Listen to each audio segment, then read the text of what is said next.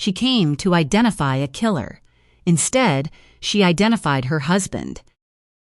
This is The Perfect Witness, a gripping psychological thriller about a high-profile murder trial, a witness whose testimony changes everything, and a woman forced to choose between her career, her marriage, and staying alive. The courtroom is packed. Reporters crowd the back rows. 12 jurors sit in complete silence as the first witness takes the stand. This is the case I've spent 2 years preparing for. A serial predator has left a trail of shattered families across Michigan. Today, we finally begin proving that justice has caught up with him. Or so I believe. The witness speaks carefully. She remembers everything: the dark, unruly hair, the immaculate shirts, the expensive restaurants, the calm voice that made her feel safe long before she realized she was in danger. Then she mentions the ribbon. A crimson silk ribbon tied gently around her wrist. A promise, a ritual, a warning. My breath catches, because every anniversary, my husband ties that same ribbon around my wrist before taking me to dinner. No one else in the courtroom notices me stop writing.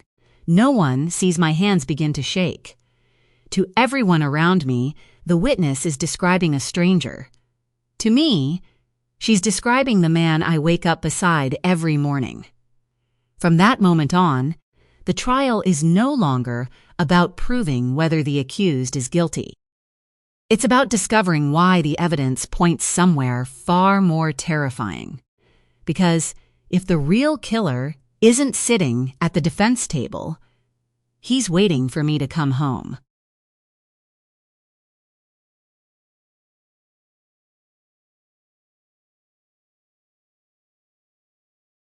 Prologue. Minna. 30 minutes ago, I ruined my life. How could I ever explain what I had done? When the sirens stopped, it felt strange. Wrong. Their searing blare had matched the adrenaline coursing through me. That sound meant action, urgency. When it stopped, it felt like a free fall. Nobody ever tells you what comes next when help arrives. Nobody ever tells you that sometimes it gets worse. Now that those sirens had gone silent, I could hear my own thoughts again, feel my own heartbeat. There were voices, shouts. Someone screamed. It might have been me. Now, I could only focus on the sticky, wet blood on my hands. When I unclenched my fists, only the lines of my palms split through that awful color. No wonder he hated it so much. He was right. Red was the color of hell. A bright light shone on my face. I squinted. It felt like my head might explode. The tremors came back. My teeth chattered from the cold. Nothing could keep me warm. My clothes were soaked. My hair was drenched. I sat sideways in the open door of one of the patrol cars. Its owner, Deputy Lennon, was once a friend. Now I saw doubt in her eyes. But she'd been kind. As I shivered, she put a blanket around my shoulders, for all the good it did. Red hands. Drying blood.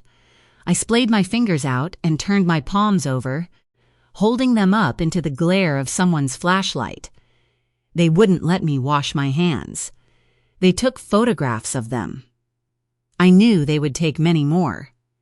Beside me, 2 paramedics slammed the doors hard shut on one of the ambulances. The other ambulance sat waiting on the front lawn, its doors still wide open. The paramedics hustled to the cab, climbed in, and peeled out of my driveway. I shielded my eyes and watched it go. There came those sirens again. I longed to follow the sound. They weren't going to let me. I knew how this worked. A moment later, 2 more paramedics came out, wheeling a second stretcher. My throat ran dry. They took the steps carefully, gently bringing the stretcher to solid ground. I couldn't take my eyes off the black body bag resting on top of it. They rolled it right past me, headed for the second ambulance. My mind became a kaleidoscope of images, flickering behind my eyes. I watched body bags rolling out of so many houses, victims beneath plastic, unable to speak, knowing I would become their voice. A mother's only son, gunned down after a drug deal gone wrong. He would have been the first in his family to go to college. Lifeless eyes, the young woman who swore to herself if he ever laid a hand on her again, she would leave him. Her desperate family had tried to warn her for years. The teenage boy who'd never taken anything stronger than ibuprofen until one awful night at a frat house when he wanted to fit in. His friend gave him a pill laced with fentanyl and had been too afraid to call 911 when he started to convulse. I had been the one to deliver justice for those victims, for their families, always knowing it could never heal the wounds in their hearts. Who would find justice for what happened tonight? Who would speak for me? How could I ever make up for what was lost? Mina. His voice jarred me, impatient, angry. My head felt sluggish. I could barely focus on the man standing in front of me, a man I'd known and respected for 5 years. I had nothing to say. There was nothing I could say. Even now, the lawyer in me managed to function. Mina, he said again, softer. You need to tell me what happened. All of it. I can't help you if you don't. How many times had I heard some cop say those exact words? How many times had I heard it from this cop? Help me. Help you. Confess your sins. I'm your friend. I'm here for you. How many times had I stood in court arguing to a judge there'd been no coercion? The bad guy confessed of his own free will. Now I was the bad guy. Go away, Roy, I said, my voice sounding foreign to me. Look at you, he said, his anger coming back. Look around you. You didn't have to do this. I stared at his shoes. He wore black steel-toed boots, even with his dark blue suit, always ready to kick some door in. His detective's badge swung from his neck. Slowly, I lifted my gaze to meet his. Go away, I whispered. In the distance, I could still hear the sirens from the fleeing ambulances. One of them carried away the life that was supposed to be mine. He leaned down and grasped my shoulders, shaking me forcefully, trying to snap me back to reality. They would tell me I was in shock, but they would judge me anyway. Mina, he said again, start talking. I squirmed away from his grasp, slowly rising. I let the blanket fall from my shoulders. We both know this only ends one way, I said. He pursed his lips. What was that flash in his eyes? Sympathy? Frustration? Resignation? Turn around, he said. You have the right to remain silent. Anything you say can and will be used against you in a court of law. You have the right to an attorney. If you cannot afford an attorney, one will be provided to you. Do you understand these rights? He was doing it. This was happening. I couldn't move. I couldn't feel. The blood on my hands seemed to burn. I closed my eyes, trying to steady myself. But behind them, all I could see was that body bag and my heart rolling out the front door. You sure you want to do it this way, Roy? Deputy Lennon asked, speaking through gritted teeth. There's already a crowd. I opened my eyes. She was right. I'd always felt secluded here.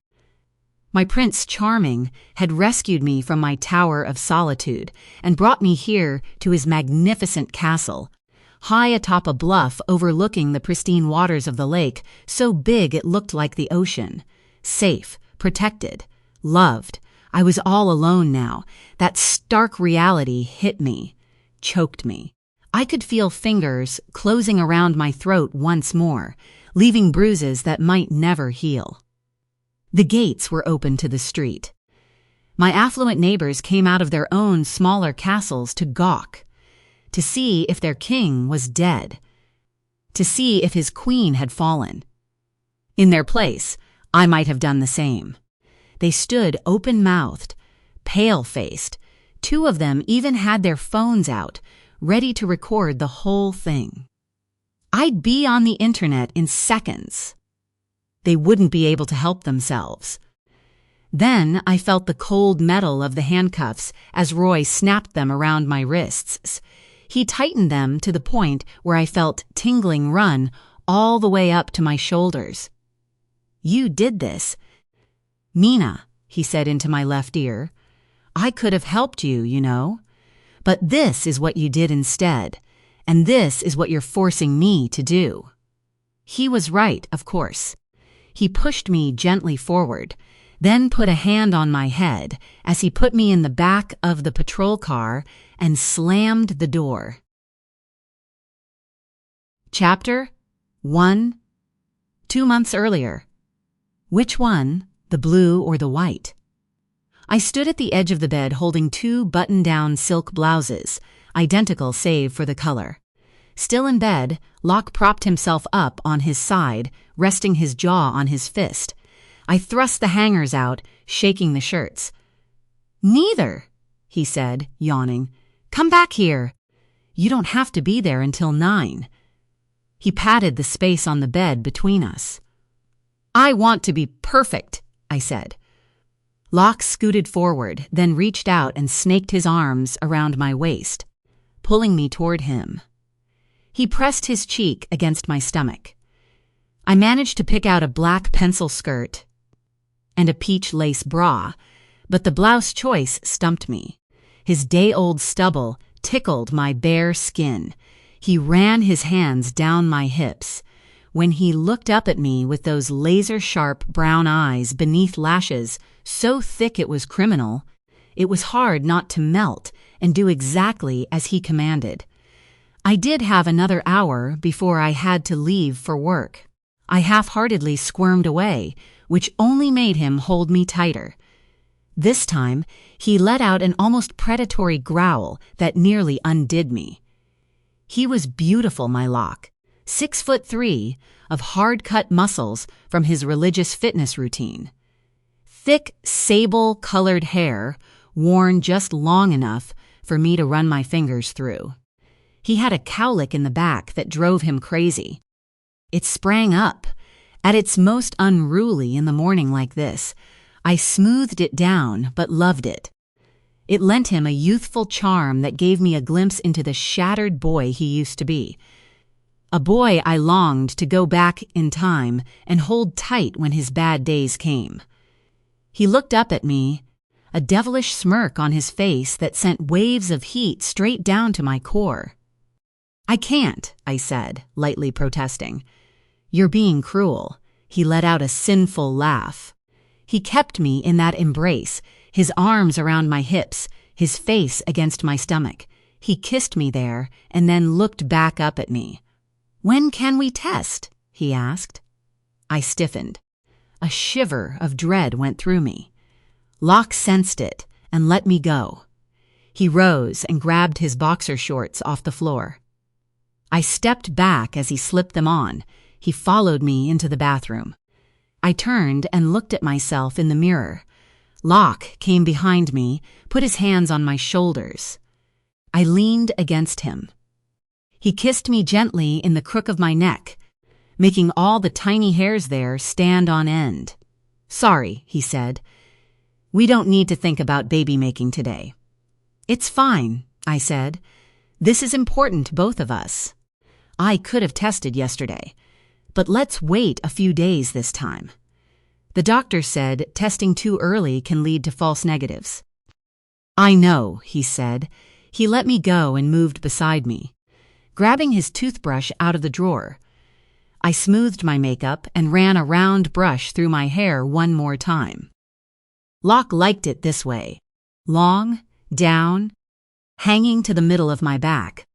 After he rinsed his mouth, he reached for me and tucked the loose strands behind my ear neatly. "Mina, don't worry," he said. "It's going to happen. The doctor said give it a few more months. Then we can see what's what. There's no rush. We're both young, healthy. Besides, I do love to practice." He let out that growl, and I turned to him. "You made that very clear last night, Mr. Manning." "And once again this morning," he teased, leaning in to kiss me. "Practice makes perfect, my little dove. I'm going to have you ready for the Olympics by summer." He playfully swatted my ass, and that flare of heat came back.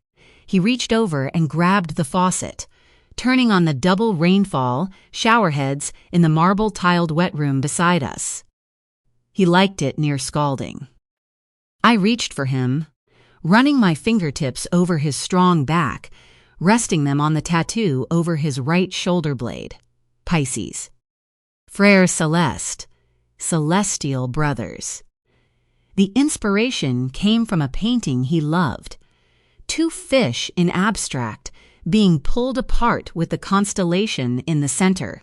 Two brothers, bound by blood, one still earthbound, one only a spirit. It was a reminder of a young boy's very worst day, a day I wished I could have spared him from. The day he lost his little brother, Ben. There were other reminders of Locke's past on his body. Thin silver scars cut crisscross patterns over his otherwise perfect skin. Some scars you couldn't see. Some real, like the healed hairline fractures through the bones of his left arm. Some intangible, like the ones that made him go hard and silent in the dark.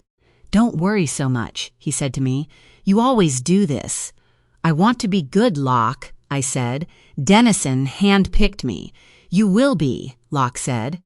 "These cases we're re-investigating, we could finally get justice for so many victims." "I know," he said, putting his hands on my elbows. "Maybe it was too much."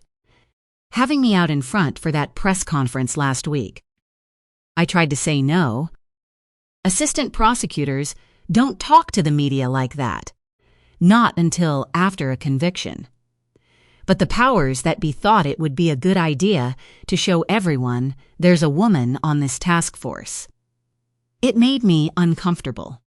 You were a natural in front of that camera, Mina. Locke had a glint in his eye I knew well. I had a suspicion.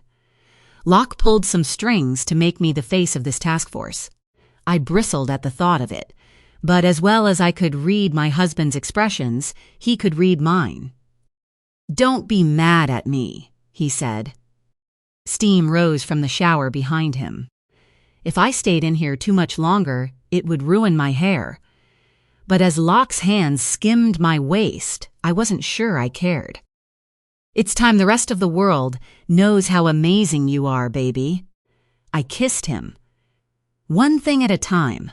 I haven't done anything yet but get my name on a list. I just want to make a meaningful contribution to this thing. I'm there to do a job. You'll be fantastic. You're going to blow their minds, Mina. You've earned your spot, baby. Of course, Dennison picked you for this. You're one of the toughest litigators in the state. I've seen you in action. You're a shark. You never lose." "Thanks," I said. He was right. I always do this. Before every single trial, those butterflies would take over my stomach. My hard-wired imposter syndrome would rear. And for the last 2 years, only Locke knew the right things to say. I could do anything if he believed in me. I went on my tiptoes and kissed him. "You'll be home by 6 tonight?" I asked. "Yes," he said. "My last board meeting ends at 5. I'll be here when you get home, and you can tell me all about it." "Everything will be confidential," I said. "Even to spouses. That's okay, too. I don't know how I'm going to feel after my day, either." My smile faded.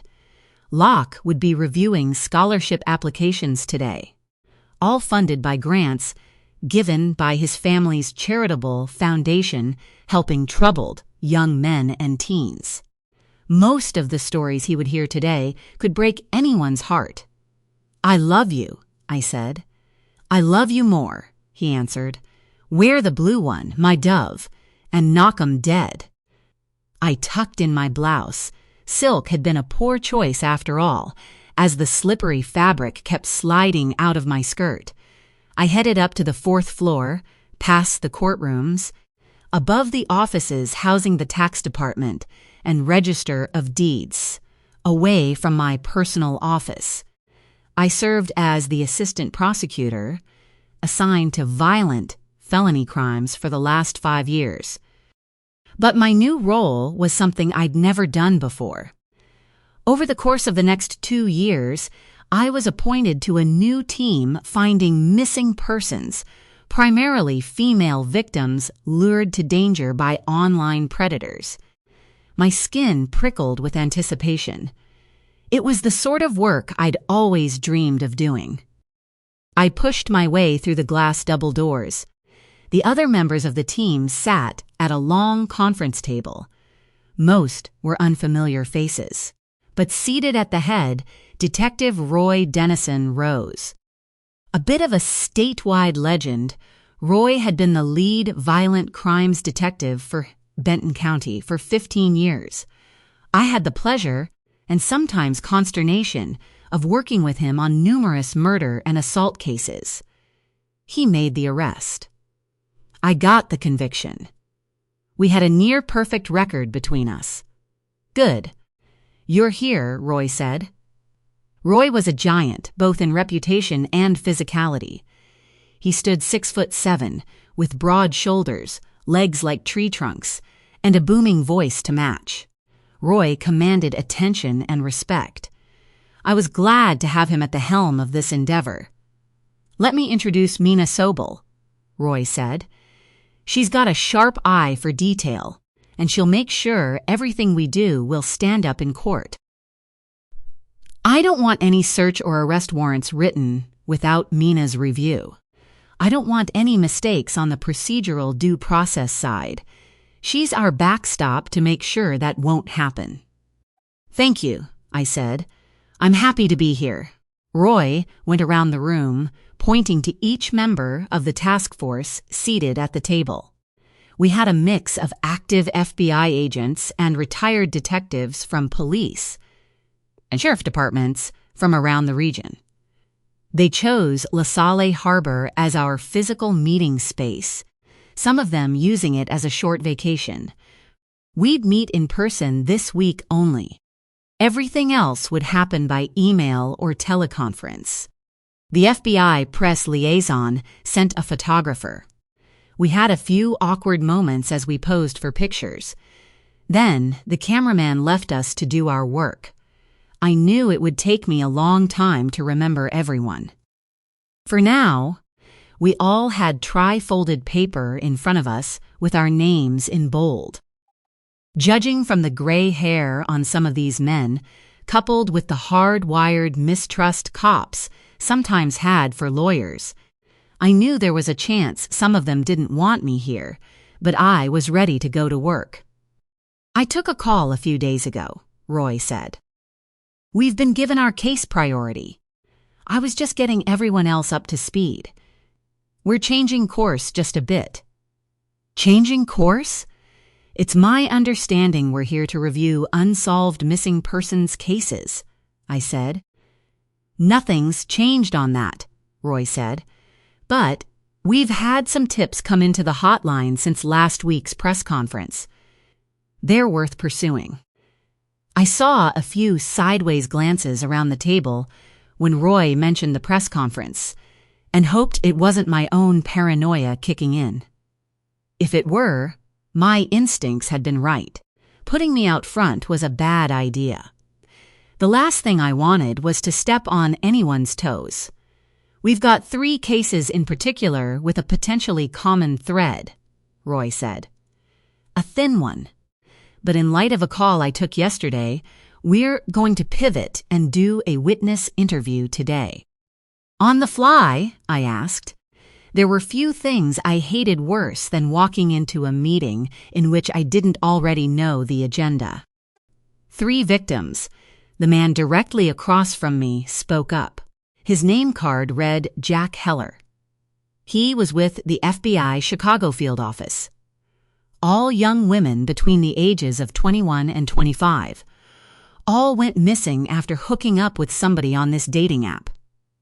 Whisper match. We've been trying to get it shut down for years. On what grounds? I asked.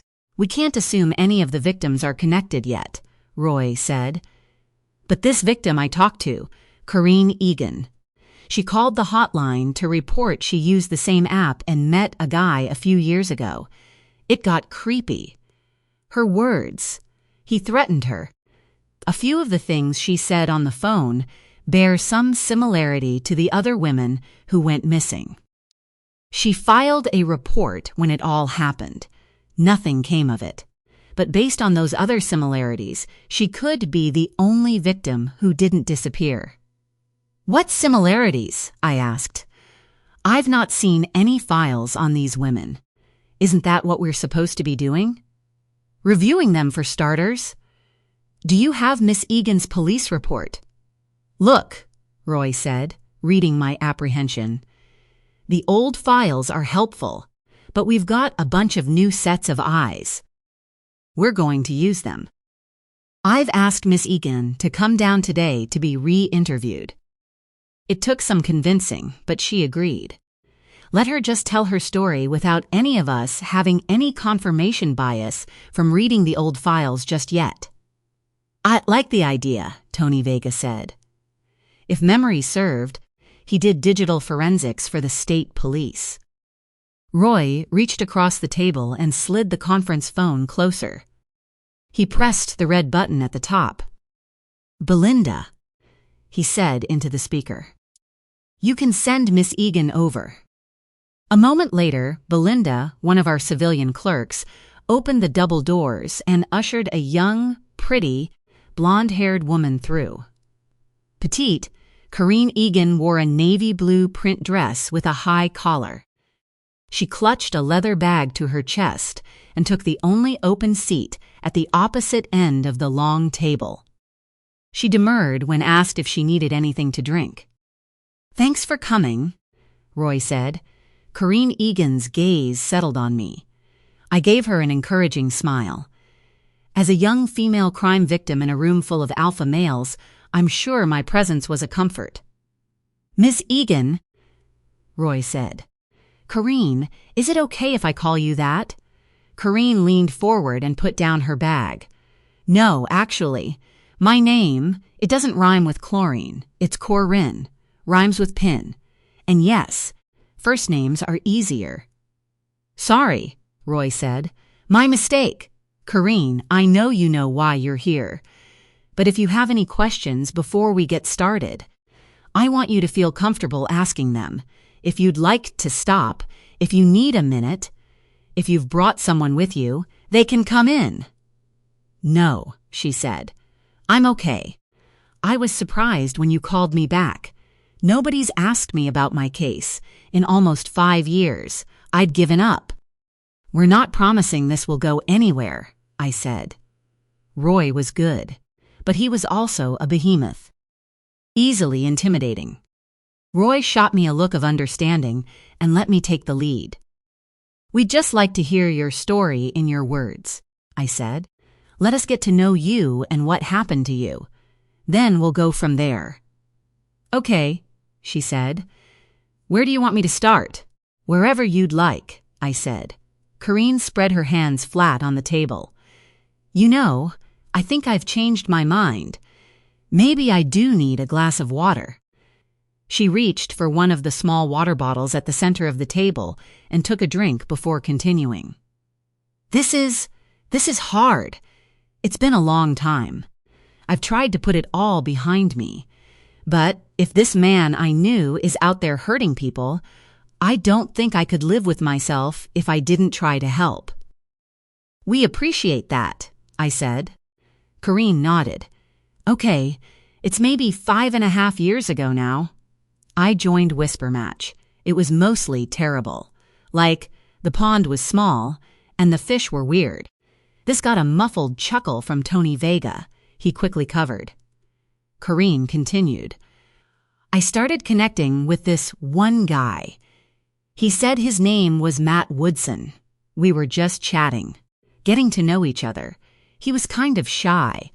I was thinking he was maybe agoraphobic, but he was kind. We talked about all sorts of things. My family, my job. I work for my brother. He's got a microbrewery in downtown Ember Falls. So we talked about craft beers. It was all just easy. I jotted a few notes on the pad in front of me as she talked. How long did this go on? Roy asked.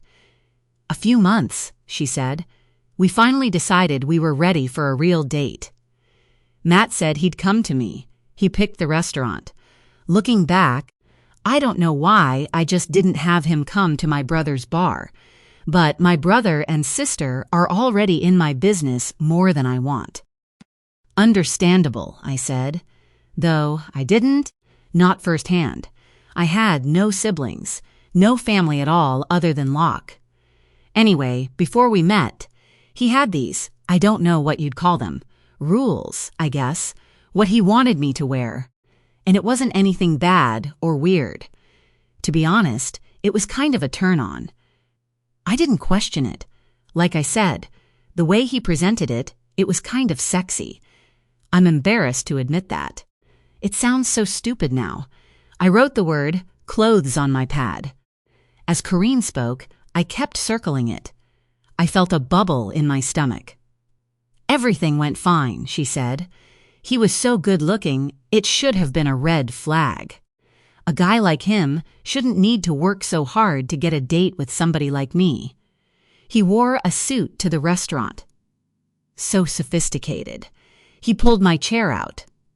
Guys don't do that anymore. He was a real throwback, a gentleman. I felt like I'd just met Don Draper or something.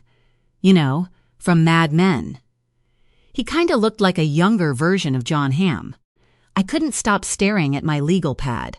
I felt like I'd just eaten a basketball. I pressed my hand to my stomach. He ordered for me, which really took me by surprise. But he was very insistent that we both have what he ordered. Did you ask him about that? Lou, a retired sheriff from Winnebago County in Wisconsin, asked. I didn't. I mean, there wasn't anything wrong with it. It was just strange. Anyway, we had dinner. We talked. It was easy between us. Then he drove me home, walked me up to my door and kissed me. That's it. A perfect gentleman. I was excited. Soon we were sexting, and it was good, exciting. I started thinking maybe Matt was it. Maybe I'd finally found a good one. All your communications were through the app? Roy asked. You never communicated by phone or regular text? No. She shook her head.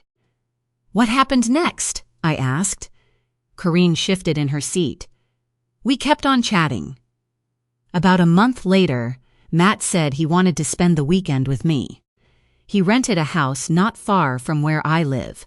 He was very gentle about it, telling me he didn't want to do anything I wasn't comfortable with. But by then, I was just completely smitten with him. He pushed all my buttons, checked all my boxes, even the weird things like the demands about what I wore. He just took control, you know, in an exciting way. So, I said yes. He sent me the address of where we'd be staying, told me not to bring anything but the clothes I was wearing. I went. It was just the two of you, Tony Vega asked. I mean, this house, was it in a neighborhood? Were there other people around? No, she said. It was this cute Frank Lloyd Wright-style home tucked away in the woods.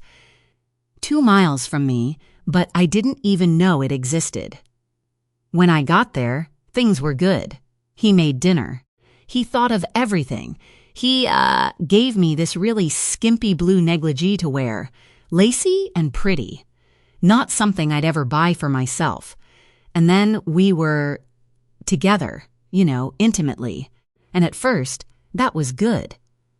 He was attentive to my needs. He made me feel safe. Protected. He was always checking in with me, making sure whatever he was doing wasn't going too far. Some of it was, but when I told him, he stopped. So it was okay. I put my pen down. The room started to spin a little. I closed my eyes for an instant, letting my head settle. Did it ever change? I asked, finding myself asking questions as if she were on the witness stand.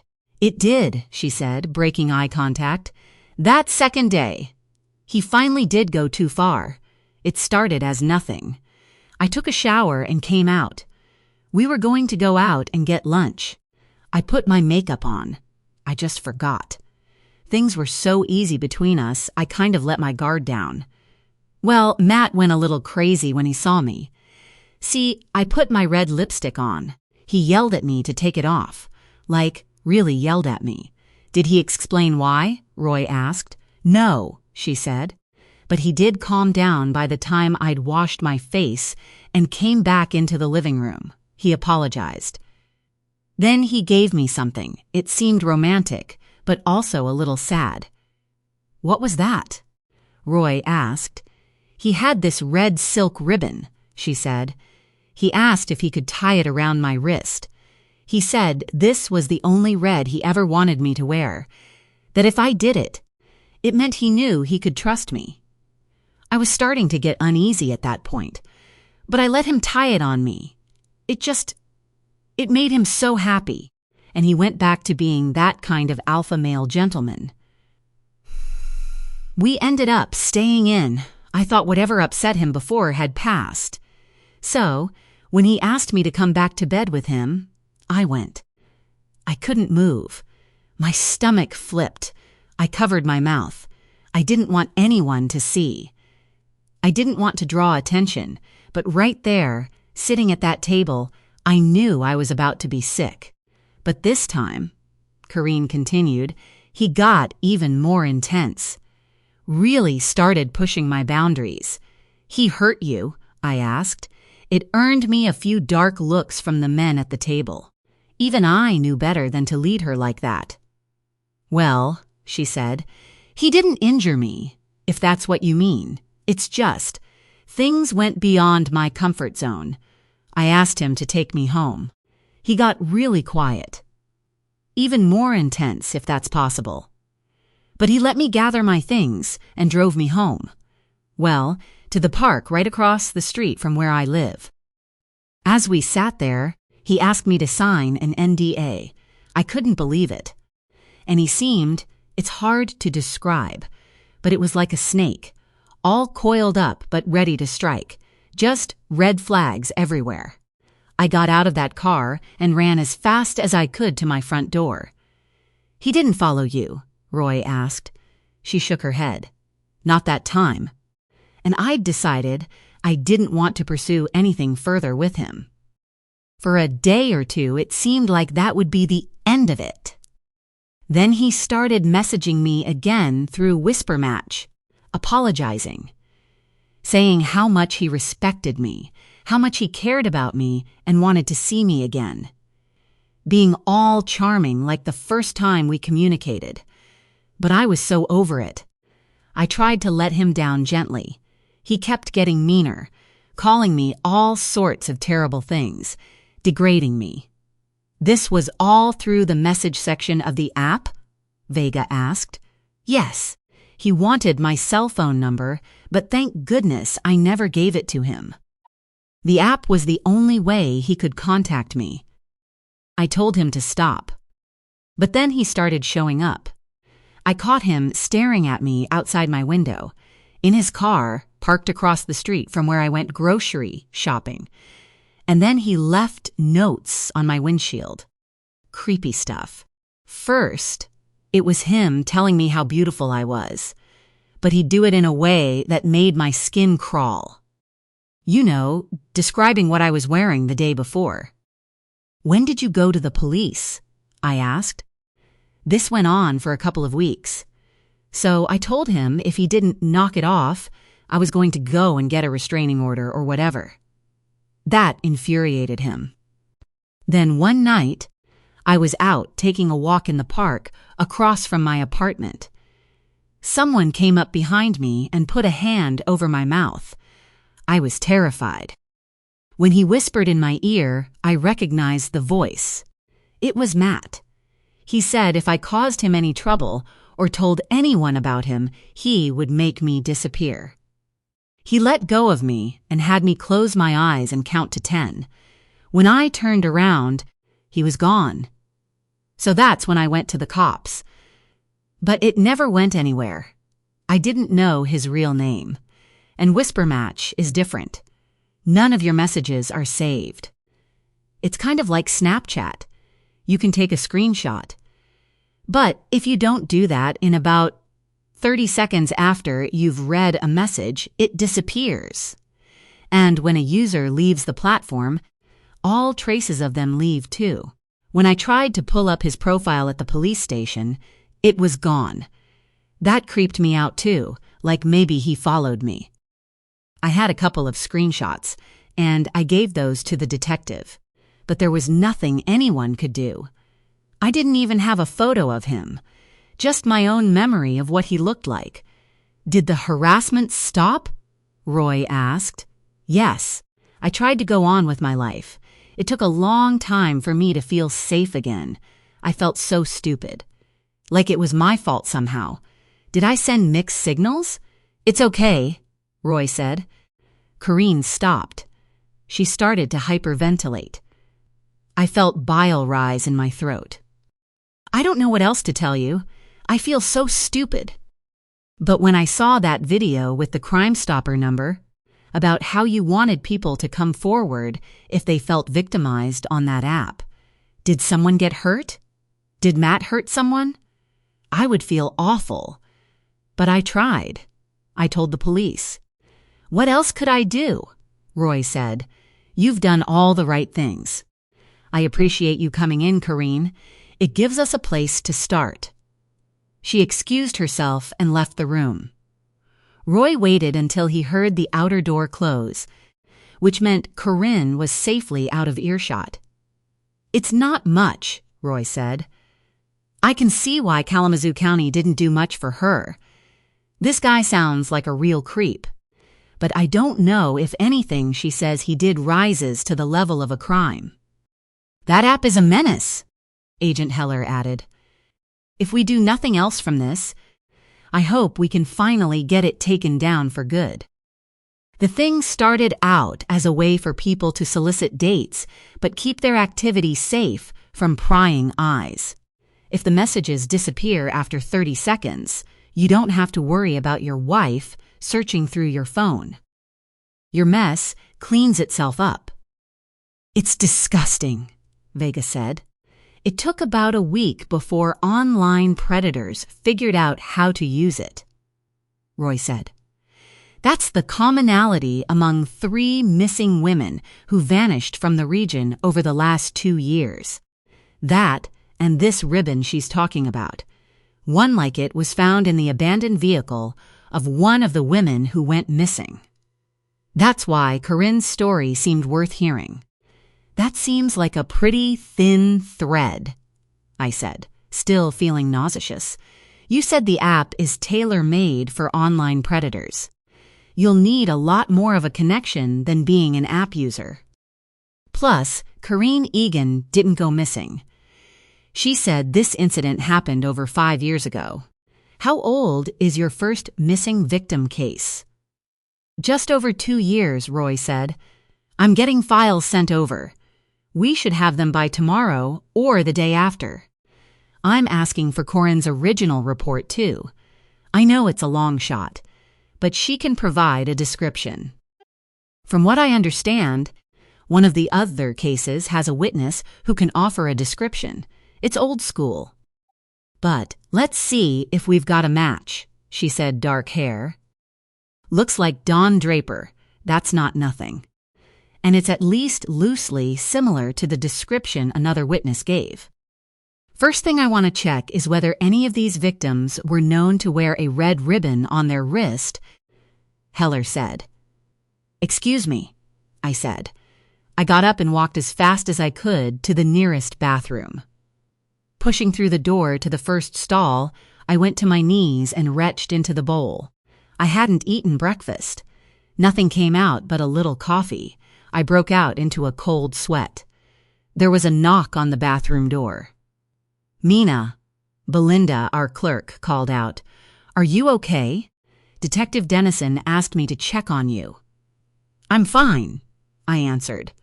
"I don't need anything." Mercifully, Belinda took my word for it and didn't come in. I hauled myself to my feet and over to the sink. I splashed cold water on my face, and it helped. The nausea subsided. Just a little. When I looked in the mirror, I barely recognized myself. My face had gone gray. My eyes were red. I felt like I wanted to rip off my skin. Instead, I clawed at my smartwatch, pulling apart the magnetic clasp. Fingers shaking worse than Corin's had, I threw my watch on the counter. I put my hand over the thin red silk ribbon encircling my left wrist. The one I kept hidden under my watch. The one that Locke tied there the night we first made love. Chapter 2. Potpanaplant. Nestled along the southeast coast of Lake Michigan, in what's known as the Michigan Riviera, LaSalle Harbor claimed some of the state's wealthiest residents as its own. The town had a population of just under 8,000 private citizens.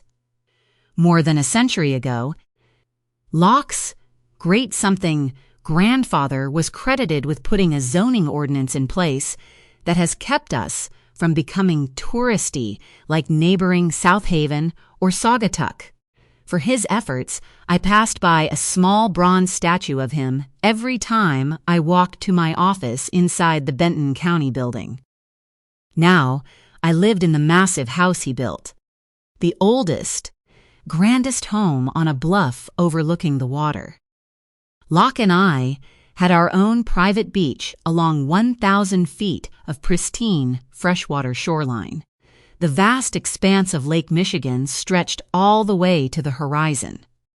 I pulled into the garage and then stared at my dashboard.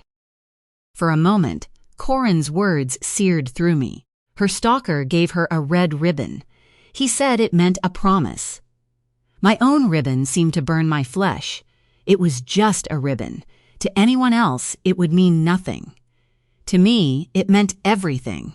In some ways, I cherished it more than my wedding ring. I'd only taken it off a few times since Locke gave it to me 2 years ago. Every time, I asked him to be the one to put it back on. I took off my watch and stared at it. It was a coincidence. That's all. Nothing about the man Corinne described sounded like Locke. He wasn't cruel. He'd never even raised his voice to me. I knew about abusive men. I'd built a career on holding them accountable. In every case, there was a pattern. In every case, every time, their true colors would eventually bleed through. But the NDA. I had my own in the safe upstairs. I had signed it with no hesitation. Locke was a public figure, at least in LaSalle Harbor. His family wealth was well known.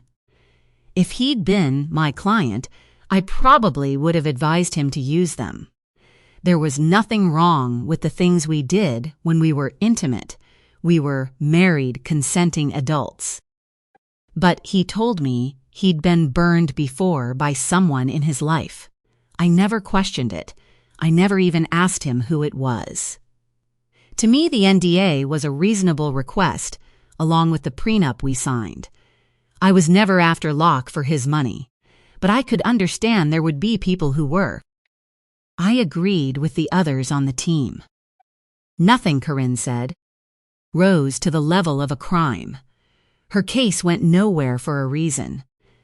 If it came to it, I wasn't sure how she would do on the witness stand. The right defense attorney could make her seem unlikable. Eventually, my pulse beat more steadily.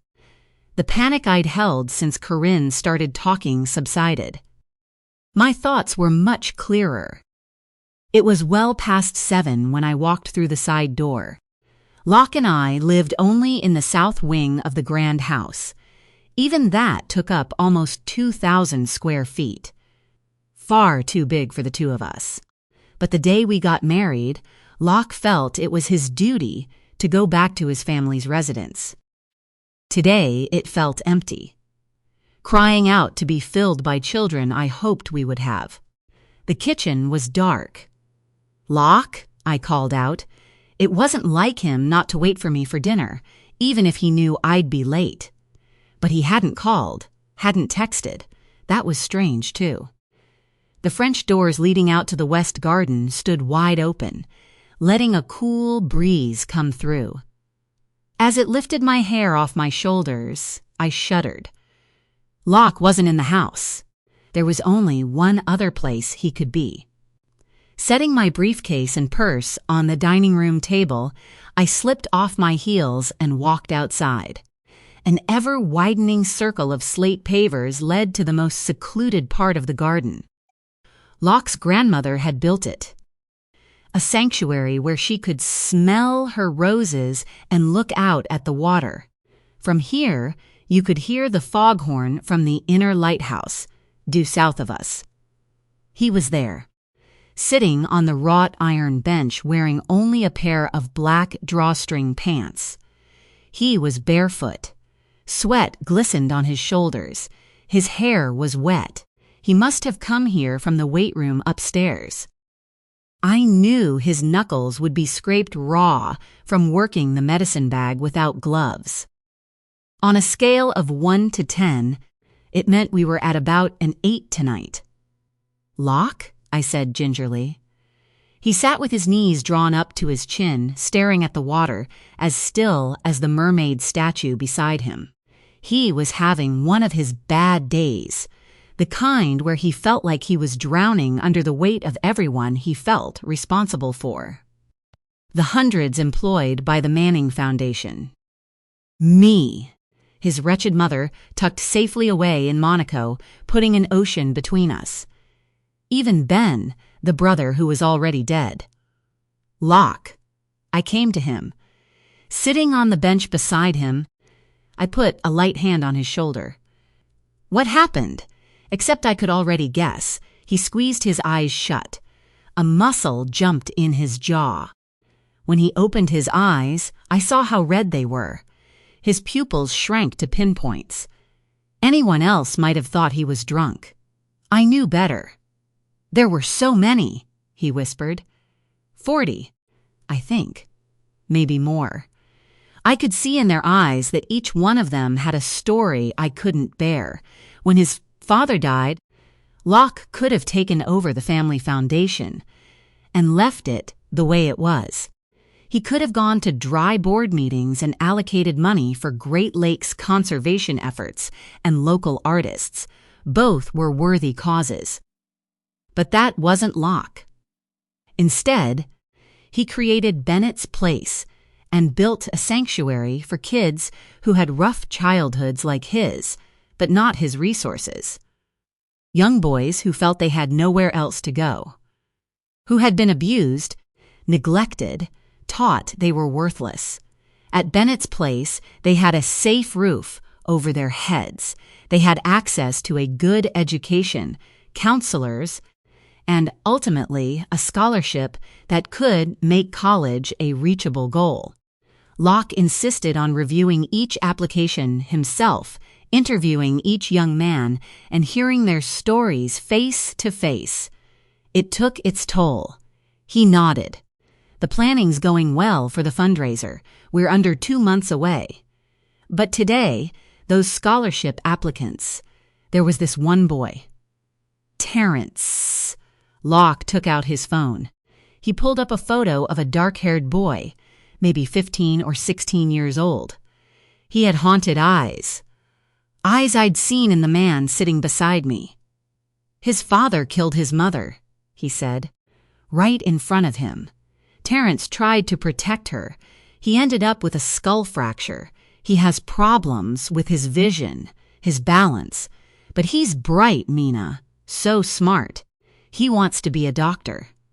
I want to help him. Then you will. I want to help them all. You are. You're giving them a safe place to be. Stability they've never had in their whole lives. A chance. He shook his head. Sometimes it isn't enough. Sometimes I can't save them. Though the success stories of Bennett's Place far outweighed the failures, it was the handful of failures that stayed with Locke the most. Those few young men were so broken they could never be mended. The ones who ended up knowing nothing but institutionalization once they left. His body went rigid. Locke clenched his fists. I reached for him, slowly prying them apart. He looked at me, then crumbled. I pulled him toward me until his head rested in my lap. Only one thing could soothe him when he got like this. I would gently stroke his ear, tracing the curve over and over. As I did it, I knew Locke was retreating to the darkest place in himself. To the little boy who craved a loving touch from his mother. Instead, Olivia Manning would turn away, close her ears to her son's cries for help as his father hurt him. As he called out to her, he would remember her taking her long red coat from the hall closet and going straight out the front door. The red ribbon he gave me poked out from beneath my smartwatch as I stroked his ear. The day he asked me to wear it was the first day I learned about some of the horrors he faced. He'd asked me never to wear the color red, not even red lipstick or nail polish. It was too painful a reminder of every time his mother walked out on him. But the ribbon was a promise, a token. If I wore it, he said he knew I'd never leave him. It was just a piece of fabric. A coincidence. Of course it was. As I held him, and Locke tried to find himself again, how could I ever think that ribbon meant anything else? I'm okay, he said, his breathing settling into a normal rhythm. I wanted to ask him what he saw behind those beautiful eyes of his today. I knew the answer would tear my guts apart. He sat up. Mina, I'm sorry. I don't mean to be so dreary. How can you even stand to be near me?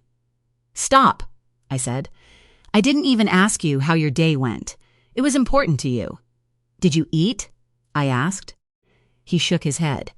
My assistant sent me home with some kind of pasta dish. You must be starving. I'm fine, I said. How did it go? I couldn't shake Corinne Egan's words out of my head. It was just a ribbon. A strange coincidence. That's all it was. As Locke looked at me with those tortured eyes, I knew I'd been an idiot to get upset about the thing. This was Locke. My Locke. How could I or anyone think for a second he was capable of hurting anyone? He'd never harmed a spider. While I was always ready to smash them with my shoe, he'd gently cup the ugly little things in his hands and carry them out to the garden. It went well, I think. It's just, I guess it bothers me I'm the only woman on the task force. It feels like tokenism. I'm the only lawyer, too, and they're all so much older than me. Locke smiled. Are you trying to tell me any of that matters to you? No. It was hard enough for me to win respect in that courthouse. A lot of people still see me as an outsider. I wasn't born and raised here, and sometimes it isn't always an advantage when they know who I'm married to. Locke sat up and tucked an errant strand of hair behind my ear. You earned your spot in that courtroom. And you did it before you even knew my name, Mina. Everyone knows what you're capable of. Because I know it. It's why I first fell in love with you. I rolled my eyes. I'm serious, he smiled. I sat there and watched you rip Vic Jaffe's face off during that suppression hearing. He waltzed in there, his condescending, misogynistic self, and thought he was going to intimidate you. But you stood up and blasted him. Right, I said. It wasn't just because you were looking at my ass. He laughed. The sound rolled through me. He'd come back to me from the brink of that dark place where I found him. It's a fine ass. And you were looking at mine, too. He wasn't wrong. A little over 2 years ago, Locke had accompanied another boy living in Bennett's place to court. The boy had a hard time shaking his abusive past. He'd been arrested for shoplifting. That day, I'd been assigned his case. Locke asked to talk to me out in the hall. He impressed me. I knew with Locke's guidance the boy might stand a chance. So, I offered him a plea deal that kept him out of jail and got him into counseling. Just a few weeks ago, we got word he'd been accepted at Michigan State to pursue a business degree. "I love you," I said. He furrowed his brow but kept his smile in place. "Are you okay?" he asked. He knew me too well. It shocked me sometimes how quickly we'd wrapped ourselves in each other's lives. I barely remembered being any other way. "It was just a long day," I said, rising. "Come on, I'll heat up that pasta. I'm blathering on about this boy. And you spent your day talking about crime victims and figuring out how to save them." "I'm sorry, Mina. My problems aren't bigger than yours. Do you want to talk about it?" It was like he could see right through me. But I could see through him too. He rose and took my hand. This man had my heart. I had his. And I'd let myself get worked up over a piece of fabric and paper. It was silly. Stupid. I dedicated my life to advocating for crime victims. I'd stared down rapists, the worst abusers. I shredded murderers apart in the witness box. I knew a dangerous man when I saw one. This man had the purest heart of anyone I'd ever met. Locke wrapped his arm around me and led me back into the house. As his fingers brushed mine, that red ribbon slipped down further on my wrist. He rubbed it with his thumb as we headed into the kitchen. That silky ribbon had always made me feel safe, cherished, chosen.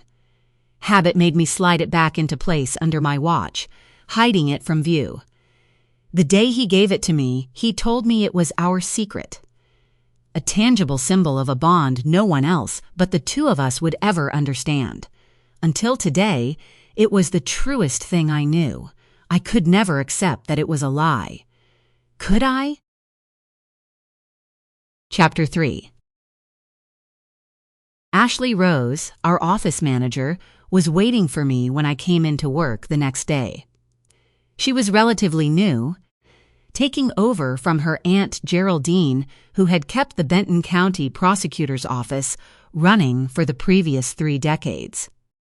So far, Ashley was a competent replacement. She had a chunk of dark hair in front of her eyes. She also had rebellious lime green streaks in both front pieces, framing her face. At 23, she could get away with it. "Are you going to be here or upstairs today?" she asked. "Your morning hearing got canceled." "Upstairs, then." I sorted through the few pieces of mail Ashley set aside for me. Most were paper copies of hearing notices I had coming up over the next month. Nothing I didn't already have on my calendar. I tossed them into the pile for the shredder. "I took 2 messages for you from Detective Dennison," Ashley said. "I don't know why he didn't just text you directly. He knows if you don't answer your landline in there, I'm not going to have some secret way to get a hold of you." "What did he want?" "Said something about getting a bunch of files you're supposed to look at." He sounded kind of cranky. I checked my smartwatch. It was only 5 after 9 in the morning. "How long ago did he call?" "Oh, it's been going on for the last hour." I tossed the rest of my mail on my desk in my office kitty corner to Ashley's desk. "Well," I said, "he didn't tell me. Last I heard we were supposed to meet at 10. Let me just grab a coffee and I'll head up." "Oh," Ashley said, "that's another message. came in a few minutes after 8. A voicemail said he wants to start at 8:30. "Fat lot of good that does me," I said under my breath. I tossed my coat onto my chair and grabbed my digital notebook beneath a stack of papers on my desk. "You want me to call up and tell him you're on your way?" Ashley called after me as I strode toward the door. "Don't worry about it," I shouted back. One slow elevator ride later, and I walked into the conference room. I was taken aback to see it had already been converted into a bona fide war room. Roy had 4 whiteboards set up along the wall. The large oblong table in the center of the room barely had a clear space on top of it. Instead, I saw 6 large open banker's boxes.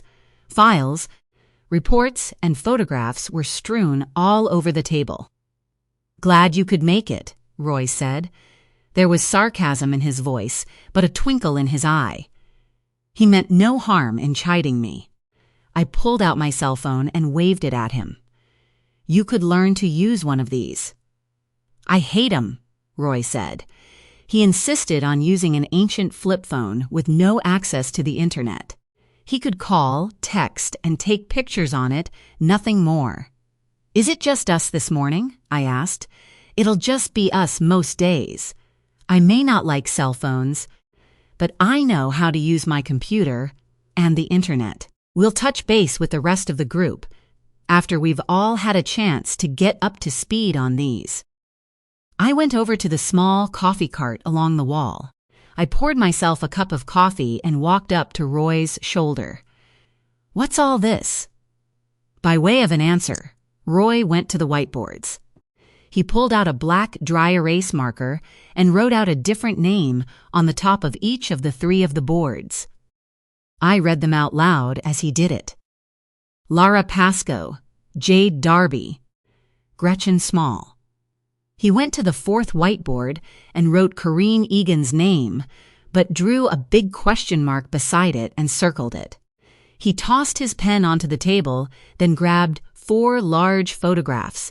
He taped each one under the names he'd written. "These 3, he said. "That's who we've got. All went missing within the last 2 years. All solicited through Whisper Match in the month before they disappeared." "And then Corrine Egan," I said. Roy tapped the question mark. "Hence," he said. "What do we know?" I asked. He picked up the dry erase marker and went to Lara Pascoe's picture. She was pretty.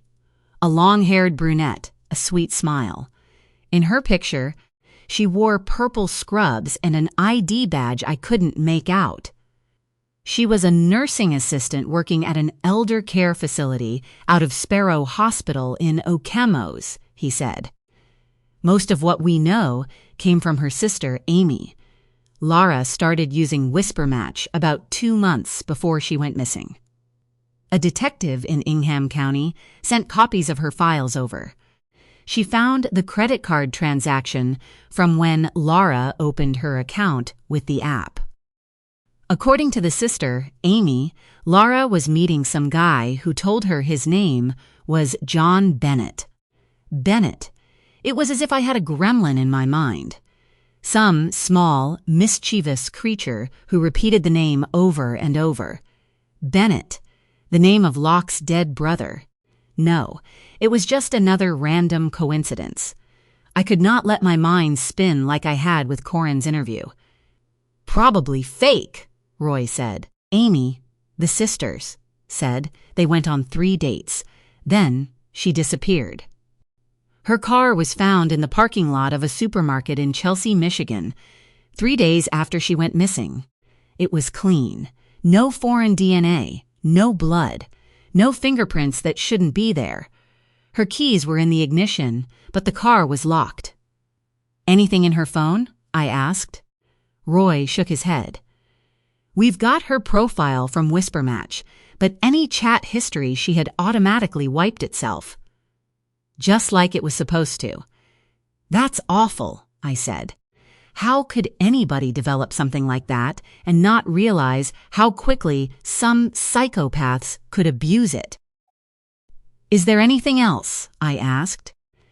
"Any red flags that tie this girl's disappearance to any of the others outside that app?" "A couple. They could be nothing. They could be everything," Roy said. "First, there was a red ribbon found in Laura's abandoned car." I kept my face neutral. Roy pulled a photograph from the file. It showed the floor on the passenger side of a car with a tan interior. Poking out under the floor mat was the frayed end of a red ribbon. The next photo showed the same ribbon in an evidence bag. I couldn't tell from the photo if it was similar to my own. This was just a tiny piece of fabric. No more than an inch. It could be nothing. It could be everything.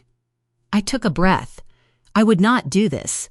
I would not jump to conclusions. "Amy said her sister was smart," Roy continued, "or tried to be. The first date she had with this Bennett guy, Amy tagged along in secret. To spy on him for Laura. She met him at a bar in East Lansing. Laura and the date sat in a booth and had dinner. Amy sat at the bar and observed the whole thing. She got a good look at the guy, was able to provide enough details for a police sketch." Roy picked up a piece of paper from the table. He grabbed a magnet and stuck it to Laura Pascoe's whiteboard. "White guy," he said, "tall, handsome, well-groomed, thick head of dark hair." The sister said he looked like he might have money. I stepped forward to get a closer look at the sketch. I tilted my head slightly to the right. The drawing was of a handsome man with wide-set eyes, a strong jaw, and a cleft in his chin. Dark hair, long enough for art on one side, and brushed neatly out of his face. I could think of at least 10 men I knew, and maybe 20 actors who bore a resemblance to this likeness. I spun my engagement ring on my ring finger. That same chill from yesterday ran up my spine. "That's about as generic a description as there is," Roy said. "Hell, if you make the complexion just a shade darker, that could be Sheriff Rafferty." I turned. He was right. I shook off the little gremlin. This was ridiculous. What was I even thinking? And yet, the red ribbon felt suddenly tighter around my wrist. What was wrong with me? "What about the others?" I asked. Roy slapped pictures up of the other 2 missing women. Jade Darby was beautiful. The photo Roy had was from what looked like a professional session, not an ID badge like Laura Pascoe's. Jade was black. She had long, tight braids coiled into a thick bun. Dimples in her cheeks, impeccable makeup. She'd been just 24 years old. "Disappeared 18 months ago," Roy said. "Fort Wayne. A licensed massage therapist. Husband said he knew she was on Whisper Match for about 6 or so weeks before she went missing." "Husband?" I asked. "Yeah. Sounds like they both had extracurriculars. Her best friend said she started dating someone she met on Whisper Match. The friend never knew his name. There was no way to retrieve any of that from the app, of course. But the friend knew she'd gone on at least 2 dates with her mystery guy. Gone, totally, without a trace. We don't even know where she was taken. Her car was still in the garage. Purse, wallet, phone, keys, all inside her house. The last signal on the phone was at her own house. The working theory is that whoever took her picked her up at home. If it was the guy she was cheating with, she might have left her phone at home on purpose. "No security cameras?" I asked. "Not even from neighbors." "Nothing," Roy said. "Her husband was a person of interest, but he had a solid alibi. There have been no new leads." "That's odd," I said. "If we're dealing with some kind of serial killer, don't they tend to stay with a victim type?" Jade was the only African American. Sometimes these guys go by opportunity over appearance. Then Gretchen Small, Roy said. "Ann Arbor. 6 months ago." It took a while for the whisper match connection to show up. Gretchen was in an abusive relationship for years. She had recently ended it and started dating again. Her ex wasn't too happy about it. She filed a stalking report on him about 3 months before she went missing. He was actually arrested at first. But there was no physical evidence of any kind. Then Gretchen just didn't show up for work one day. Gone totally without a trace. Never found her purse, her wallet, her cell phone, or her car. I picked up the police report. "How'd they clear the boyfriend?" I said. Turns out he was in rehab after a drug overdose. They were wrong about the time window of when she disappeared. Another witness came forward who saw Gretchen at a bar with some other guy a day after they initially thought she disappeared. The guy? Same description. Thick, dark hair. Good-looking. Well-dressed. Wearing an expensive suit, Roy said. The conference room had a corkboard along one wall. Roy went to it and unfolded a large map showing Illinois, Indiana, Michigan, and Ohio. He put pushpins over Ann Arbor and Okemos, Michigan, then another over Fort Wayne, Indiana. That's what we have so far. I shook my head. I can't be the only one thinking about it. Do I need to say it? I'd been leaning on the table. I pushed myself off and stood in front of the whiteboards. The timing is way off. Corrine Egan said her mysterious Mr. Woodson stopped harassing her over 5 years ago. So, 3 years go by, then Laura Pascoe goes missing. We don't even know that, Roy said. There could be other women. We've got inquiries out to every jurisdiction.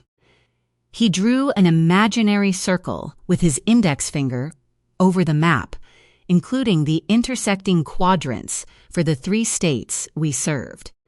That's the main thrust of what the rest of us on the task force will do. We want every solved or unsolved missing woman case going back a year before Corinne Egan's story and Gretchen Small's disappearance. We'll build it out from there. I shook my head.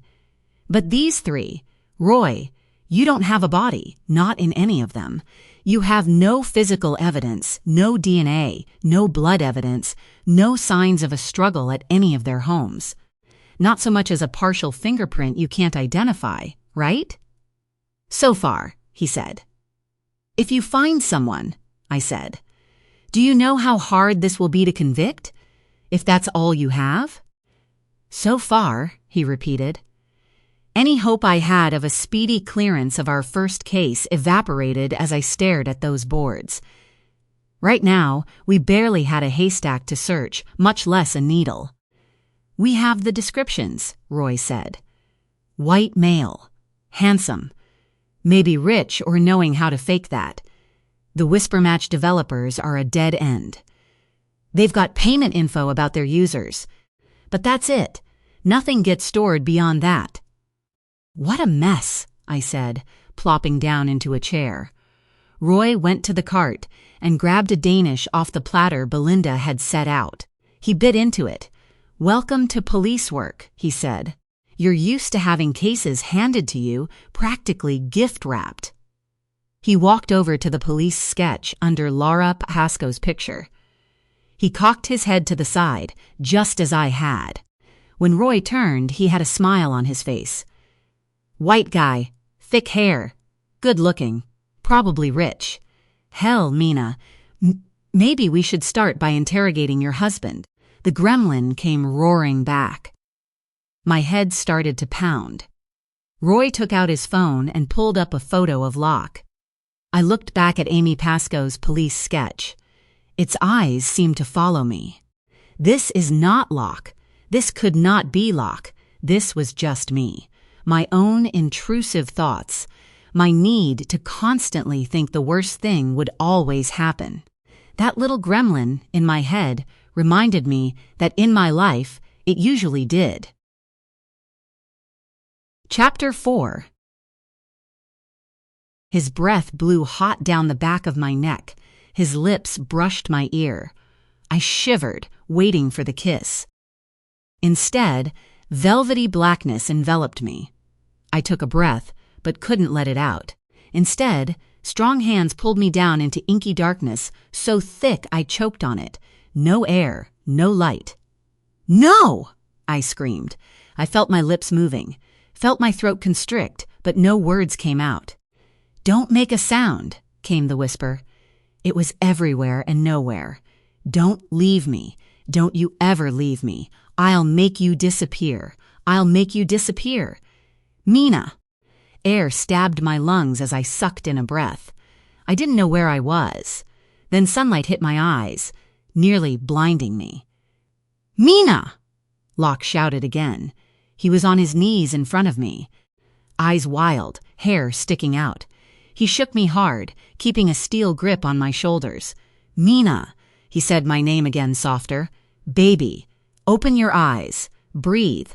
I shook my head to clear it. Locke's grip on my shoulders loosened. He sat beside me on the bed. Sweat glued my cotton nightshirt to me. Locke went quiet.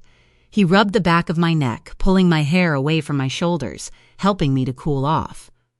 "You're safe," he said. "What time is it?" I asked, my throat dry as sandpaper. Locke reached for the water bottle on my nightstand and handed it to me, unscrewing the cap. I took a long, slow drink. With shaking hands, I gave it back to him. "Was it the same one?" he asked. "Do you want to tell me?" Feeling self-conscious, I tried to move out of his touch and get off the bed. The wounded look on his face stopped me. "I'm sorry," I said. "I don't remember." "You were screaming for them," he said. "Baby, you're safe. Look." He pointed to the corner of the ceiling, toward the reassuring green glow of the carbon monoxide detector. There was another one just like it out in the hallway. I hadn't asked him to put those in. But he'd done it anyway, the morning after waking me from the first night terror I had in this house. "I'm sorry," I said. He smiled gently. "Don't, never do that, okay? Didn't we both make that promise?" It felt so silly. My trauma was nothing compared to what Locke had endured. I'd never been abused, never been betrayed by the people who were supposed to love me the most. "But I scared you," I said. "I didn't mean to." "Mina," he said gently, "you can't control your dreams, and you can't go through what you went through unscathed." He let go this time when I rose from the bed. "What time is it?" I asked. "Almost 10, he said. My heart skipped. "You should have woken me." Locke smiled as he leaned back on his elbows, watching me as I peeled off my sticky shirt and walked into the bathroom. I turned on the shower jets and quickly brushed my teeth. A moment later, Locke joined me in the bathroom. "If I knew what you were dreaming about, I would have woken you." "Promise," he said. The steam came quickly. I grabbed a hand towel and wiped off the mirror. Locke stood behind me in a pair of boxer shorts. He'd already showered. He would have woken by at least 5 to get his workout in. I could never manage it that early. But by 5:30 every single morning, Locke would be in the fitness room down the hall, sticking to his punishing weightlifting or stair-stepper regimen. In the time I'd known him, he'd never missed a day. "Do you want to talk about it?" he asked. I turned to him. "I'm fine." "Really?" His face darkened. "Mina, you haven't had a nightmare like that in months, and you only have them when something stresses you out. The only new thing going on right now is this task force you're on. Did something happen yesterday?" Locke missed nothing. It seemed so strange to me at times that a little over 2 years ago I didn't know this man. Now, we were both so in tune with each other's moods, our facial expressions, tones of voices, those little tells we both had that showed what we were thinking. For Locke, he'd start to pull at his hair, dragging a hand through it, like a rake, or he'd stare off in the distance, not hearing so much as a freight train, if it were right beside his head. Or he would go out to the garden like he did the other night, curling into himself. I wasn't like that. Since I was 20 years old, I thought I had pulled off stoicism, hid my inner thoughts. And I did, with everyone but Locke. Only he knew the truth of my own very worst day. That morning, when I was 19 years old and so far away from home for the first time, I had just come back to my dorm room from my 9 o'clock sociology exam.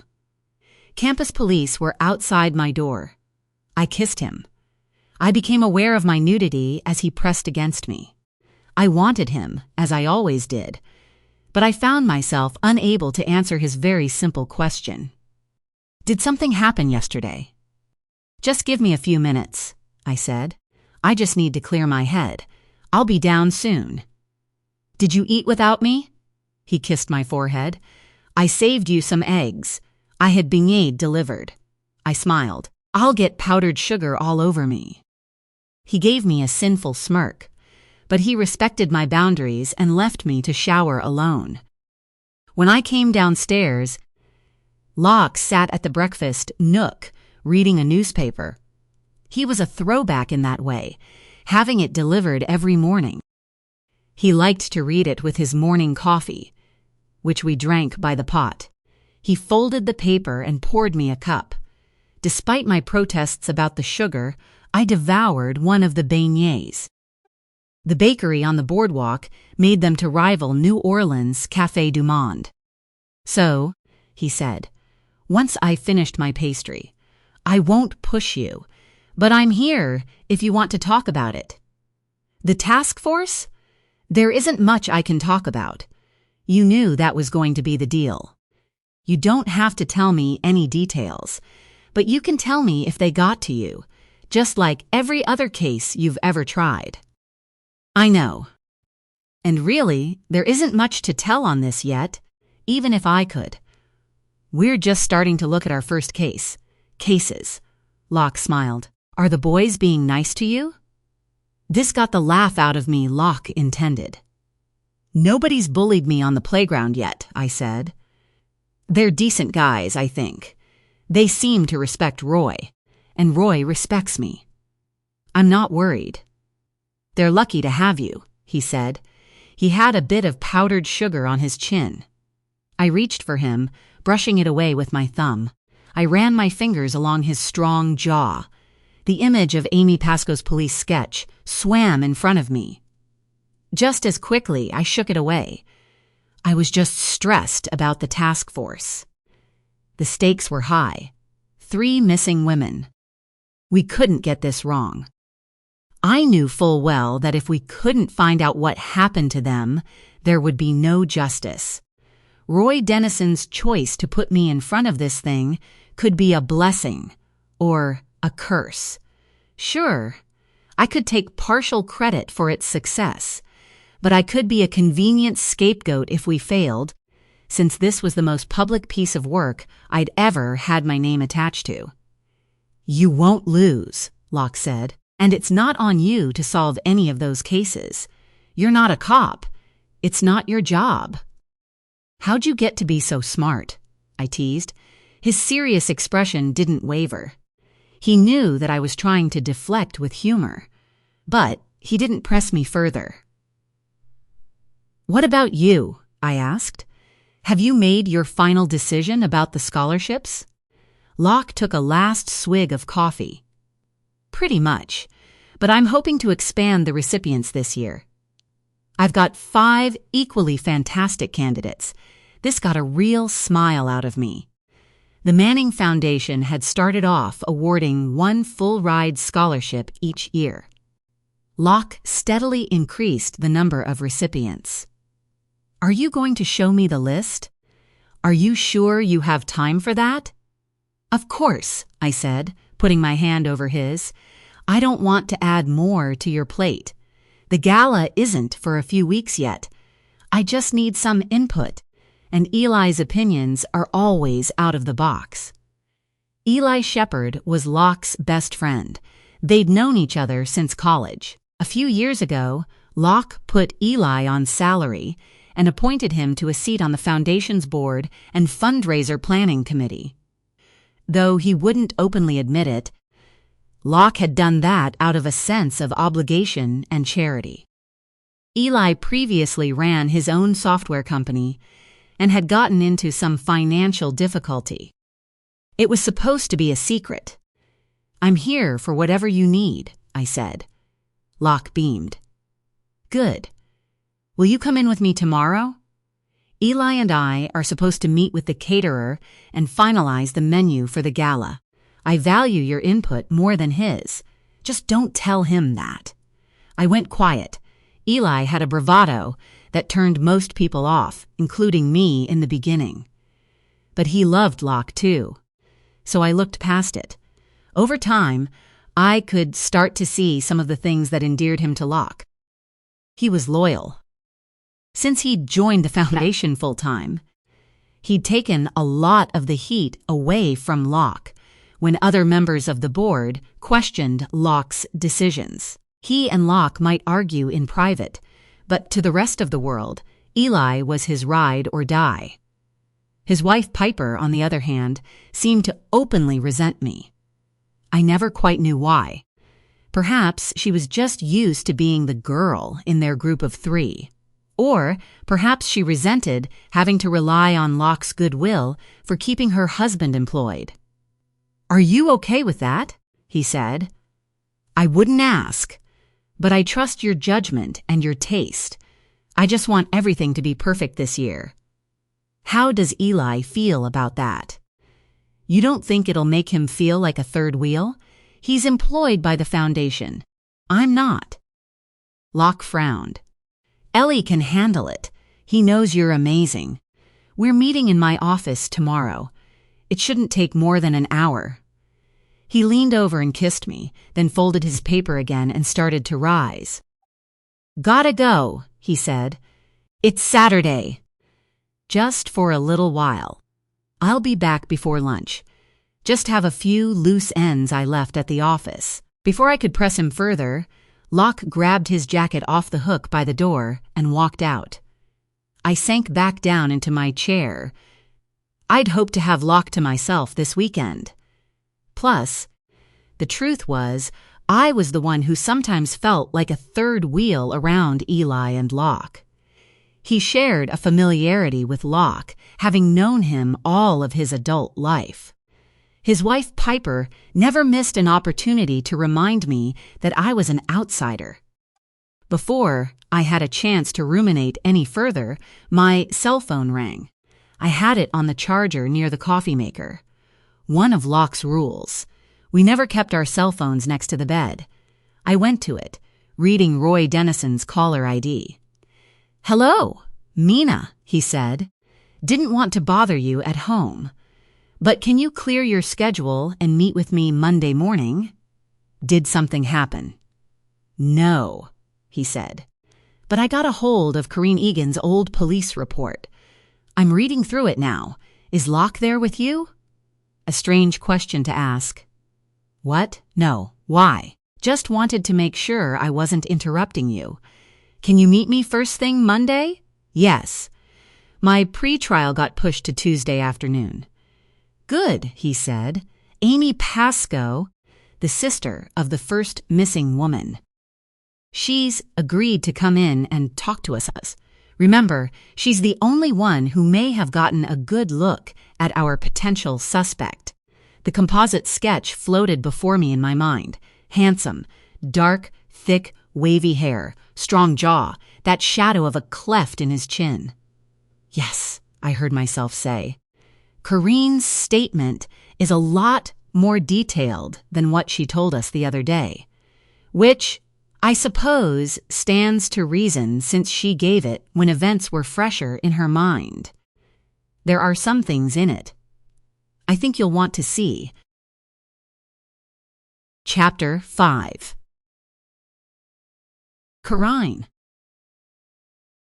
A split second later, and I would have caught it before it hit the ground. before glass shattered all over the kitchen floor. Before my legs, the counter and the oven door became covered with thick, red, sticky liquid. I grabbed a towel off the hook beside me and started wiping up what I could of the ketchup. I'd need a mop to get under the stove. I started around the corner, pushing through the stainless steel double doors to the dining room. "Thank you for your understanding," I heard my sister say. Sylvie stood at the far end of the dining room, leaning against the hostess stand.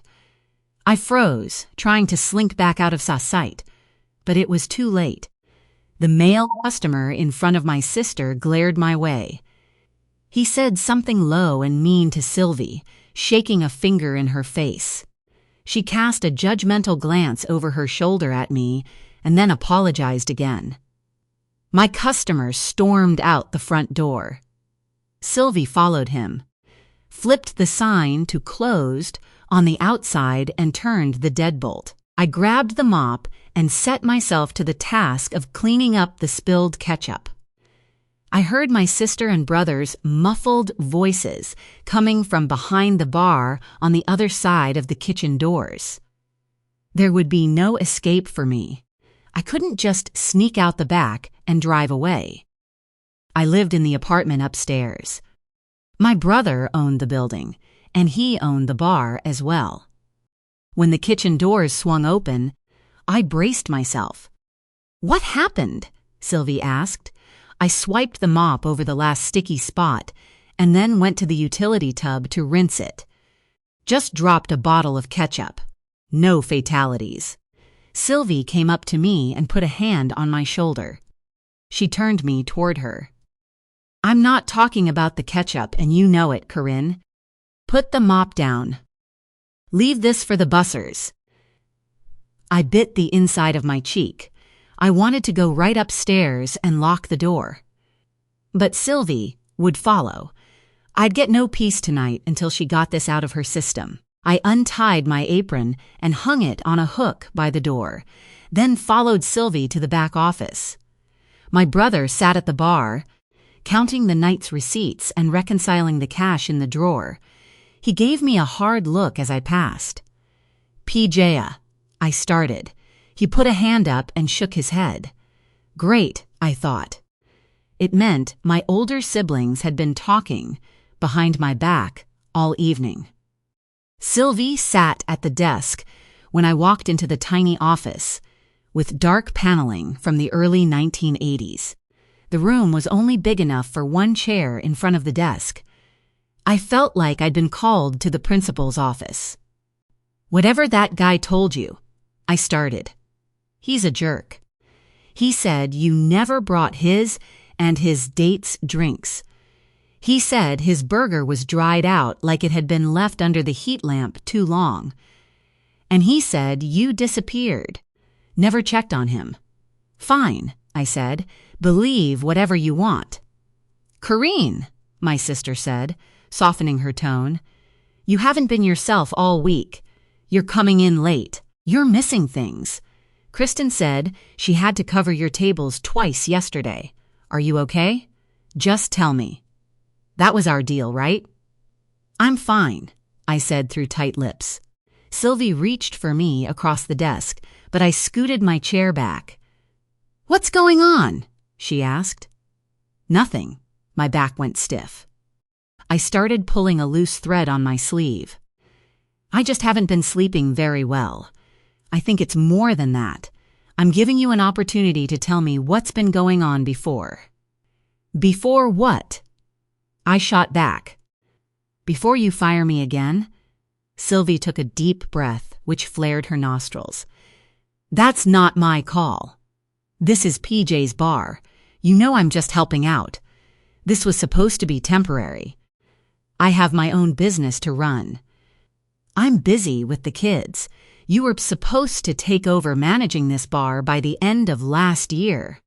It's almost April, and you're barely able to handle waiting on a handful of tables. Can we be done now?" "You're not Mom, Sylvie, and you're not a child," she shot back. "You're almost 27, We've been patient. We've gone over and above trying to help you get on your feet. But you sleep until noon every day. You've been late 4 out of 4 shifts this week. It's not like you're stuck in traffic.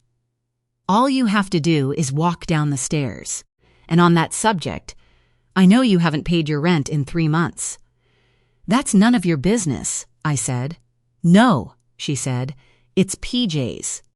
He could get twice what he's charging you for that apartment.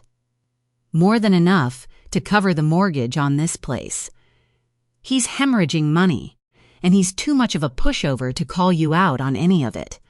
So as usual, it's my job to clean up everyone else's mess. I'll talk to PJ. And as for tonight, that customer was a jerk. Did you ask Kristen why she didn't want to wait on him? She left early, by the way. I've been covering her tables for the last 2 hours. I hated having to rely on either of my siblings, and I didn't say the things I wanted to say.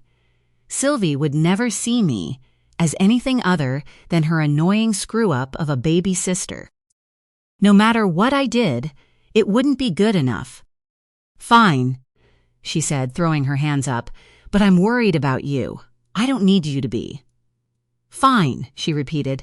Just go upstairs. I'll finish the cleanups. You don't have to be such a martyr. She shot me a blistering look.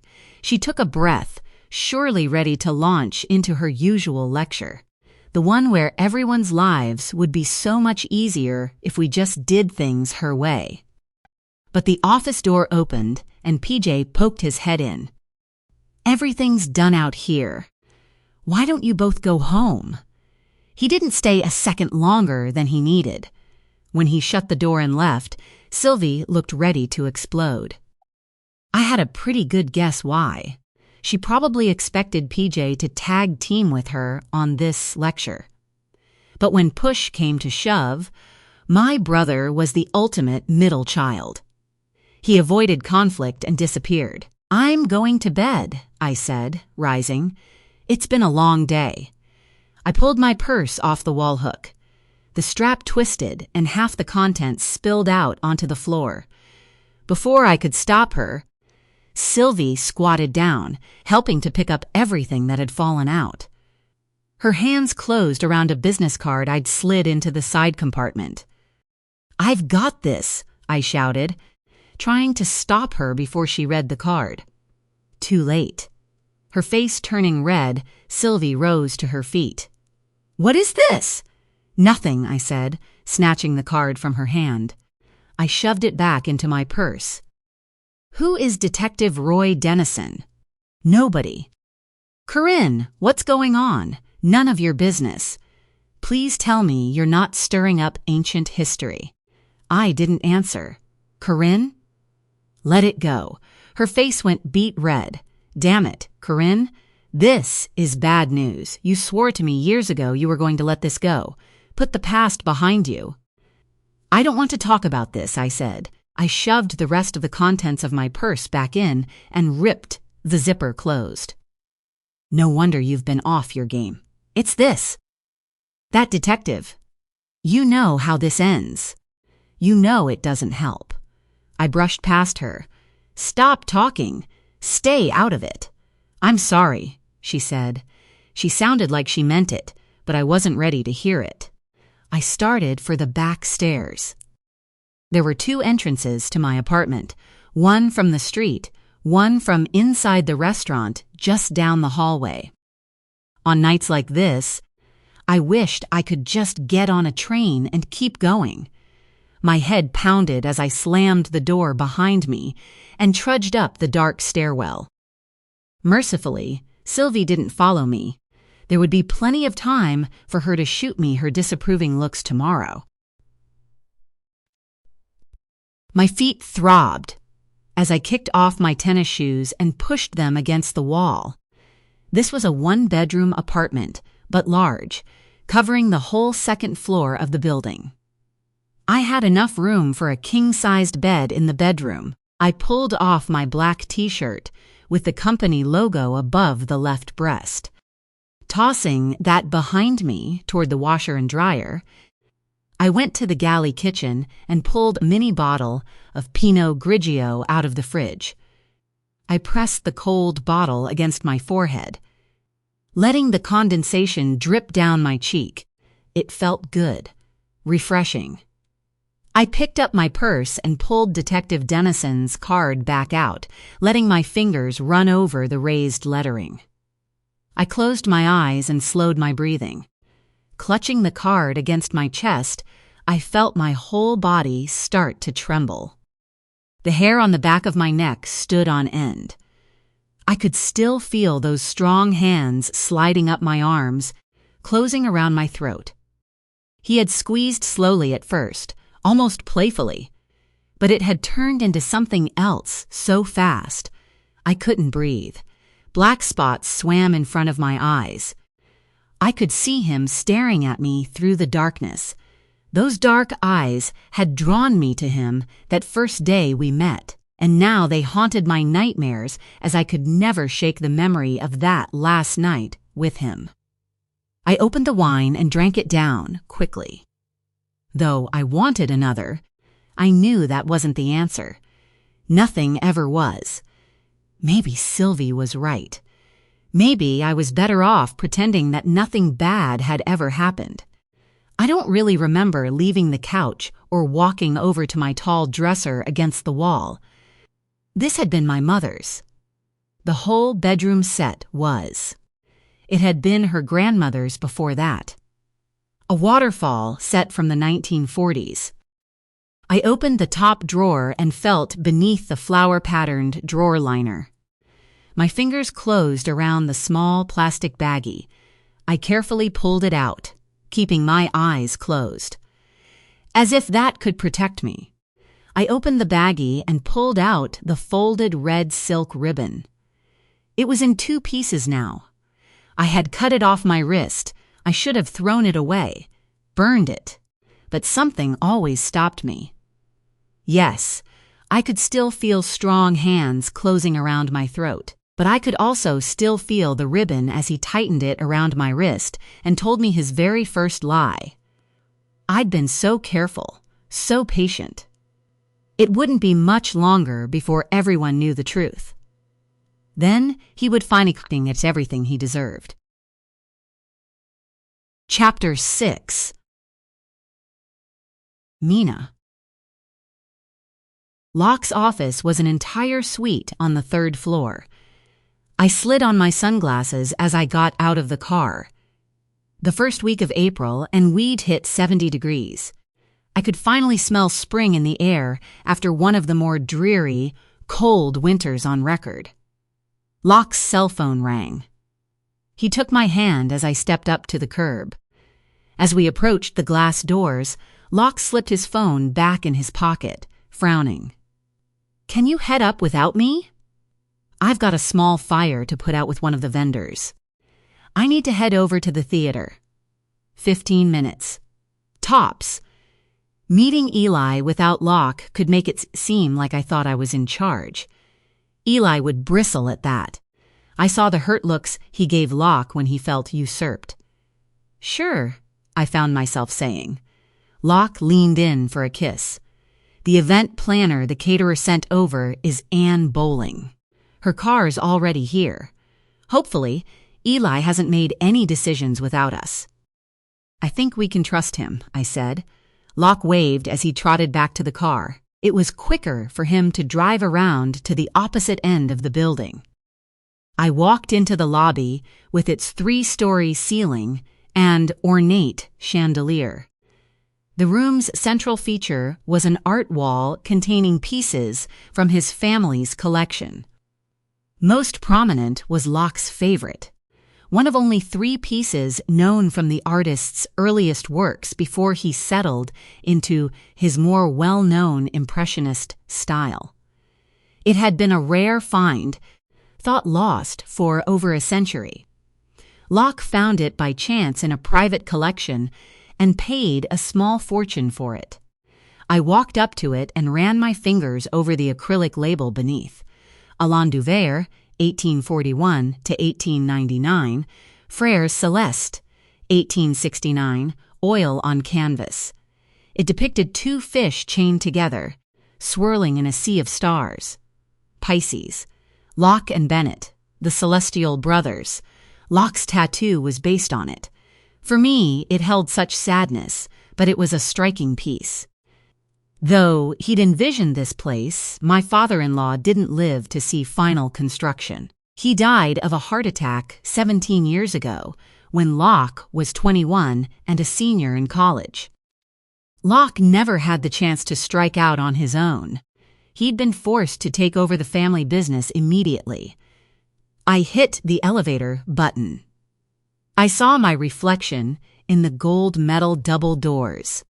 I had what my father had always called resting Mina face, but only I knew why today. I couldn't get Roy's phone call out of my mind. What did he have to tell me on Monday? Why had he mentioned Locke? Forcing a smile, I took a cleansing breath before stepping onto the third floor. Being a Sunday, the reception area was empty. Locke, Eli, the event planner, and I were the only ones here. My heels sank into the plush blue carpeting as I made my way down the hall to Locke's corner office. The floor was quiet. I turned the knob and walked in. I expected to see Eli and Miss Bowling in the waiting area. Locke's office door was wide open, but the room was empty. I heard something crash to the floor in the office beside me. One of Locke's assistants used it, but he was gone for the weekend. The door wasn't locked, and I walked in.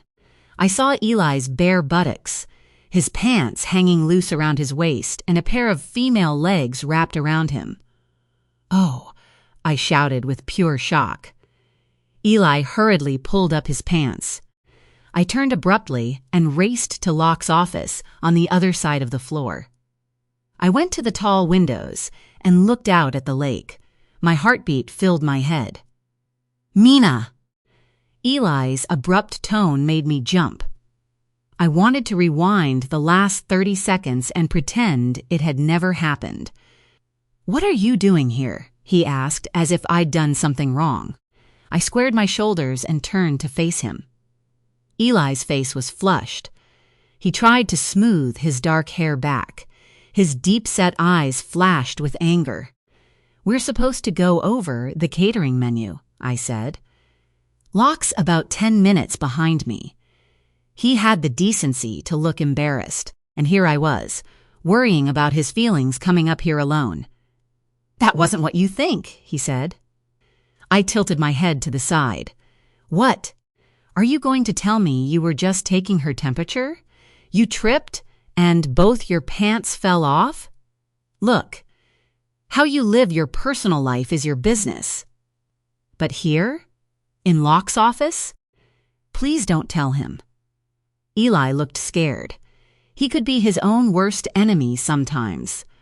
I knew he resented feeling like Locke always had to bail him out, but here he was, self-sabotaging.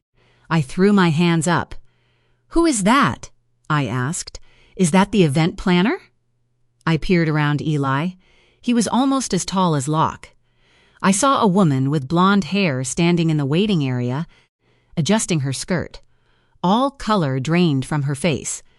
"Mrs. Manning, You don't have to say a word, Anne," Eli said. He quickly walked around me and shut the door on her. "Ellie, I don't even know where to start. Do you realize the liability you just exposed us to? What if she claims you harassed her? She's not an employee, but it's still a problem. Mina, please. I'd never do anything to hurt Locke. What are you even doing here?" "I told you. We're supposed to be meeting with her." I pointed to the closed door. "I wasn't expecting you," he said. "Obviously. Locke didn't tell me he was planning on crashing my meeting." "I'm pretty sure he did," I said. "But it doesn't make any difference." "Well, I would appreciate it if you wouldn't tell him what you saw." He was taking advantage of Locke's kindness, abusing his position here at the foundation, not to mention betraying his wife. I always suspected Eli cheated. I just hadn't expected to get a front row seat to it. It made me feel sorry for Piper, despite the fact that we weren't exactly close. Though all these things were true, I saw true panic in his eyes.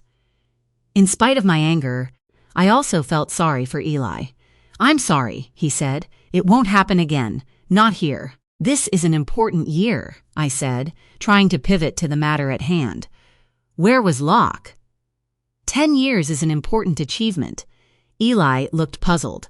10 years? That's not the significance. He walked toward the floor-to-ceiling bookshelf Locke had built into the opposite wall. One shelf contained framed photos of prior galas. Locke had pictures of himself with 3 past governors, 2 presidents, and a couple of A-list actors. But he also kept more personal, poignant photos here.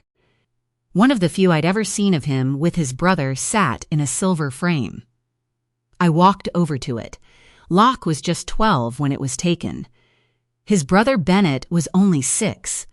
They sat on a dock together, dangling their bare feet in the water. Well, Locke's feet, anyway. Bennett's legs were too short to reach. The younger boy looked up at his brother with such awe. Locke had been trying to teach Bennett how to bait a hook. "It's 25 years, Mina." 25 years, I repeated. Eli picked up the photo of Locke and Bennett. 25 years since he died. To the day. That's the date this year's funder falls on. I felt like he'd just pierced a knife through my heart. How had I not realized? I was right to call Eli out on his behavior today, but here he was, still looking out for Locke. I didn't like myself for having a quick flash of jealousy. One more detail in Locke's past I didn't have. Eli had been Locke's freshman roommate, thrown into a 2-person dorm together by a computer program. Eli had grown up in a small suburb of Flint. Piper started dating Eli in their sophomore year, and the 3 of them had maintained their friendship for 20 years now. It was the longest continuous relationship Locke had. "Has he ever told you what happened?" Eli asked. "Of course he has," I said. "He had nightmares all through college. He went into that water 10 times. Almost drowned himself trying to get Bennett out of that car. He was strapped in. Locke couldn't open the door. His father made him come to the morgue and see him like that. Bloated. Dead. His words cut through me. No. Locke had never shared that particular detail about the night his brother died. But he'd told me enough. How Locke the Elder went after an 8-year-old Bennett. He'd been trying to cut into an apple and dropped a paring knife on the kitchen floor. It landed blade down, the point sticking into the oak floors they'd just paid to refinish. Locke's father started to chase his brother. It was Bennett's screams that drew Locke's attention from the other end of the house. Bennett ran to Locke. His eye was already swelling shut from where his father had struck him. Locke took him to the garage, put him in one of his father's cars, and drove. Just 14. Locke had never driven a car before. He hadn't known how to turn on the headlights. He lost control and pitched the car over a bridge. He was able to get out, but couldn't save Bennett. "He doesn't like to talk about it," I said. Eli put the photograph back. There were others beside it. Eli picked one up. I'd seen this one before. It was a photo of Locke with 3 teenage boys. They formed the first group to receive assistance from what would later become Bennett's place. I'm sure there's a lot of things he doesn't like to tell you. Was he goading me? Or was I just letting his comment feed into my own insecurities? Locke was my world. He told me I was his. But the reality was, he had lived an entire tragedy-filled life before I met him. Eli had been his best friend as Locke learned to overcome his past. "We trust each other," he said. "I'm the closest thing Locke has to a brother now, and we protect each other. You understand?" He closed the space between us. Eli reached for me and took my hands. "He needs both of us," Eli continued. "We're on the same side. Locke's side. Please don't think less of me. I've never claimed to be perfect. Locke knows my shortcomings, but cares about me anyway. We're true friends to each other. Ellie, I get that. I know how much Locke loves you. But this doesn't reflect well on him, does it?" Eli's eyes darkened. "This exposes him to scandal and liability, Eli. You're right. I'm on Locke's side, always. But that means I'll protect him from you if I have to." He glared at me, but didn't argue the point. I took it as a win for now. "Do you think there'd be a Bennett's Place without me?" I bit my tongue. He was taking credit for the charity Locke built now? "Did you know that when he started this whole thing, all he did was bring home strays?" Literal strays.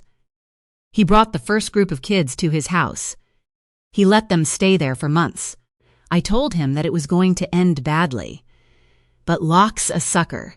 He's always been rich. He doesn't know how the world works. He flashed the photograph at me. "I call these his lost boys. He's probably never told you about them. He's ashamed." He pointed to a skinny boy sitting next to Locke. "This one was Preston. He destroyed Locke's bedroom. Spray painted the walls, ripped up every suit in Locke's closet. There were boys who stole from him and those who OD'd on the grounds. I'm the one who cleaned up for Locke. Made sure the press never got a hold of any of it, and that Locke's name was never attached if it did. It could have been a lot worse. I was willing to take the fall if it ever came out. These kids, they're probably all dead now." He put the photo back on the shelf. "I will always protect Locke from his own bad decisions, even if that means I have to lay on my own sword. We're like brothers. He knows who I am, but I know who he is too. Ellie?" Locke stood in the doorway. Ann Bowling tried to fade into the wall behind him. Eli plastered a smile on his face. "You're late," he said. "I was just giving Mina some historical context for Bennett's Place. She wasn't around for the last big gala." "Great," Locke said. He could clearly sense the tension between us. He ushered an equally nervous Ann Bowling back into the room. She held a portfolio in front of her. "Shall we get started?" Locke said. He showed Ann to a large coffee table in the corner. She spread out her portfolio and pulled out copies of menu choices. Locke sat beside me on the couch. He took my hand and brought it up to his lips, kissing my knuckles. From across the table, Eli smiled, but his eyes held a question for me. Would I tell Locke what I walked in on? And if I did, would he really take Eli's side? A shiver of guilt went through me. For 2 years, I'd never kept anything from Locke. Now, in the span of a week, I held on to 2 secrets. Chapter 7. Mina. Amy Pascoe bore an eerie resemblance to her missing sister, Laura. "Do you want me to sit in on this?" I asked. Roy had Amy set up in a private room down the hallway. Behind me, he had printed out a blow-up of the police sketch Amy Pascoe had contributed to 2 years ago. The longer I looked at it, the less it looked like Locke. I'd let my mind play tricks on me. Nothing more. Locke could never have had anything to do with hurting someone the way we thought these women had been hurt, but I was still anxious to know why Roy had called me here so urgently. "Actually," Roy said, "I'd rather you had a look at the police report and file on Corrine Egan. You said there was something you wanted me to see." Roy went to the table. A thin purple file folder sat on top of one of the boxes. He handed it to me. "There's not much there," he said. She was never able to provide the names of any witnesses to their encounters. The rental house she described does exist. I pulled the address up online. "What was the name on the rental?" I asked. Roy shook his head. "It went nowhere. The landlord said it was a cash transaction. The name of the renter was Matt Woodson, just like Corrine said. Her story tracks with all checkable facts. But nobody ever found a trace of this guy. He's a ghost. Even if something Amy says connects to this guy as well, I don't think Corrine would be able to take the stand." "I figured you'd say that. That's exactly why I want your eyes and brain on that report. She's got some screenshots of message exchanges. I want to know if there's anything there you'd use that I haven't thought of. Assuming her bad guy is the same bad guy who abducted these other women," I said. "Right," Roy said, "and right now, that's just my instinct. But it's a strong one." He picked up a pad of paper and headed down the hall. Part of me desperately wanted to follow him. I wouldn't mind hearing what Amy Pascoe had to say either, but I was equally curious about the file in my hand. I sat down and flipped it open. The top sheet contained the Kalamazoo County Detective's disposition summary. He investigated it as a menacing case, not an assault. Its status remained open. The summary of Corin's statement matched what she'd told us. She met the mysterious Matt Woodson online. They started a dialogue after that, chatting through the app for several weeks before deciding to meet in person. I flipped the page. The detective had written a bullet point list. He'd titled it Woodson's Rules. My throat felt thick as I read on. Place setting, silverware not touching. Nothing closer than 1 inch from any plate. Suspect directed the victim not to wear red of any kind. Suspect ordered all food and would not allow victim to use any strong spices. During sexual encounter, suspect took dominant role. Forced eye contact throughout. Light bondage using red silk ribbons. Suspect asked to sign NDA. I slammed the file shut. I wished I could slam my mind shut. My heart hammered in my chest. This was wrong. I couldn't read this. My mind flashed to the memory of my first time with Locke. He'd been so tender, so gentle, but the demands he made mirrored what I was reading in this report. "I need your eyes, Mina," he had whispered. It sent a shiver of pleasure through me. "Stay with me, my little dove." As I got to know him better, I began to understand what made his insecurities flare. When we were intimate, he wanted to know I was thinking only of him. He wanted control. It awakened a dark part of me I hadn't known existed. To give into it. To turn myself over to his deepest desires and realize they complemented my own. He used red silk ribbons to tie me to the bed. The morning after, he'd cut a strand and tied it around my wrist.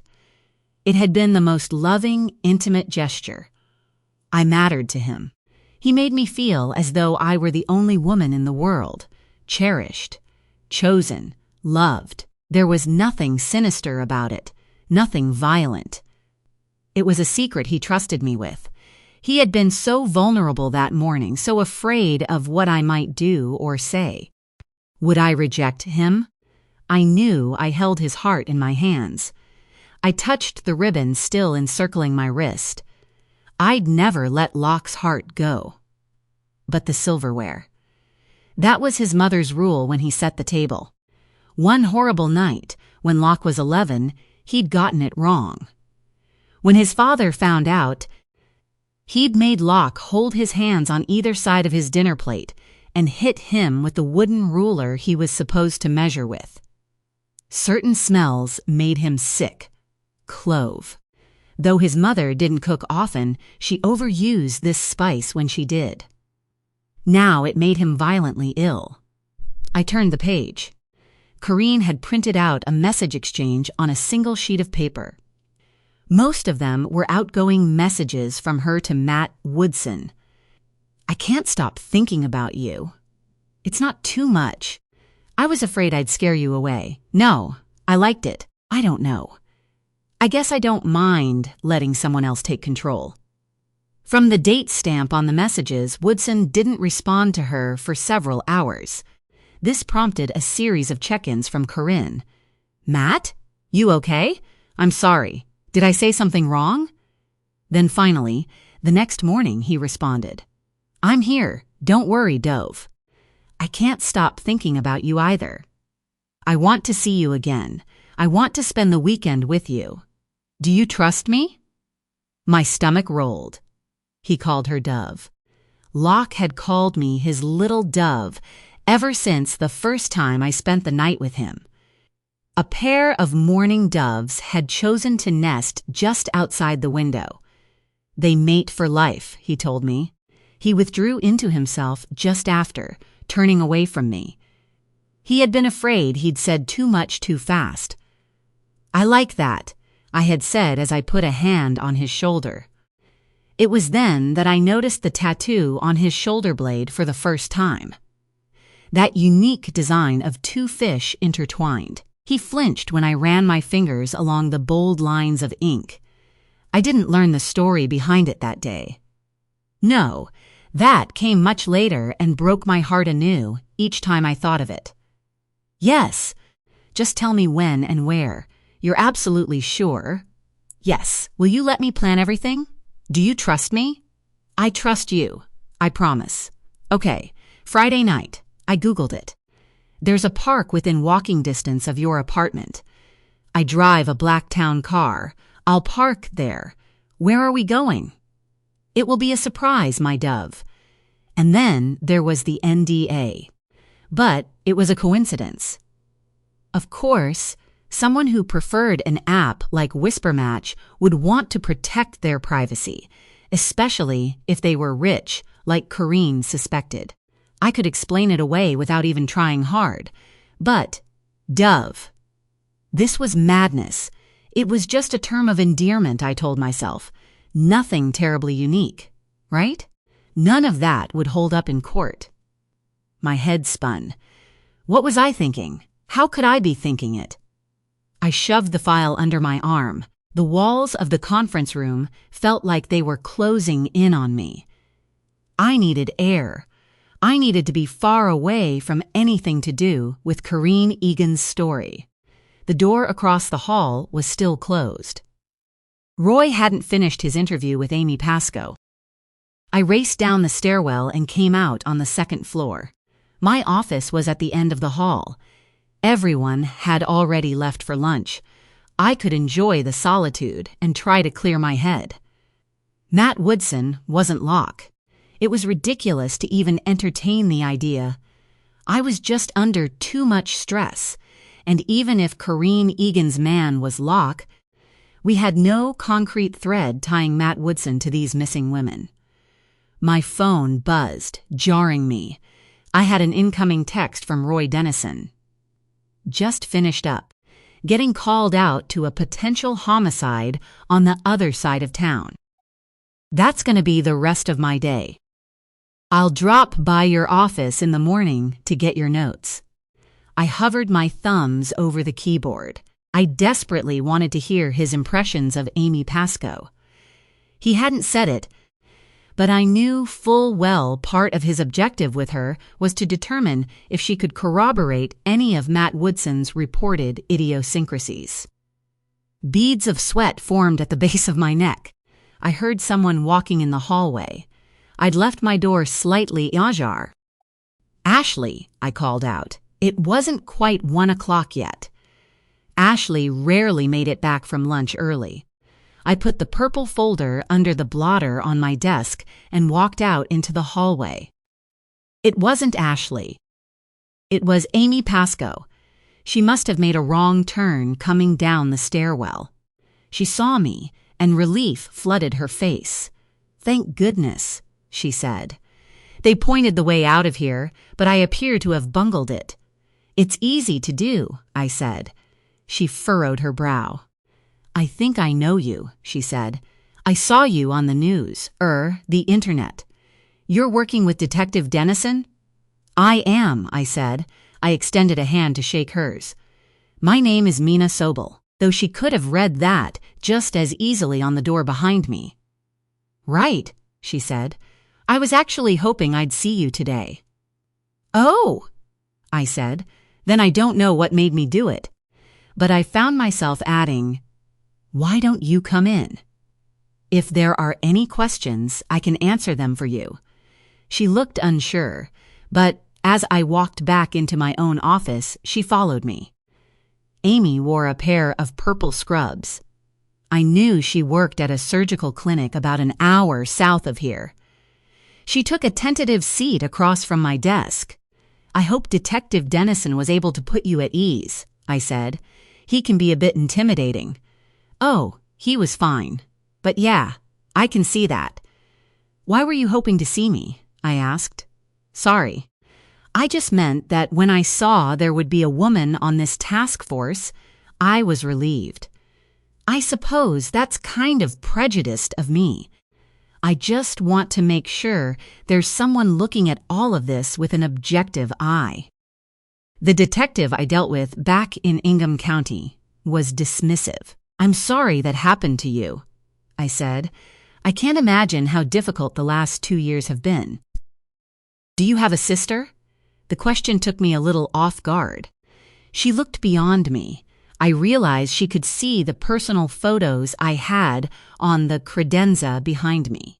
Most prominent was the last formal portrait my parents had taken for their 25th wedding anniversary, just a month before they died. Beside it, I had my favorite picture of Locke and me, a candid from our wedding day. The photographer caught us in a private moment. I leaned against Locke's chest. He rested his chin on the top of my head as we both watched the sunset from atop the bluff on his property. We were both in profile, but there was another photo on the shelf below both of those. From the position of my chair, I knew Amy Pascoe couldn't see it. I'd framed my favorite photo of Locke. I took it with my phone at a benefit last year. He wore a tux and had a glass of bourbon in his hand. I'd said something a little naughty, and his eyes glistened with mirth just as I snapped the picture. "No," I said. "I'm an only child." With my pulse racing, I did something bold. I angled my chair so she had a clear view of Locke's photograph. The image of that police sketch swam in front of me. This was crazy, foolish, but I had to know. I had to prove the absurdity of my own thoughts. I saw her lean, taking a closer look at Locke's photograph. She studied it, furrowing her brow. Then her eyes widened as she caught my gaze, and she pushed her chair away from my desk. Chapter 8. It wasn't until I pulled into the garage that I let myself feel relief. From the moment Amy stared at Locke's photo and registered, nothing. I'd turned to stone in my mind. She had seen the man she believed had abducted her sister and described him with enough detail to help render a composite sketch of him. She studied Locke's photograph from no more than a foot away from it. I couldn't read minds. But in my years as a prosecutor interviewing and cross-examining witnesses, I had a pretty good sense of body language and facial expressions. She did not recognize Locke. Locke couldn't be the man who had dated or abducted her sister. How could I have ever let such intrusive thoughts take hold of me? In the last 10 years, I'd sought therapy. I tried to unlearn my tendency to catastrophize everything. And yet, I'd let myself go right down that road against the only person I ever trusted. I went into the house and kicked my heels off in the foyer. I heard Locke's voice coming from his study. He was on the phone. "Yes, Mother." The great and powerful Olivia Bennett Manning. Locke's desk phone was the only landline we kept. It was the only number she'd call when she wanted to reach him, as if she wanted to keep Locke physically tethered to her when they spoke. They hadn't spoken since Christmas. She had 3.5 months to stockpile her grievances. She was paid a handsome annuity each month to fund her extravagant lifestyle overseas. She'd chosen Monaco most recently, but she'd done stints in Paris, London, Dubai, even Tokyo, and every year she used emotional blackmail to get Locke to increase her allowance. He paid it mostly to keep her from coming back to La Salle Harbor. I took off my earrings and placed them on the counter, then hung my suit jacket on a nearby wall hook. Unbuttoning the top 3 buttons on my blouse, I headed for the study. "You'll have it," he said. "The wire transfer has already been initiated." When I entered the study, Locke had his back to me. He stood at the front of his desk with the black receiver, in one ear, his other hand on his hip. I watched the sharp rise and fall of his shoulders as he sighed with exasperation. "I love you too, Mother. I'll try to call you next week. Mina sends her love as well." I watched the man I loved as visions of the evidence on those papers flashed through my mind. The NDA, the nickname, the cutlery. Should I fear the man in front of me? I tried to reassure myself. Remember that Amy hadn't recognized Locke. Perhaps it was normal in these affluent circles to have such specific obsessive tendencies around dinnerware placement. Could it be a common enough predilection for the rich and bored? Then I heard Locke's tone change. "I know," Locke said, dropping his head. "You think I could forget his birthday? Yes. I'll take care of that too. I do every year." Locke leaned forward, knocking his fist against the desk. A shudder went through him as he hung up the phone, and I forced all the concerns in my head to dissipate. I felt terrible. How could I be suspecting the man I loved? "Locke?" I said, not wanting to startle him. His eyes were filled with torture as he turned to me. But the second I took a step toward him, his expression brightened and turned soft. "Mina," he said, pulling me into an embrace. "You're exactly what I needed." Despite everything I had been thinking, I loved the warmth of his hands on the small of my back. I reached up and tucked back an errant lock of hair from his forehead. I ached for him. Was I letting that cloud my judgment? Should I even bother to ask? Locke sat on the edge of the desk and brought me toward him until I stood between his legs, his arms around my waist. I rested my head against his chest. He smelled good. I could feel his heartbeat beneath my cheek. Steady, strong, healthy. Same thing as always. Money. My father knew without guardrails she'd spend the family fortune in 5 years or less, but she resents being treated like a child, as she calls it. "It's not her money," I said. "She married into it. By that argument, it's not mine either. I was born into it. So let's spend it all. And her main reason for contacting you." He laughed, and I loved the vibration of his chest. I pulled away so I could see his face. If it were that easy, I'd have done it. But then how could I keep my gorgeous wife in the style to which she's grown accustomed? I know how to live without it. You're the one who doesn't. I would have signed a stronger prenup, walking away from all of it. I spoke more quickly than I'd intended, almost defensively. The list from Corin's police file floated in front of my mind. That stupid NDA. He frowned, then hooked a finger under my chin and brought my lips to his. Instantly, my heart eased. He brought me back down to earth. I'd give up every penny in a heartbeat, he said. But then I'd have no real way to help anyone. I'm doing all of this for Bennett's place. I know, I said, but when he mentioned Bennett's place, something went through his eyes. I stepped away from him. This mood you're in, it's not just about Olivia, is it? What happened? He shook his head. We can talk about it later. Tell me how your day went. Fine, I said, a little too quickly. Mina? Fine, really. Just mundane stuff with the task force, interviewing witnesses, reading through dry police reports, doing research for a suppression hearing I've got next week in a domestic assault case. Well, that sounds dull as dirt, he said, pushing himself off the desk. We made our way to the bedroom and retreated to our own corners. Locke loosened his tie, peeled off his dress shirt, and slipped into a pair of track pants and a t-shirt. I did the same, trading what was left of my suit for yoga pants and a tank top. I sat on the bed, twisting my hair into a top knot and sliding a clip through it. Locke plopped down beside me. Turn around, he said. I did. He started working the knots out of my shoulders. I let out a sinful moan. I saw his face in the full-length mirror in the corner.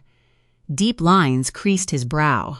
What's wrong? I asked. His hands froze. I got called to the ER this morning. One of the boys, Terrence Shannon, he answered. I racked my brain, then hit upon the memory. Terrence, I repeated. You were going to pick him for the scholarship. He OD'd last night, Locke said. I rested my chin on his shoulder. How? I mean, did he bring something in? Locke shook his head.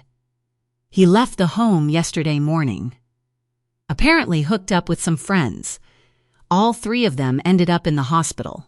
This one's probably going to land on your desk at some point. The cops have already managed to find the dealer. I may have to recuse myself if the victims came from Bennett's place. I hope not, he said. I probably shouldn't have even said anything. I thought we were getting through to Terrence. You know how this goes. It's never linear. Boys like Terrence are going to try to fail and fail again. 1 step up, 2 steps sideways, remember? He twisted so he could face me. Hey, that's my line. You can't take it personally every time one of these boys messes up, Locke. They're human. So are you.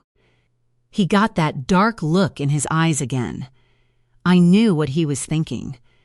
That photograph he kept in his office of those first boys who didn't make it. The one Eli used to remind me how much more he knew about Locke's history than I did. I felt guilty for even having that thought. Once again, I probably just let my own paranoia and insecurity creep in. Eli wasn't lording anything over me. He was expressing concern about his friend. I wish you'd told me about the boys who lived in the house with you, I said. If I was honest with myself, it was one of the things making me worried about whatever secrets he was hiding. How did you know about that? Eli mentioned it. To you? Why, and what was going on between the two of you yesterday? I walked in on something. Did you argue?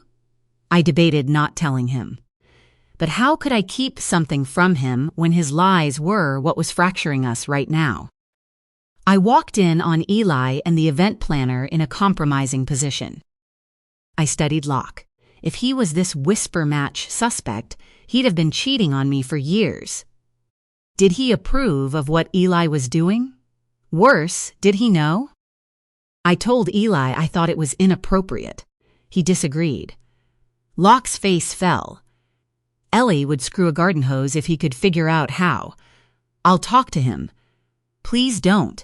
He asked me not to tell you. He doesn't want to disappoint you. Despite what a cad he can be, he loves you. That makes him important to me, too.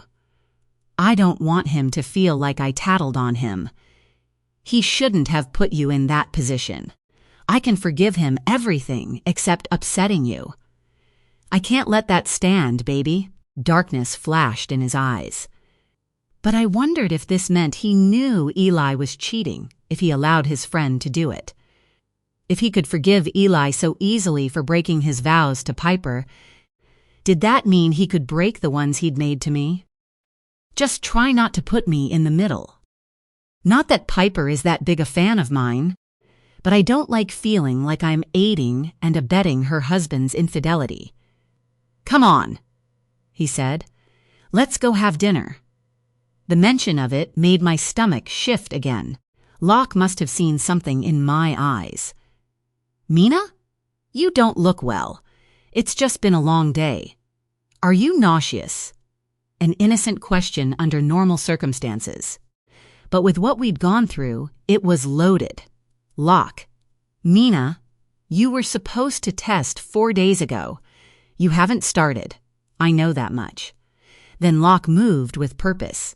He took my hand again and led me into the bathroom. He opened the drawer and pulled out a long, thin paper package and handed it to me. I'll wait outside, he said, knowing better than to smile. He left me and closed the bathroom door. I stared at that white and purple stick. Closing my eyes, I said a silent prayer. Then I pulled off the purple cap and took that test for at least the 50th time, not knowing if I wanted the same answer anymore. Chapter 9. Corrine. Honey, he's good today. I felt my shoulders drop, not realizing how tense I'd been when I walked into the Paradise Hill Care facility. Char Davies had been an angel, helping me navigate Dad's care over the last 3 years. I moved him from a far worse facility, but the transition wasn't smooth. Some days, he didn't know who I was. I'm sorry I missed last week. Things have been a little hectic at the bar. Char put a light hand on my arm. She had a kind face, wore far too much eye makeup, and loved her animal prints. Today, she wore a zebra-striped skirt with a red top. Don't beat yourself up. We're taking good care of him. His occupational therapist brought him out to the courtyard. He likes to feed the ducks. I told him you were on your way. Thank you. It's so warm today. He needs some vitamin D. Exactly, Char said. You have a nice visit. Just come find me when you're done. There was something I wanted to run past you. I tried to call your sister, Sylvie, but she hasn't called back yet. It's hard for her, I said. It felt like a lie. She's always running in 3 directions for her kids. Of course, Char said.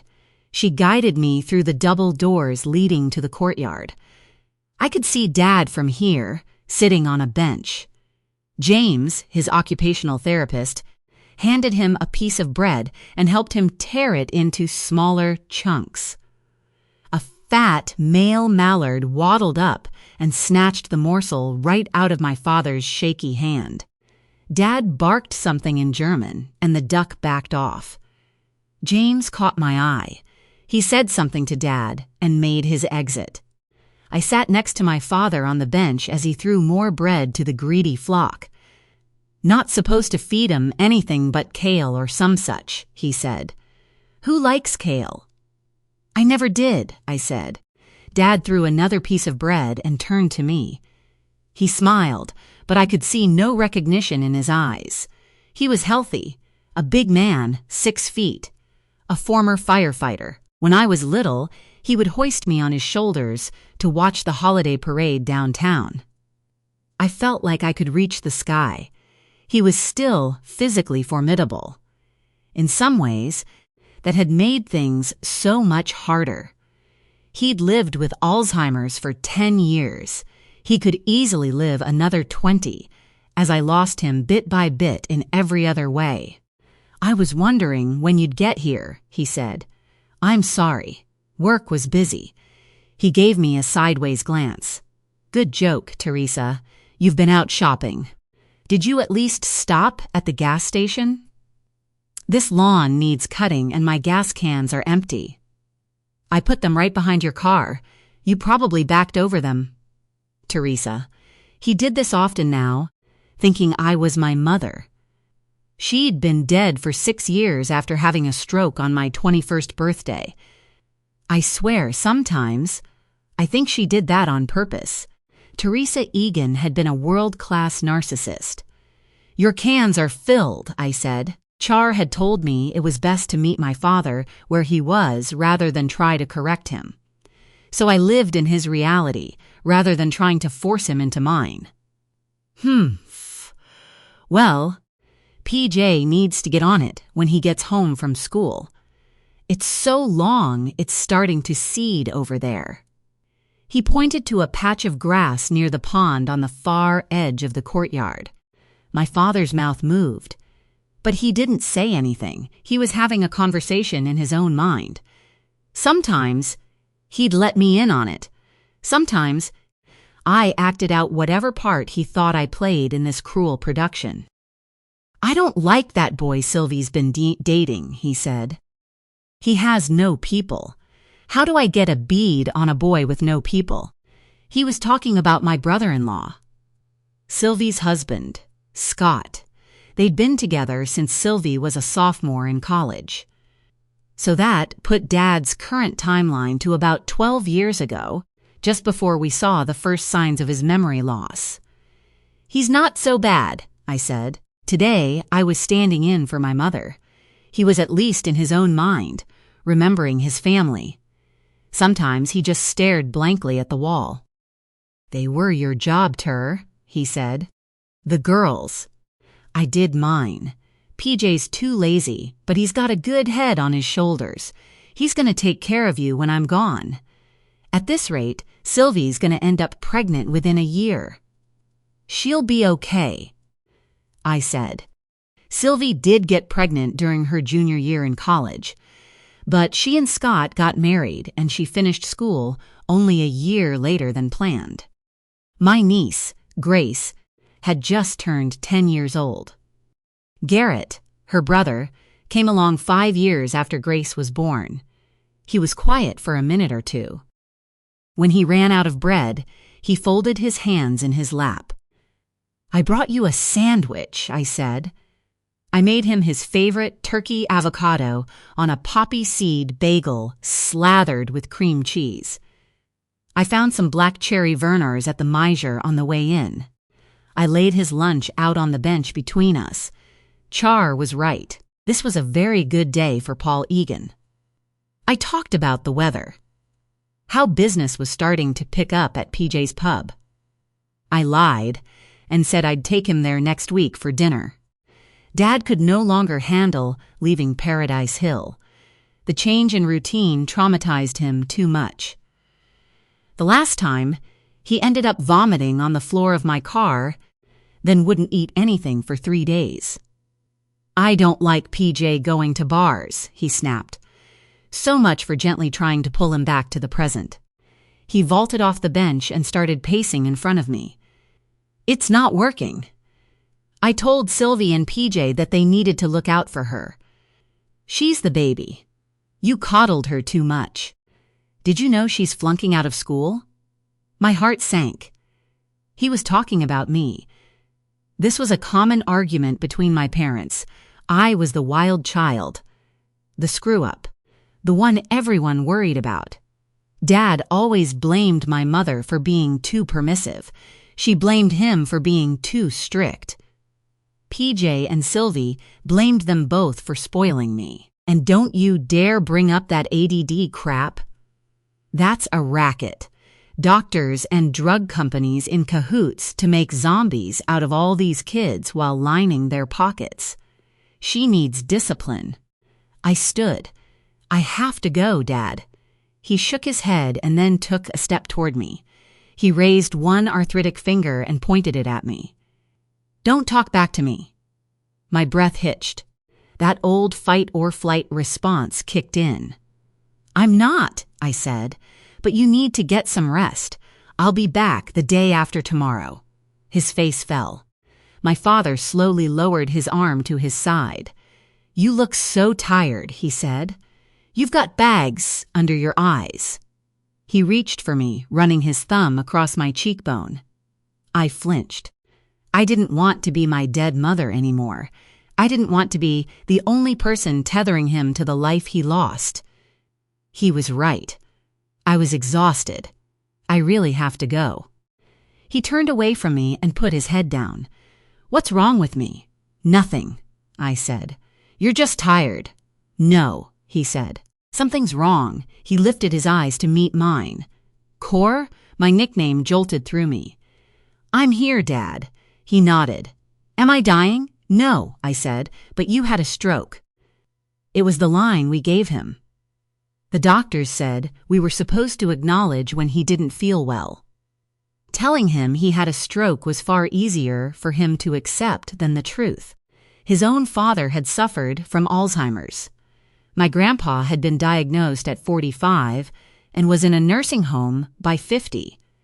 Dad had been terrified of this illness his whole life. "Okay," he said, "you're here to take me home as soon as the doctors give us the go-ahead, but you're getting better every day. I promise." Compassionate lying. God forgive me. "Okay." He let me hug him, and then he kissed my cheek, his stubble scratching my delicate skin. James came back out. I told my father I loved him. He didn't say it back. I passed by Char's office on the way back to the parking lot. She was on the phone, but held a finger up, gesturing for me to wait. Char wrapped up her call and folded her hands in front of her. "Thanks for stopping. Did you have an update on your dad's account?" I stiffened. He was almost maxed out on his long-term care insurance benefits. I was about to owe them $3,000 a month.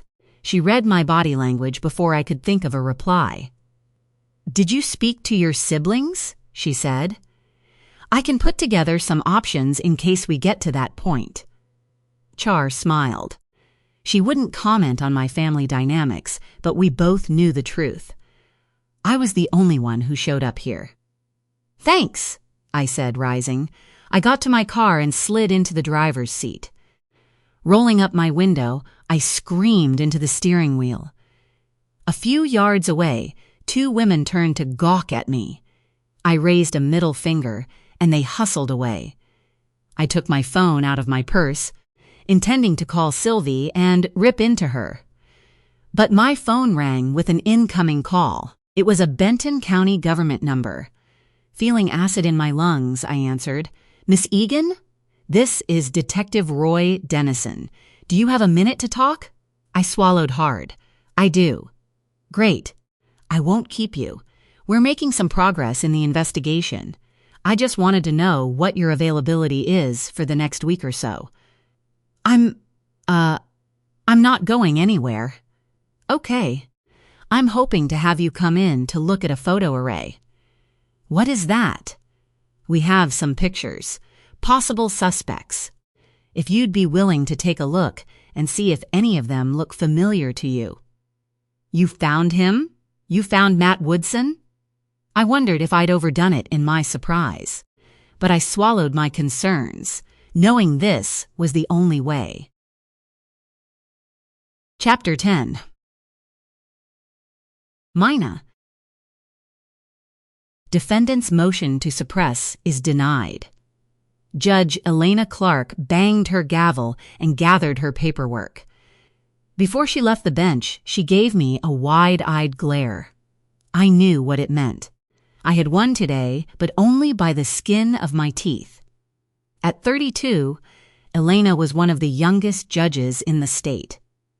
Like Locke, her last name carried weight in this county. Her father had served as chief judge for 30 years, before retiring 2 years ago, making way for Elena's appointment.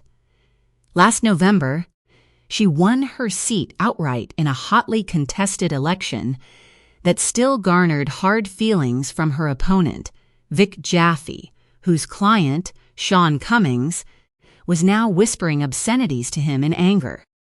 "Mr. Cummings?" Judge Clark said. Would you like me to add contempt of court to your list? No, Your Honor, Jaffe said. He curled his fingers around Cummings's upper arm and dragged him out of the courtroom. When Cummings and Jaffe were safely gone, Elena caught my eye. May I see you in chambers, Miss Sobel? I gathered my things and followed her through the door to her chambers. Elena tore off her robes and hung them on a coat rack beside her desk. She wore a red and white polka-dot sleeveless dress. Her fashion choices were bold for this county. But I respected her style. Have a seat, she said. She had a mass of thick red hair, which she wore piled on top of her head. Rumor had it, her father had suggested, she put some gray streaks in it to give her more gravitas. She wisely ignored him and let her judicial talent speak for her. I'd found her fair, efficient, and in complete command of her courtroom. You want to talk about it? She asked me. I smiled. Is it that obvious? You're preoccupied with something. Did I do something wrong in there? Her observation took me off guard. She wasn't wrong, but I didn't want to tell her everything that had been swimming in my mind. Since I put down the negative pregnancy test and kissed Locke good night. Of course not, Elena said. But you were going through the motions in there. Still no luck? I sighed, deciding to let her make an assumption. We weren't close friends in the sense of socializing outside of this building. But she was someone I trusted and whose counsel I valued. Even in the 21st century, the Benton County Bar was made up of mostly men. Elena was the only woman on the entire bench, and I felt bad for misleading her. I'm so sorry, she said. That just really sucks. How is Locke taking it? He's typical Locke. Sexy as hell? She smiled. I knew she'd always loved Locke. It was why I couldn't tell her what I'd been thinking. Not yet. You know plenty of the single ladies of Benton County still resent you for snagging our most eligible bachelor. Are you one of them? I said, trying to play along. Me? Locke? No chance. I'll admit I had a crush on him when I was 16. But no, you're good for him. I hope so. I blushed. You are. He was broody and dark before you came along, which, admittedly, added to his appeal. I probably should have changed the subject. But she'd opened a door. Did Locke have a lot of girlfriends before me? I fought hard not to add or after. Elena tilted her head to the side, flashing a curious smile. Are you worried about that? No. Just ignore me, I said. I was just really hoping this would be the month. Well, damn it anyway, she said. But might the timing not be ideal right now? She had a sly twinkle in her eye. What have you heard? You're an assistant prosecutor, a brilliant one. But that job is usually a stepping stone, not an endpoint. I heard a rumor your boss has eyes on higher office in next year's election cycle. If East leaves, you'd be a natural to replace him. Now you sound just like Locke. I'll always be grateful for his support in my campaign. I know full well I might have lost this seat without him. He was glad to do it, and not because of who you're related to. Just don't do anything crazy and make a bid for the Michigan Supreme Court anytime soon. Though Locke thinks that's in your future. He is determined to put LaSalle Harbor in play in Lansing. If you ever do decide to run for office, you can count on me to help. My phone rang.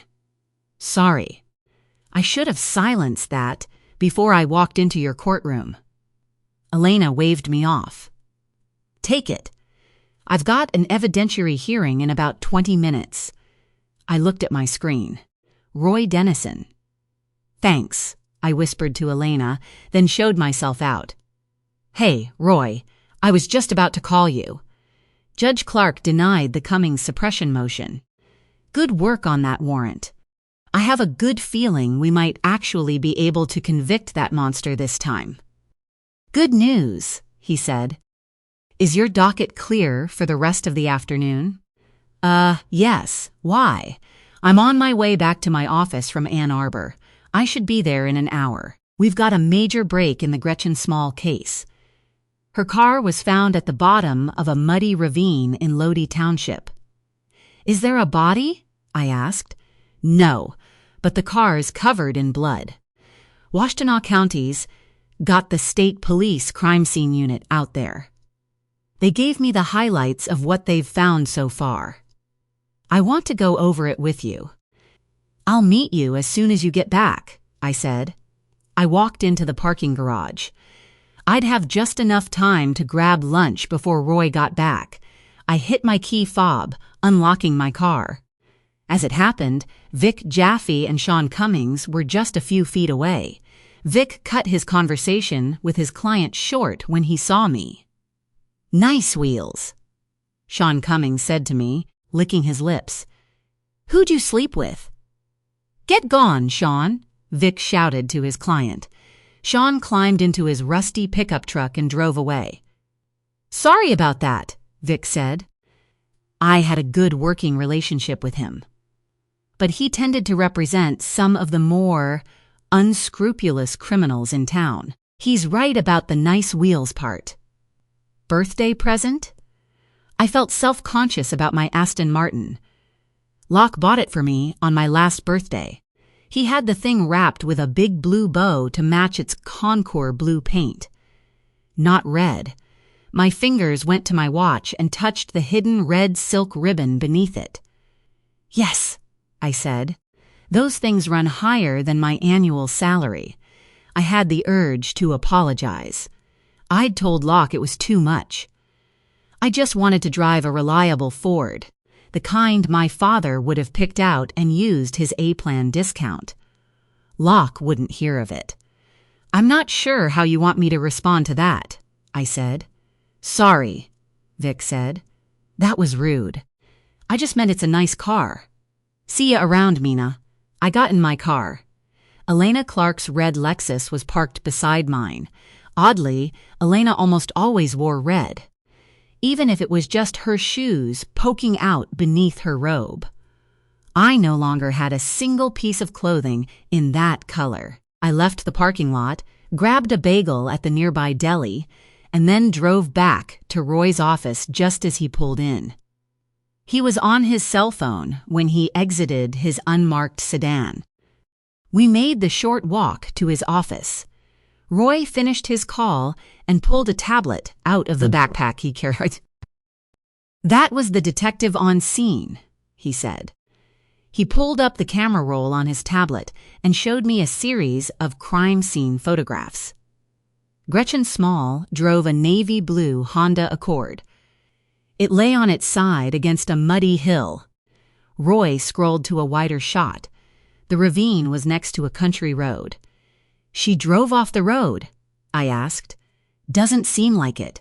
From what the analysis says, the car's been there a couple of months. At least.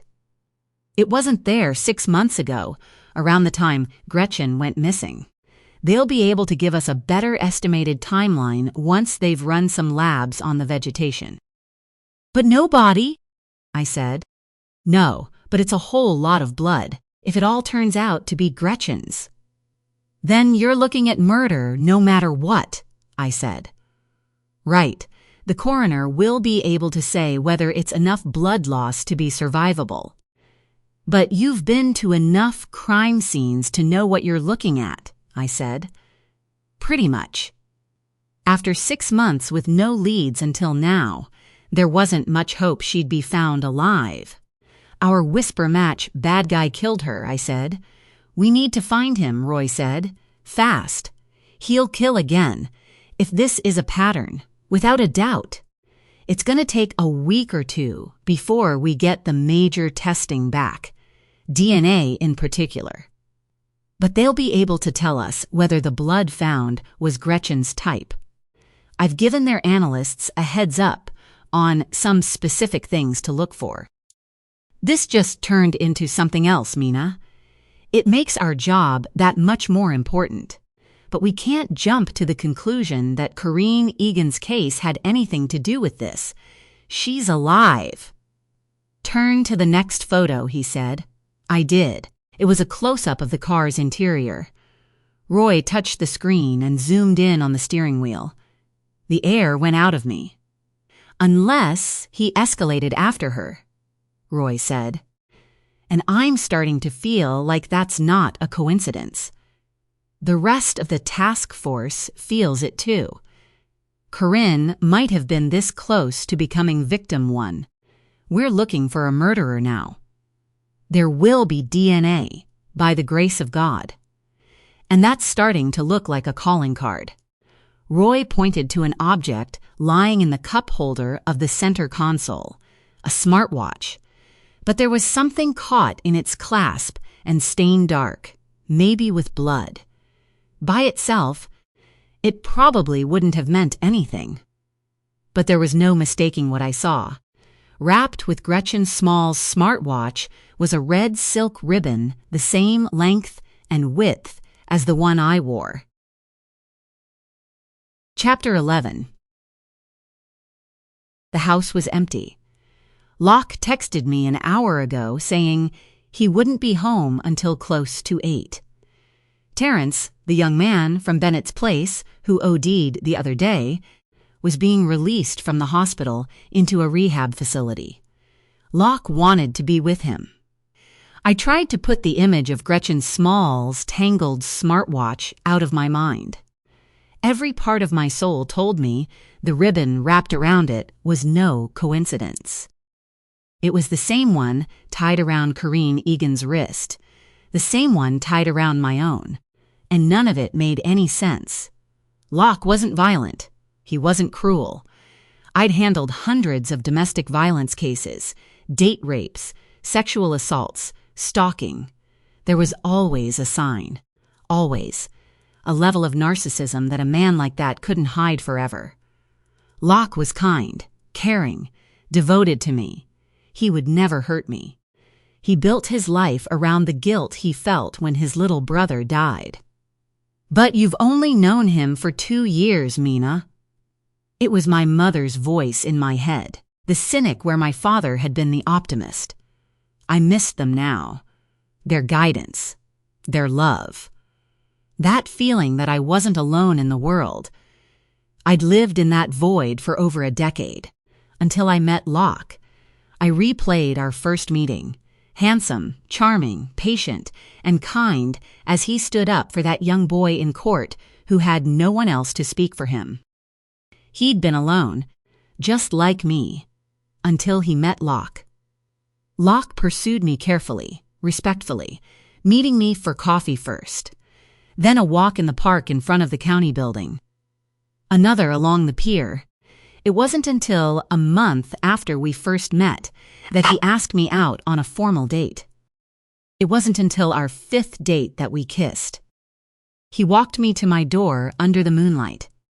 He would have said goodbye, made plans to take me out again. But I couldn't stand it for another second. Not touching him. Not feeling his lips on mine.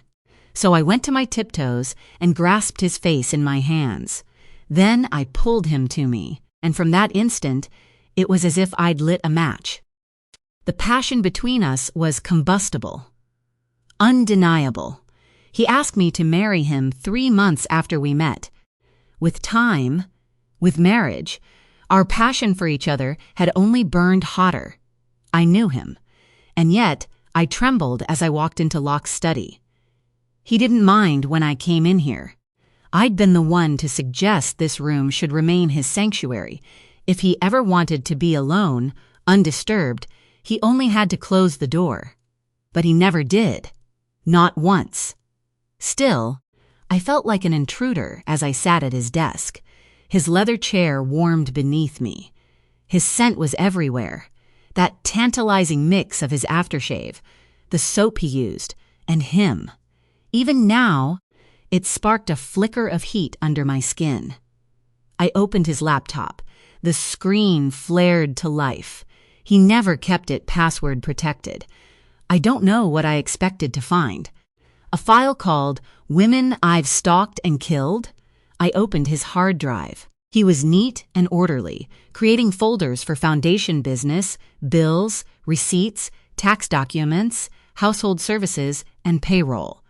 He had a single file labeled Photos. I clicked on it. What I found there made me smile. Locke dutifully backed up his phone's camera roll once a month. He kept each backup in its own separate, dated file. I chose a random month from last year and opened it. He took nature photographs that month.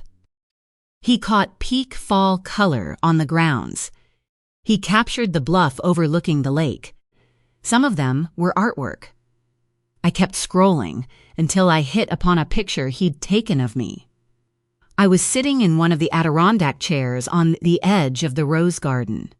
The golden hour at sunset. He caught me staring at the lake. There were more like that. Locke finding me in vulnerable but simple moments.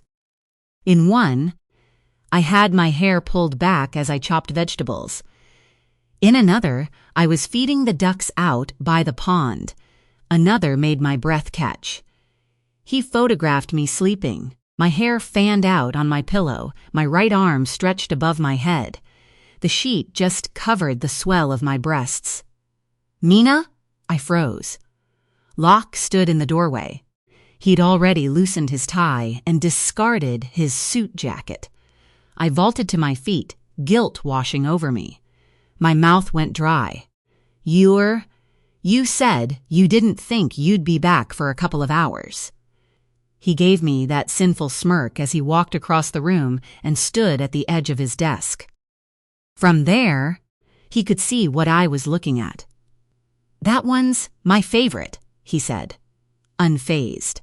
He reached over and pressed the arrow buttons on the keyboard, advancing the camera roll until he found another photo of me. In this one, I sat in our bedroom window seat, brushing my hair. I wore a thin cotton nightgown, and you could see the silhouette of my naked body the way the sunlight hit me. "Does it bother you?" he asked. "I suppose I should have told you I kept these." I stepped away from the desk. "No, of course not. Were you looking for one in particular? Or something else?" There was no accusation in his tone, just mild curiosity. And yet, he'd caught me snooping through his laptop. Neither of us could pretend. I felt unsteady on my feet. He was Locke. Of course, he sensed something was wrong. His brow furrowed and he took a step toward me. "What is it? Did something happen, my little dove?" Had he said anything else, I might have reacted differently. But all these weeks of anxiety and doubt came pouring out of me. I was angrier with myself than with him. But once I started, I couldn't stop. I thrust out my wrist and pulled the red ribbon out from under my watch. Locke's eyes widened as I slipped the ribbon off and laid it on the desk between us. "How many other women have you given this to?" Locke jerked his head back as if I'd struck him. It tore a hole in my heart. "Tell me, Mina," he said, coming to me. "Did someone hurt you? I just need the truth. I need to know if there's someone out there who might still be wearing your ribbon besides me." That smirk again. "Where's this coming from?"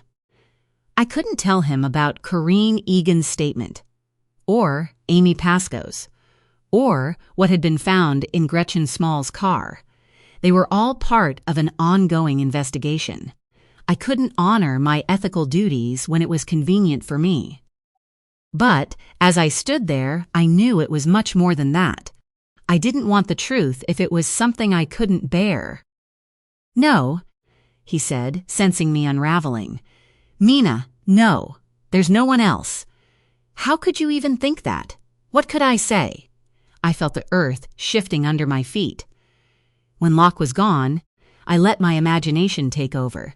But when he was here, right in front of me, every doubt I ever had vanished. This was Locke, my Locke.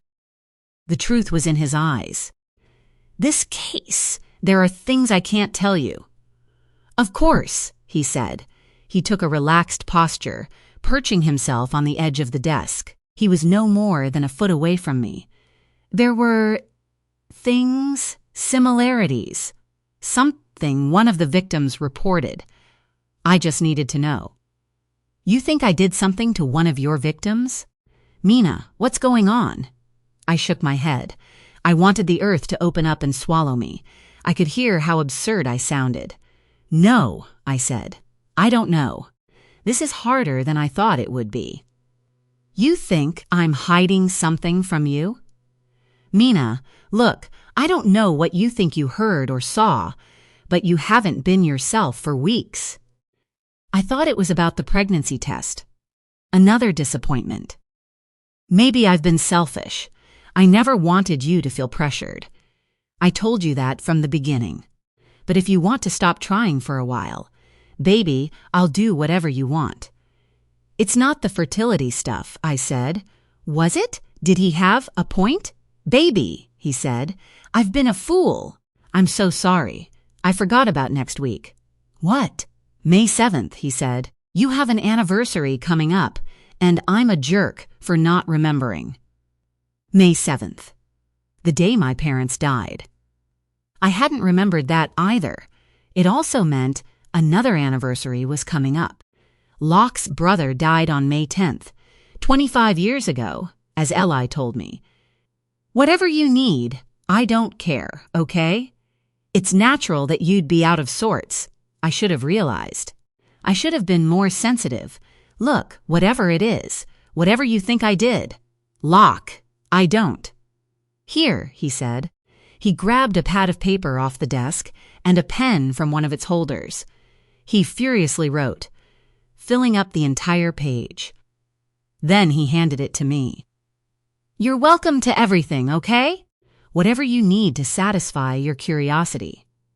My credit cards, banking passwords, social media profiles. You already know the combination to all the safes. Look through whatever you want." He took the pad back and wrote one more thing. "There," he said. "That's the passcode to my phone. Mina, take it all." "I'm sorry," I said, my throat feeling thick. "I'm saying everything wrong. I'm not accusing you of anything. I couldn't think straight. He had me spinning. Maybe he was right. What happened to my parents was always there. Just under the surface. It always came back strongest this time of year in fleeting images and sensations.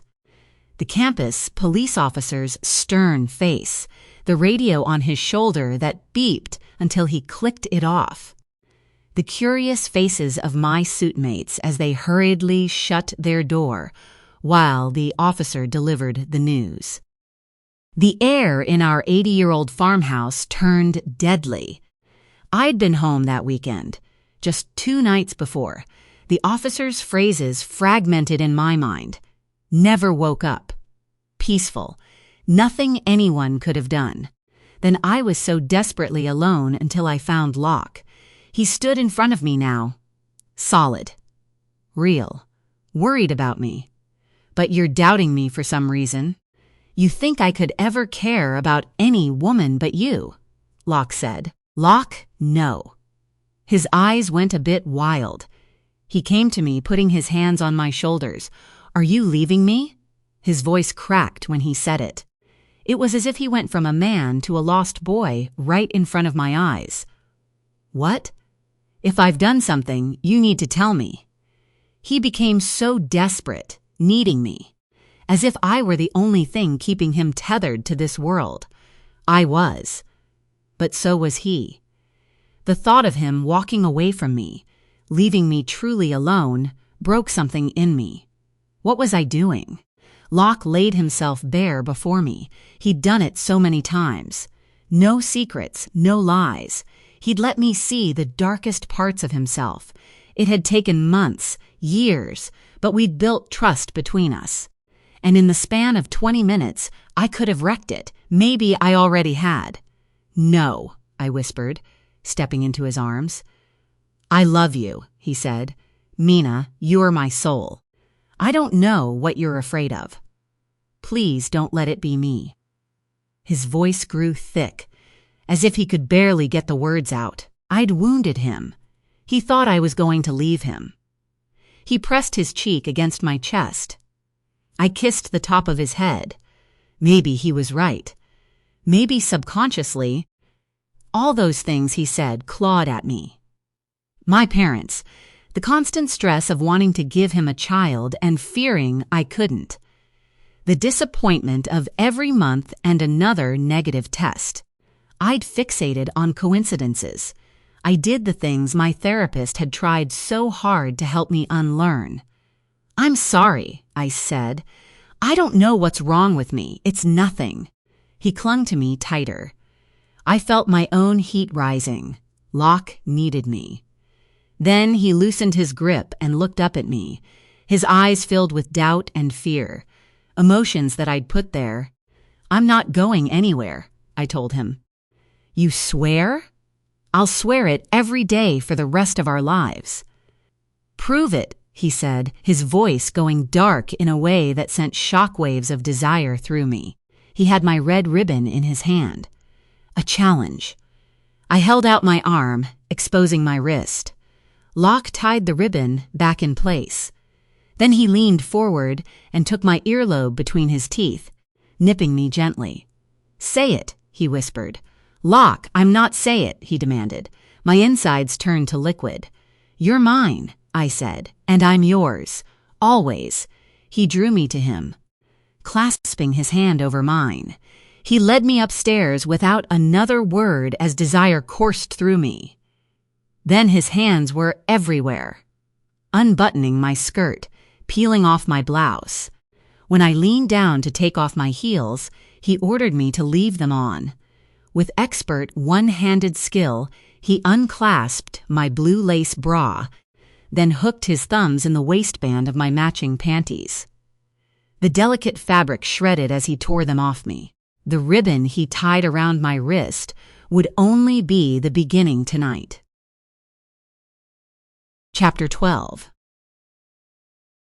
Kareen. There were 3 of them. His 2 friends leaned against the high top, laughing. I'd just brought them all their second pitcher of Amstel Light. One stood a little apart from the others, eyeing me. He wore an olive-toned button-down shirt with tan cargo pants, blonde hair, slicked back. He was handsome, but I knew that look. Kareen, Sylvie shouted. Your 4 top is still waiting for drinks. She didn't think I knew that. All 4 drinks sat on a bar tray, 2 dry martinis, a bottle of Heineken, and a sea breeze for the lone woman at the table. But I had to walk past that high top, get within reach of the man in the cargo pants. He looked like he wanted to eat me. Kareen! Sylvie brushed up against me. We're slammed. We've got a 20-minute wait for tables. Everything has to be perfect tonight. I know, I said. I could feel sweat between my shoulder blades. PJ had the air conditioner blasting. I took a breath and went to the bar to grab the drinks. I hustled past the high top. I could feel the man's breath on my neck. I served my drinks and took a kitchen order from my 4 top. Maybe I was just on edge. The next hour became a blur as Sylvie seated me 4 more tables. Things were good, busy. My last tables had all tipped in cash and generously. Behind the bar, my brother wore a genuine smile. I hadn't seen one of those from him in a very long time. Soon, I had to make a decision about Dad. He had spent most of his savings paying off my mother's credit card debt. There was just no money to be had. I cleared another high top to make way for another group. Order up! Blake shouted from the kitchen. I liked him. Big, burly ginger. He didn't like too many of the servers. We'd like another bread basket if that's all right. Seabreeze grabbed my wrist as I walked past her table. Of course, I said. plastering on a smile. She was complaining about me behind my back. I could sense it.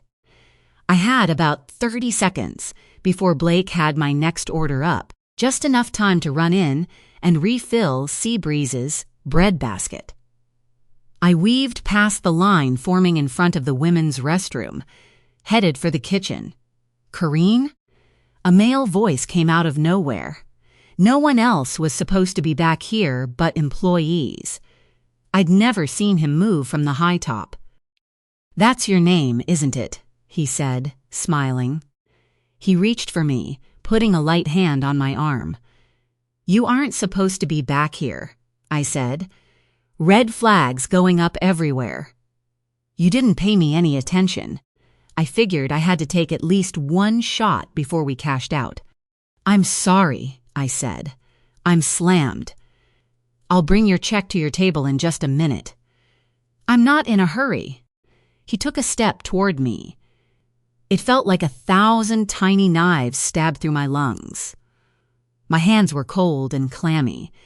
I shivered as he made himself bigger somehow, widening his shoulders and putting himself between me and the kitchen door. "Come on," he said. "I thought I saw you looking at me back there. I wasn't, and you're in my way." I felt hands all over my body, pinned down. "I'll make you disappear." The words filled my brain, drowning out everything else. The room spun. The smell of his musky cologne suffocated me. "Stop!" I yelled. I pushed back as hard as I could. "Corrine!" I had my back against the wall. Mr. Cargo Pants stood at the entrance to the men's room, maybe 10 feet away from me. PJ muscled his way past him, his eyes filled with rage. "Do we have a problem, man?" PJ shouted. "What?" the man said. "I just came back here to take a leak." She started getting all crazy. PJ turned to me. He put his hands lightly on my shoulders. "Are you okay?" "He's lying," I said. "Wasn't he? He touched me. I know he touched me. Why don't you and your friends cash out and get the hell out of here?" PJ said, his voice booming. The man's jaw dropped. He put his hands up, but backed away. "She's nuts," he said. "I think she's drunk." He turned and went back out to the bar. I couldn't take my back off the wall. I couldn't put one foot in front of the other. "Corinne," PJ said gently. "What happened?" I shook my head. He just got too close. He was hitting on me. PJ looked back down the hall. "Corinne, that's Jake Weber. He came in with Mitch Bernath. They're both money guys. They're potential investors." "He's a creep," I said. "But you're okay?" Sylvie appeared. "What did you say to him?" she asked, her tone full of her usual judgment. "Weber and his companions just stormed out of here without paying their bill." "Nothing," PJ said. "Just go back out there. Handle the hostess stand." Sylvie looked suspicious. She glared at me, but did as PJ asked. "You don't look well," my brother said to me. "Do you think I'm making it up?" "No," he said. "But I think you've been looking pretty ragged the last few days. Just go upstairs and get some rest. We can handle things down here. I'll store your tips for you. Come find me in the morning and I'll cash you out. Pijo, Corinne, go. Get some rest." I hated that look in his eyes. Worry, disappointment. He squeezed my shoulder and drew me in for a hug I didn't want. "We'll talk in the morning, sissy. I love you." He kissed my cheek and left me there. I knew it was his way of trying to be supportive, but it made me feel 8 years old again. Like I couldn't handle anything. Like he thought he'd have to take care of me my entire life. I should have ignored him. I should have gone right back out there and grabbed the next table. But my legs felt wobbly when I pushed myself off the wall. "I'll make you disappear." His words reverberated through me, making my throat run dry. So, I untied my apron and left it on a hook in the break room. Then, I took the back stairs up to my apartment. It was pitch dark. I flicked the light switch and kicked off my sneakers. Already, my phone started blowing up with texts from Sylvie. I left her on read and plugged my phone into its charger by the coffee pot. Would I ever feel normal again? Would I ever be able to be physically close to another man without feeling that suffocating panic? Had I misinterpreted or imagined Jake Weber's behavior? Maybe Sylvie was right. Maybe contacting the police again had been a big mistake. She warned me it would stir things up. I'd worked so hard to survive. It was the right thing, though.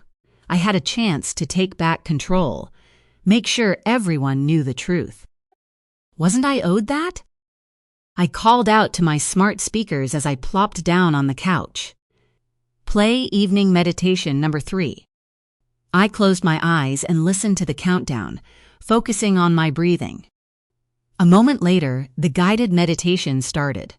I let the world fall away as I flexed and then relaxed each muscle of my body, starting with my toes.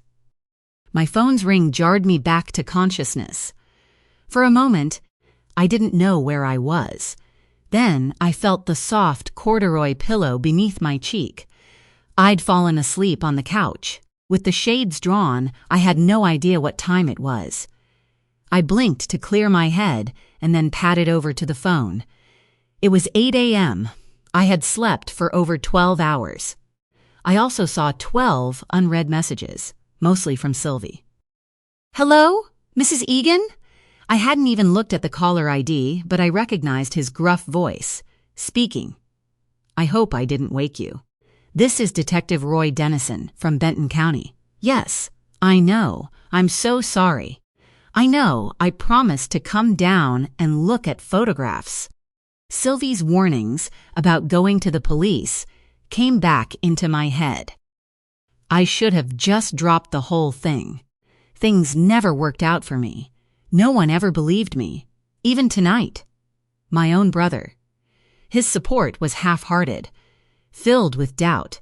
I bet they believed Mina Sobel. She looked so smart, so important, so confident. People respected her. They would listen to what she had to say. What would it be like to have someone like her on your side? She mattered. They ignored me, dismissed me, looked down on me. "Corrine?" Dennison's tone became stern. "There's no soft way to tell you this, so forgive me if it's upsetting. We have a suspect in one of the cases we've been working on. I can't give you specifics on anything that's not directly related to your case. Do you think you could meet me in Ann Arbor?" Ann Arbor? That was nowhere near me or LaSalle Harbor. "I need you to take a look at a lineup." My pulse jackhammered. A lineup with real people, not just photos. "When?" "Tomorrow. I can meet you there." "In person?" "I thought you said I just had to look at pictures." "Things have changed. Will it be a problem?" I swallowed hard. I'd have to call off work. Sylvie would throw a fit. I'd tell her I was sick.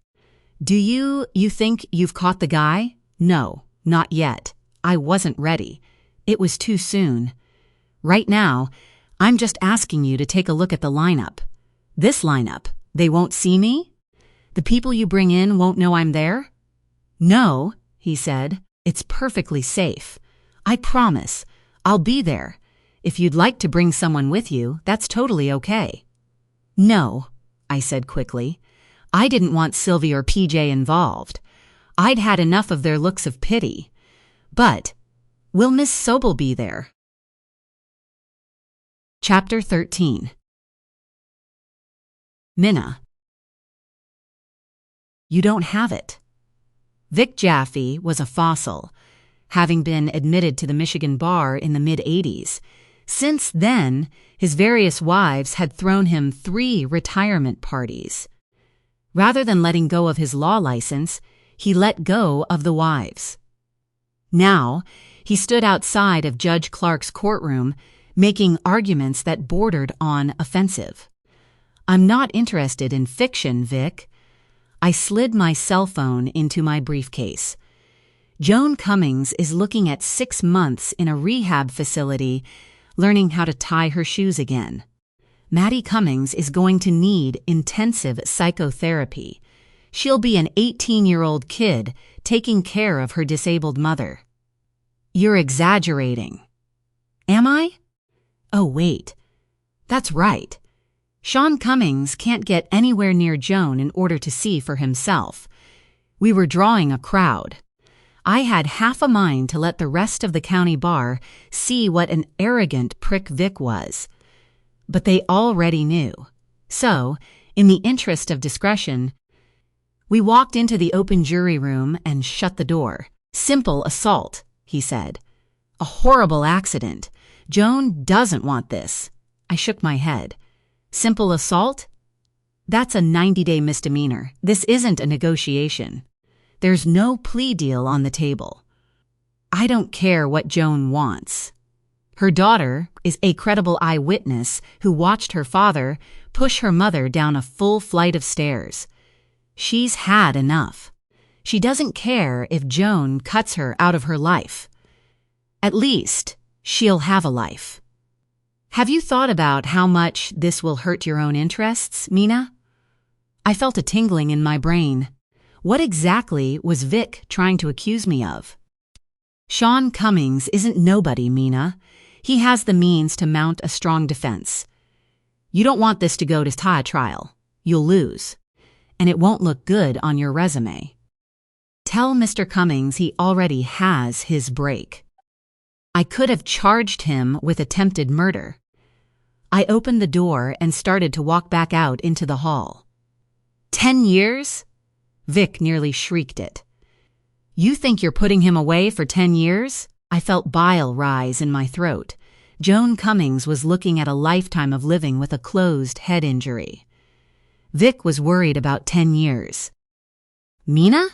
Roy Dennison's deep voice came from behind me.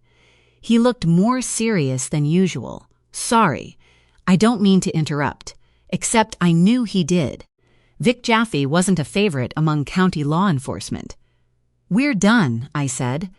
I left Vic swearing under his breath. Do I even want to know?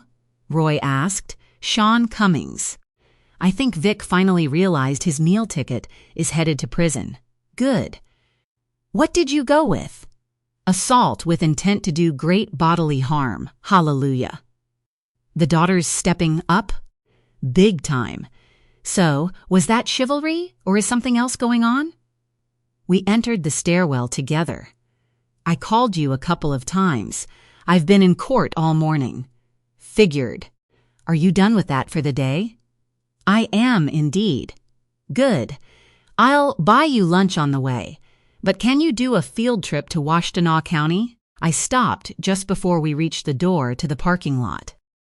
What's going on? We got a DNA hit off a few drops of blood found in Gretchen Small's car that didn't belong to Gretchen. What we did find of Gretchen's blood is enough for the coroner to conclude she didn't survive. Roy almost sounded giddy.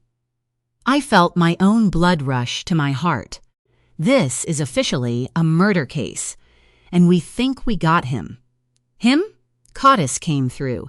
We got a match to a guy arrested on a hit skip 2 months ago. Washtenaw County deputies picked him up. He's got a record a mile long on drug offenses. He violated his probation. They've got him in custody. Amy Pasco is already down there for a lineup. I don't want to risk a single technical mistake. If she IDs him, we'll have search warrants in hand by the end of the day. I also called Corrine Egan. She's scared to death, but she's agreed to meet us there. If it's the same guy, she should be even more sure. She was intimate with him. Roy, we don't have jurisdiction over the Pasco or Small case. Not even Corinne's if it comes to charging. I'm not telling you anything you don't know. We're allowed to be there. That's what Trace is for. I don't want to step on anyone's toes. We won't. We've got access to more resources through the Trace grant money. Trust me, nobody's going to turn down the help." "We've got him?" I asked. "Our whisper match guy?" "One step at a time," Roy said.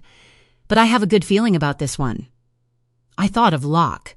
Relief flooded through me. Chapter 14. It was about as solid an ID as I've seen. Deputy Renee McAllister of the Washtenaw County Sheriff's Department was waiting for us in the hallway. I was angry and trying not to show it. McAllister had conducted the lineup with Amy Pascoe before we got there. "Did you record it?" I asked. "Do you mind if I review the tape?" McAllister looked at Roy standing beside me. "I'm sorry," McAllister said. "Are you questioning my qualifications to run a lineup?" "No," Roy answered sharply.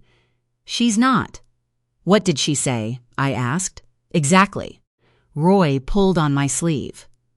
"1 second, Renee." Roy gave me a stern look as Detective McAllister excused herself. Roy brought me into the observation room right next door. The lineup had taken place on the other side of the one-way glass. A few of the decoy suspects were still in there.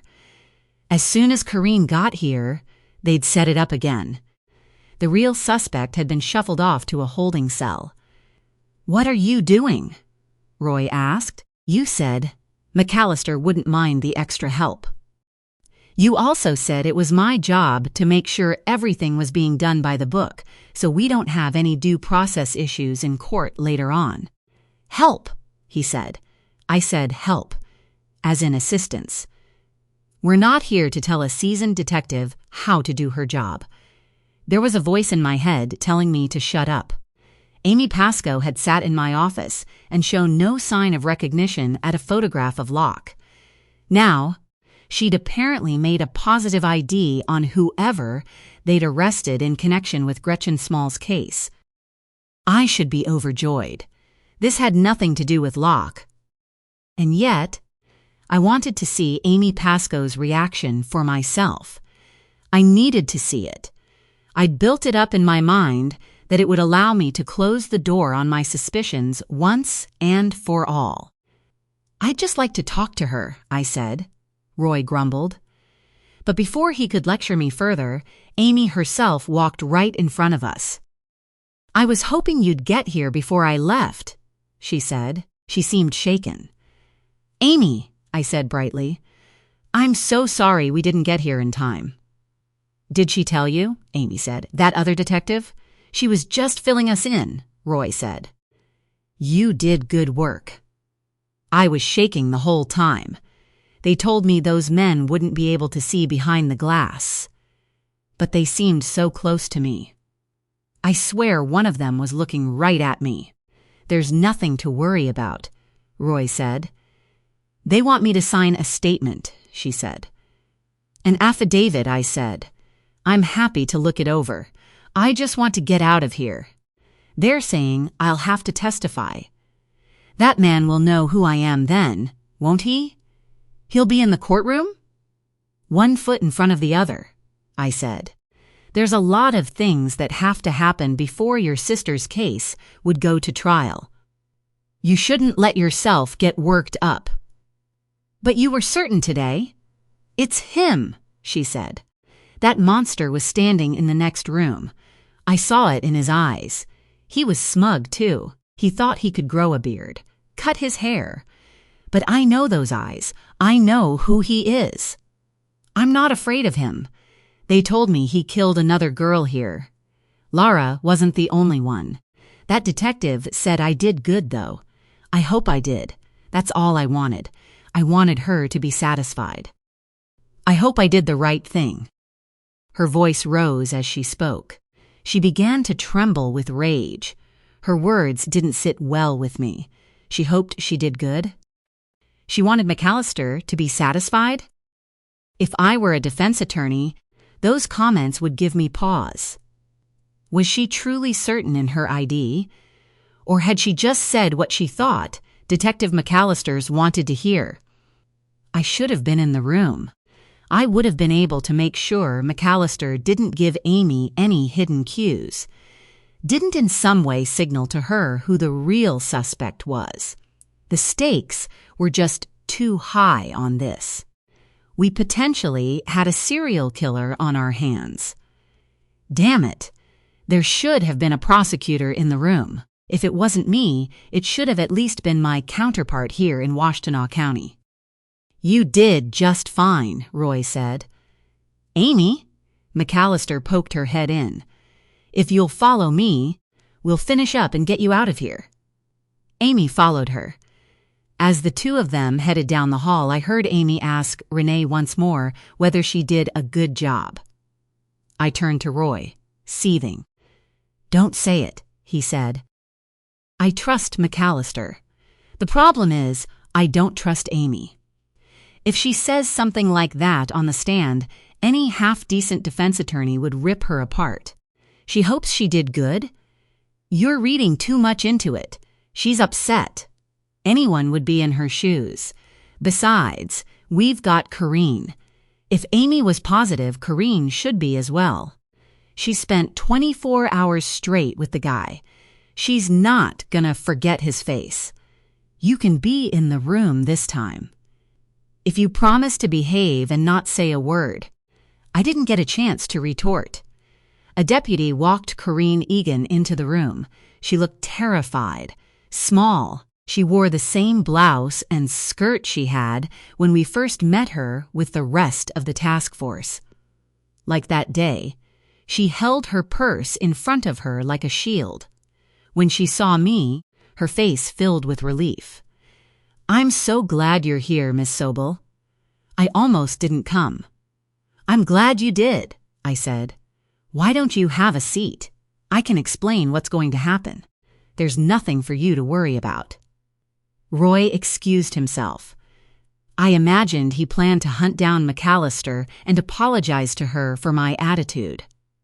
I didn't want to offend the woman, but I had legitimate concerns. This case had to be rock solid. Even though I wouldn't be the one trying Gretchen Small's murder, I had a vested interest in making sure this lineup was conducted properly. I would not let a single mistake happen during Corin's ID. He'll be here? Corrine asked. Right over there? She pointed to the window behind us. The suspects will be there, I said, careful with my words. Don't let anyone pressure you, okay? You take your time. Corinne nodded. I never thought things would get this far. I'd pretty much lost all hope, you know. It's okay, I said. You've been very brave. What if it is him? Matt. I hoped it was. I think I wanted it more than Corrine did. Let this be the end of it. Let Matt Woodson walk in and stand against that wall. Then this could be over. I could laugh at myself for thinking such ridiculous things and letting my imagination get the best of me. For weeks, it had come between Locke and me. This secret, this great thing I couldn't tell him, it would be over. Today, I had to be very careful not to let any of that show on my face. Otherwise, I might risk doing the very thing I just accused Detective McAllister of. You ready in here? McAllister poked her head in. Roy scooted past her and said a quick hello to Corrine. I want to just get it over with, she said. Good enough, McAllister said. She looked over her shoulder and signaled to someone down the hall. Then she stepped into the room with us and closed the door. McAllister closed a blackout curtain in front of the window while her colleague set things up on the other side. Corrine stood close to me. Beads of sweat dotted her brow. She trembled. McAllister looked at her. Tell me when you're ready. Corrine nodded. Could I get a glass of water? McAllister stepped out. A moment later, she came back and handed Corrine a small water bottle. Corrine didn't drink it. She just gripped it. You're sure they can't see me? Corrine asked, a valid and common question for witnesses in her shoes. that one-way glass could feel very thin between a victim and the suspect who may have committed unspeakable violence against them. "We're sure," I said. "It's opaque on the other side. Plus, they'll have bright lights directly in their eyes. They can only hear the deputy in the booth in front of them. You're safe." "What if I can't be sure?" she said. "There's nothing wrong with that either," I said. "Just take your time. Are you ready?" McAllister asked. Corinne grabbed my arm. I put a gentle hand over hers, reassuring her. "This is a safe space, Corinne. Promise. It's okay. Corinne, I'm right here." "I'm okay," she said. "I can do this." McAllister gave her a tight smile, then reopened the blackout curtain. 5 men walked in. I later learned 2 were other deputies in plain clothes. One was the sheriff himself, as he fit the height and general description Amy gave to the sketch artist. Another man worked as a civilian clerk downstairs. The 5th man was the actual suspect. Roy told me just before we arrived his name was Daniel Palicki. They didn't look how I expected. Every one of them had a closely cropped buzz cut. They all had beards and muscular physiques. Each one was handsome with piercing eyes that seemed to cut right through the glass. If any of these men were Corinne's Matt Woodson or Laura Pascoe's mystery date, he had changed his appearance. I tried to imagine Amy Pascoe's police sketch. The faces in front of me had definite similarities. Strong jaws, a cleft in the chin. Amy had wanted us to believe she was so sure of her ID. I don't know if I could be. I now realized how critical it was for Corinne to be able to make a positive ID. It would be a long shot for Amy's ID to hold up in court. She'd seen this man briefly. Corinne was now the key. The 5 men stood against the wall, squinting against the harsh lighting. The deputy at the microphone admonished 2 of the men to take their hands away from their eyes. Seconds ticked by. Corinne stood mute beside me, her hand on my sleeve growing clammy. She kept her head down, afraid to look up. Then she slowly lifted her chin, letting her eyes scan the men one by one. Chapter 15. Corinne. "It's okay, Corinne. I'm right here." No one ever said things like that to me. My brother and sister just told me what to do, their frustration and disappointment always so obvious. Now, Mina held my hand. I could feel her trying to transfer her strength to me through her touch. So confident. She was so pretty. She smelled expensive. I thought about it the other day, too. Clean, with perfectly manicured nails. Her hair didn't look real, sleek and dark. I couldn't find a single flyaway. How could some women do that? Like she'd just stepped out of a salon. Maybe she had. Or maybe she paid somebody to do her hair and makeup for her every morning before she came to court. I imagined her having one of those deep soaker tubs in a luxury bathroom with tall windows overlooking Lake Michigan. She wore a tan suit, and it brought out the little gold flecks in her eyes. She was everything I wanted to be. Rich, beautiful, self-assured, smart. If one of her parents needed nursing care, I bet she could just write a check. I was invisible to people like her. Just like I was to the people I served drinks to every night. I was background noise, just an extra in the movie of their lives. Only now, this was my scene, my close-up, time to deliver my Oscar-worthy performance. I wonder if she believed the show I was putting on for her. "I'm okay," I said. "I can do this." 5 men, their fate depending on whether I recognized one of them. It was too late to run now. I had to see this through. Why was I so nervous? It's not like he would be here. it would be impossible. One by one, I watched 5 men file into the room on the other side of the one-way glass. It was just like I'd seen in the movies and on TV. They lined up against a wall with height markers.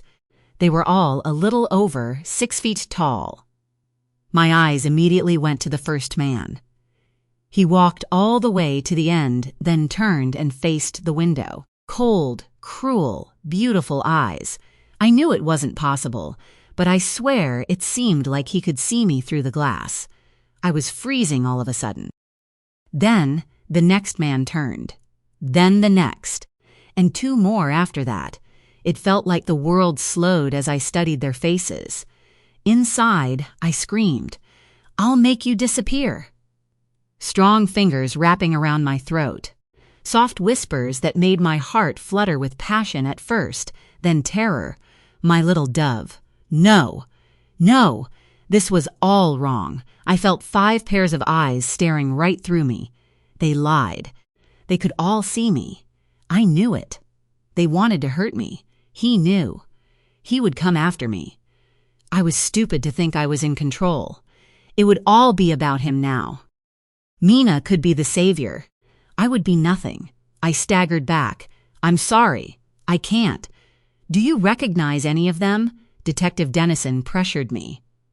"You can take a break," Mina said. "No." I shook my head furiously. "No, you don't recognize them?" "Or no, you don't want to take a break?" Dennison asked. "I don't know them. You said he was one of them. You said you caught him. You lied." "It's okay," Mina said. It wasn't, though. She didn't mean it. She was disappointed. She thought she'd already saved the day. Caught the bad guy. She could play the hero. And I would stay stuck in the role everyone put me in. The victim. Even now, I could see the pity in her eyes. In all of their eyes. Mina didn't know.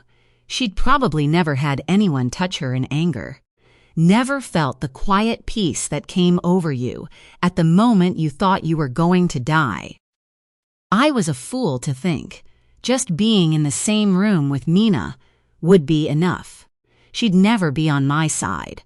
"I'm sorry. I can't be here anymore. I think I'm going to be sick." "Is there a restroom?" "I'll take you," Mina said. "It's okay," Detective Dennison said. He said other things, but I headed for the door. Mina was right on my heels.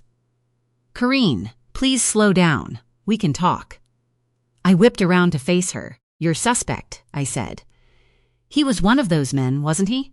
She said nothing. She didn't have to. "Corine, it was one lineup. That's all. It doesn't mean we won't stop trying to solve your case." I tried to look frustrated, but I wasn't surprised. All this time I had known she wasn't going to help me find my happy ending. I was going to have to make it on my own. I'd have to write my own. Sweat pouring down my neck, I shut the bathroom door. I walked to the sink and ran the cold water, splashing some on my face. I set my purse on the sink and unzipped it. I pulled out a small plastic baggie. The contents made me feel powerful. It gave me something I could control. Unzipping the bag, I carefully slipped out a single pair of underwear and held them up to the light. They still held secrets I knew could change my life. I dropped them back into the baggie and held them to my chest. As I closed my eyes, I saw his face floating in front of me. Handsome. Devastating. Passion and danger. Heaven and hell. A demon disguised as an angel. I had to be brave enough to bring him to me. Chapter 16. Mina. Corinne had been in there for a while. I knocked once to ask her if she was all right. She didn't answer. I didn't know how long I should wait before becoming more forceful. She could not identify Daniel Palicki. I told myself it didn't mean he wasn't the one who hurt her. His hair had changed. His beard. It hadn't been enough to throw Amy Pascoe off. but doubt swirled around my head. Amy Pascoe only saw Laura's abductor from afar. Corinne had spent a weekend and been intimate with him. Mina! Dennison caught up with me. Is she gonna be okay? She just needs a minute, I said. Amy Pascoe was absolutely sure, Dennison said. No doubt in her mind, Palicki's the one who was last seen with her sister, Laura. This is the whisper match guy. I feel it in my bones.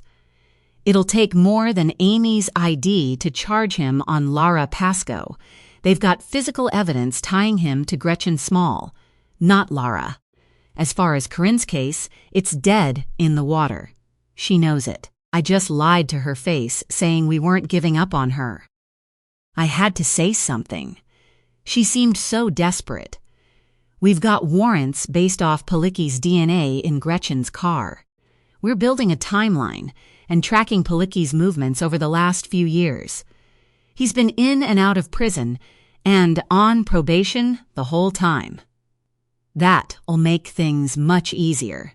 And we know where he's been living when he's not locked up. The search of his house is underway. If he took Laura there or anyone else, we'll know. It'll take a few weeks, but we'll get forensics on his cell phone and any computer he has. Stay on it, Roy, I said. Just make sure they do everything by the book. We can't risk Palicki getting off because someone didn't know how to properly write a warrant. Detective McAllister called to Roy from down the hall. He gave me a nod and went to talk to her. I still heard the water running from inside the restroom. A moment later, 3 deputies came around the corner with Daniel Palicki in tow. They were all headed right toward me. I put my hands behind me on the bathroom door. It opened inward. I couldn't hold it shut or warn Corinne not to come out. For my part, I pressed myself against the wall. Even in cuffs, Palicki managed a swagger. He would pass me with merely inches between us. He muttered something to one of the deputies. Whatever it was, it earned him a light shove forward. The other deputy gestured to his colleague and pointed at me. They knew who I was. Palicki slowed as he walked in front of me. He seemed startled. Then his lips curled into a smile. He was good-looking. If I superimposed Amy Pascoe's police sketch over his face, the match was clear. But that picture didn't capture the menace in this man's eyes. Cold. Heartless. Were they the last things Laura Pascoe, Jade Darby, and Gretchen Small saw? Palicki let his eyes lewdly travel down my body. Then he moved as quickly as a snake. Leaning toward me, he whispered, "Nice suit. But you'd look better in red, sweetheart." The 2 deputies jerked him forward, admonishing him to keep his mouth shut and his eyes forward. I felt as if I'd melted to the wall. The air was thick. The bathroom door swung inward as Corinne stepped out. Palicki was just passing by. The deputies made him pick up his pace and escorted him quickly around the corner. "Mina?" Roy sprinted toward us, with McAllister right on his heels. "What the hell was that?" Roy demanded of her. "What are your guys thinking bringing him down this way?" "So sorry," Detective McAllister said. "You ladies all right?" Corinne looked puzzled but not upset. Palicki hadn't fixed his cold eyes on her like he'd done to me. "You'd look better in red, sweetheart." Why would he say that? The ribbon around my wrist felt like it had caught fire. "It's nothing," I heard myself say. "Are you okay getting home?" Roy asked Corinne. "I'm good," she said. "I'm sorry I couldn't be more helpful." "You did fine," I said. She gave me a half-hearted smile, then disappeared down the opposite hallway. Roy put a light hand on me. He thanked McAllister for including us. I struggled to put one foot in front of the other as we made our way outside. Daniel Palicki was just a man. A psychopath, perhaps. But I'd faced many like him before. And yet, there was something different about him. I felt like he knew me. Chapter 17. Minna. Later, the night terrors came. This time, I dreamed I was at the bottom of the lake, trapped in a car. I could see Locke swim toward me but felt paralyzed, suffocated. He told me I woke up screaming. I couldn't tell him about the dream. I would have to tell him why I was so stressed, and part of me knew I still needed to keep it to myself. The dream changed, too. The man swimming toward me morphed into Daniel Palicki. Those cold, piercing eyes bore into me. He blew me a kiss. Then he swam up to the car window, smiled at me, and then left me there to drown. Now Locke and I sat in the car outside the La Salle Harbor Medical Building. Our appointment was at 8 a.m. Locke pulled a string or two to have the doctor meet us an hour before her office officially opened. This town was far too small, and neither of us wanted anyone else in our business. Baby, it doesn't matter. It does, though, I said. He took my hand and brought it to his lips. Come on, Dr. Wexler's probably already in there. We could have done this by phone, I said, or through my chart. Locke waved me off as he got out of the car and came around to my side. He insisted on opening car doors for me, though I'd told him 1,000 times it wasn't necessary. He was a throwback in so many ways. I hate my chart, he said. I don't want some dictated message back from Wexler's nurse. I want you to be able to ask your questions directly, with her full attention. She was waiting for us with a kind smile when we walked in. As Locke requested, none of her staff had clocked in yet. Thank you so much for accommodating us, Locke said, turning on his full charm. He towered over Gloria Wexler.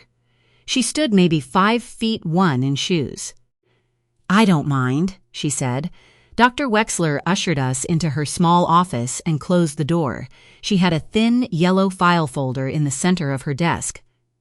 Relax, she said, her smile bright. Since she was La Salle Harbor's only reproductive endocrinologist, Locke and I debated whether to choose someone out of town. But even coming from our small town, she was one of the best in the state. She took 2 stapled packets of paper out of her folder and handed one to each of us. I saw rows of numbers under both Locke's and my names. I saw a few for each of us marked in the abnormally high zone.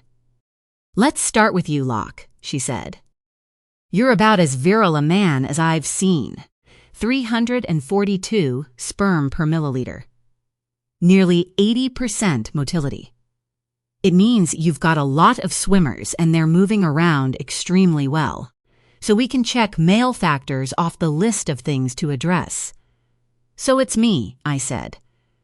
Not necessarily, Dr. Wexler answered. Most of your numbers are in great shape too, Minna. The only culprit I see is the ratio between your FSH and LH levels. Your LH is 3 to 1 higher than your FSH. We normally want to see that at 1 to 1. What does that mean? Locke asked before I could. On paper, it looks like polycystic ovarian syndrome. You're probably not ovulating regularly.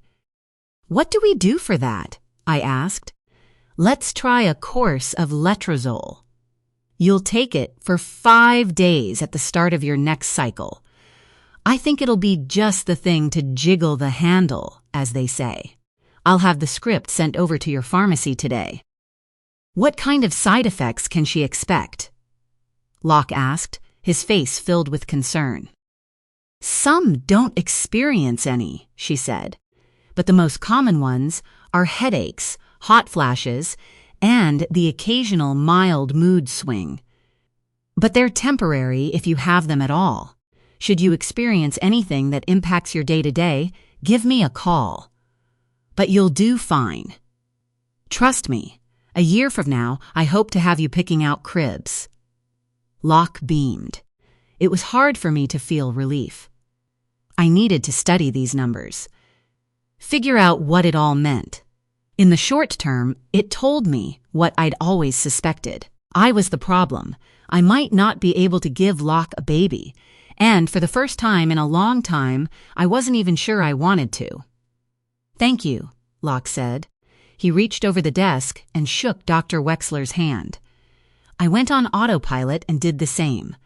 As we got to the car, Locke embraced me. "I told you," he said. "It's going to happen." Then you heard something different than I did. She wants me on fertility drugs. I'm the problem. He looked skyward. "Will you stop?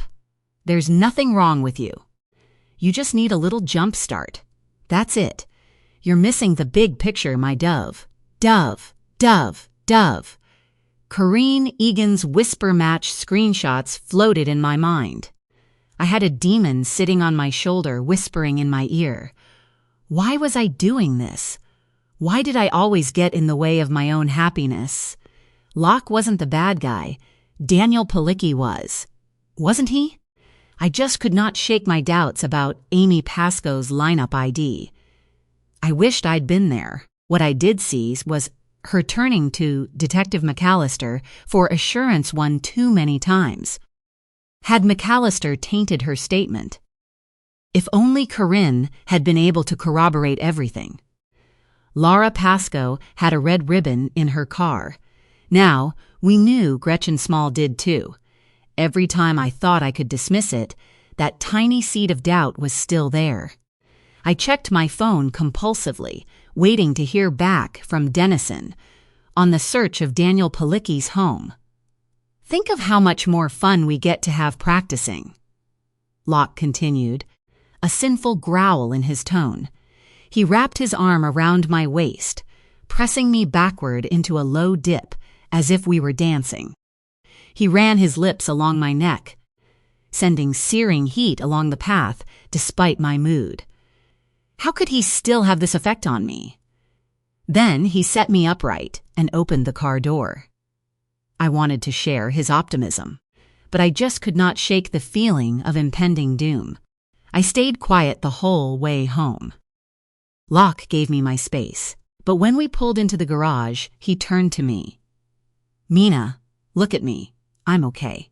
Really, I'm just trying to absorb it all." "No, you're not. You're catastrophizing again. I know that look. That tone.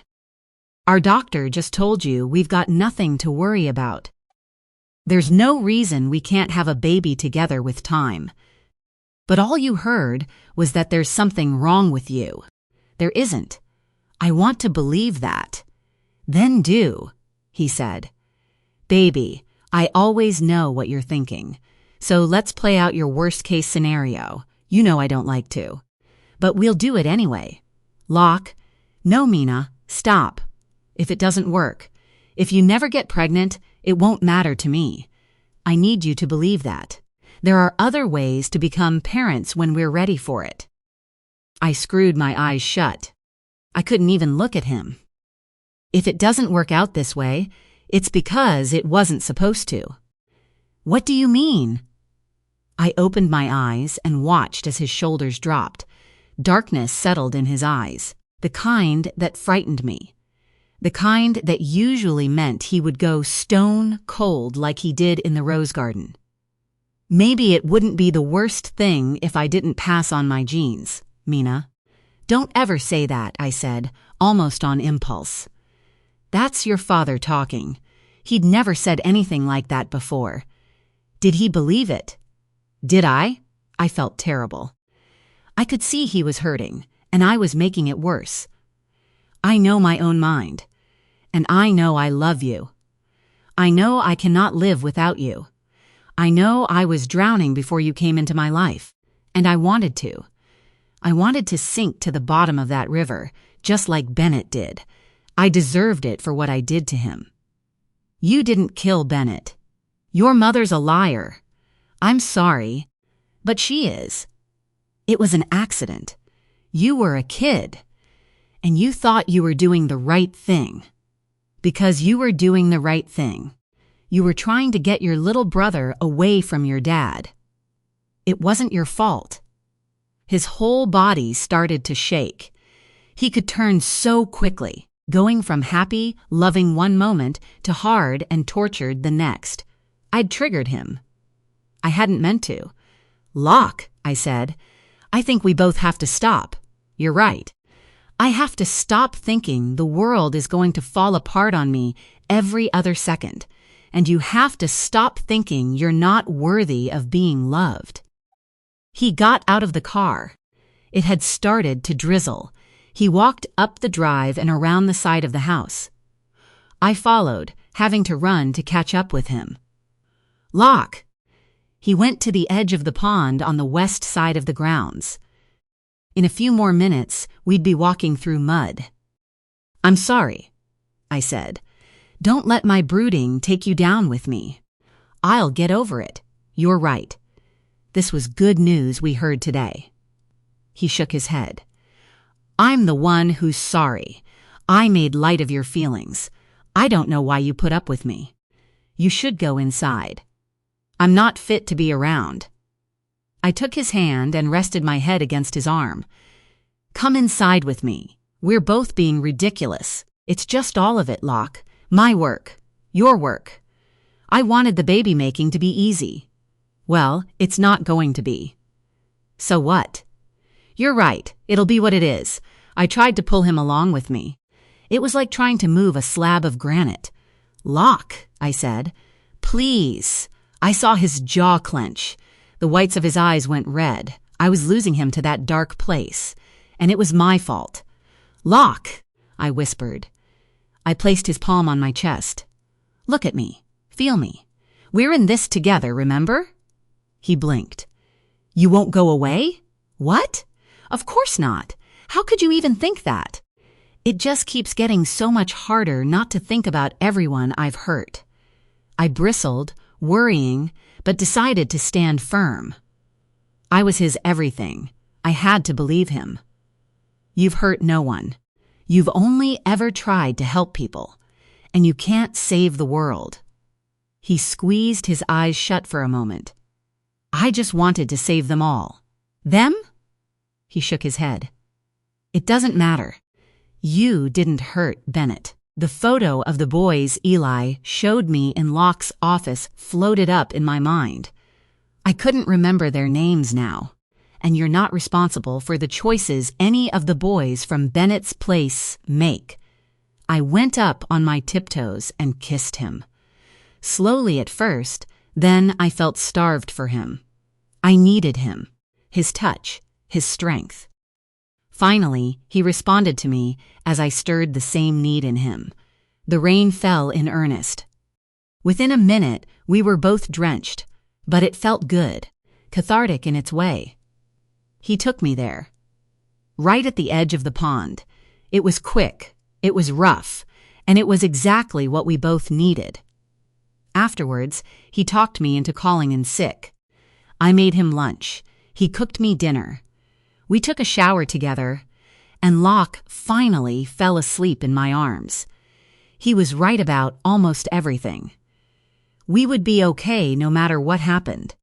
I was looking for clouds in the bright, sunny sky. The only thing he was ever wrong about was himself. Someday, I wished he would be able to see himself through my eyes. And I knew he thought the same thing about me. We slept like the dead. When the sunlight finally stabbed through the windows, my ringing phone jarred me awake. Locke moaned beside me, looking wicked as he stretched out, one arm above his head. He held me tightly with the other. "You've been bad, Mina," he whispered, pointing his chin toward my ringing phone. I'd broken a rule and forgotten to leave it in the kitchen. "You know what happens when you're bad." I did. He would deliver delicious punishment for that later. A shock of need jolted through me as I imagined it. Sometimes I was bad on purpose. "Roy," I answered the phone, clearing my throat. "Are you sick or something?" "No. I thought I was coming down with something. I feel better now." Locke stirred beside me and acted similarly surprised when he saw the time. "Good," Roy said. "I need you down here. We're only about a quarter of the way through Palicki's house. It's a house of horrors, Mina. They videotaped everything. I need you to go through it with me." "Of course," I said. The bubble of serenity Locke and I built last night burst as jarring reality set in. "I'll be there in 20 minutes. "Everything okay?" Locke asked. I didn't know how to answer. "Not really," I said. "I have to go to work, and so do you." I leaned across the bed to kiss him. The light had come back into his eyes. We chased away his clouds together last night, and I was going to put my worries about him, about this case, and his connection to it, to bed. Locke was so wrong about himself. He wasn't evil. But I was about to confront something that truly was. Chapter 18. In my 5 years as a prosecutor of violent crimes, I'd walked more crime scenes than I could count. But what they found at Daniel Palicki's house chilled me to my core. "They've brought in trauma counselors to work with the search crews," Roy said. "This video has already been sent out to the rest of the Trace team, but I need you to see it." Roy popped a flash drive into his laptop and played the video footage from yesterday morning's search. The camera person walked through the front of the home. Daniel Palicki lived in Manchester, a small town just outside of Ann Arbor. It was a mid-century ranch home on 12 acres of mostly wooded land. A large pole barn sat in the northeast quadrant. Crews were still conducting their search out there. But what they found in Palicki's basement was damning enough. The camera panned around a dimly lit corner of the basement with tall metal shelving. There were 4 shoeboxes lined up on the bottom shelf. One by one, each box had been opened and cataloged. "It's going to take some time for DNA, fingerprints, blood analysis," Roy said. "But we've got at least a preliminary match to the owners of some of these items." The first box contained a pink lycée bra. Jade Darby wore one fitting that description. According to her husband, Roy said, "There's a substance that looks like blood on the clasp." "He kept souvenirs," I said. "Looks that way," Roy agreed. He froze the video at the next frame, showing the contents of the second box. It was a silver pendant necklace. The pendant resembled an Egyptian hieroglyph. Amy Pascoe described a necklace like this.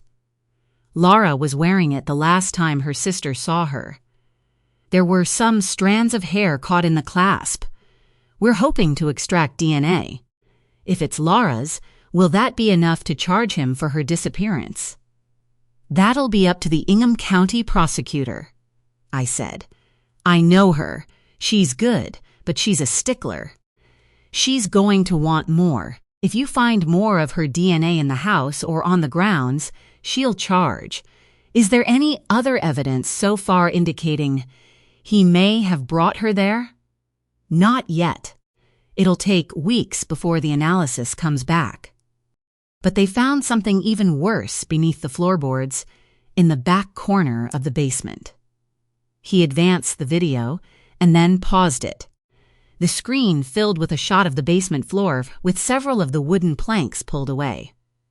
"Bones," Roy said. "Cadaver dogs hit right away. These particular canines are trained to alert on human remains." I tilted my head to the side. I could make out what looked like a femur and a skeletal hand jutting out of the dirt. "They could have been there a long time," I said. "You're going to have to figure out how long Palicki's been in that house. I'm not an expert in human decomposition, but those don't look fresh," Roy said. My stomach dropped. "What if he's been at this for years?" "We're expanding the scope," Roy said. This might go way beyond whisper match. Palicki's what? 30, I asked. I tried to imagine it. Could this man have been killing back in his teens? What do you know about him? I asked. His background. His family. Nothing about any family, he answered. We're still piecing together his criminal history.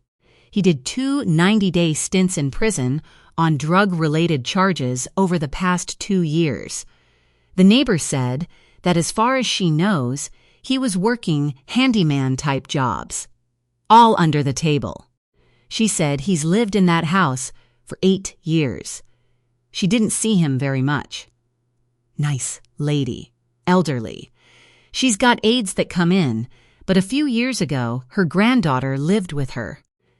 I rubbed my temple. Does she know her whereabouts?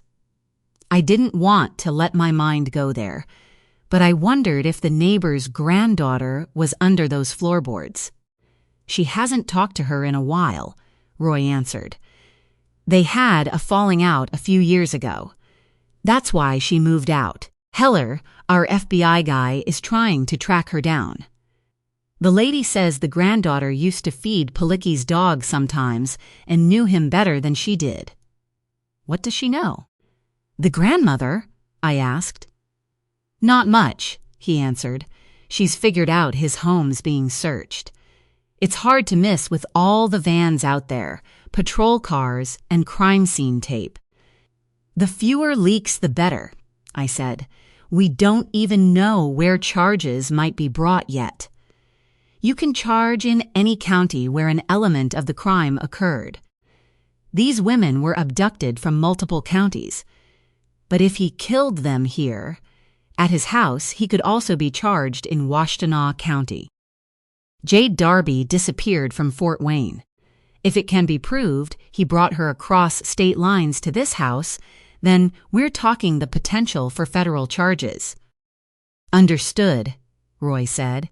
He rewound the video to the images of the shoeboxes. Tube of lipstick in the 3rd box. We're hoping for DNA on that one, too. It'll be hard to match up to a victim otherwise. What about the 4th box? I asked. Roy advanced and then froze the video once more. It took my eyes a moment to adjust to the poor lighting on screen. When I could clearly make out the box's contents, it felt like the temperature in the room dropped 20 degrees. Red silk ribbon, Roy said. An entire spool of it. Eyeballing it, it looks like the kind found wrapped around Gretchen Small's smartwatch that we found in the center console cup holder. I want to get Corinne Egan back in here, see if she recognizes it. She couldn't make a positive ID from the lineup, I said. That's been bothering me, he said. From what we know, she's the potential victim who had the most one-on-one contact with this guy. I mean, she slept with him.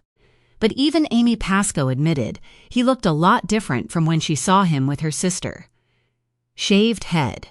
Gained weight. I'm sorry, but I'm not feeling confident about Amy's ID, I said. I'm telling you, if she takes the stand, I don't think she'll survive a robust cross-examination. I'd feel a whole lot better about this if Corinne could have made a positive ID. Unless we're dealing with 2 different perpetrators, Roy said. We've both been doing this long enough not to make assumptions. We're at the tip of the iceberg in this. We don't know if Palicki acted alone. I'd really like Corinne to come back in and take another crack at it. But there's been nothing so far to point to an accomplice, I said. And you're going to risk tainting her testimony if she makes a positive ID now. I still want to talk to her again, now that we've got more evidence to work with. Roy opened a second file on his laptop, marked Palicki Interview 1. The footage started as Daniel Palicki was brought into a dingy interview room. The camera was placed at his eye level, just behind the detective's shoulder. Daniel Palicki was handsome. There was no denying it. He had cold, piercing brown eyes, just like Amy Pascoe had described. Strong jaw, a cleft in his chin. If he grew out his hair, he would be an obvious match to the police sketch. At the same time, Palicki looked nothing like Locke. The sketch, however, looked like both of them somehow. "I know you know why you're here, Danny," McAllister said. "And you know I've got law enforcement searching your house and car as we speak. You want to come out in front of this?" Nothing. No reaction. Palicki shifted in his chair to make himself more comfortable. He looked directly into the camera and Sir smirked. It felt like he was looking straight at me. For the remaining 10 minutes of the interview, he didn't alter his gaze. He didn't ask for a lawyer. He said nothing at all. Finally, Detective McAllister realized the exercise was getting her nowhere. She ended the interview. Roy clicked off the screen. "This was good work," he said. "I think everyone's happy with what we've accomplished so far." "So far?" I said. "If and when we match those girls to the evidence we found at Palicki's house, we'll be able to retrace his digital steps. We can work on finding out who else he might have matched with on that app. Though it's been tough to get the app developers to cooperate." "This is different," I said. "You can show a pattern. You can make a case that the app itself was used to solicit these women. If you can show he had no other access to them except through the app. He didn't meet them in a bar. They weren't close by. Not women he would have met casually out and about, but for Whisper Match, he wouldn't have had a way to contact them. It's almost like the app itself aided and abetted." "Can you write the subpoena?" Roy asked. I nodded. "You'll need a motion and brief in support, but they're going to claim lack of jurisdiction pretty much anywhere you file it, since the thing's probably hosted in a foreign country. There are ways around that. They're doing business here. Their users are here. Give me a couple of days and I can have something for you." "We can probably get you help on that," Seep said. "Researchers. Paralegals. This is the kind of thing the feds might write a blank check for." "I can get started and let you know," I said. Roy's cell phone rang. He checked the caller ID and frowned. "I gotta take this. Give me 1 second." He stepped out of the room. Roy left a stack of photos on the table containing screenshots from the footage we'd just watched. I reached for them. I worked my way through them until I found the photo of the 4th shoebox containing the spool of red silk. I looked closer. The fabric was identical to what I wore around my own wrist. No, not again. I would not go down that road. But Daniel Palicki was behind bars. The police were accumulating more and more evidence against him. We were so close to being able to deliver justice for these poor women. Every ridiculous fear I harbored had turned into nothing. There was no connection between Corinne Egan, Laura Pascoe, Jade Darby, Gretchen Small, and me. Roy came back in. That was McAllister. They've dug out the rest of the body under the floorboards. His phone rang again. Roy held up a finger and excused himself to take the call. I flipped through the photos again. All these women. 4 now. What had been done to them? Were they tortured? Did they know what was happening to them? I heard Roy's muffled voice as he spoke to his caller. I kept landing on the photo of the spool of ribbon. Why did Palicki have it? What was its significance? I knew what mine meant, and I cherished it. I hated that this case had forever tarnished my feelings for it. "That was Corinne," Roy said as he came back. "She said she hasn't been able to sleep since she looked at the lineup." "Does she think she recognizes Palicki now?" I asked. "No," Roy said, "but she said she kept something from her weekend with Matt Woodson, something she was afraid to give to the police until now." She says she thinks it could have his DNA on it. If she's right, and it matches Palicki, she could still make a powerful witness. Do you see anything wrong with my thought process? No, I said. It's worth looking into. It was. But it would also be one more concrete piece of evidence that would put my doubts to rest once and for all. Roy's phone buzzed one last time. Sorry, he said. Just another fire I have to put out. It never ends. He left the room. I looked through the rest of the photos. The house looked so dark, so cold. There was dust on every counter, broken window panes. Everything about it seemed bleak. I didn't believe in ghosts, but the house itself felt evil. One by one, I laid the photos face down as I looked at them. Several of the photos captured Palicki's bedroom. The bed was unmade with dirty laundry on the floor. Even through photos, I imagined the place smelled dank and fetid. I flipped over another photo, showing a nightstand with wadded-up tissues and a pair of earbuds on top. Then every muscle in my body went hard. Fear stabbed through my chest. There was a painting on the wall. I recognized it instantly, but blinked, trying to clear my vision. No, it could not be. It made no sense. I flipped to the next photo. A different angle of the same wall, but the painting was in sharper focus. Frères Célestes, Celestial Brothers.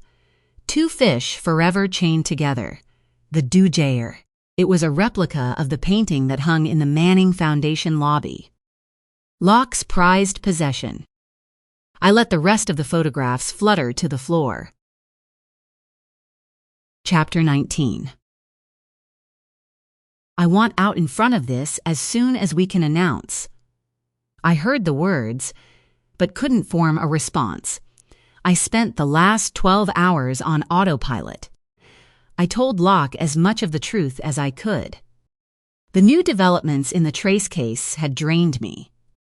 Were it any other week, Locke wouldn't have let that answer satisfy him, but he was distracted for his own reasons. The fundraiser took up almost all of his headspace. It had caused Locke and me to become ships passing in the night. I was losing my mind. The painting on Palicki's wall was a coincidence. Yes, the Duvair was rare, but it wasn't obscure. Its discovery after a century made news in the art world at the time. Even if I'd told Roy its significance to me, to Locke, he would have laughed me out of his office. It proved nothing. Only, why would someone like Daniel Palicki just happen to admire the same piece of rare artwork enough to hang it on his bedroom wall? When I fired up my browser and tried to find a replica to purchase online, there was nothing. Certainly, someone could have sold one in a bricks-and-mortar store somewhere. But Palicki was a drug dealer with no formal education beyond the 9th grade, we learned. It didn't mean he couldn't appreciate art, but that particular painting. Only the most discerning collectors would know its significance. No, I would not give in to these catastrophic thoughts. We were so close to delivering a rock-solid case on Palicki, and hopefully the others. It was the whole reason I agreed to serve on the task force. This was nothing but self-sabotage. Just when I was about to accomplish something big, I turned it into something that could crash my world down. Mina! Are you listening? Mark Gilchrist caught me as I was coming out of Judge Clark's courtroom. Her docket had run an hour behind. Dennison wanted me in the room when Corrine Egan came back in. I had a series of unanswered texts from him. I had no hope of getting upstairs in time. Mark stepped onto the elevator with me. I waited for the doors to close and punched the 3rd floor. "That's not up to me," I said, forcing myself out of my own head. I wasn't the lead investigator, Mark. It's not my place to take credit for Daniel Palicki's arrest. This is big, Mina. he said. "I'm not going to let all these other agencies take the credit. You're on that task force, but you work for me. It won't be our case to prosecute. None of Palicki's crimes took place in Benton County as far as we know. So figure out how to get a change of venue once charges are filed." "You can't." "I shouldn't have to tell you that. It's going to be up to Palicki's lawyer to pursue that kind of relief. We have no standing." Times like this, it boggled my mind how little Gilchrist knew about court procedure. Prior to his election as Benton County's prosecutor, he'd worked in private practice specializing in corporate law. He was a pure politician. He had no litigation experience, but he had powerful backers. He counted on Locke to be one of them. The elevator doors opened. "It's not a good look if you walk into this meeting with me." Gilchrist huffed, but didn't argue. He punched the down button and got back on the elevator. The door to the conference room was closed. I heard muffled voices behind it. As I approached, Special Agent Heller walked out. He had a black plastic bag under his arm and wore blue latex gloves. "They're just finishing up in there," he said. "Mrs. Egan's been asking about you." "What did she bring in?" I asked, eyeing the evidence bag. Roy had said she had some kind of new physical evidence to bring in relating to the mysterious Matt Woodson. It would pan out like Roy hoped. It just had to. Maybe then I could finally put my spinning mind at ease. "Roy will fill you in. I gotta get this to the crime lab and head out to Richland. I've got a new case rolling in." Heller hurried past me. The conference room door opened again and Belinda came out. She had a pot of coffee in her hand. "Is he mad I'm late?" I asked. Belinda shook her head. "I told him where you were." She lifted the empty coffee pot. "I can make some more." "No thanks, though.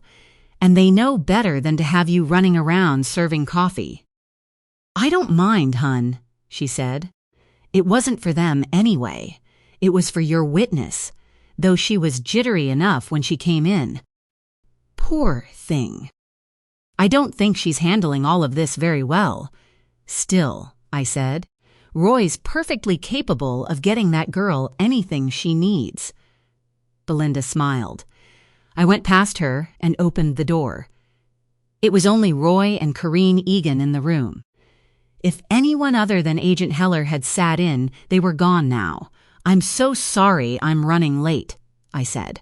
"I couldn't get out of court any sooner." "It's okay," Roy said. "We're just finishing up. Corinne's been very helpful." Corinne looked gaunt and pale. Belinda was right.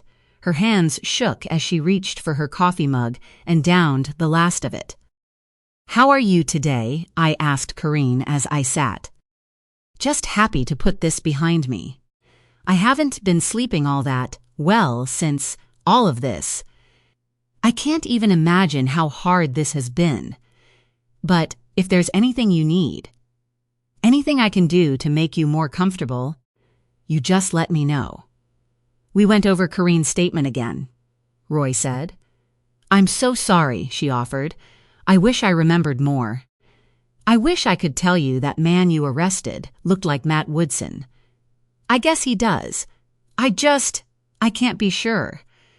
If you don't know, then you don't know," I said, trying to hide my own disappointment and frustration. "Which means Matt is still out there somewhere. Do you think he's seen any of this on the news? About Palicki, I mean?" It was an odd question, one I had no answer for. "It's possible," I said. "Do you have any reason to think Woodson and Palicki were associated?" "We've gone over that," Roy said. "I'll fill you in. Corinne was getting ready to leave." "Oh," I said. "Right. You don't have to repeat yourself on my account. Please don't take this the wrong way, but I just want to get out of here. I'd prefer it if I didn't have to come back. I want things to go back to normal. Let me get someone to walk you back to your car, Roy said, rising. That's not necessary, Corinne said, but her tone was unconvincing. She seemed scared as a jackrabbit, but Roy was already on the move. He called down the hallway. A moment later, Belinda reappeared. Roy whispered something to her. Of course, Belinda smiled. I'll walk with you, honey. That parking structure is a maze. It's easy to get lost, if you don't pay attention, to which stairwell you come in from. Thank you, Corinne said. She shook Roy's hand. Then she came around the table and stopped in front of me. And thank you, too. You've all been so nice. You've treated me with respect. I wish I could say that was true when I first reported all of this. No one believed me. And I know I should have brought those items forward sooner. Don't worry about it, Roy said. Belinda collected her and ushered her out of the room. Roy shut the door and gestured for me to have a seat at the table. What did she say? Same story as before. She did say the ribbon pulled from Palicki's house looked just like the one Woodson gave her, for what that's worth. She's never wavered in the details, and everything she says sounds like Palicki's M.O. But she can't identify him, or won't. Have you considered that? It had been on my mind, too. Was Corinne just scared? Had she lied during the lineup? Yeah, I get a vibe from her on that. She is just stone-cold terrified of this guy. I think she's afraid of him finding out who she is. But she's been adamant that Palicki isn't the man she dated all those years ago. Well, pretty soon we're going to be able to find that out definitively. She brought in some clothing. What do you mean? Roy rubbed a hand over his jaw. Yeah, I'm not even sure what to make of it. It's kind of a Monica Lewinsky thing, if you know what I mean. I did a double take. What? Underwear, he said. Corinne brought in a pair of underwear she swears she had on the last night she spent with Woodson. She says that she thinks they have his DNA on them. The Lewinsky reference made sense. Oh, I said. Then, oh, yeah, there can't possibly be. Can there? She's talking about a night that happened 5 years ago. She kept a pair of underwear? What? Like a souvenir. There's some of the clothes she says he gave her to wear, he said. Remember, she said he gave her a blue nightie. Sure. Well, she says when she got dressed and demanded he take her home, she didn't have a chance to change back into the underwear she had on at the start of the date. She was still wearing the ones from during their, encounter. I held a hand up in a stopping gesture. I get it. No need to draw a picture, Roy. It's a long shot. But if there's even a chance she's blanking on the ID because of trauma, which is likely, I said. I'm no psychologist, but we both saw how she reacted during that lineup. Something scared her. Was I just trying to rationalize it for myself now? She admitted that today. Said maybe she got it wrong. I offered to let her have another look. She wouldn't do it. She said we should just test the clothing. Roy, I said, I want to be really careful how I ask this question, and I want you to be even more careful in how you answer it. But, you said, she admitted she might have made a mistake in the lineup. Is that right? I felt like I was two people. The suspicious wife and the hard-nosed prosecutor. I steeled myself against the suspicious wife. That was the gist, yeah. Did you record the conversation? He frowned. No. I have to put a defense attorney hat on. Don't take it personally. But is there any chance you might have suggested to her that she made a mistake? What? No, I don't think so. And I wasn't the only one in the room. Heller was here. You can ask him. I'll have to. And it's the first thing you'll be asked on the stand if Corin's case gets tied to the rest of Paliki's victims. As it is, I'd never put her on the stand even if that underwear has Paliki's DNA on it. Her identification would be tainted. But the DNA wouldn't be. I wasn't so sure. Maybe not. But I just don't want this case coming down to a 5-year-old pair of dirty underwear. If it gets to that point, we're sunk. It's not going to come to that. Corin's story and whatever that clothing shows, it'll just be gravy. The real jackpot is what we found at Paliki's house. Let's not forget that. You're right, I said, as if there were any chance I could forget. But keep me in the loop on those lab tests either way. I want to be able to wrap this case in a bow before we hand it over to Washtenaw County or federal jurisdiction. Roy and I stood up together. He held the door for me. I walked through it, and we headed to the elevators. That's gotta be driving Gilchrist crazy. He was hoping that whatever we found would stay in Benton County. Oh, he's made that quite clear. Don't you want that too? I'd think you'd be salivating to try Paliki. To be honest, I'd feel a lot better if you were. Thanks for the vote of confidence. I'm not looking to poach this from anyone. Even as I said it, I had that little voice in my head that contradicted my words. I would love to try Paliki for murder. I'd like to be the one to nail that psychopath to the wall. Then I could finally slay my own worst enemy. My own intrusive thoughts. The elevator stopped on the first floor. Roy got out. You coming? I'm gonna head home, I said. It's almost 5. Roy looked at his watch, surprised. Well, see you tomorrow then. It's Friday, I said. You really need to get out of this building more, Roy. He winked at me as the elevator doors closed. My phone rang. It was Locke. I felt like a liar, a fraud. I'd spent the whole day speculating whether my husband was connected to a mass murderer. Because of a painting. Because of a piece of fabric. Because I had projected my insecurities onto a crime victim. How could I pretend anymore? I answered. Hey, I'm just leaving the office. Are you working late tonight? Did I want him to? Not too late. I should be wrapped up here in about 20 minutes.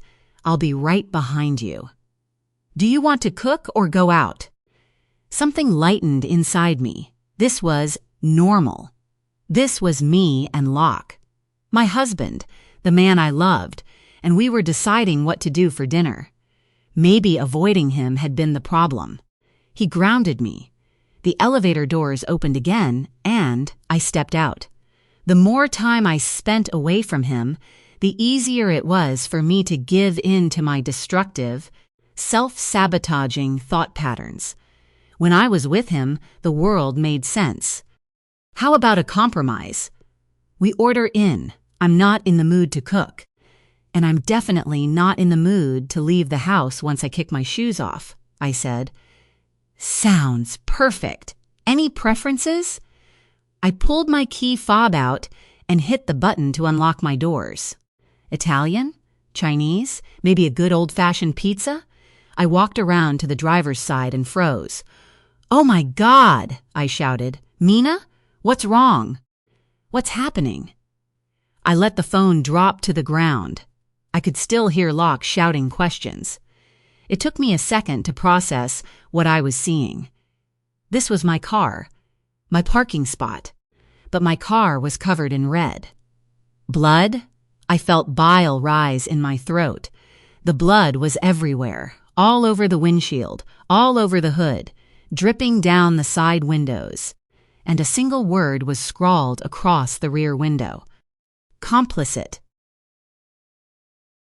Chapter 20.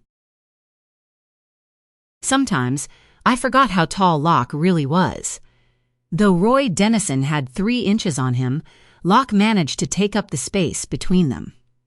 You don't have cameras here. It isn't just Mina. every judge in the county parks here. It felt like he got here in less than a minute. Had he been here already? A tsunami of alpha-male protectiveness, Locke charged Roy, demanding answers. "Locke," I said, "this isn't Roy's fault." "Yes, it is," Locke boomed. "The sheriff's department is in charge of courthouse and county security. There should be deputies patrolling this parking structure as long as county employees are in these buildings." "You have to let us do our job, Locke," Roy said. Locke bristled. He and Roy had met a few times, but they weren't on a first-name basis by any means. Locke put an arm around me. He was all coiled strength and rigid muscles. He looked ready to punch a fist through the concrete wall, a trait that always made me feel safe. Protected, but what would it be like to be on the receiving end of it? "Are you sure you're okay?" Locke asked. "You never saw anyone." I'd given my statement to Roy while Locke stood by. He stayed quiet until I finished, then erupted. "No one," I reiterated. "There was nobody out here when I walked to my car. I didn't hear anything." "What about the north elevators?" Roy asked. "Did you hear them open or close?" "No," I said. "I came from the south ones. I came down directly from the conference room." "And you hadn't been to your car since you parked here this morning?" "I was in court all day until I came down for the tail end of your witness interview." "That's it." Roy's eyes darted from Locke to me. I knew he didn't want to do this in front of Locke, but I recognized my husband's mood. He was not going to leave my side. He was running through a million scenarios where I could have gotten hurt had I walked up on whoever vandalized my car. "You haven't gotten any threats lately?" "Nothing out of the ordinary," I said, seeing Locke's jaw tighten as he listened. "No death threats or anything like that. But you know how this goes. There are any number of people who might not be my fans." "You've convicted a lot of felons," Roy agreed. "But there's nobody who stands out." There was a hidden question in his eyes. He could read Locke's agitation. I knew Roy would want to ask me in private about this. He'd want to know if there was anything I didn't want to say in front of my husband. Yes, there was plenty, and yet I wasn't sure whether I could say any of it to Roy either. "Nobody," I said, "but I'll have Ashley email you a list of my recent convictions." "You tried a murder case just a few months ago," Locke said. "What was that scumbag's name? The one who killed his wife?" "Michael Rafassel," I said, "but he's behind bars and not getting out. He didn't have a fan club." "I've got all I need for now," Roy said. "I'll wait around until the crime lab people get here. We'll take some photos. Take some samples of whatever that substance is." "It smells like blood," Locke said through gritted teeth. He was right. Although the chemical smell of paint was strong, the substance used to scrawl the letters across my rear window was different. Thinner. It smelled metallic. I shuddered to think someone had actually used blood. "I'll take her home now," Locke said. His tone sounded more like a statement than a question. "Of course," Roy said. "You know how to get a hold of me," I said. "Thanks, Roy, for handling this personally. I know it's well below your normal caseload." Roy didn't handle property crimes. He was strictly assigned to violent crimes like assault, murder, rape. But this was different. It was me. I handed my keys to Roy. He'd drive it to their impound lot while the crime scene cops did their thing.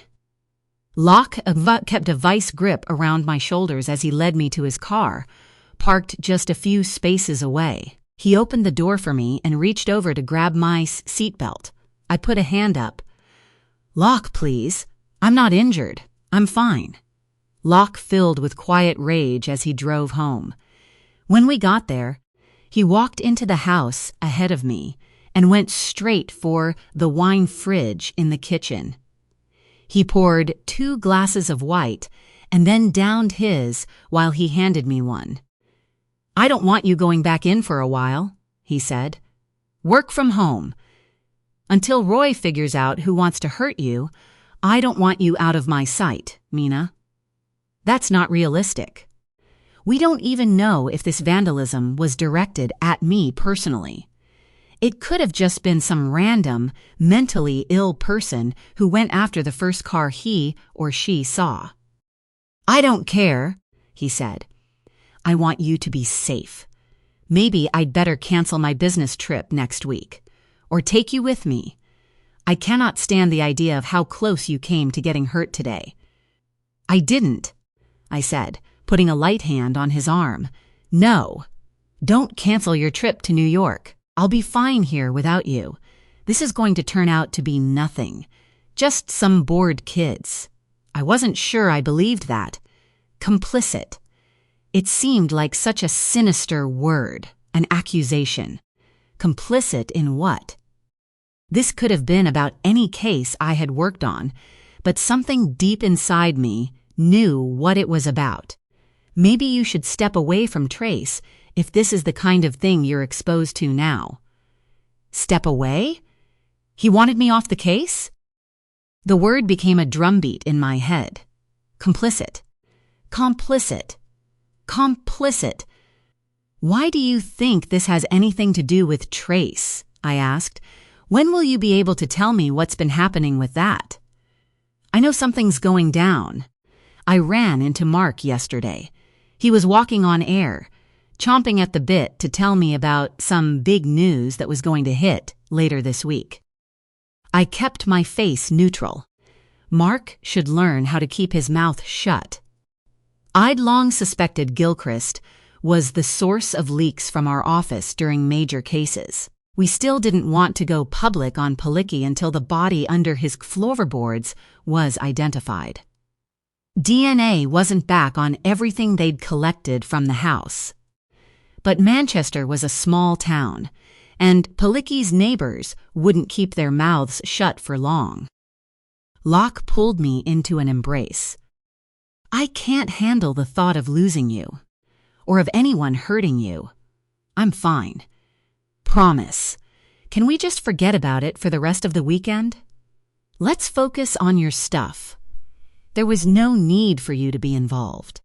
I pulled you away from the office. The gala is tomorrow night. You have a million things to do between now and then, including packing for your trip. There's no reason to change your plans. You're getting on that flight the morning after if I have to drag you to the airport." He fixed his laser stare on me. "There is nothing more important to me than you. I can postpone my trip. I can cancel this funder in a heartbeat, and I don't want you going now." "No," I said.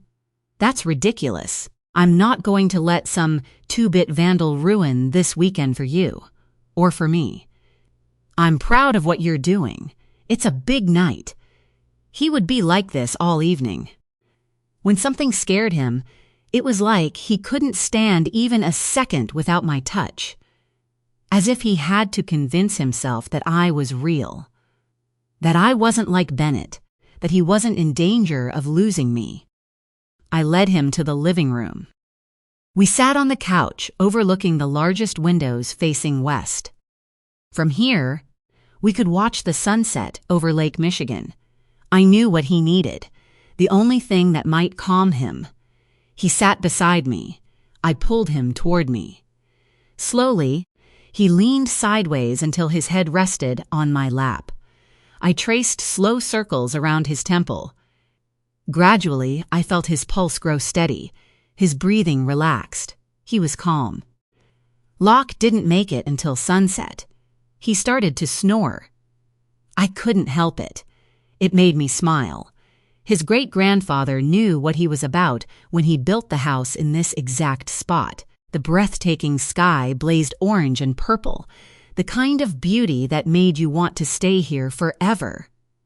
In paradise. As Locke settled, I felt my own pulse quicken. I'd spoken half-truths to him. I was scared of what had happened today, and I didn't believe this was some random teenage vandal. Someone was trying to send me a message. Complicit.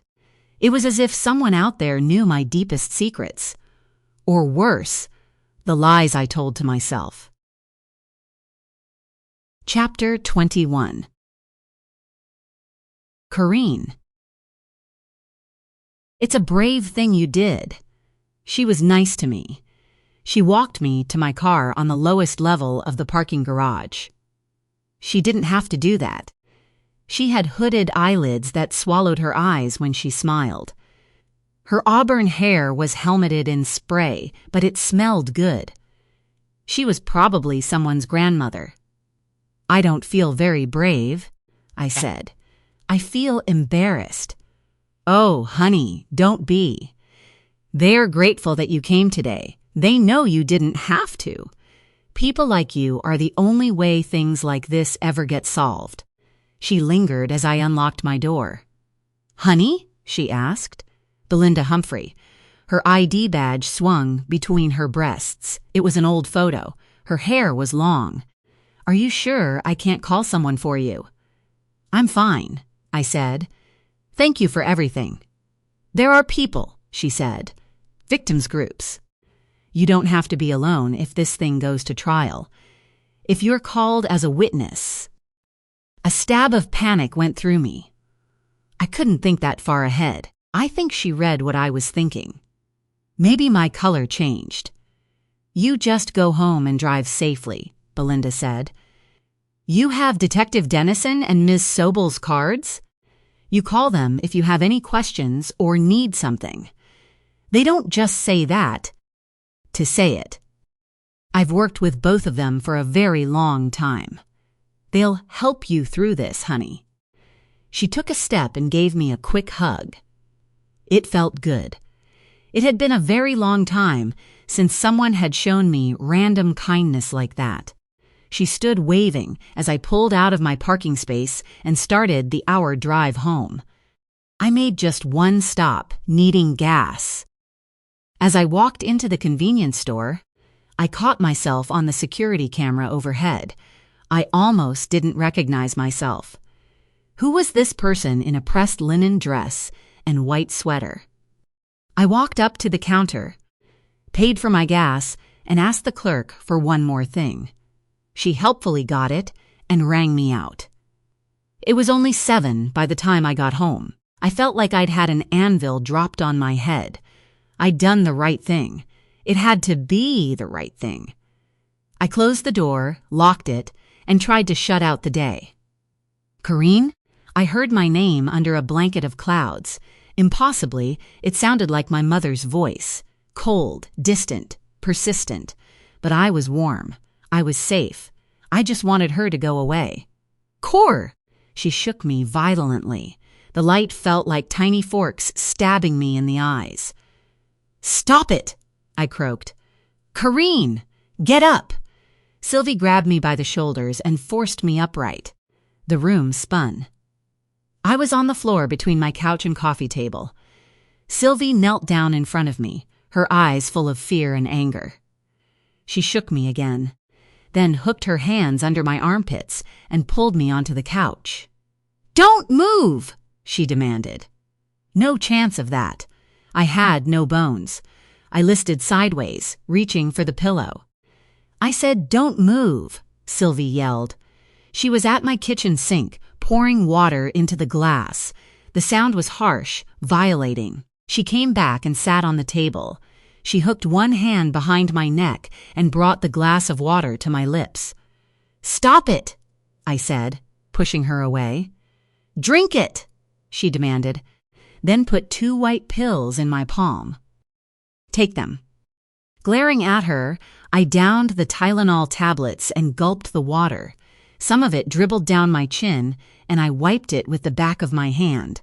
She grabbed the glass from me before I could slam it down. Why are you here? I asked. She reared back. It's 4 o'clock, I looked around. In the morning? PM, she shouted. What? Sylvie vaulted off the table and stood at the end of the couch, hands on her hips. You were supposed to be downstairs helping PJ open 4 hours ago. So why are you here? Are you serious with me right now? I don't know what's going on with you. No, that's not even it. I know what's going on with you. She reached down and picked up the bottle of vodka I'd grabbed from the gas station. Yesterday, I guess. She turned it upside down and shook it. A single drop came out.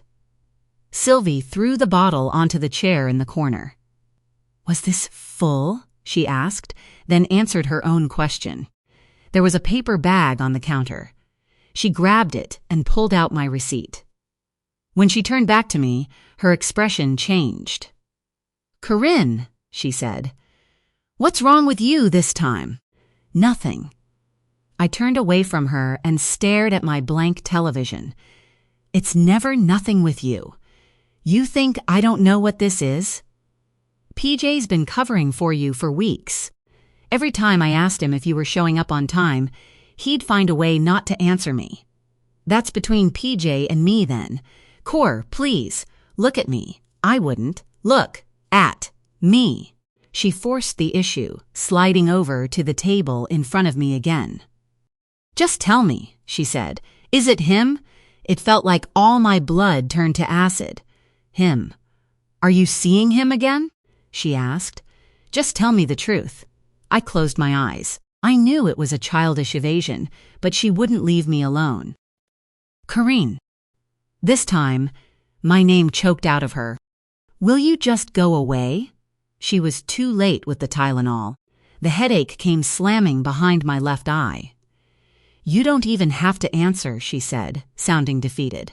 I know this song by heart. It's my life, I whispered.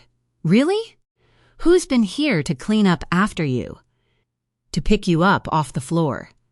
Making sure you eat. Making sure you take a shower and get dressed. Have you been checking in with him? Where's your phone? Stop it! I want to see. Has he called you? I wouldn't answer her. She got up and started ransacking the apartment, throwing drawers open, flipping pillows off the chairs. Stop it! I shouted. I want to see your phone. Here, I said. I saw the corner sticking out from under the couch. I unlocked the screen and threw the thing at my sister. She caught it. She held it in front of her for a moment as I dared her to go through it. She didn't, though. Instead, she slammed it onto the kitchen counter beside her. I'm sorry, she whispered. I sound like a crazy person even to myself. I crawled back to the couch and curled into a fetal position. My head was pounding in earnest now. My sister poured me another glass of water and brought it to me. Keep drinking, she said. You're dehydrated. No kidding. I knew this was where we'd end up, she said. There's no we. It's just me. My life. Not when you're staying here for free. Not when you have responsibilities to the family. I opened one eye. You really want to go there? You want to talk about my responsibilities? What about yours? What about PJ's? You're changing the subject. You're damn right I am. And you've been going down rabbit holes with the police. I told you nothing good would come of it. I knew it was going to send you right back to the literal floor, Corinne. You made promises to me. To PJ. He didn't want to come up here. Did you know that? He wants me to deal with everything. Like I always do. Clean up your mess. It's not my fault, I muttered. I can't stand by and watch this all over again. Then don't. He's not worth this, Corinne. Your peace. Your safety. That's what's worth fighting for. Not him. Answer this when we call you. She grabbed her purse off the counter and tossed me my phone. She shook her head, pausing as if she wanted to say something. She turned, walked out, and then slammed the door behind her. I grabbed the other couch pillow and smashed it over my ear, sandwiching my head. My phone buzzed with an incoming text. I told you we'd always find our way to each other. You looked beautiful. I'll get to you as soon as I can. Be careful, though. The police aren't going to help you. I dropped my phone as if it had just caught fire.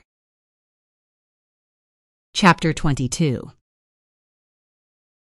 Minna. He seemed so natural up there on stage in his impeccably tailored Armani tux.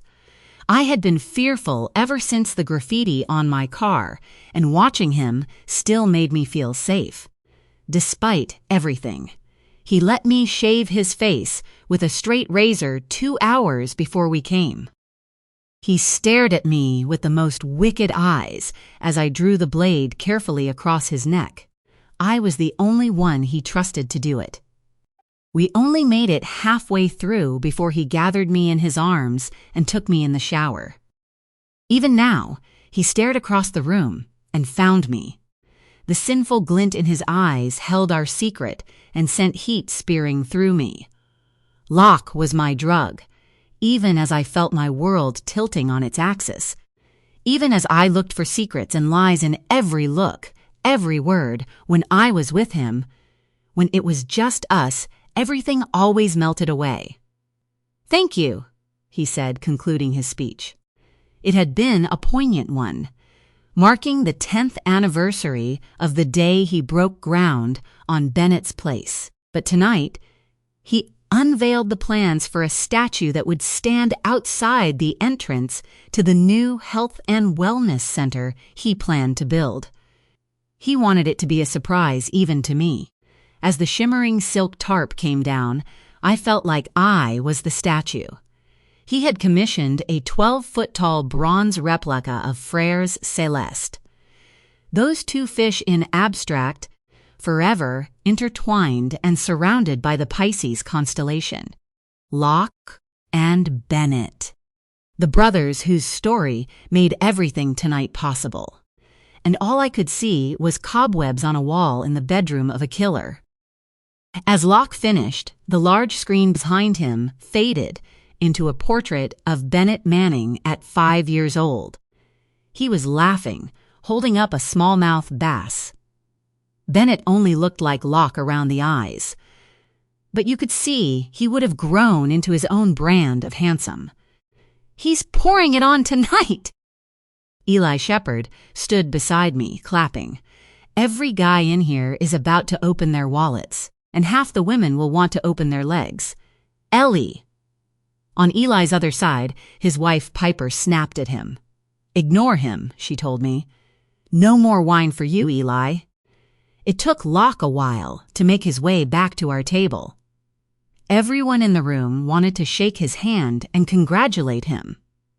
"I'm surprised you're not up there with him," Piper said. "I thought he wanted to show you off." Eli smiled. "Don't embarrass her, Piper." Eli was being extra attentive to me tonight. I didn't know if it was his own guilt over what I'd walked in on, or worry that I'd tell Piper if he didn't stay close, or something else. Had Locke asked him to keep an eye on me out of fear for my safety? "I'm not embarrassed," I said. "But this is about Bennett's place. And Bennett." Piper shook her head. "It's still hard for me to fathom it. It's just so sad the way Locke carries that boy's ghost around with him." "He's not carrying a ghost," I said. "He's honoring his memory. There's a difference. I thought he was nuts when he told me how much money he was going to divert from the foundation to start this side project." Eli said, "His father would have hated it. I think that was part of the point." I smiled. "You had to know his father," Piper said, never missing the chance to remind me how long they'd been in Locke's life before me. I think he was even more handsome than Locke. I had the biggest crush on him when I first met him. Eli raised a brow. "Be glad you didn't, Nina. He would have made your life hell." One of the servers walked by with a tray of champagne. I eagerly took a glass and sipped. "He wanted his son to marry a woman befitting his station." Piper said, taking on a cartoonish British accent. He would have viewed you as a filthy commoner. Eli laughed. Don't pay her any mind. Locke's father felt the same way about us. He was appalled when Locke decided to live in the dorms and have a pedestrian college experience. Locke was making his way back toward us, but it would take him some time. I tried to catch his eye through the crowd, but he was too far away from me. I hate these things, Piper said. She finished her own flute of champagne and snapped her fingers above her head, calling the server back to take her empty glass. You can just set it on the table, I said. They'll get it when they come back this way. Piper gave me a scathing look, then instantly covered, finding her plastic smile. She turned on her heel and stormed off. Ignore her, Eli said. She's in a snit because somebody else showed up wearing the same dress she's got on. I hadn't noticed. Just don't mention it, whatever you do, he said. You look great. By the way, I hope you told Piper that too. Eli blushed. I know how to mind my manners. I have to ask you, though, is something going on between you two? He pointed his champagne flute toward Locke, still shaking hands after leaving the stage. What do you mean? I don't know. He just seems worried about something. Did he ask you to keep an eye on me? I blurted. Eli finished his champagne and set it on the table. He mentioned something. Like what? He told me to look out for you, that you might be under some extra stress at work. Do you want to talk about it? What did he say about my work? I hated myself for asking. This wasn't like me. Locke and I didn't talk about each other behind our backs. From the surprise in Eli's expression, he realized it. It's nothing, Mina. I shouldn't have said anything. It was just my awkward way of trying to be a friend. They should be serving dinner soon, I said. I'm going to go catch up with Locke. I felt guilty for leaving Eli so abruptly. He was right. That was him trying to be a friend in his own awkward way. I wove my way through the crowd, making pleasantries with the donors I recognized. Most were old money, peers of Locke's father, and I never once felt judgment in their eyes the way I did with Piper Shepherd. A hand slid up the small of my back. Locke seemed to appear out of nowhere. My heart fluttered as he brushed my cheek with a kiss. He smelled delicious, and I couldn't help letting my mind wander to what we'd been up to just 2 hours ago. I'd give anything to go back there. I'd give anything to rewind the last 2 months. Come with me, he said. The governor just showed up. I want to introduce you. We spent the next half hour rubbing elbows with some of the most influential people in Michigan politics. We made a good team. Locke would humbly introduce me. I would lavish praise on the guest du jour. Well done on the healthcare bill, Congressman Peters. It will be your signature legislation. I can tell you firsthand how well your community learning initiative is working in rural schools down here, Governor Callum. Once we had made our tour of the room, I was exhausted. I don't know how you do this, I whispered to Locke. There's so much ass-kissing going on. I'm afraid these people are going to need back surgery for the amount of time they've spent bent over. Locke smiled. Shh. That ass-kissing might benefit you someday. If Gilchrist makes good on his threat to run for Congress, you could run for prosecutor and replace him. You should eat, I said. You always forget at these things, then you end up with a migraine. Later, he said, I promised Senator Whitlow 5 minutes. But you go eat. Piper and Eli just sat down. They can keep you company until I get free. He caught my frown. Sorry, I said. Piper can be a lot. She's always judging me. And you, for that matter. She said something when they got here about bending my ear about some skincare product. She says they've hired her as a brand ambassador." Locke laughed. "Well, at least she's on brand. Just tell her you'll buy some lotion, or whatever she's hawking this time. It'll make her happy, and I promised Eli." "I don't get it," I said. "She's educated.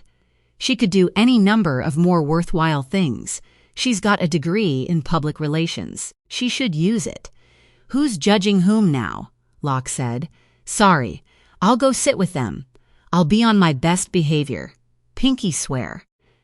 Locke pulled me close and brushed his lips against my ear as he whispered to me, "I don't mind if you misbehave, my little dove. You know how much I like to punish you afterward." "He bit my earlobe," I gasped. Then he disappeared back into the crowd, leaving me breathless. I couldn't wait until this night was over and we could just be alone together. I knew I'd feel better then. I ducked into the ladies' room. As I opened the bathroom door, a cool blast from the air conditioner hit me. It felt good. I made my way to the vanity and pulled out a tube of lipstick. The lighting in here was harsher than I remembered. I looked washed out. The stall behind me opened, and Piper walked out. Her smile faltered and then brightened when she saw me. "Sorry," I said. "It got a little loud out there." "Ellie's about had it," she said. "He's really an introvert. He can hang for a while, but by the time I get him home, he'll be jelly. Plus, he'll sleep all day tomorrow and complain he's got a headache."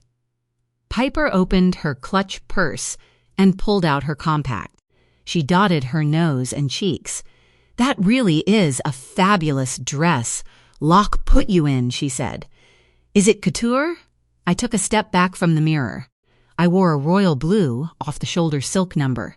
I laughed. "I don't do couture," I said. "This is off the rack from Nordstrom's." "Oh, honey," she said. "That man of yours can afford to fly Christian Siriano himself out to the house for a private fitting." "He's not like that," I said. "Locke's happier spending money on nights like this." "Sure," Piper said. "I've seen that car you drive." She dropped her compact back into her purse and clicked it shut with gusto. I opened my purse and dropped my lipstick back inside. My magnetic watch band caught on the metal clasp. It fell onto the counter. My red ribbon slipped down and Piper saw it. In the mirror, she stared at me wide-eyed. Then she grabbed my arm and pulled at the ribbon. "You have got to be kidding me," she said. Then she threw back her head and laughed. I wrenched my arm out of her hands and snapped my watch back over it. "Is he still running that scam?" "I don't know what you mean," I said. "Did he tell you it made you special?" "Oh, honey." There were more than a few girls on campus running around with those things around their wrists. Eli and I used to call Locke the Red Silk Romeo. He'd give these red ribbons to women. Cooked up some story about how it was a symbol of how much he cared for them. Told them to wear it so he'd know it meant something to them too. I was speechless. Piper wasn't. "Oh, I'm sorry. I didn't mean to offend you. I was just surprised. I haven't seen one of those for a long time, is all. I had no idea Locke was still doing that, or that anyone would fall for it." I felt like my lungs had just flattened. Piper had such disdain in her eyes when she said it. She knew she'd hit a nerve and seemed to relish it. "Ugh, I'm sorry. I'm sure it was different with you. He put that hunk of ice on your finger. Just ignore me." She scooted past me, her face ashen.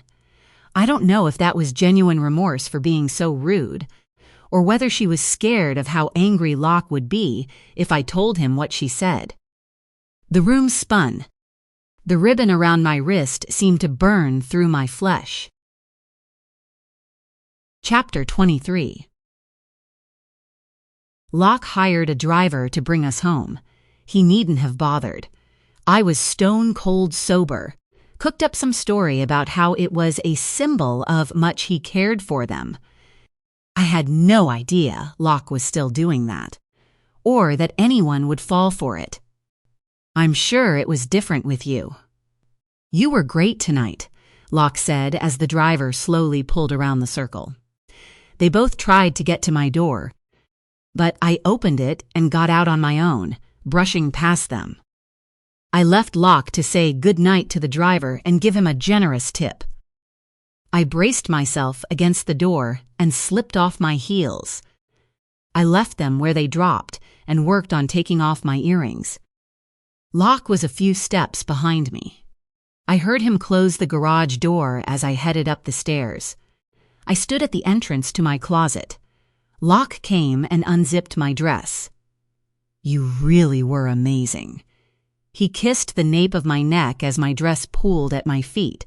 I stepped out of it. They couldn't stop looking at you. You blew them away. You always do. I couldn't answer. I couldn't even think about my political future or any of the people I'd met tonight. I could only think about Piper's comments, about the Frères Célestes, about the ribbon itself. You okay? You've barely said 2 words since we got in the car. I'm fine, I said. I'm just tired. I need to decompress. Grab a shower. I'll come to bed in a while. Locke gave me a curious look, but didn't seem upset. I pulled my robe off the hook and slipped into it. As I tried to walk out of the closet, Locke stopped me, lightly gripping my forearms. Hey, he said, come here, I love you. Don't be too long. He kissed me. I love you too, I said as I moved past him and headed back downstairs. I went to the kitchen, not sure what I wanted there. Certainly not anything else to eat. I was too keyed up, nearly crawling out of my own skin. Locke had given the ribbon to many women. Red Silk Romeo. It was a calling card. Or was Piper lying? What motive could she possibly have? Although, the moment I thought about it, I knew. She wanted to upset me in exactly the way she had. I slipped off my smartwatch and tossed it on the counter. The ribbon slipped further down my wrist.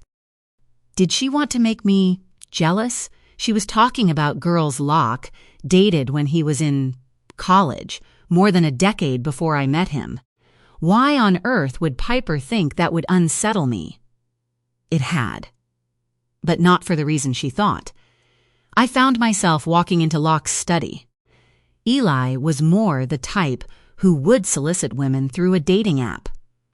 He was cheating on Piper right under her nose.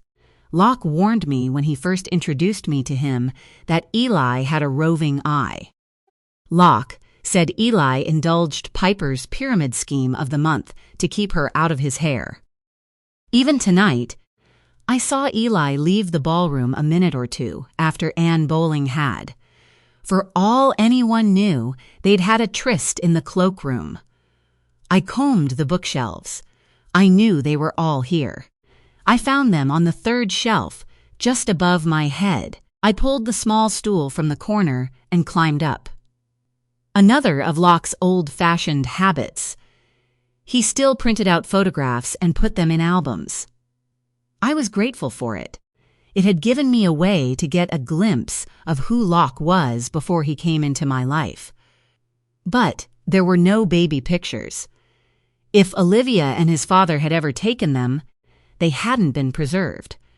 There were 2 whole albums devoted to Bennett, but not Locke. Whenever I asked him about it, Locke got that hardened expression, and I let it drop. Olivia had probably burned them after Bennett died, as another way of punishing her surviving son, of making him feel like he should have been the one who drowned. After flipping through a few of the albums, I found the ones I wanted. The first contained photos from Locke's college days. Piper and Eli were in so many of them. Laughing, looking young, happy, carefree, Locke had a couple of girlfriends in some of them. 3 that I counted. One he'd told me about. Emily Twomey, a biology major from Utah. They dated for almost 6 months. Piper once told me it was the longest romantic relationship he had had before me. In the photo, Emily had one arm around Locke. Her hand rested on his shoulder. Peeking out of her sleeve was a jeweled tennis bracelet, not a ribbon. I didn't know if that made me relieved or angry. I put the book down and picked up a more recent one. It was 6 years ago. The first fundraiser Gala Locke had thrown for Bennett's place. I found a group shot of Locke, Eli, and Piper standing together in formal wear. Piper beamed up at Locke while Eli had his arm around her. Locke had brought a date that night. She was pretty with a chic, blonde pixie cut. She wore a strapless dress. There was nothing on her wrists. Mina? I jumped. The album fell out of my lap and hit the floor. Several pictures fluttered out. "What are you doing?" he asked. I was. He came further into the room and saw what I'd been holding. He stooped down and picked up the photos. The one of him, the blonde, and Eli and Piper had fallen face down. He stared at it. "What were you looking for?" My emotions bubbled just below the surface. My blood was lava. I didn't know how I could hold all of this in much longer. Locke rose to his full height. The concern in his eyes speared through me. "What's the matter?" "Nothing." "Stop it," he said, his tone sharp.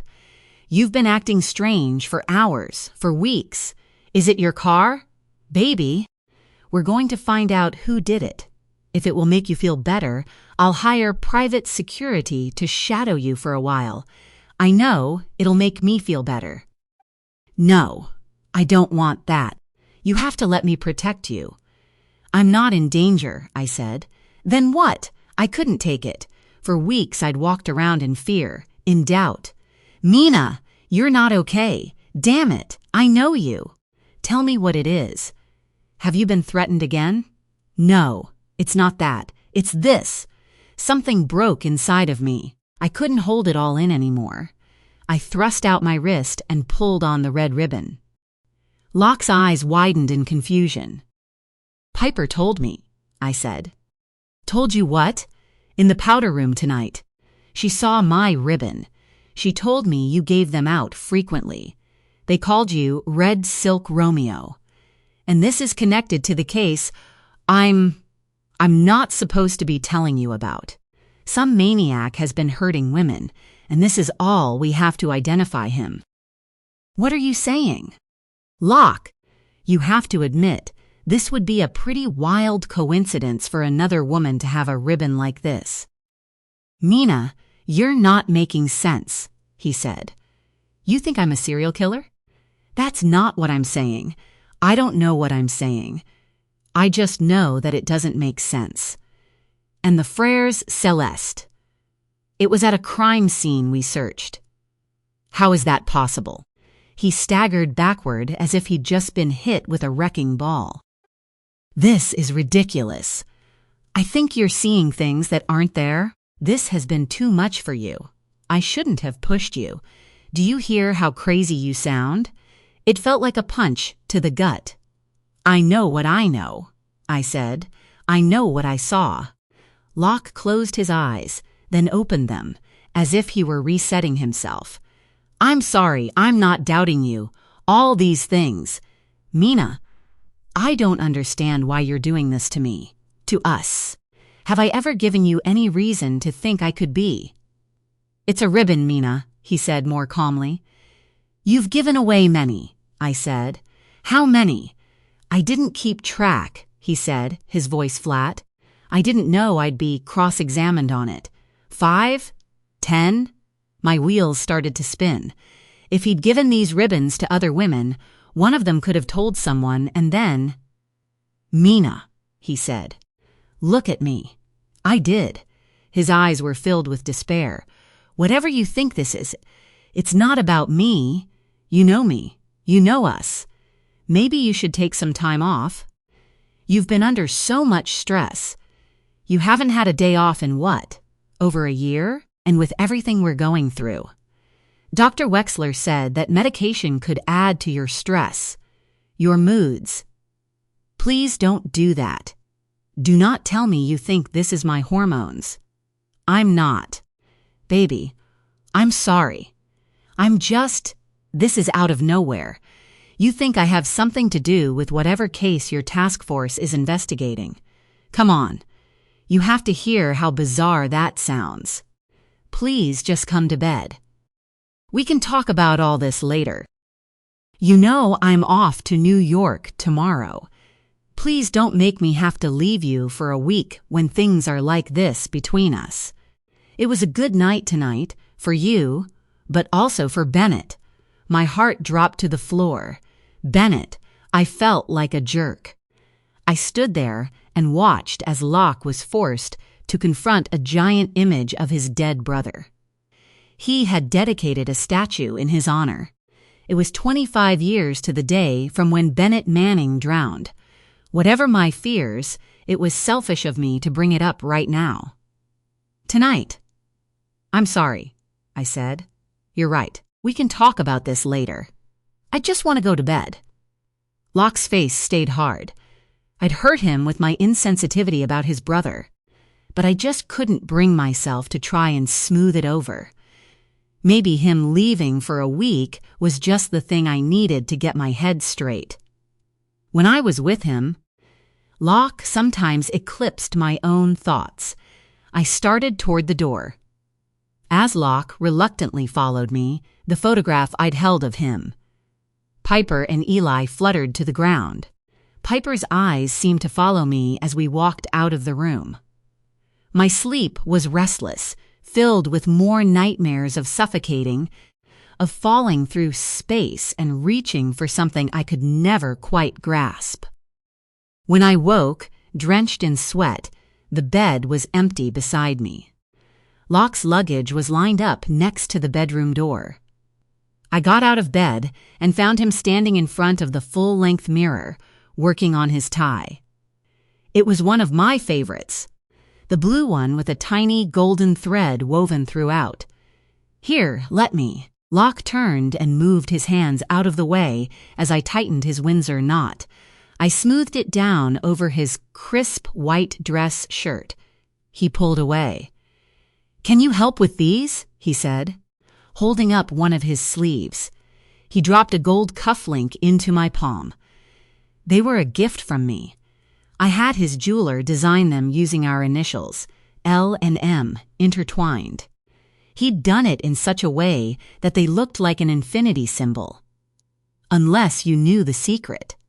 I fastened the first one. Locke reached into his pocket to pull out the other one. Instead, he frowned. He checked the other pocket. I put both of them in my pocket. I must have dropped one. "I'll check your closet," I said. "There's no time," he said abruptly. "I'm running late. I'll wear a different pair." He pulled off the other cufflink and dropped it into my hand. Then he stormed off into his closet. I stared at his single cufflink as I heard him slam one of his dresser doors. When he came back out, he brushed past me. I knew what he was waiting for. He wanted me to apologize for everything I'd said last night. I just couldn't do it. I couldn't be the one to fix everything this time. "I'll find the other one," I said. "You should go." He nodded, then paused, staring at me, waiting for me to say what he expected once more. When he realized I wouldn't, he gave me a pained expression that tugged at my heart. "When I get home," he said, "we'll talk," I finished for him. "Mina, I love you." I nodded. I loved him too. But I couldn't say it back. I knew I'd fall apart if I did. His eyes were filled with agony, but he turned, grabbed his luggage, and left me. I sat on the bed for a moment, staring at his cufflink. I waited until I heard the front door close. A moment after that, I heard the car pulling away. Only then did I move. Tossing the cufflink in my hand and catching it, I went into Locke's closet. Locke had far more clothes than I did. All of his ties had separate, small drawers in a large center cabinet. Every item in here was arranged by color, even his boxer briefs. He kept them folded with precision in a set of drawers on the east wall. His designer suits hung exactly 1/2 inch apart from each other.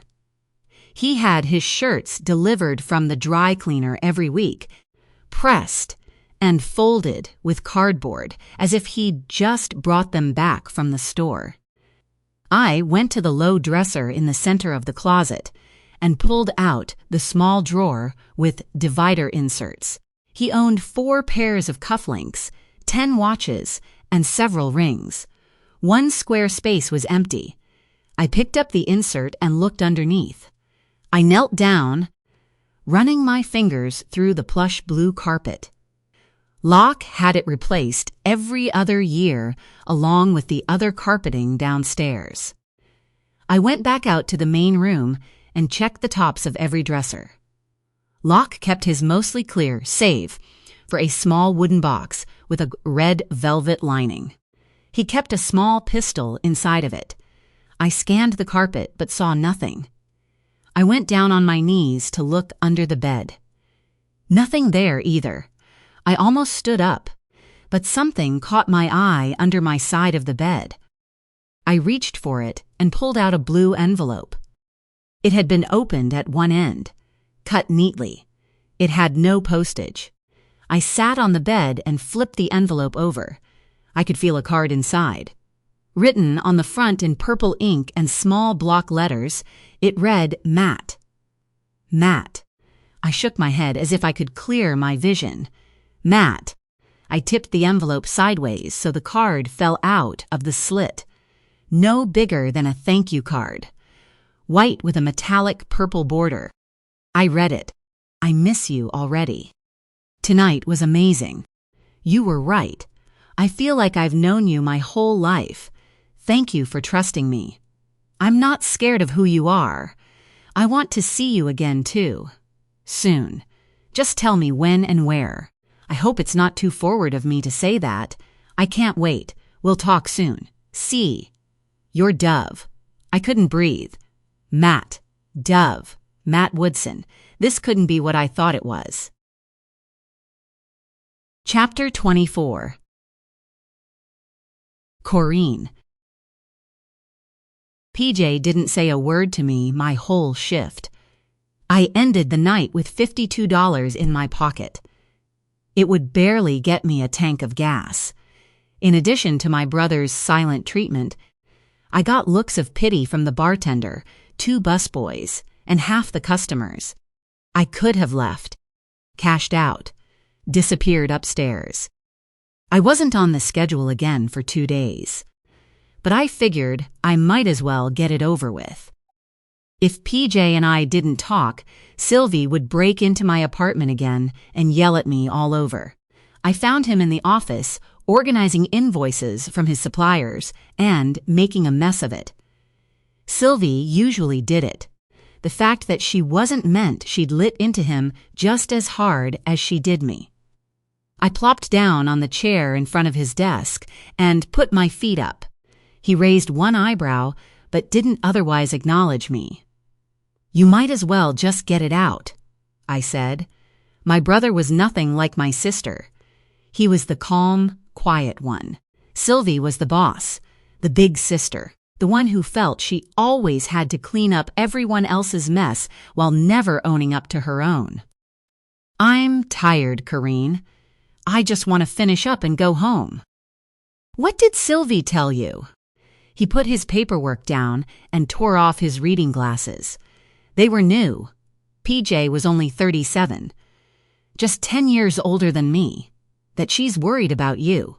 So am I. You're losing the thread. And please don't insult my intelligence by trying to deny it. Okay. I won't deny that things have been harder lately. But I'm handling it. Are you?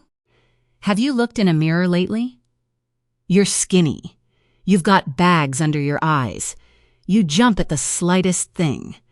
You're having a hard time remembering things out there.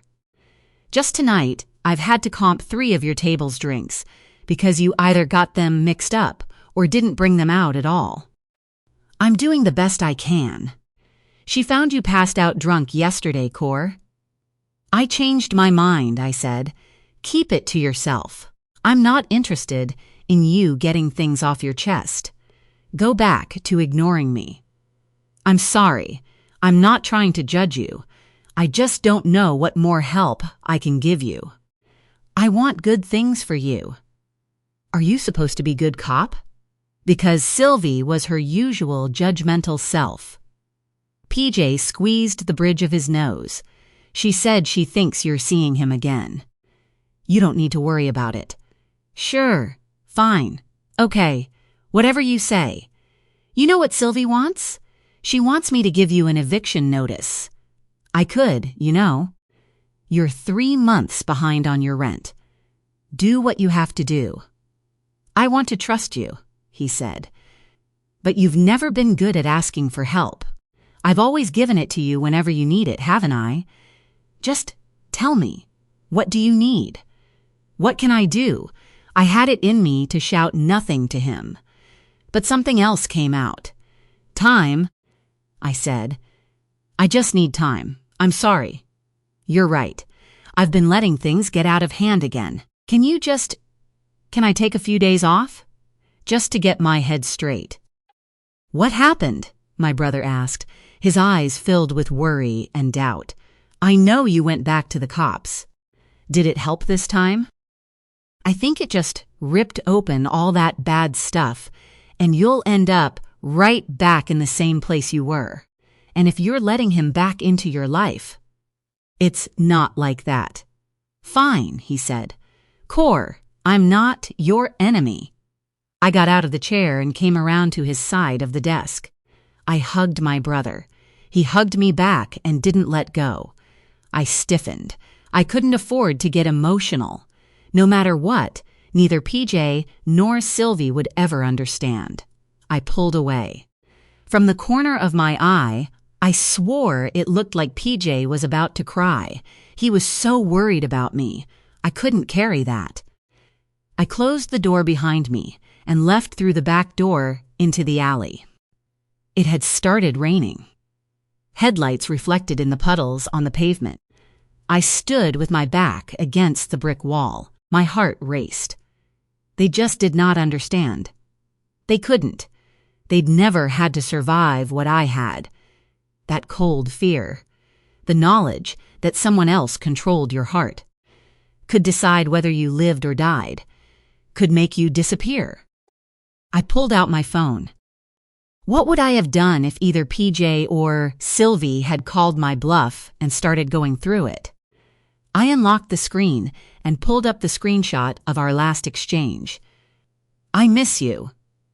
The 5 minutes it had taken him to respond seemed like the longest of my life. I miss you too.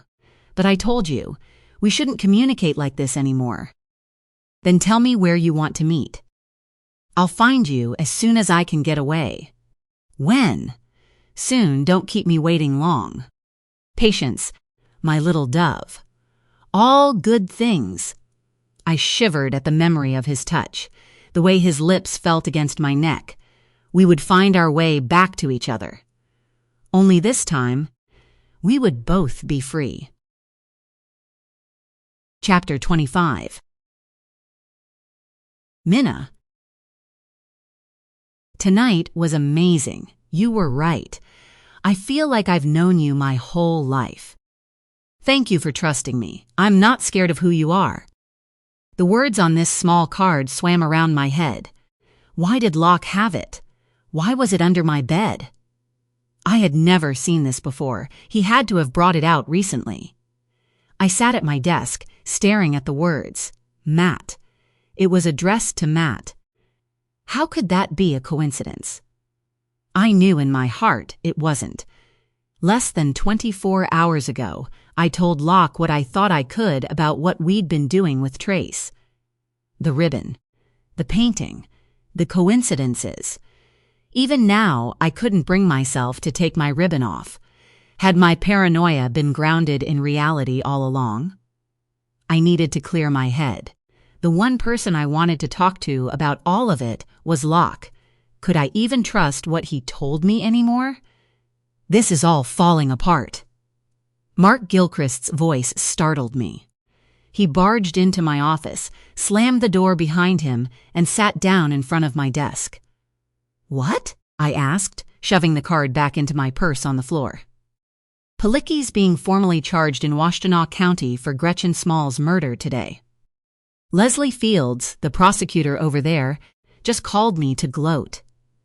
"Gretchen Small?" I asked. "Murder? I figured you already knew," Mark said. "I assumed Roy would have filled you in. They must have gotten DNA back from Palicki's house. This is good news, Mark. Nothing's falling apart."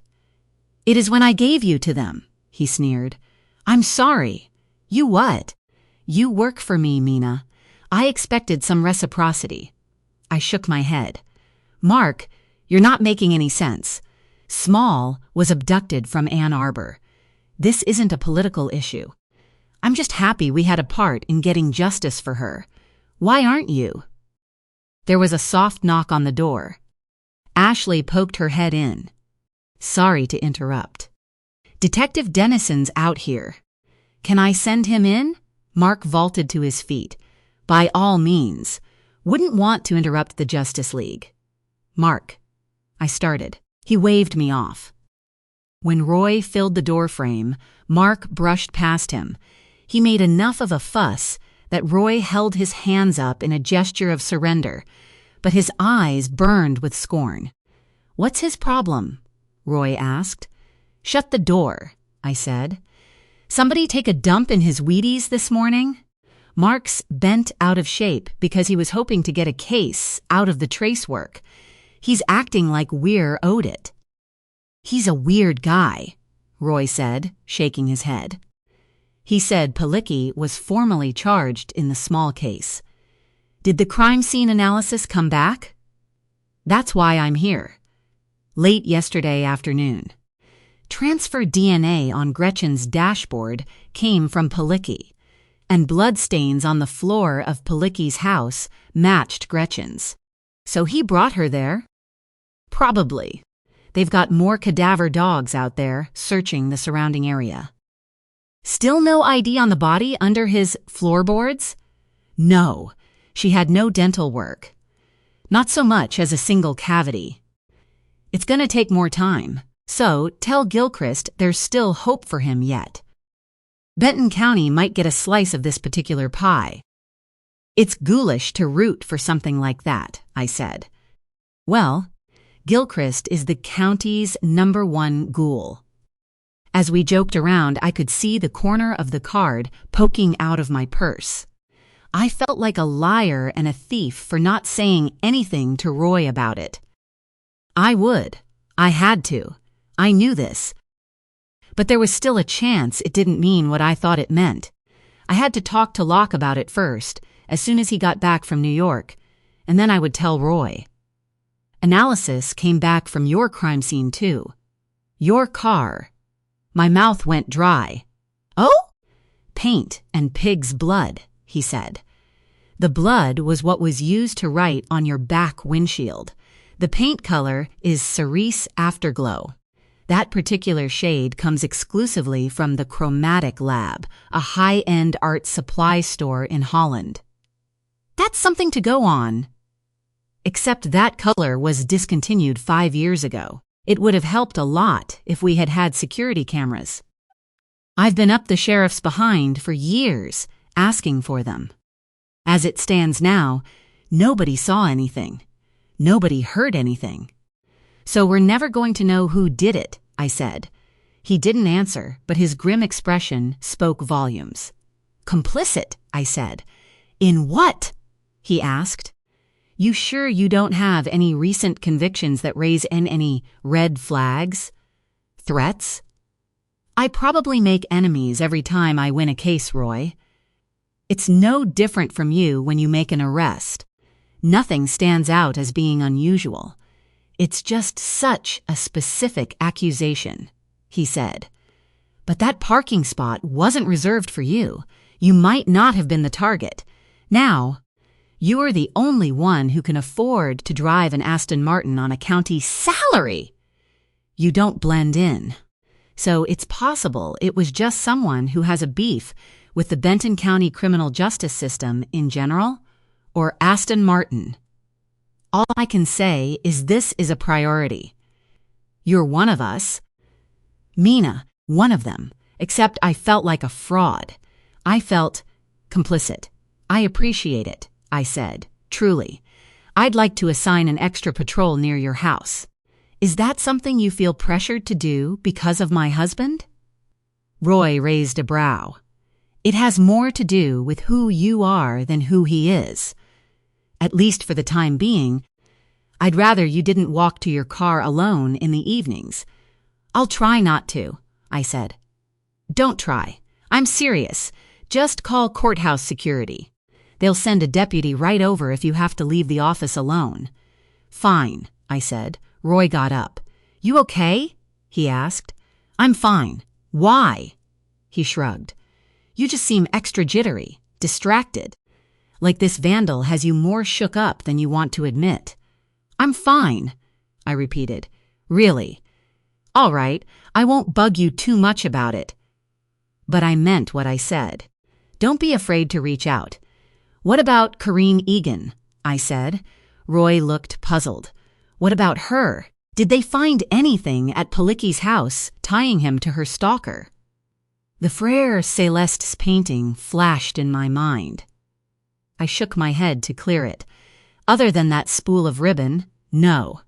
And we can't even say that's connected to her for sure. Maybe if she'd kept it. But we're still waiting on the labs for the underwear she brought. If there's salvageable DNA, maybe. Except you'll have a problem with chain of custody if Corinne's case ever gets to a courtroom. It would just be her word for where that clothing was all of these years.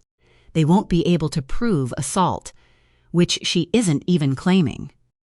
If it's got Palicki's DNA, that would change the game. Except she didn't recognize him. Roy drummed his fingers on the chair back. Yeah, I don't know. Her story is compelling. It's just not chargeable. Even if we caught the guy who harassed her, I said. Yeah, even then. Roy had a distant expression on his face. Then he snapped back into focus and said a polite goodbye. My head pounded. I wanted nothing more than to go home, slip into a hot bath, and drown out the competing thoughts in my head. It was only 2 o'clock, but I just couldn't stay here another second. I gathered my things, told Ashley I was taking 3 hours of personal time, and then drove home. 2 texts came in while I was on the road, both from Locke, just letting you know I landed.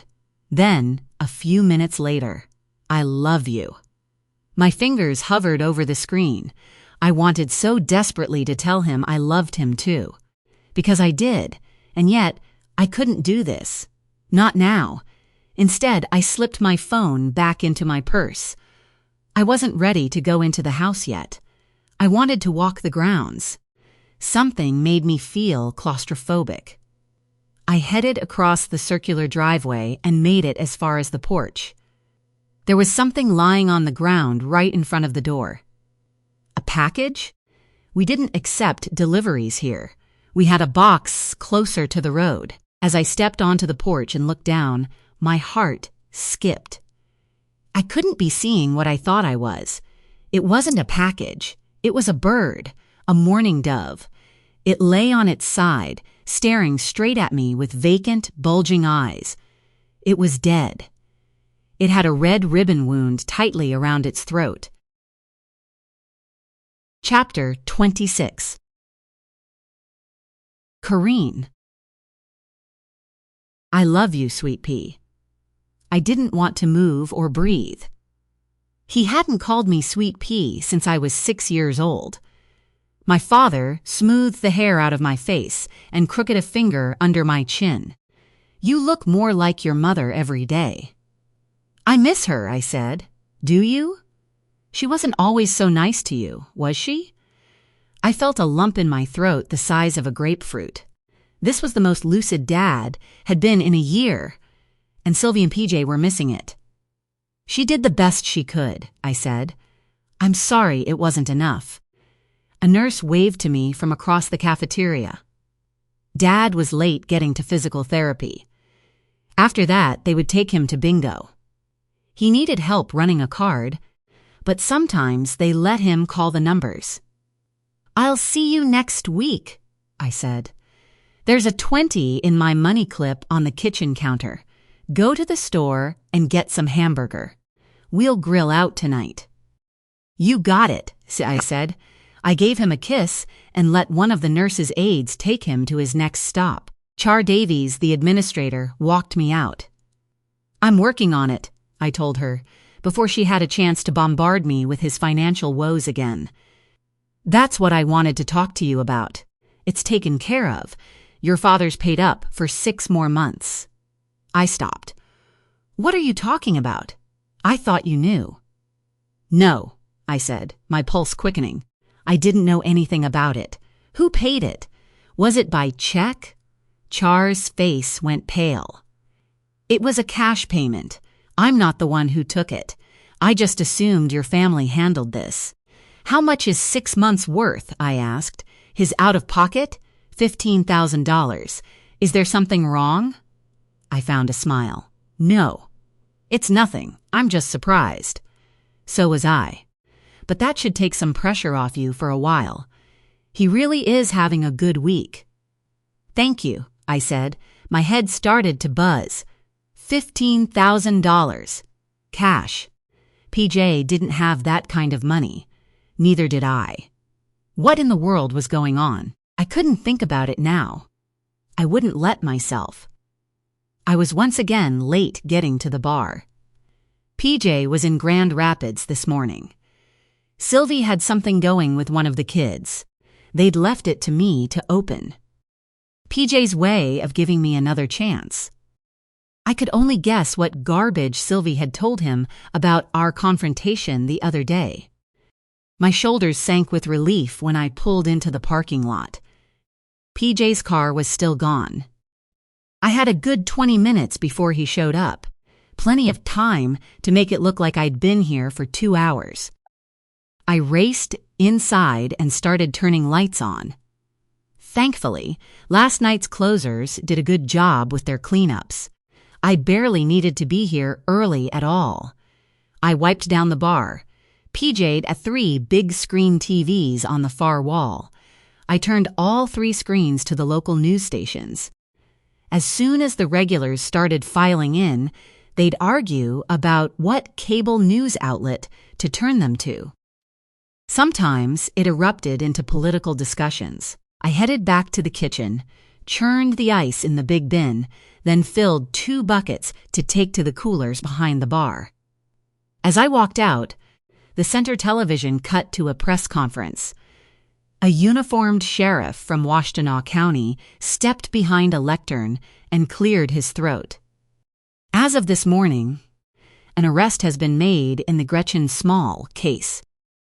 I dumped the ice into the coolers and stepped back to watch. Daniel Palicki, 30 years old of Manchester, has been charged with 1 count of first-degree murder, kidnapping, misuse of a corpse, and obstruction of justice. "Have you recovered Gretchen Small's body?" one of the reporters shouted. I sank onto one of the bar stools. A mugshot of Palicki filled the screen. "Do you recognize him?" Mina Sobel's voice filled my head. "Take a good look." Hot tears filled my eyes. "Has Mr. Palicki given a statement?" a reporter called out. At this time, Mr. Palicki is not cooperating with law enforcement. He is being held without bail in the Washtenaw County Jail. I heard the back door open and clicked off the center television. PJ walked in with 2 bags of produce he'd picked up at the farmer's market. "We're out of lemons." I said, finding my voice again. Got you covered, PJ said, setting down one of the bags. I reached in and grabbed 2 bags of lemons. I found a knife under the sink and started slicing them. The place looks great, PJ said. PJ went about his chores, humming the whole time. After a few minutes, I turned the television back on. The local channels had switched to talk shows. PJ, I said. My brother came out of the kitchen, carrying a tray of clean Pilsner glasses. I just wanted to tell you, you don't have to worry about me. No matter what Sylvie told you. He put the glasses on the bar and started placing them in the small fridge he kept under the counter. I'm glad to hear that, he said. But if you... No ifs, no buts. I'm fine. I've got my head on straight. I promise. PJ stared at me for a moment. I knew my brother well enough to know he was debating how far he wanted to go with lecturing me. Finally, he let out a breath and smiled wider. Good. I'm glad. You know I'm here for you. But I wanted to let you know, I'll stay here until the end of the summer, I said. Then I'm going to find something else. PJ's eyes widened. Cor, you can find someone to replace me. I need space. I need my own life. Where? I'll figure all that out. Cor, you don't have to do that. Nothing has to change. Everything has to change, I said. I need to figure some stuff out without you and Sylvie breathing down my neck all the time. I'm going to find my own place, too. PJ pursed his lips and nodded. He had no faith I'd be able to do any of the things I said I'd do. We can talk about all of it when the time comes. Let's just focus on the day, okay? Focus on the day. I wish I could. I wish I didn't have to constantly worry about what came next. How long before either Sylvie or PJ got angry with me? I was so tired of it. I need to take off for a while, I said. Off work? Yes. There are just some things I need to take care of. You want to tell me what? No, it's Wednesday. You won't get busy, if at all, until after 4. I looked at the schedule. You've got Kristen coming in at noon. She'll be able to handle the lunch crowd by herself.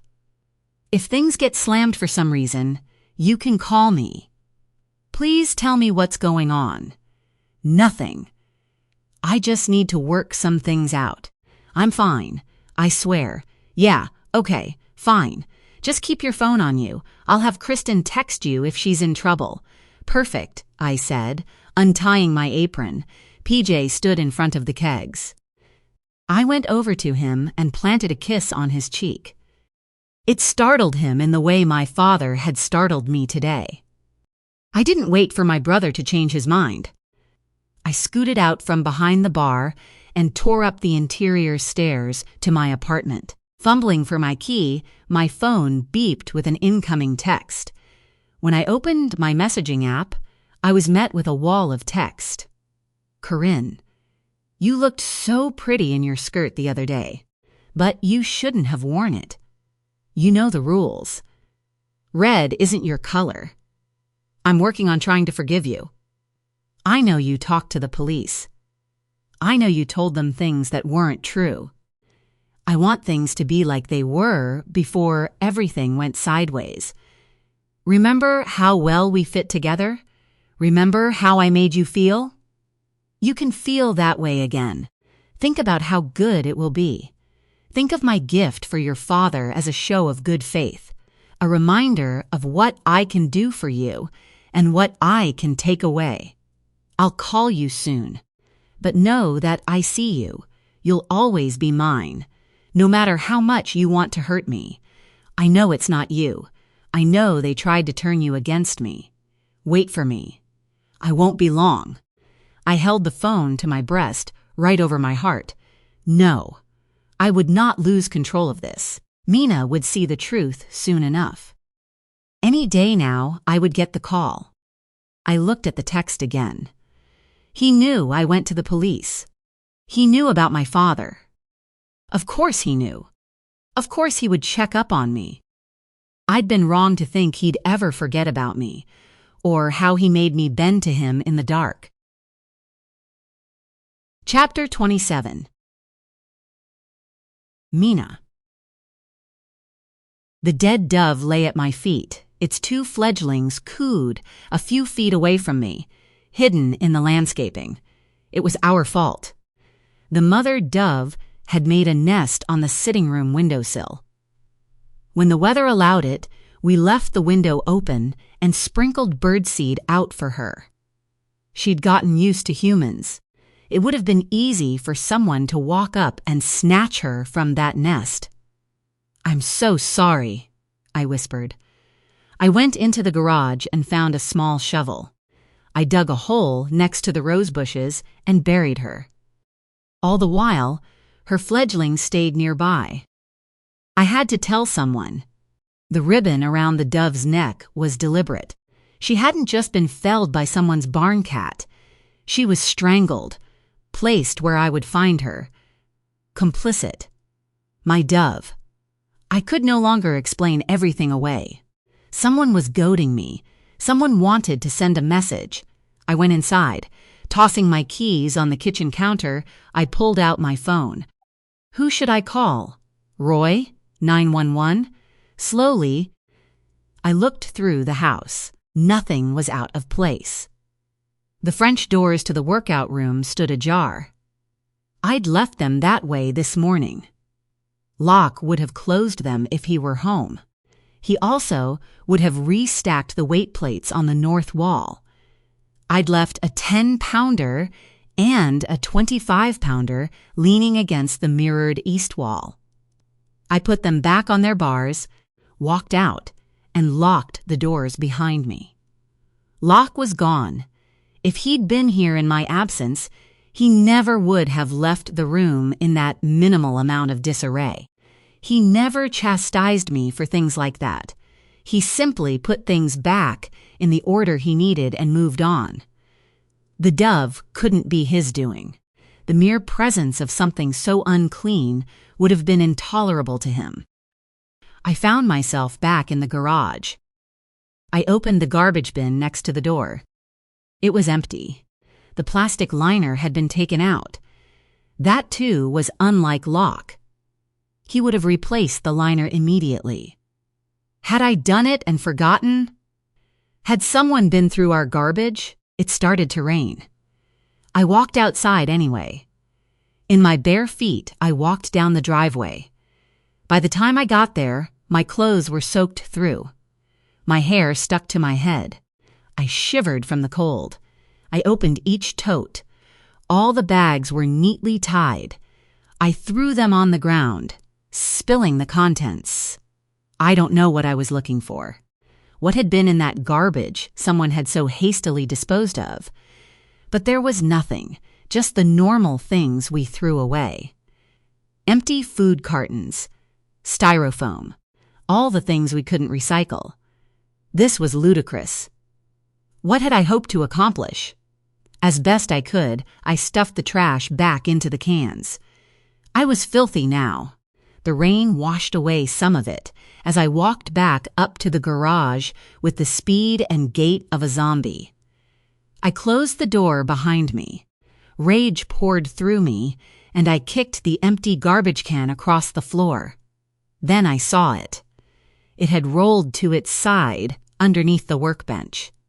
Locke built along the far wall. Surely he hadn't left it there. It should be in the utility shed in its proper space on the proper shelf. But it wasn't. Slowly, I walked over to the bench, stooped down, and picked up the paint can. It was empty.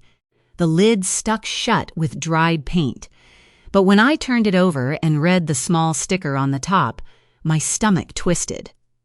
Cerise Afterglow. The same color used to paint my car. I felt a drumbeat between my ears. The air tasted like metal. I dropped the can and walked into the house. My phone rang on the kitchen counter. Locke's ringtone. I picked up my phone as it rang again. Locke's contact photo filling the screen. It was one of my favorites. I'd taken it a few months ago when he wasn't aware.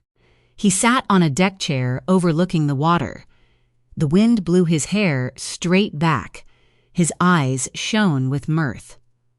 I'd said something that made him laugh. I hovered my index finger over the screen. Then I did something I'd never done in the 2 years and 5 months since I'd known him. I declined the call. Chapter 28. Counselor? I stared at my phone screen as it flashed Locke's picture with the incoming text. Miss Sobel, I snapped my head up.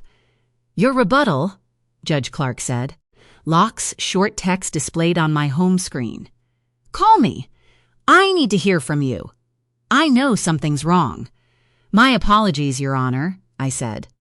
I clicked my phone into silent mode and flipped it face down. As I stated in my argument, Mr. Cummings had no right of privacy regarding the laptop. His daughter's consent was more than sufficient without a warrant. People v. Bowen is dispositive in this case. Bowen? Judge Clark peered at me over the top of her copy of my brief. Are you sure? I'm sorry, I said. I mean Bauer. Wait, Brown. I just misspoke. Your Honor, counsel for the state can't even keep her own research straight. Vic Jaffe peered down his nose at me, thinking he was winning a gotcha game. I picked up my notes and leafed through them. People v. Brown is the controlling law. Are you sure? I am. All right, the judge said. I'll take everything under advisement. You'll have my decision by next week. That is all. And Mr. Jaffe, these piecemeal motions from you aren't winning you any points. There will be no more stalling in this case. Do you understand? My phone buzzed again. Judge Clark glared at me. I quickly gathered my things and shoved them into my briefcase.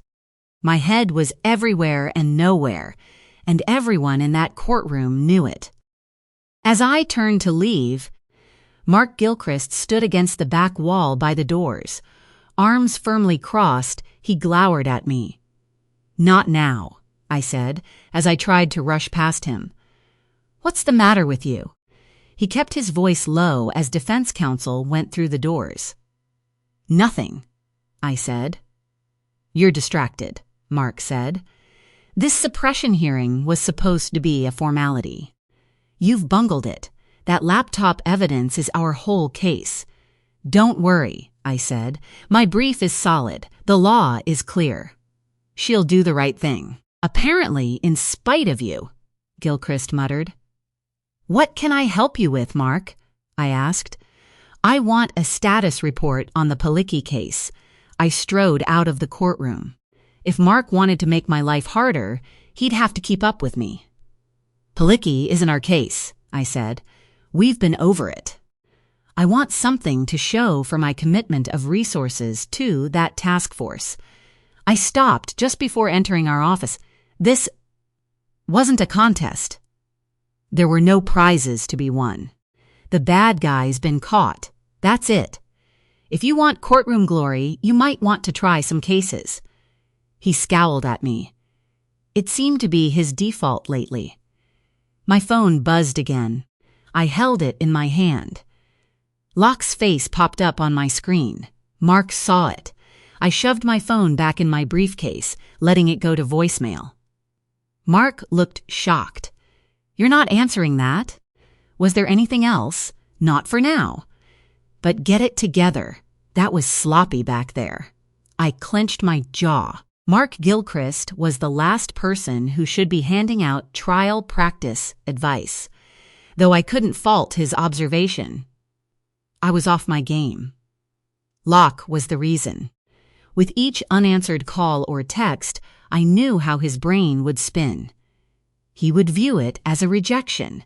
His insecurities would flare. The idea that I had caused him pain tore at me, even as I wasn't sure I could trust him anymore. I went into my office. Mark followed. I tossed my briefcase onto the chair and peeled off my suit jacket. I had no more hearings scheduled for the day. Every time I thought about my next move, I broke into a cold sweat. But it was time to go find Roy and tell him about the paint cans and the dead dove. Ignoring Mark, I left him staring open-mouthed at me as I closed the door to my own office with him still inside. I turned Locke's notifications to silent as I walked to Roy's office. My nerves made my hands shake. This was the right thing to do. The only thing I could do, and yet it still felt like I was betraying Locke. But my loyalty to my career had to take precedence. It felt like the only thing solid in my life right now. I'd risked it for too long. If I couldn't trust Locke, I could trust myself. I had to. I found Roy's office door wide open, but he wasn't at his desk. Instead, Deputy Amanda Lennon sat there. I'd known Amanda Lennon since the day she'd been sworn in as a deputy 5 years ago. It happened to be on the very same day I started working for the Benton County Prosecutor's Office. Mina. She gave me a cheery smile. She was one of the most upbeat cops I'd ever met. Is Roy in? If he didn't appear soon, I'd lose my nerve. Amanda looked confused. I thought he was with you, actually. No. I just came from Judge Clark's. We didn't have a meeting set up today, but I need to bend his ear. Amanda had a wrapped sandwich on Roy's desk. She gathered her trash and tossed it. He's in Manchester, she said. Task force business. They're still finishing the search at that psychopath's house. He's got me covering his desk today. Are you up for a promotion? That's great. Amanda rolled her eyes. Not likely. Not yet. Well, if Roy trusts you to sit there, that means he thinks pretty highly of you. You okay? She asked. You look a little pale. Do I? I put a hand to my cheek. Even to myself, I felt clammy. I'm okay, just haven't eaten lunch yet. Do you know when Roy's due back? Not really. Is it urgent? Maybe I can. No, I said, far more abruptly than I should have. I had to talk to Roy and Roy alone. The fewer people who knew about my fears, the better. I didn't need the county rumor mill churning about Locke and me. Not yet. He'll be back tomorrow? Yep. Thanks, I said. Then I left without really saying goodbye. I knew Amanda would find me rude, but I couldn't bring myself to chit-chat. Tomorrow, Roy would be back. I pulled out my phone and texted him. Get a hold of me the minute you get back to the office. I need to talk to you about something. A moment later, Roy texted back. Perfect. We should hopefully have most of this wrapped up by tonight. I'll need to bring you up to speed. We've also got more lab results back. Too much to text. I'll get in early tomorrow. Swing by my office. I sucked in a deep breath and texted back a thumbs up. I hoped I wouldn't lose my nerve by then. I couldn't keep my secrets from Roy Dennison any longer. They were tearing me apart. I couldn't talk to Locke. The only time I could think straight now was without him. When he was near, when he touched me, it was as if he could block out the sun. I needed him. Maybe too much. Did he know that? Had he played into it to make me doubt myself? Was he the man I thought he was? I'd always felt so safe with him. Could that be the thing that made him the most dangerous all along? Chapter 29. Roy wore a t-shirt and jeans when I found him in his office the next morning. Agitated, he bounced on his heels, waiting for me to come in so he could shut the door. I don't have a lot of time, he said. They need me back out at the site. The site? Palicki's property. It's a full-scale search over about 20 acres of property. We're hitting 2 adjoining wooded parcels as well. We're trying to keep this from hitting the internet until we're ready to write another arrest warrant. but we've got an ID on the body under the floorboards. Her name was Fiona McBride. She disappeared almost 6 years ago. She had an apartment in town, so it looks like Gilchrist might get his wish. Her case could be charged in Benton County. I took a beat, waiting for that to sink in. Fiona McBride. It was hard to reconcile the photographs of the bones I saw with a real human being. And she was one of our own? I don't remember a missing persons case like that, I said. It would have been before you got here, he said. She was never reported missing, estranged from her parents for at least a decade. I talked to her sister, though. They were on the outs as well. But we know who she is. 6 years ago, give or take. We're going by the last known contact her sister had with her, plus an address. Fiona was renting a duplex a few miles from here. I'm trying to find her landlord. The property has been sold twice. Plus, Fiona was unemployed. Her sister said she was working on getting her real estate license. But with no boss or coworkers to check with, it's going to take longer to pinpoint a tighter window of when she was abducted. No cause of death yet? I asked. Not officially, he said, but the back of her skull was caved in. Oh, Roy, I said, do you think he could have buried her alive? My instinct says no, but she's nothing but bones. Not enough soft tissue. I can't tell if there was dirt under her fingernails or in her lungs. All we know is her approximate window of death. I had to come clean. I had to tell him about Locke and all of my suspicions. Roy kept talking, but I couldn't follow what he was saying. His words were drowned out by the hammering of my own heartbeat. Roy, I started, my throat feeling like sandpaper. There's something fet. This could be far bigger than anything we realized. There could be so many more victims. That's what haunts me, he said. Roy's words flew out of him in an unbroken stream. I couldn't get a word in edgewise. It was like I wasn't even in the room. When will we know whether the court will grant an injunction against Whisper Match? The sooner that app is taken down, the better. It took me a split second to realize he'd asked me a question. Probably a month or so, I said. Everything we have has been forwarded to the feds. They've asked me to file an amicus brief in support. Is there any way to establish that Palicki solicited Fiona McBride through the app too? Still working on it. The sister said Fiona used dating apps in general, though. If I hear anything before you do, I'll let you know. I'll talk to the U.S. Attorney's Office. They've been shot down every time they tried to subpoena user data on Whisper Match. Maybe this will change things. But listen, Roy Fat, I'd like 5 minutes alone in a room with the owners of that app. He cut me off. I think you'd have to get in line, I said. Roy, I need you to look at something, he said. Roy pulled up a photograph on his laptop. We got this from her sister. His hands jittered as he tilted the screen toward me. The man was on a definite caffeine high. Fiona McBride was pretty, short blonde hair. It was a candid shot. She sat on a park bench with a little boy in her lap. Fiona rested her chin on the child's head as they both smiled for the camera. The sister's kid, he said. Did she tell you the root of their estrangement?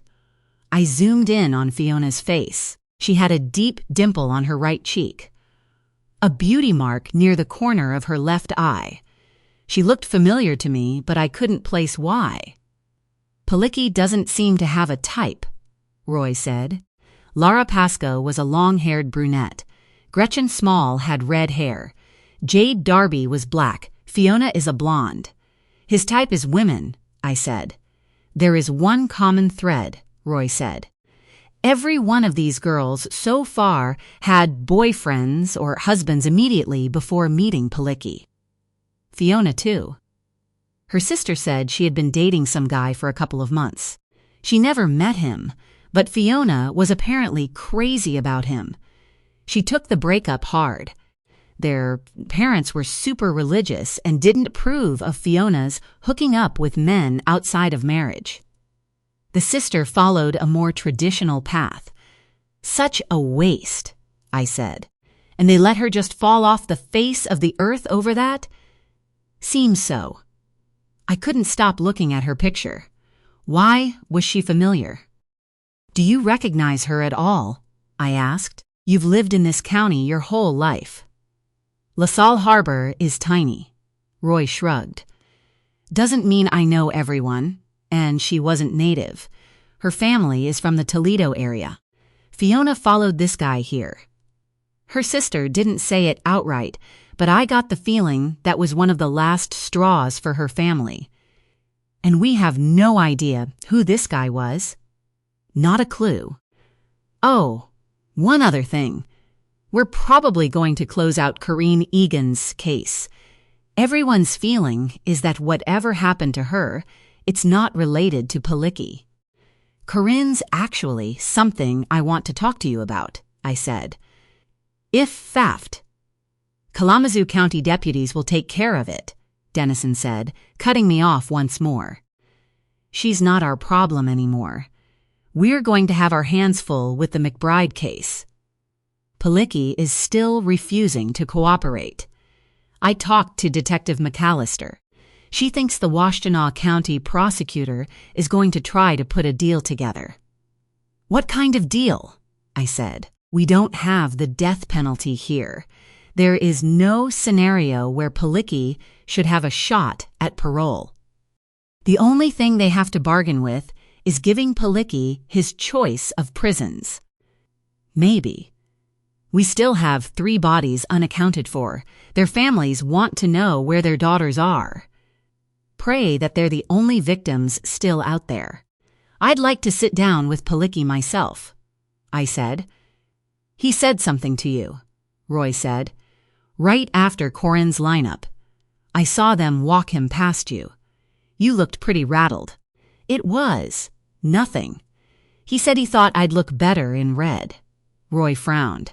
Those ribbons, that's the only thing I can't work out.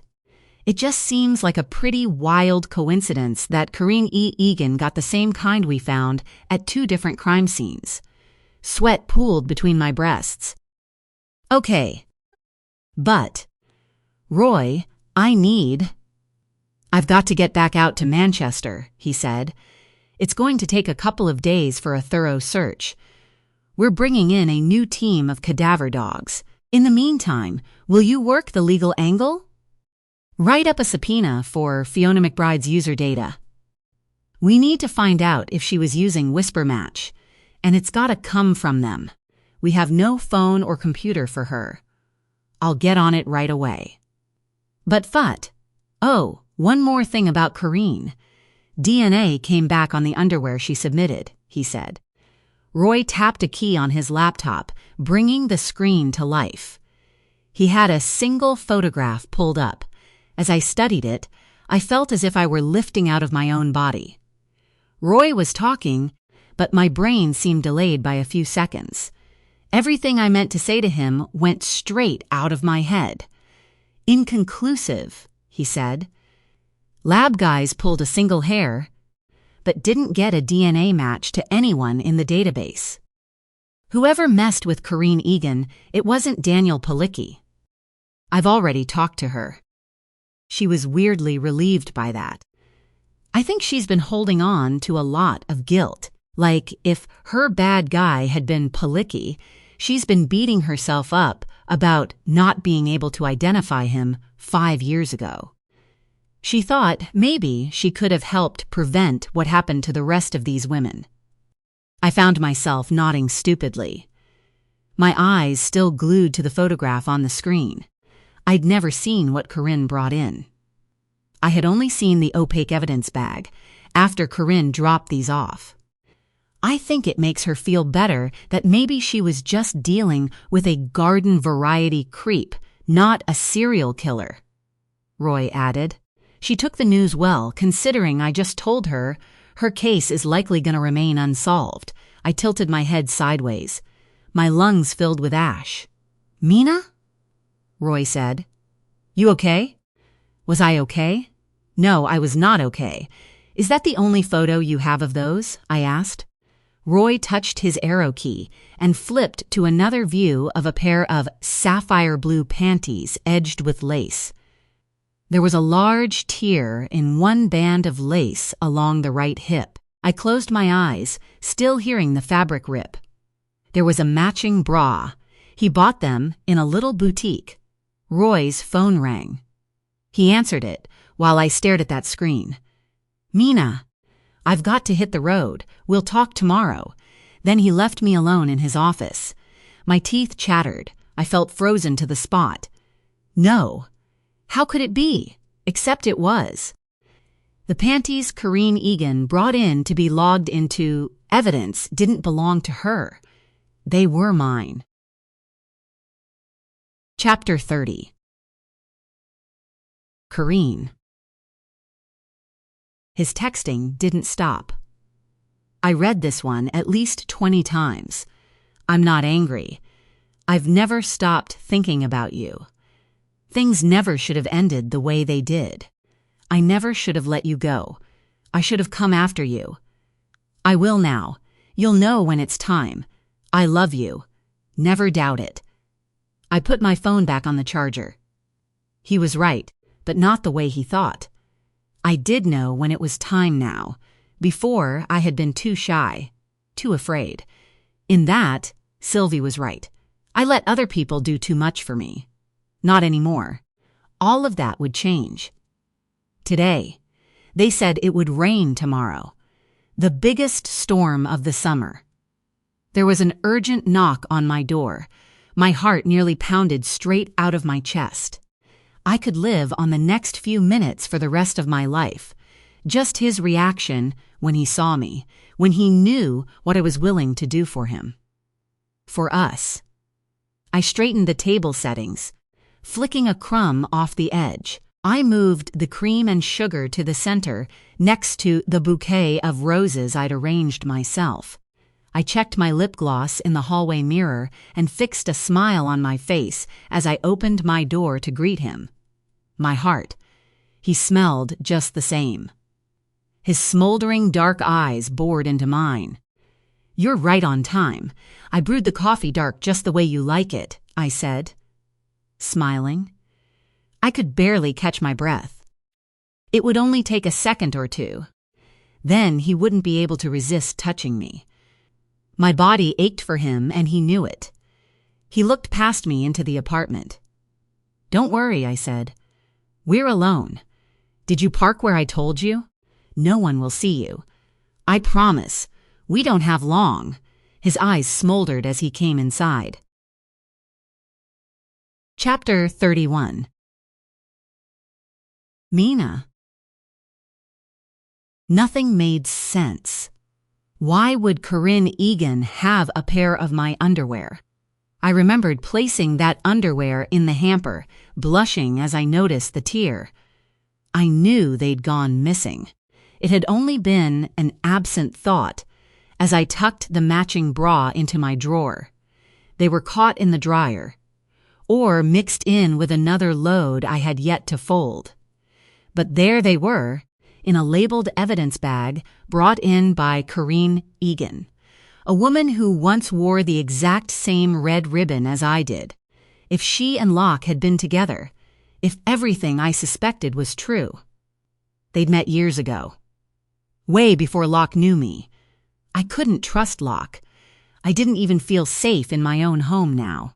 So this morning, I packed a bag and made reservations to stay at the Bayview Resort in town. I had hearings all afternoon and barely a moment to breathe. It was well past 6 before I could leave for the day. There was nobody left in the office. Locke and Roy had made me promise not to walk to my car alone. I did anyway. The parking garage was empty now. I had a rental car while Locke had my car repainted.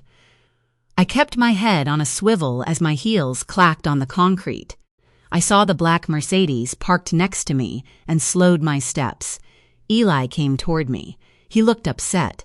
"Mina," he said, "I'm sorry. I didn't mean to startle you. I didn't want to bother you while you were still at work. But we need to talk." "It's been a very long day," I said.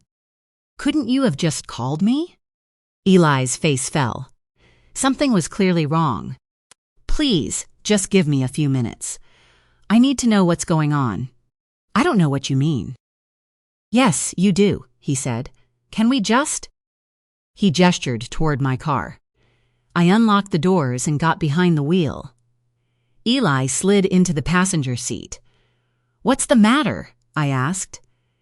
"That's what I need to know from you. Something's up with Locke. He's not acting like himself. He missed a meeting I set up for him with a major donor this morning. I can't get a hold of him. I'm worried. Are you guys okay? I wouldn't stick my nose in it. But Piper's all upset. She's threatening to leave me. Then, with Locke's behavior, I needed to talk to you."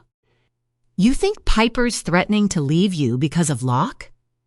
"Eli, I really don't want to be in the middle of your marriage either. But I can think of one or two things that might make Piper upset with you that have nothing to do with Locke." "So you didn't tell her?" Eli said softly. "About me and Anne? I didn't tell Piper anything. But don't ask me to keep track of your secrets. I'm having enough trouble keep." I stopped myself, then took a breath. "As far as Locke, yes. I told him what I saw. I won't keep something like that from my husband." As soon as the words came out of my mouth, I knew what a hypocrite I was. She won't tell me what Locke said to her. Piper can be difficult, but I can't lose her. She's jealous. Things aren't great with us. Despite what you saw, it's not all my fault. She sees you and Locke and wishes we could be like you. "Look," I said. At the fundraiser, Piper said something very unkind to me. Locke was angry when I told him. Maybe I shouldn't have. He said he was going to talk to her. I asked him not to. Apparently, he did anyway. That's probably what upset her. Eli's eyes got huge. "You asked him not to? You thought he'd listen to you?" "Locke isn't rational when it comes to you. He becomes ferocious in his need to protect you. There is no moderate response when it comes to Locke. I wish you would have come to me if you were upset with Piper." I stopped myself from apologizing. I hadn't done anything wrong. "Ellie, I don't have the bandwidth for this right now. Locke will be home in a few days. If you have an issue with him, you can take it up with him then." "He's not taking my calls," Eli said. "But I'm still here doing what he asked me to." "Which is what?" "Checking up on you. He said whatever you're working on has you upset. He said he's never seen you like this. He's worried." I sighed. "Then you can cross me off your chore list. I'm fine." "Sure," he said. "About as fine as Piper is. I'm sorry she upset you. She's mad at me, and she took it out on you. Mina, Locke really is worried about you, and it's messing with his head. Maybe he downplayed it, but not showing up for that meeting is bad for business. When Locke can't focus, he makes dumb mistakes. Ones that have nearly ruined him. Ones that I end up having to clean up." "What mistakes?" He wouldn't answer. "I think he's right that you're not okay. Whatever this case you're working on, is it really worth what it's doing to the two of you? Ellie, I'm going now. It's been a long day. I appreciate you looking out for me." "Yeah," he said. "Are you sure there isn't something I can do?" "No, just go after your wife. If you love her and need her like you say you do, work on that. Locke and I will be fine." Would we? For now, I only knew my head pounded. I wanted to just go home. But I couldn't even do that right now. Mercifully, Eli got out of my car and back into his own. I honestly didn't know if I should be grateful or angry with him. I felt wrung out like a wet dish rag. I waved at Eli as I backed out and drove away. "Of course, Mrs. Manning. Welcome to the Bayview. Your suite is ready. Do you need help with any bags?" His gold name tag read Garvin. He wore a crisp navy blue suit coat. "No," I said. "I can manage it." Garvin looked slightly hurt. He slid 2 key cards across the counter. The desk clerk next to him, a young woman who looked barely old enough to drive, perked up when Garvin referred to me by my married name. "Mina Manning?" she asked. Her team tag read Laney. "Yes," I said. "We have a package that was dropped off for you about an hour ago." "I'll get it." "A package?" I hadn't told anyone my plans to check in. Was someone following me? Was it Locke? Eli said he was missing meetings and failing to return calls. Paranoia took its grip on me. I looked over my shoulder, but there were no other guests in the lobby but me. A moment later, Laney returned with a thick, manila envelope with just my first name written on it. "Where did this come from?" I asked, handling it. It contained something thick, hard, and rectangular. "I didn't see who delivered it," Laney said. "It came before I started my shift. I can check into it if you'd like." "Thank you." The events of the day started to hit me. I felt boneless as I took the elevator to the top floor and stepped off. Checking my phone again, I pulled a charger out of my bag and plugged it into the wall by the bed. Locke had stopped texting and calling me. Strange, but also a relief. I went out into the sitting room and plopped down on a chaise lounge. I had a nice view of Lake Michigan from the glass walls on 2 sides of the room. This was a corner suite. Mina. My name was written with a black marker, underlined, and in flourishing cursive. I slid a nail under the flap and tore it open. A stack of photographs spilled out. The top picture made me freeze. It was Locke, a full frontal shot. He was nude. I grabbed the rest of the photos and flipped through them, letting each one fall to my lap. Locke's bare backside, his tattoo clearly visible. Locke in profile, giving a devilish smirk to the camera. He sat on the edge of a bed in a room I didn't recognize. He was nude in every photo. A shot of him standing in front of a naked woman. Her back was to the camera. He had his arms around her, nuzzling her neck. Another photo, this one even more lurid. Locke's bare backside. He was positioned between the naked woman's legs. She had them wrapped around his waist. Each photo was more pornographic than the next. They were all over each other. Locke. My Locke. I couldn't see her face. She was blonde. It was the same room.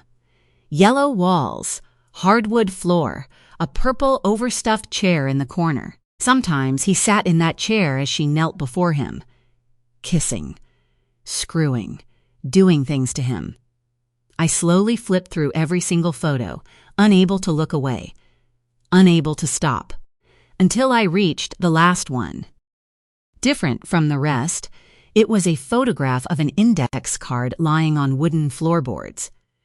Written with the same black marker, in similar handwriting as the outside of the envelope, it read, "Do you get it now? Locke is lying to you." Chapter 32. A storm blew through LaSalle Harbor with enough force to rattle the stop signs. Water crashed over the seawall at Bayview Pier. I couldn't go home. I didn't want to be at the hotel. Someone had figured out my plans to check in. Was I being followed?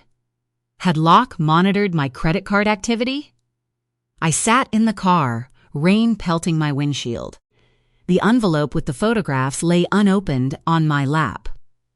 I'd flipped through the images at least a dozen times after leaving my hotel room. For 3 hours, I drove aimlessly. The lighthouse loomed before me. Its painted red tower could be seen for miles. A beacon in the storm. It was here Locke proposed to me on a cloudless, moonlit night 2 years ago today. I'd forgotten that part. Locke was usually the one to remind me. I married him less than a month later at the courthouse. Elena Clark performed the brief ceremony. I pledged to spend the rest of my life with him, forsaking all others. Tonight, that woman felt like a stranger to me, as if a spell had been lifted.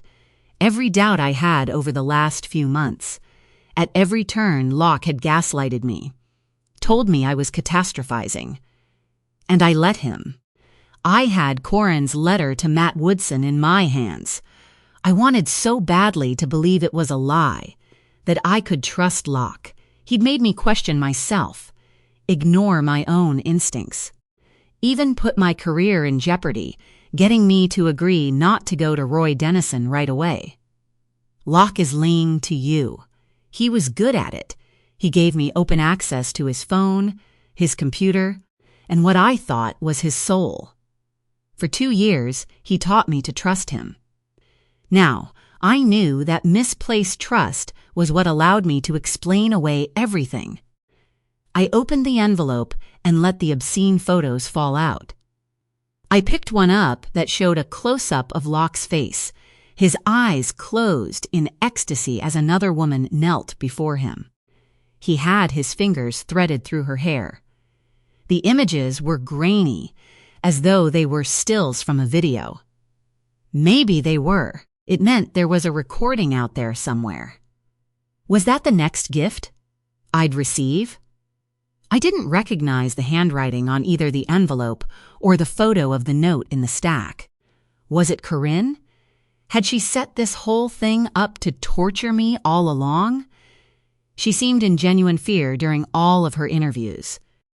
And yet, she handed my own underwear to Roy Dennison right under my nose.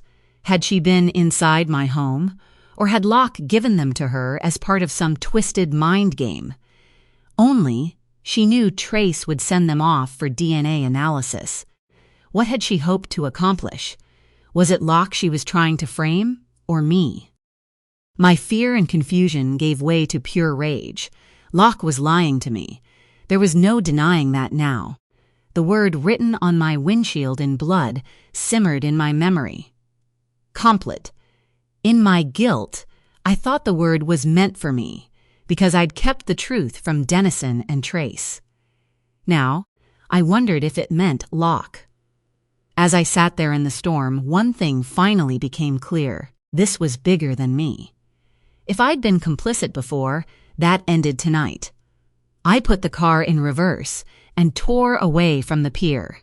It was almost 10 by the time I pulled into Roy Dennison's driveway, full dark. The rain came down in sheets. I tucked the envelope containing the photographs under my jacket and ran to Roy's front door. I pounded on the door. By the time Roy opened it, I was drenched.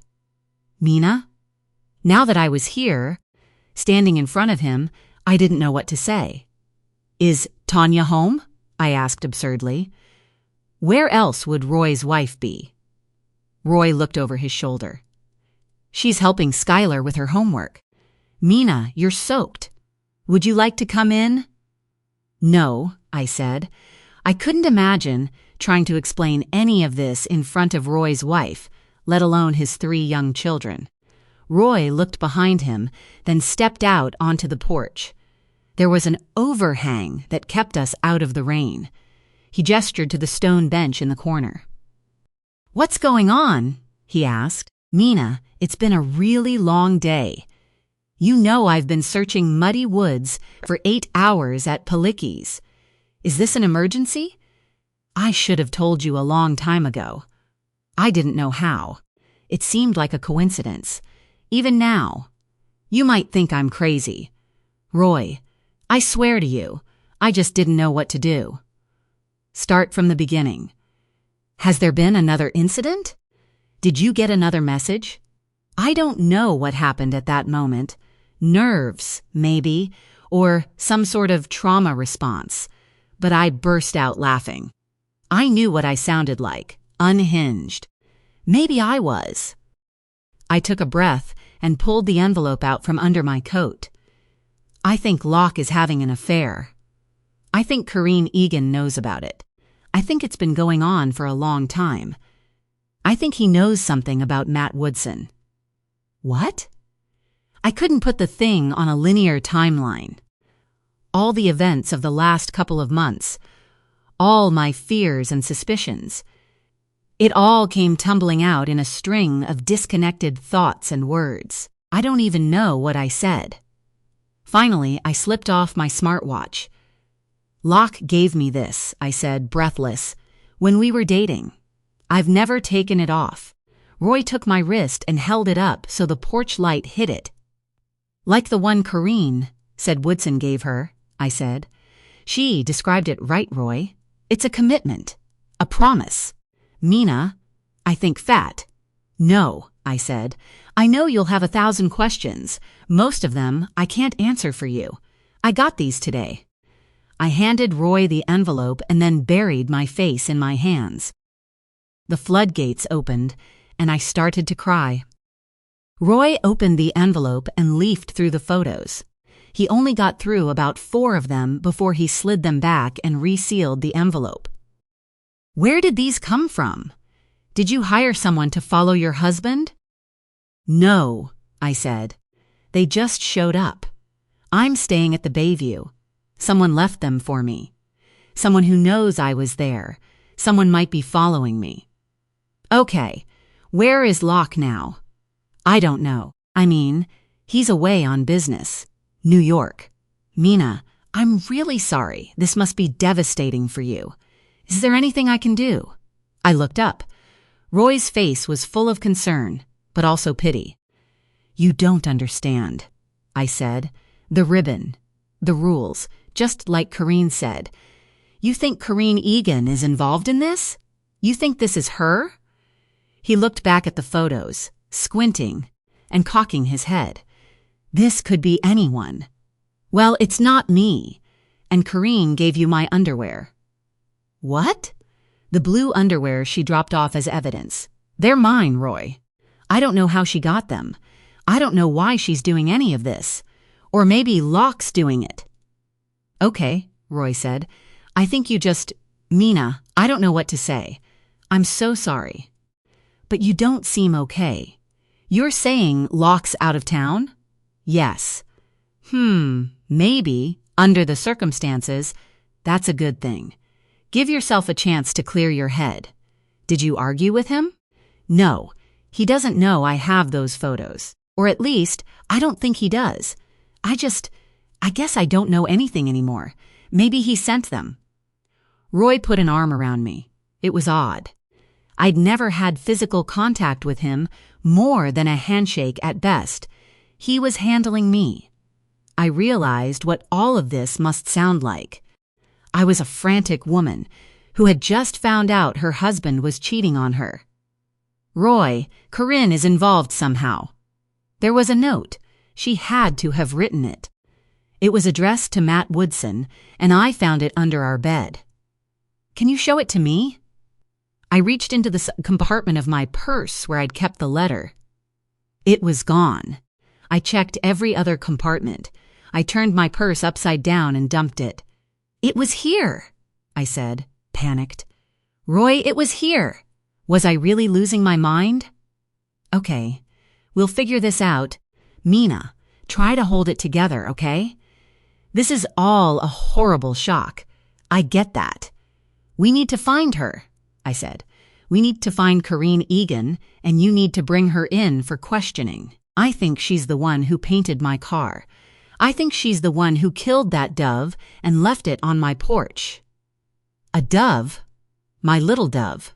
Don't you remember? She said Matt called her that. That's what Locke calls me. Okay. Mina, don't go home. I agree it's not the best place for you right now. Home. My home with Locke? If Corinne killed the dove, stole a pair of my underwear, and maybe even stole the letter out of my purse, it meant she'd been in my home. Had Locke brought her there? I have to go, I said, feeling panic starting to rise. Where will you be, Mina? I don't know. Not the Bayview. Someone knew I was there and sent those. There's more than one hotel in town. I'll find one. Okay. Do that. Get a good night's sleep. We'll talk more in the morning. You have my cell. It's gonna be okay. Roy stood up with me. He still had the envelope in his hand. There was an awkward moment where neither of us knew what to do with it. Should he keep it? Did I want them back? Burn them, I said. Roy put a hand on my upper arm. I'll see you tomorrow. I stepped off Roy's porch and back into the rain. I hadn't been cold before. Now I was shivering. Maybe you should come in and dry off, Roy said. I can put some coffee on. I shook my head. No, I have to go. I have to. I just have to go. I turned my back on him and raced toward my car before I lost control for good. Chapter 33. Karine. It's gonna be okay. Roy's lips were easy to read. He put an arm around her, drawing her to him. Did she love him? I'd only ever sensed friendship between them, the mutual respect of colleagues. But maybe I'd misread the situation. It wouldn't surprise me. From the kitchen window, I could see a blonde woman peer out from behind a blue checkered curtain.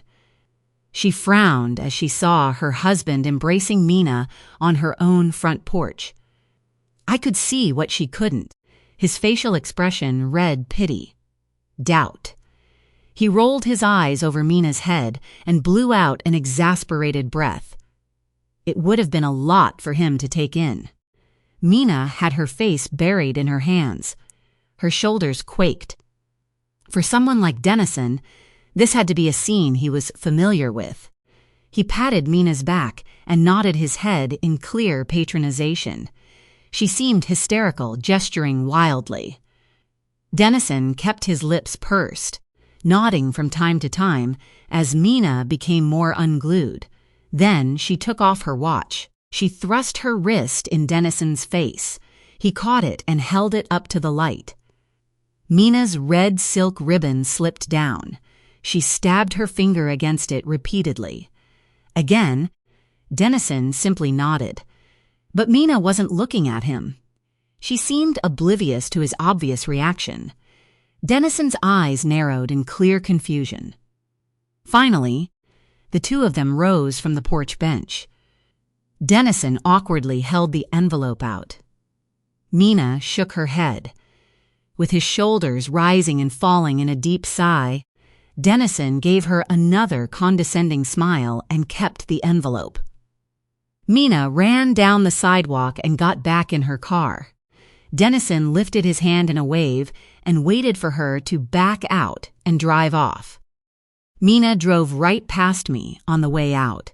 She was sobbing and punched her own steering wheel before she rounded the corner. Dennison's wife came out. Plain as day, her lips red. What was that? Dennison put his arm around his wife. He shook his head and said what clearly had to be, I don't know. It wasn't what Mina expected. She probably thought Roy would be on her side without question. But his reaction didn't surprise me one bit. My hand went to my neck. I flipped my visor down and looked in the mirror. There was still some faint redness along my jawline where his stubble had rubbed me nearly raw. It was a good hurt, though. The thought of it sent heat straight through me. Dennison's wife must have asked about the envelope he was holding. He shook his head as he opened the front door for her. He followed her inside, keeping the envelope behind his back. I stayed there for a few minutes more. I could see the Dennison family through their living room window. A boy and a girl sat on the couch watching television. Roy walked in carrying a little girl, maybe 6 or 7. She squealed as he tickled her belly. Whatever he'd done with the envelope, I couldn't see it now. His wife was back in the kitchen, washing dishes at the sink. So normal, so wholesome. An older brother, a middle sister. Then the baby girl. Just like my own family. Enjoy it, I found myself whispering, before it all goes away. I pulled away from the curb and started the hour drive home. I hope I hadn't stayed away too long. I promised him I'd come straight back. As each mile flew by, I grew more anxious. After all this time, when I saw him, my heart had soared. It would all be okay. He'd never let anyone hurt me. He was free. I pulled into the alley behind the apartment. The bar was closed tonight. 2 of the servers came down with COVID, and PJ was running a fever. I, on the other hand, felt stronger than I'd felt in years. I popped the trunk and pulled out the single bag of groceries I had picked up on the way. I'd make something special tonight. I bought a bottle of Pinot Grigio. I hoped that's what he liked. I came up the exterior stairs and stuffed my key in the lock. There was a moment of trepidation as I stepped inside. "I'm sorry it took me so long," I called out. "Come here," he said. His sleepy tone was downright sexy. I put my grocery bag on the counter along with my keys. Peeling off my raincoat, I went to the bedroom. He waited for me on the bed. One arm stretched over his head. He rolled to his side. He fixed those dreamy brown eyes on me as I came to him. "I'm glad you waited for me," I whispered. Then we kissed. "Just give me a second to change. I brought you a surprise." He gave me a sinfully drowsy smile and reached for me as I rose. "Now," he whispered. "1 minute. I promise, baby." He rolled over onto his stomach. That beautiful, muscular back. I went to him and kissed his shoulder. He twitched with pleasure as I traced the lines of his tattoo. It was gorgeous, too, just like him. 2 swirling fish entwined in a circle with a constellation above them. "Please," he whispered once more. "Come here." This time I did as he commanded. Chapter 34. Minna.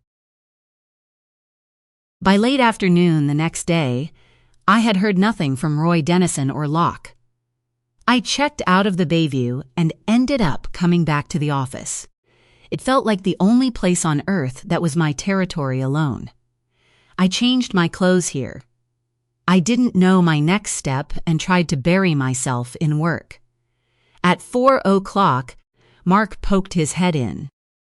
"Palicki's refusing a public defender," he said. "He was served with an arrest warrant for Fiona McBride about an hour ago. We need to go public with it first thing in the morning. I'll handle the press conference." Mark would take whatever limelight this case would offer. Let him. "I'm surprised Dennison didn't send me a copy of the arrest warrant." "He sent it to me," Mark said. I scrunched my face. "Why? Ask him." He didn't wait for a response. Mark disappeared down the hallway. 8 minutes past 4. Roy should still be in his office. I shouldn't have heard about Palicki's arrest on Benton County charges from Mark. Roy promised to come see me today about what I showed him last night. I wouldn't blame him if he were angry with me. I should have come to him from the very beginning. I regretted so many of my choices now. I grabbed my purse, shut down my laptop. Mark was already behind a closed door as I stepped out. "Ash," I said. "I'm heading over to the sheriff's if anyone needs me." I stopped myself from telling her I planned to head home after that. I would sleep here again tonight. I knew Ashley suspected something was up. She'd been discreet, but she caught me brushing my teeth in the women's restroom this morning. "Have a good night," she said, cheerful, non-judgmental. As I walked to Roy's office, something felt off. I got a strange look from the desk sergeant. She quickly turned her attention back to whatever was on her computer screen. I made my way toward Roy's office. I heard voices coming from inside. "Knock, knock," I said as I stood in his doorway. Sheriff Rafferty sat perched on the edge of Roy's desk. As soon as he saw me, he bolted to his feet. "Mina," he quickly covered. "Good to see you. I'll get out of your hair." Rafferty scurried past me like his rear end was on fire. "Hey, Mina," Roy said. "Why don't you catch the door?" I closed it behind me and sat down in front of his desk. "I was hoping to hear from you today," I said. "I want to apologize for coming to your house last night. That was inappropriate. I was in shock. I needed a friend." Roy gave me a sympathetic nod. "I'm sorry. The day kind of got away from me." I heard. "You prepared an arrest warrant for Palicki on McBride. I'm surprised you didn't run it by me, or at least give me a heads up it was happening. I figured you'd want a low-key day. I honestly wasn't sure if you'd even come in." "Why wouldn't I? I still have a job to do." "Right. Look, Mina, I feel terrible about what you're going through. If somebody delivered photos like that of Tanya, man, it makes me furious to even think about it. You don't have to worry about my feelings. I just want to know what you've found out about Corinne Egan. Have you questioned her?" The expression on Roy's face provided some answers as to why Rafferty wanted out of this office so badly. Roy must have told him what I shared with him. My nostrils flared. It was probably all over the department by now, which meant Mark would know soon enough. And it provided the reason why Roy cut me out of the loop on Palicki's new charges. "You're not planning to question her, are you?" Roy folded his hands on the desk. "I really think you should take some time. Clear your head. Give yourself a chance to process everything." "I don't need time. I need answers from Corinne. I told you she must have taken things from my house. She gave you phony evidence and lied about where it came from. That's obstruction at a minimum, Roy. She needs to answer for that." Roy's face turned to stone. It was then that I noticed the fat yellow envelope on the credenza behind him. He'd brought the packet of photos with him. I turned back and looked at the door. "You showed those to Rafferty?" Rising anger simmered just below the surface. Was he entertained? "Mina, nobody is making light of this. Do you think I'm lying?" "No, of course not."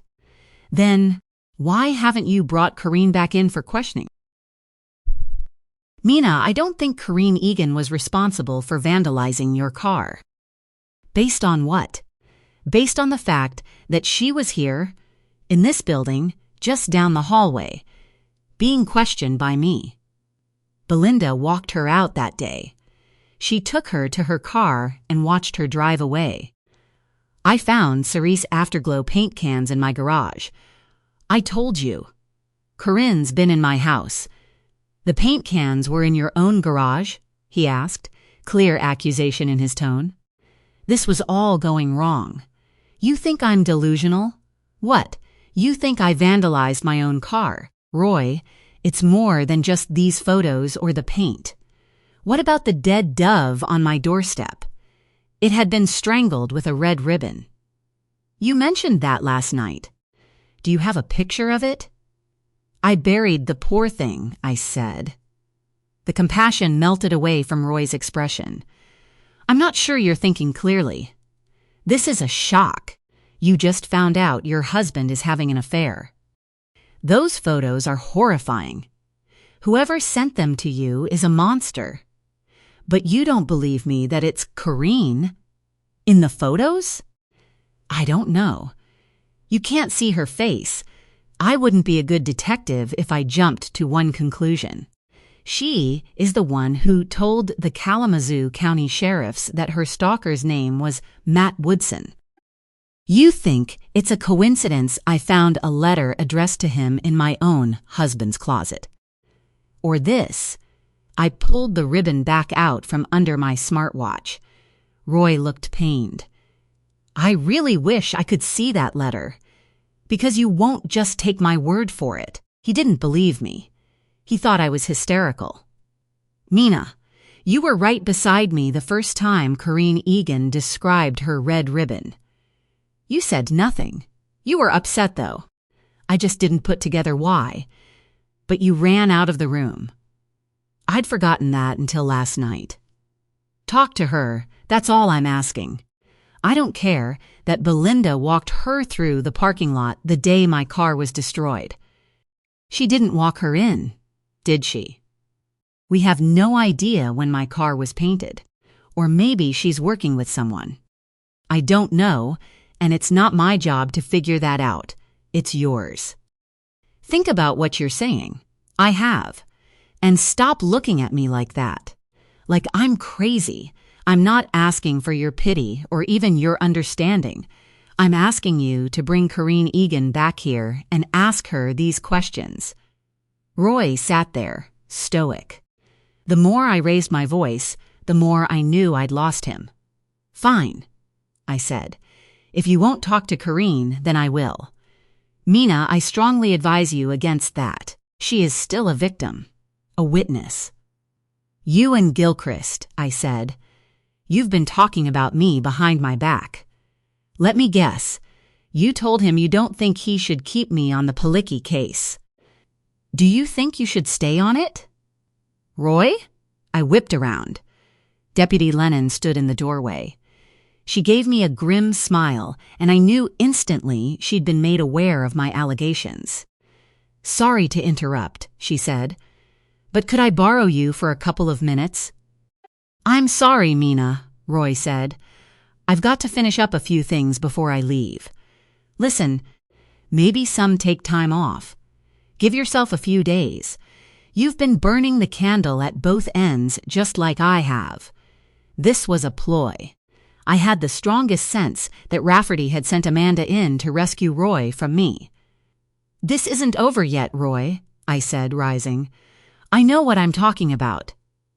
I understand, he said, placating me. I wanted to rip his face off.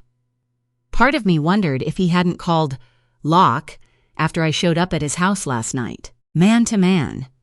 I stormed out. He wasn't going to help me. He thought I was just some jilted wife, unraveled, hysterical. Mark Gilchrist probably did too by now. If Roy wasn't going to confront Corinne Egan, then I would have to. It was one thing for her to screw my husband. But this was now threatening to hurt my career. I turned the corner and went down the hall to the conference room. My key card gave me access to it. Roy kept everything he'd accumulated through Trace here. He'd turned it into his war room on the McBride murder. I shut the door behind me. With sweat beading on my brow, I went to the boxes stacked on the long table against the wall. I found the one with Corinne Egan's file. I leafed through it using my phone's flashlight. I didn't dare turn on the overhead lights. It was better no one knew I was here. I found Corinne's initial statement. I leafed to the bottom. Just below her signature, she'd written down her address. Chapter 35. I thought I'd plugged in the wrong address at first. It led to the parking lot of a hole-in-the-wall bar in the two-streetlight town of Ember Falls. I could see through the window into the dining room. At just past 8 o'clock in the evening, the bar looked mostly empty. And then I saw Corinne serving the few tables in the place. I watched her for an hour. She seemed distracted, doubling back several times between the bar and her tables. I almost left. In the back of my mind, I knew this wasn't the smartest choice I could make. Roy Dennison may have dismissed me, but I knew in my soul this woman was trying to ruin my life. At 9 on the dot, Corinne Egan emerged from a side entrance. She counted dollar bills and flung an apron over her right shoulder.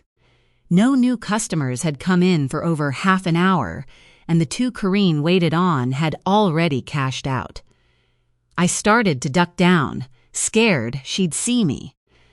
But Corinne didn't walk to the parking lot. Instead, she made a right turn into the alley. From there, she started climbing up an outside stairwell. I watched her walk through the door above the bar. With adrenaline racing through me, I pulled out of the parking lot and drove around to the other side of the building. Sure enough, I saw another doorway with a window cut out, leading to an interior stairwell. Gold lettering next to the door showed the address I'd originally punched into my GPS. I parked across the street and walked over to that door. There was no buzzer or bell. I opened the door and walked right in. There was only one way to go. The interior stairwell led to a landing and a wooden 6-paneled door painted red. I could barely breathe as I climbed the stairs and paused outside. I could still turn around and leave. What did I expect her to say to me? Before I could change my mind, I pounded on her door. Silence. I knocked again. A full minute went by before Corinne cracked the door open, leaving the chain lock engaged. "We need to talk," I said. Corinne smiled at me through the sliver in the door. She closed it, and I heard her fiddle with the chain. She opened the door and stepped out into the hallway. "Mina," she said brightly. "Is everything okay?"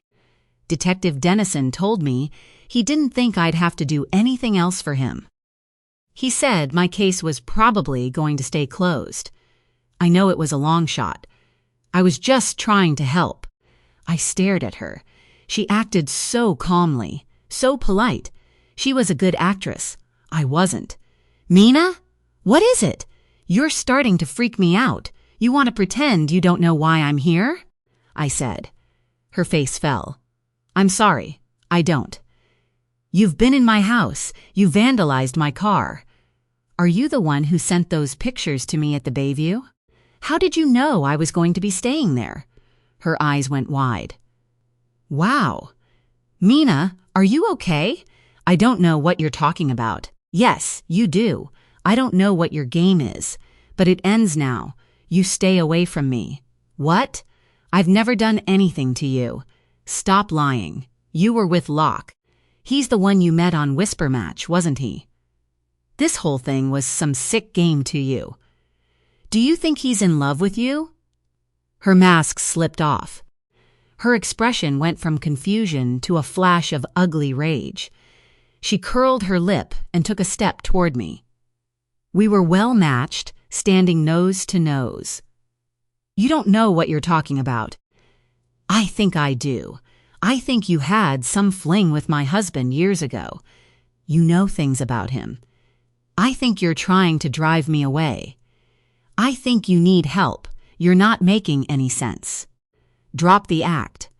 I don't know why you're trying to hurt me, but I'm on to you. Are you trying to punish me? Or Locke? Or is it both of us?" She was calm. There was no shock in her eyes, only raw hatred. I'd hit upon it. I just didn't understand her motive for somebody who claims they're on to me. She spat. "You sure came here with a lot of questions. I'm not afraid of you. You're nothing. You're a distraction. It's not my fault if you can't keep your husband." "You came into my house," I shouted. "You stole my underwear. What did you think would happen? That they'd find my DNA on it? Locke's?" "You're sick," she said. "They should take your law license away. I want you to leave. You're trespassing. You're a crazy freak. No wonder everybody in your life leaves you." I saw nothing but the white light of rage. Corinne took a step forward. She tried to push me, then raised her fist. I grabbed her shoulders and shoved her. She reacted violently, staggering backward, bouncing off the corner of the wall. She held a hand to her cheek as if I'd slapped her there. "If you don't leave, I'm calling the cops," she said.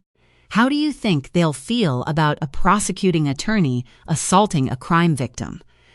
"What? Go!" she shouted. I took a step back. She was still covering her cheek with her hand. With the other, she reached back and opened her door. She went back inside and slammed the door in my face. "Corrine!" I shouted, pounding on the door again. But it was no use. She engaged the lock. "You need to leave, Mina," she shouted through the door, "or I'm calling the police." I believed she would. I couldn't get Roy to believe me.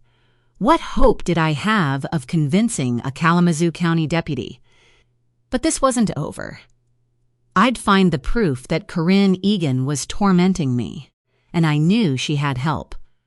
Whether Locke or someone else, I was determined to find the answer. Chapter 36.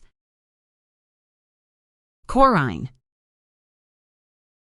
It would have been so easy for me to haul off and smack Mina Sobel in the face. Claw her skin off. How dare she come here? How dare she accuse me of trying to ruin her life? Didn't she know? She had a life that could never be ruined. Her life. She had no idea what I'd been through. She'd probably been handed everything she wanted since she was a baby. Probably a straight ace student. Teacher's pet. U of M law school. A job for the county government where she never had to worry about health insurance, even without Locke's money. She probably took it all for granted. She was the girl whose parents told her how special she was. And they should. That's what parents are supposed to do. The problem was, I think she believed it. I didn't want to hate her. I didn't want to be that girl. But I'd been given nothing.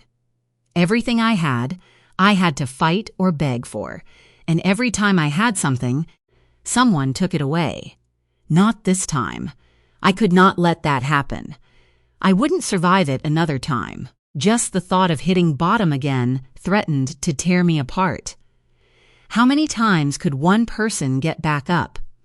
How much was I expected to endure and not break? Mina would be just fine. She would hurt. She would be sad. She would feel rejected. But you can't lose something that was never yours in the first place. It would take time, but eventually she'd see that. I went to the top of the stairwell and peered out the window. I felt myself start to sweat. She had just gotten in her car. She smacked her hand against the steering wheel. Though I couldn't hear her, she was yelling. "Screaming, maybe!" Then she cried. A couple walked around her car to get to the sidewalk. They were arm in arm, laughing. The woman saw Mina. Her face fell. I saw her mouth something to her companion. They seemed uncomfortable. Should they stop and see if Mina needed help? I didn't think Mina knew they were staring at her. She smacked her steering wheel again. Her hair flew around her face as she yelled at no one. She looked insane. Unhinged. For a moment, I was scared. Had she come close to actually hurting me? What if she'd had a knife or something? Maybe I never should have opened the door. I thought I was clever. Instead, maybe I was just lucky. Mina's face was beet red. In another moment, it looked like she'd actually start foaming at the mouth. The couple must have thought the same thing. The man tightened his grip around the woman's waist and hurried her along away from Mina's car. I bolted the door and put my back against it. She knew where I lived. I suppose that wouldn't have been that hard for her to find out. Had I misjudged her completely? Could she be dangerous? I knew I couldn't take the chance. I was done being anyone's victim. Locke called to me from the bedroom. "Mina? Is that Mina?" I pushed myself off the door and walked toward him. "Don't worry, my love. I got rid of her. She won't be coming back. I'll make sure." Chapter 37. Corrine. His sighs struck me again. 6'6", maybe? With that booming voice. He was so imposing, without ever having to draw his weapon. I wondered what it would be like to have someone like Roy Dennison for an older brother, or a father, or a husband. He was probably the kind who would drop everything the moment he thought any woman in his life was in danger. It never did me any good to think of things like that. PJ was never that kind of brother. Maybe it wasn't his fault, being the middle child. The appeaser. He was so used to waiting for Sylvie to tell him what to do. And Dad before that. I waved Detective Dennison over. I'd taken a corner booth at a little coffee shop in Paw Paw. It shocked me how quickly he agreed to meet me here. Almost like he'd been expecting the call. "Good morning," he said, smiling. He drew attention wearing his suit with his badge dangling around his neck. "Thank you so much for coming," I said. I had the server put a carafe of coffee on the table. Roy wasted no time flipping his mug over and filling it. "I told you," he said, "if you need anything, just call. I'm glad you did. Did you have breakfast?" She left the menu. Swallowing, he shook his head and waved me off. "I'm not a breakfast person. Coffee's all I need." "You sounded pretty upset on the phone. I don't mean to be blunt, but I don't have a lot of time. I suppose I should have just told you all of this over the phone. But there are things I need to show you. I just didn't think it would be a good idea to do this on your turf." He frowned, but didn't seem particularly upset by my preamble. "What can I do for you, Corinne?" I laid my phone on the table. I'd get to it in a minute. I just hoped he'd be willing to look at it after I got the basic story out. "I think something might be wrong with Mina Sobel," I said. His frown deepened. "What's going on?" I thought everything was finished. "You said there wasn't any way to tie the man you arrested to my case. That was disappointing. But I expected it. Anyway, Mina did something strange. And gosh, this is really hard. I'm not even sure I know how to put it. I think maybe she's having some mental health struggles." "Why? Has she done something to you?" "She came to my house last night." Dennison's eyes widened. "Excuse me?" "She showed up at my door. I'd just worked a partial shift at my brother's bar. We were unusually slow, so he sent me home around 9 o'clock. There's a small apartment in the building, above the bar. I live there. I don't know how she got my address. After everything that happened with Matt Woodson, I've taken great pains to keep my personal information off the internet. I pay one of those companies to do takedowns. If you type my name into a browser, you're not supposed to be able to find me. Actually, another police officer suggested I do that. He gave me the name of the company I use. I'm familiar, Dennison said. Anyway, Mina, it was just so strange. The bar was still technically open. I went home at an odd time, like I said. And not 2 minutes after I walked into my apartment, Mina knocked on my door. Like she'd been spying on me.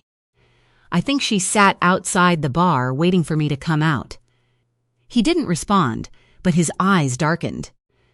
I was thinking what could be so important she drove all the way to my apartment to find me that late in the day.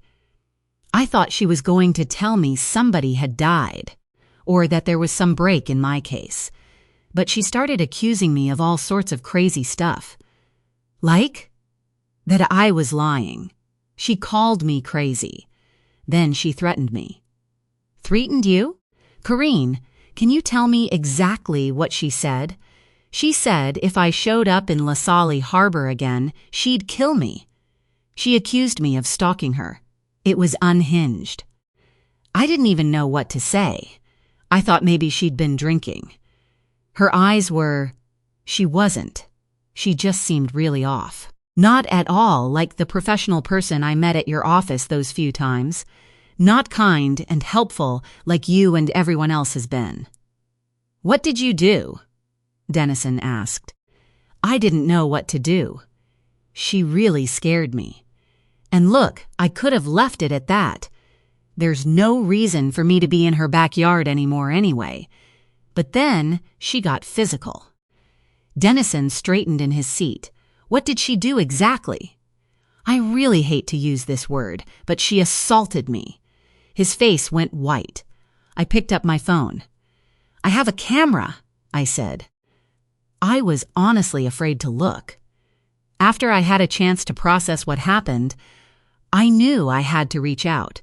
She's a friend of yours, and you've been so good to me. You really seemed to care about my story. The Kalamazoo cops were pretty dismissive a few years ago when I first went to them. Otherwise, I would have just called them. I thought maybe you'd appreciate my coming to you first. I opened my security camera app and pulled up the video I saved from last night. I popped out my phone stand and set it between us so we could watch together. Unfortunately, it doesn't record sound, I said.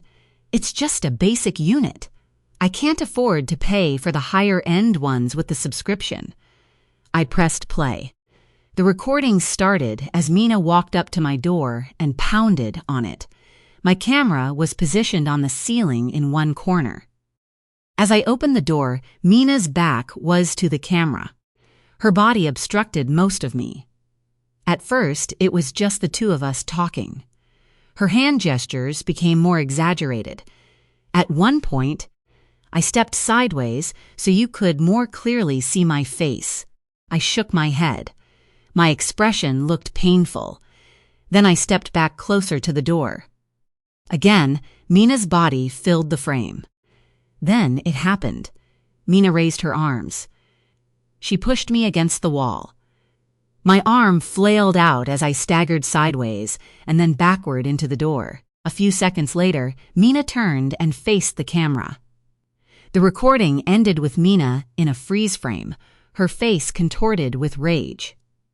Dennison grabbed my phone, held it closer to his face, and then played the recording again. "I'm sorry," I said.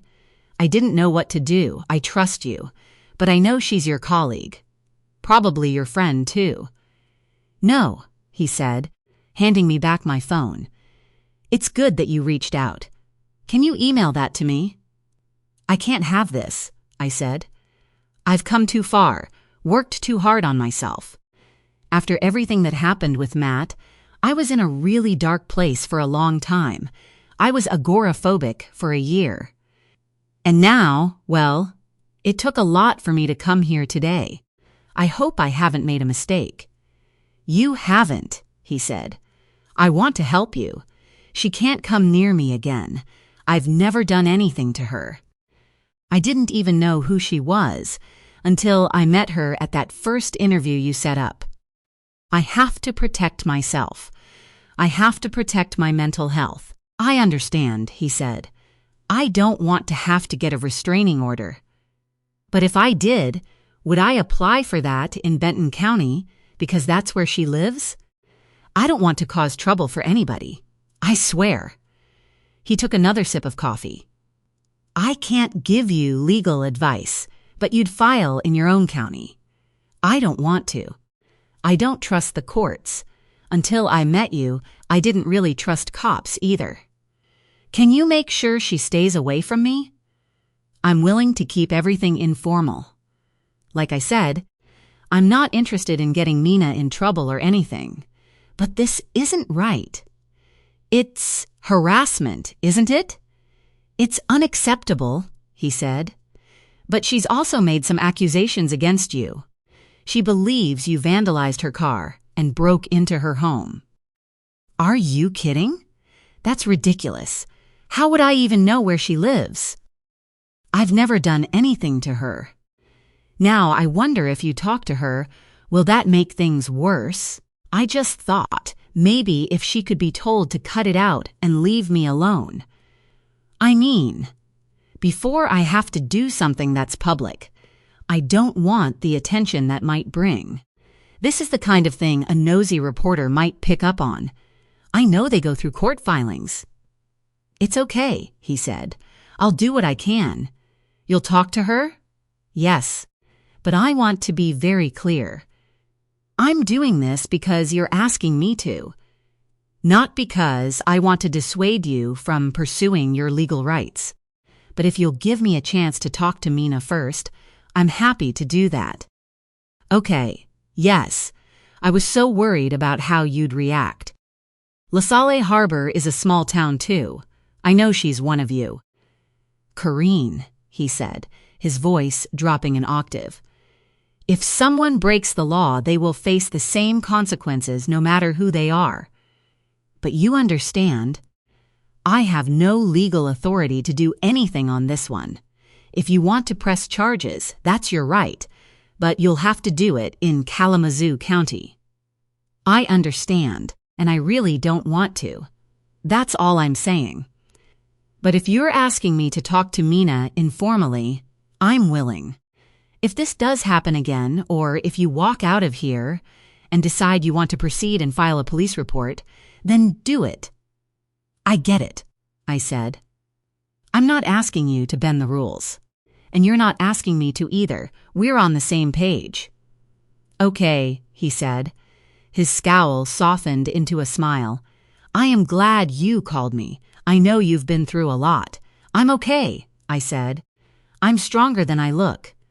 I don't doubt it. I've seen it myself. Now, if you'll forgive me, I've got to get back. He rose and extended his hand for me to shake. For as much of an alpha male as he was, he didn't try to crush my knuckles as some sort of dominance move like a lot of guys did. I really did feel like he could be someone to trust. He walked me out to my car and thanked me again for calling him. I sat there for a moment before turning my key. I held my phone and pulled up my camera roll. My most recent photo made me smile. Locke and me, just this morning. Right before I left for this meeting, we were in bed together. Locke had a dreamy expression on his face, the one I loved most, right before he was fully awake. His eyes half closed so you could really see his luscious, dark lashes. I looked straight at the camera as I extended my arm to take the selfie. He leaned his head against my shoulder. I tapped the photo again, pulling up the option to set it as my screensaver. Chapter 38. Mina. Mina? A light tap on my shoulder pulled me out of the dream. I'd been running through fog, trying to get to the source of faint light, but never reaching it. Mina? I nearly rolled off the couch. Ashley stood over me, worry lining her young face. What time is it? I asked, vaulting to my feet. I had no concept of whether it was day or night. Just after 8, she said. I just got here. No one else is in the office? Ashley surveyed the room. I'd pulled the blinds but forgotten to lock the door. I set an alarm on my smartwatch but must have slept through it. Look, she said. I know it's none of my business, but I know this is the 3rd night you've slept here. Is something going on? Something I can do. Lord, I thought. Sweet as she was, if I'd gotten to the point I needed help from the likes of Ashley, I was in bigger trouble than I thought. No, I said. I've just been immersed in trial prep. I guess I lost track of time. An absurd lie that even Ashley could see right through. I had my overnight bag tucked in the corner. When I checked into the Bayview, I'd packed enough for 4 days, which would get me through until tomorrow. Well, she said, Mark says he's been trying to get a hold of you since last night. He wants you to meet at his office at 8:30. He said he's on his way and that I'm supposed to tell him the second you get in. Again, don't want to pry into your business, but I get the impression you don't want him to know you've been sleeping here. What? I don't. I'm not asking you to lie for me. No, I know. It's just, Mina, something's wrong. We all see it. There's nothing to worry about, I lied. I walked over to the other side of the room. I had a small mirror on the wall next to my coat rack. I looked awful. My hair was matted in the back. Smudged mascara made me look like a raccoon. If Mark was on his way, I didn't have much time to pull myself together. There's a leak in the women's restroom, Ashley said. That's actually why I came in a little early. The maintenance guy, Connor, told me he'd be here any minute. Not ashamed to admit I'm kinda hoping to catch his attention. I noticed Ashley's outfit. She wore a tight leather skirt and a fitted red knit shirt with a plunging neckline. Don't worry, she inserted just before my panic set in. Why don't you use the men's room? I'll stand guard. If Mark walks in before you're out of there, I can distract him. I don't know if all that's necessary, I said. Just go. She picked up my overnight bag and handed it to me. I had a strong urge to hug her. Instead, I hurried to the private men's room and did the best I could to pull myself together. 5 minutes later, with my hair neatly pulled back and wearing a fresh linen dress, I was presentable. As I opened the bathroom door, I could hear Ashley over-exaggerating her words, making sure to alert me that Mark had arrived. I had just enough time to toss my overnight bag into my office before he spotted me. "Oh," he said, "you're already here." "That's good. Can you give me 5 minutes, then meet me in my office?" He punched a number into his phone and turned his back on me. Ashley shrugged, indicating she had no new insight as to Mark's agenda. She rushed over, carrying a steaming cup of coffee, and put it into my hand. "Thank you," I said. "You didn't have to do any of this." "Mina," she said. "Yes, I did. I get you don't want to tell me why, and that's cool. But you're hanging on by a thread. Look, it happens to the best of us. I've got you." I thanked her and walked down the hall to Mark's office. He stood at his window, overlooking downtown. "Have a seat," Mark said, his tone grave. He gestured to the couch against the wall rather than one of his desk chairs. Whatever was going on, it meant this wasn't going to be a short meeting. "Am I going to need to take notes for this?" I asked. He didn't answer. Instead, Roy showed up. His expression was just as dour as Mark's. They exchanged a knowing look. "Palicki," I said. "Please don't tell me something fell apart. If I face..." "This isn't about Palicki," Mark said. He perched himself on the edge of his desk. Roy took one of the desk chairs and turned it so he was facing me on the couch. Mark jerked his chin at Roy, urging him to start. Roy rubbed his temple. It didn't look like he'd gotten much more sleep than I had. "Mina," he said, "I'm going to get right into this." "Roy called me last night," Mark interrupted. "I thought it would be best if we talked to you together. I tried to get a hold of you beforehand. You weren't picking up." "I turned my phone off," I said. "I generally do when I'm trying to sleep." He waved me off. "Go ahead, Roy." Roy cleared his throat. "I know you've been under some stress. None of this is easy for me. And I've tried to do my due diligence. I wanted to talk to you by myself. I would have, but Mark reached out to me, and between the two of us that..." "What is going on?" I asked. "I know the two of you well enough to read the looks on your faces. What happened? Mina, did you go to Corrine Egan's house the night before last?" Mark's face was hard as he stared at me. "Did she call you?" I asked. "What did she say?" "I'd rather you told me your side of it first," Roy said. "I'd like to hear it too," Mark said. It dawned on me then that Roy had probably told Mark what I'd shared with him the other night on his doorstep. Had he also shown him the pictures of Locke's indiscretions? I don't know what this is. But, yes, I went to see her. Roy, you know exactly why. And I told you specifically not to do that, he barked. I thought I made that pretty clear, and I thought you had enough common sense to do what I said.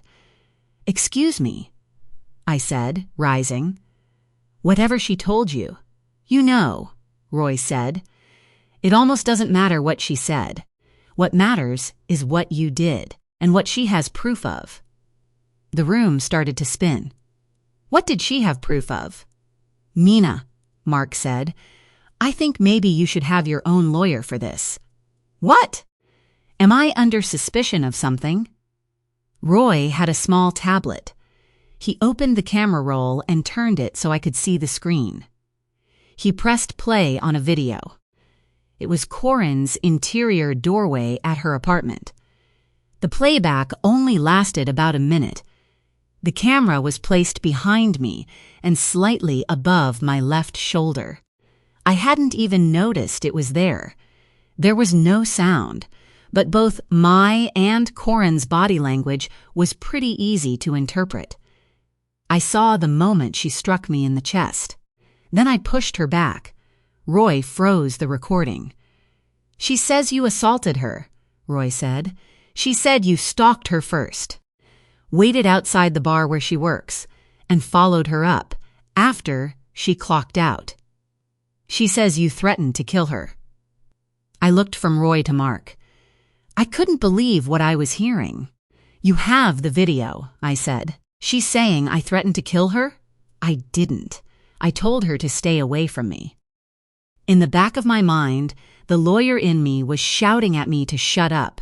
Stop talking. Say nothing more. Mark was right. This was an interrogation, and I owed Roy no answers. At the same time, Roy was my friend. Mark was my boss. They knew me. Corinne's lies were so blatant and obvious. You weren't going to do anything, I said. I told you point blank, that woman is trying to ruin my life. I think she's in some sort of mental health crisis, and she needs help. I told you what she did. The paint cans, the dove. I didn't assault her. She hit me in the chest, and I pushed her away. Roy played the video again. Reluctantly, I watched it. The second time through, I realized the problem. I knew what had happened on that doorstep. I knew Corinne had actually assaulted me. But the angle of the camera didn't show it. You could only see my back. Just before I pushed Corinne off me, my body obstructed hers. I couldn't believe it. She told Roy I had assaulted her. Again, the lawyer part of my brain kicked in. If I were showing this recording at a trial, I might have thought it was a slam dunk for the prosecution. This doesn't tell the whole story, I said, shoving the tablet back at him. I'm telling you, Corinne was the first aggressor. She's lying to you about what happened, twisting it so it looks like I did something wrong. I didn't. Everything I've been telling you is true. There's something wrong with her. She's trying to ruin my life. The paint, killing the dove, the note she wrote, her breaking into my home. She denies all of it, Roy said. You think I'm making it up? Imagining it? Roy? Mark? Does that sound like something I'd ever do? Mina, look, Mark said, sliding off the side of his desk. You've been under a lot of strain. I know things have been difficult for you at home. I didn't want to pry or put myself in the middle of your marriage. Believe me, I wouldn't, but Locke reached out to me last night. My heart thumped behind my breastbone. He what? He expressed some concerns. He said, you've been behaving erratically. He said the two of you have been having trouble. He said, I hate to even bring this up, but he said, you've been taking some new medication that might affect your mood. Anger erupted inside me. He said, what? He called you? You talked to Locke? He texted me, Mark said. Show me, I demanded. I want to see exactly what he said.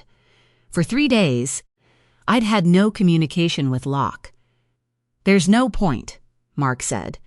"It only matters that you understand where I'm coming from. Mina, I've seen you. You barely got through your hearings last week. It's not like you, showing up at Roy's doorstep at night. Then going after Corinne Egan? You had to have taken her personal information from a confidential file. That's a problem for me, Mina. You're an agent of this office. The two of you are accusing me of what? Losing my mind, you need to understand," Roy said.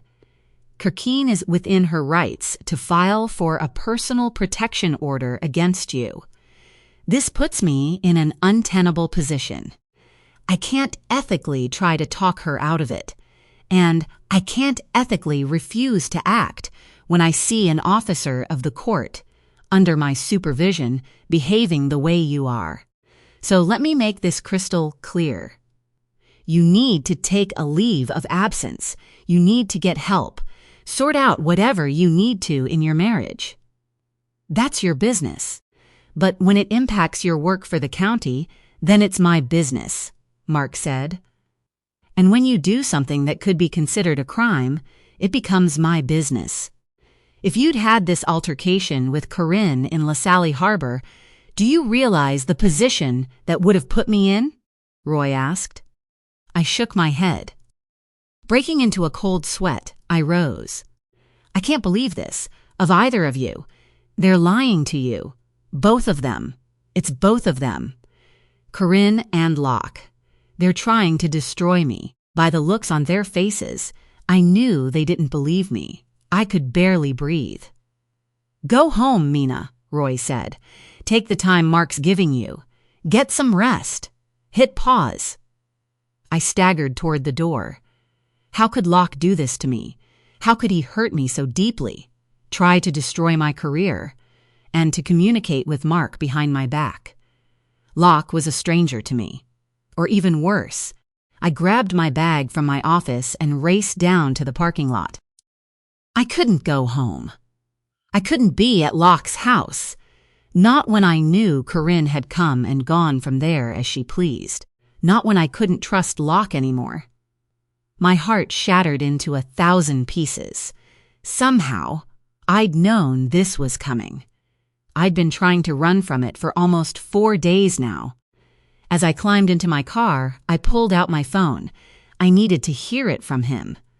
My call to Locke went straight to voicemail once again. I tried texting instead. "What are you doing? You talked to Mark behind my back? Call me now." I watched as my text was delivered. A moment later, it showed red.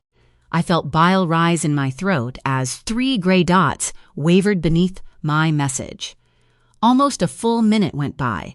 The dots disappeared. Chapter 39. As I stared at that phone screen, then out my windshield, I realized I had no idea where to go. I pulled up my browser and typed in the Seagull's Nest. It was the closest decent hotel besides the Bayview. Mark was right about one thing. I needed some time to clear my head and figure out my next move. I barely knew what I wanted anymore. I called the hotel and asked to book a room for the night. "You're in luck," the receptionist said. "We have 1 king room left. There was a cancellation. That's really rare in peak season. Maybe the planets are finally aligning for me," I joked. I pulled out my credit card and gave her the number. I could hear her typing. "Let me put you on hold for 1 second," she said. I listened to canned, warped music for a full minute before she came back on. "I'm sorry. Mrs. Manning?" "Yes. I'm getting an alert that the card was reported stolen." My head started to buzz. "That's not true. I'm holding it." Well, if you have it, maybe you could call the number on the back." "Actually, if you were here at the desk, I'd have to confiscate the card." "Do you have a different card you could use?" "Sure," I said, pulling out another one. I gave her the number. A moment later, she said the exact same thing. My card had been reported stolen. It felt like I had a boulder sitting on my chest. Had Locke done this too? "I'm really sorry," the receptionist said. "I'm afraid I can't reserve a room for you if you don't have a valid credit card." It felt like the world had tilted on its axis. Both credit cards were reported stolen. This wasn't a mistake. It was sabotage. I clicked off the call while the girl was in mid-sentence. I rested my head on my steering wheel, feeling like I was in a crash position. Maybe that wasn't such a bad idea. A knock on my window startled me. I looked up. Judge Clark stood there, waving her fingers. I rolled down my window. "Your Honor, I theft." "Open up," she said, pointing down toward my door lock. I hit the button. She came to the passenger side and got in. "Your Honor, theft." She put a hand up. "I suppose the parking lot is technically outside the courtroom. It's Elena out here. I hear you could use a friend. You mind telling me what else you've heard?" "Drive," she said. "I'm through with hearings for the rest of the day, and I'm starving. You can take me to lunch." I started to laugh, but not from real humor. It was my shot nerves. "I hope you like fast food. I've got about $40 in my wallet, and apparently all of my credit cards have been stolen." She looked down. She saw the credit cards I dropped into my console cup holder.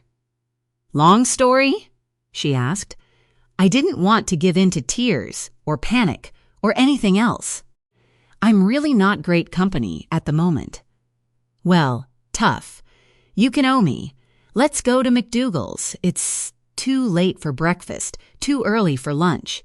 Nobody will be there. Consider that a court order. Wouldn't want to jail you for contempt." "At least I'd know where I was sleeping tonight," I joked. I ignored the alarm on her face. She was right. McDougal's was empty. We took a booth against the wall away from the windows. "You said you heard I could use a friend," I said. She nodded. "Ashley." The server came with our drinks. Elena ordered a cheese Danish. I copied her. "Don't hold it against her," she said. "Ashley's like family. I used to babysit her. Her mother used to babysit me. Anyway, so you've been sleeping in your office all week. You got called onto the carpet by Gilchrist. And, apparently, Dennison? Now you're telling me your credit cards have been canceled. I've been a circuit court judge a long time and a family lawyer before that. Are you filing or is Locke?" I felt a hole in my chest. "I don't know," I said, holding back the rush of tears I wanted to cry. "Oh, honey," she said, reaching for me. Elena wasn't that much older than me. Her appointment to the bench had come with controversy and valid charges of nepotism. But she was doing a great job, so I, for one, never held it against her. I explained what I could. I didn't tell her Corin's name or that she was a witness in the trace investigations. But I told her about the photos, my confrontation with Corinne, and what both Roy and Mark believed. Elena blew out a hard breath at the end of my tale. "I suppose I've just disqualified you from presiding over any proceedings I'm involved in. Some people might think that was my plan all along." She shook her head as she sipped her iced tea. "I'd have recused myself anyway. We're friends, Mina, and as your friend, would you mind if I gave you some advice?" "Sure. You have to be really careful here. This woman sounds calculating, and Locke is powerful. You say you haven't spoken?" "Not for days. But he called Mark instead." She narrowed her eyes. "That's what he says." She tapped her straw against the side of her glass. "That's the strangest part of all this to me." "That's what's strange?" "Elena, you know me. I thought Roy and Mark did too. I haven't done any of the things this woman has accused me of." "Except you did," she said. You went to her house to confront her. That was a bad idea. I understand the urge. But you walked into this mess. I couldn't argue with her. That was the crux of it. And now he's kicked you out of the house? I shook my head. Not exactly. I needed to get away and clear my head. It's his house. You won't have a claim to it if he files. Did you sign a prenup? I wanted to throw up. I had along with that blasted NDA. I suppose I hadn't technically violated it. Not yet. I don't care about his money. That's short-sighted. The trouble is, you've only been married for 2 years. But I don't imagine Locke would want a long, drawn-out, scandalous process, especially if he's cheating on you. Elena, I'm sorry. I appreciate your wisdom. I do. But I can't even think about strategizing a divorce settlement. I feel like I've been hit by a truck. I'm roadkill. Understood. I'll back off. It's just, he is clearly thinking about this. He's cut off access to your credit cards. Do you have any joint accounts with him? What? Mina, think? No, I said. Our banking is separate. I have my salary from the county that goes into the checking account I've had since my parents died. He put my name on his credit cards. I canceled whatever ones I had in my own name. Obviously, that was a mistake. Well, I suppose the immediate issue is you need a place to stay. I can help with that. I have a rental at Breakers Cove. I've got a long-term booking coming in at the end of the month. But for the next 10 days, it's empty. She grabbed a napkin and wrote down an address and a number. That's the code to the lockbox. Thank you. I don't know how to repay you. She threw 2 20s on the table. Just take care of yourself. Get a good night's sleep. You'll feel better tomorrow. She rose. I drove, I said. I have to take you back. A new horror occurred to me, my rental car. If my credit cards were cut off, I had no idea how long I'd have wheels. She waved me off. I've got a hair appointment across the street. I got a ride to work today. My car's on the fritz. I'll Uber home. I was planning to anyway. When I stood up, I hugged her. I don't know if Elena believed me, but it didn't seem to matter to her. She gave me the benefit of the doubt. I wished Mark and Roy could do the same. Women believe women, I thought. I don't know how many times I'd had that conversation with domestic violence victims. Women believe women. Only Corinne Egan had been lying all along. Elena's rental was gorgeous.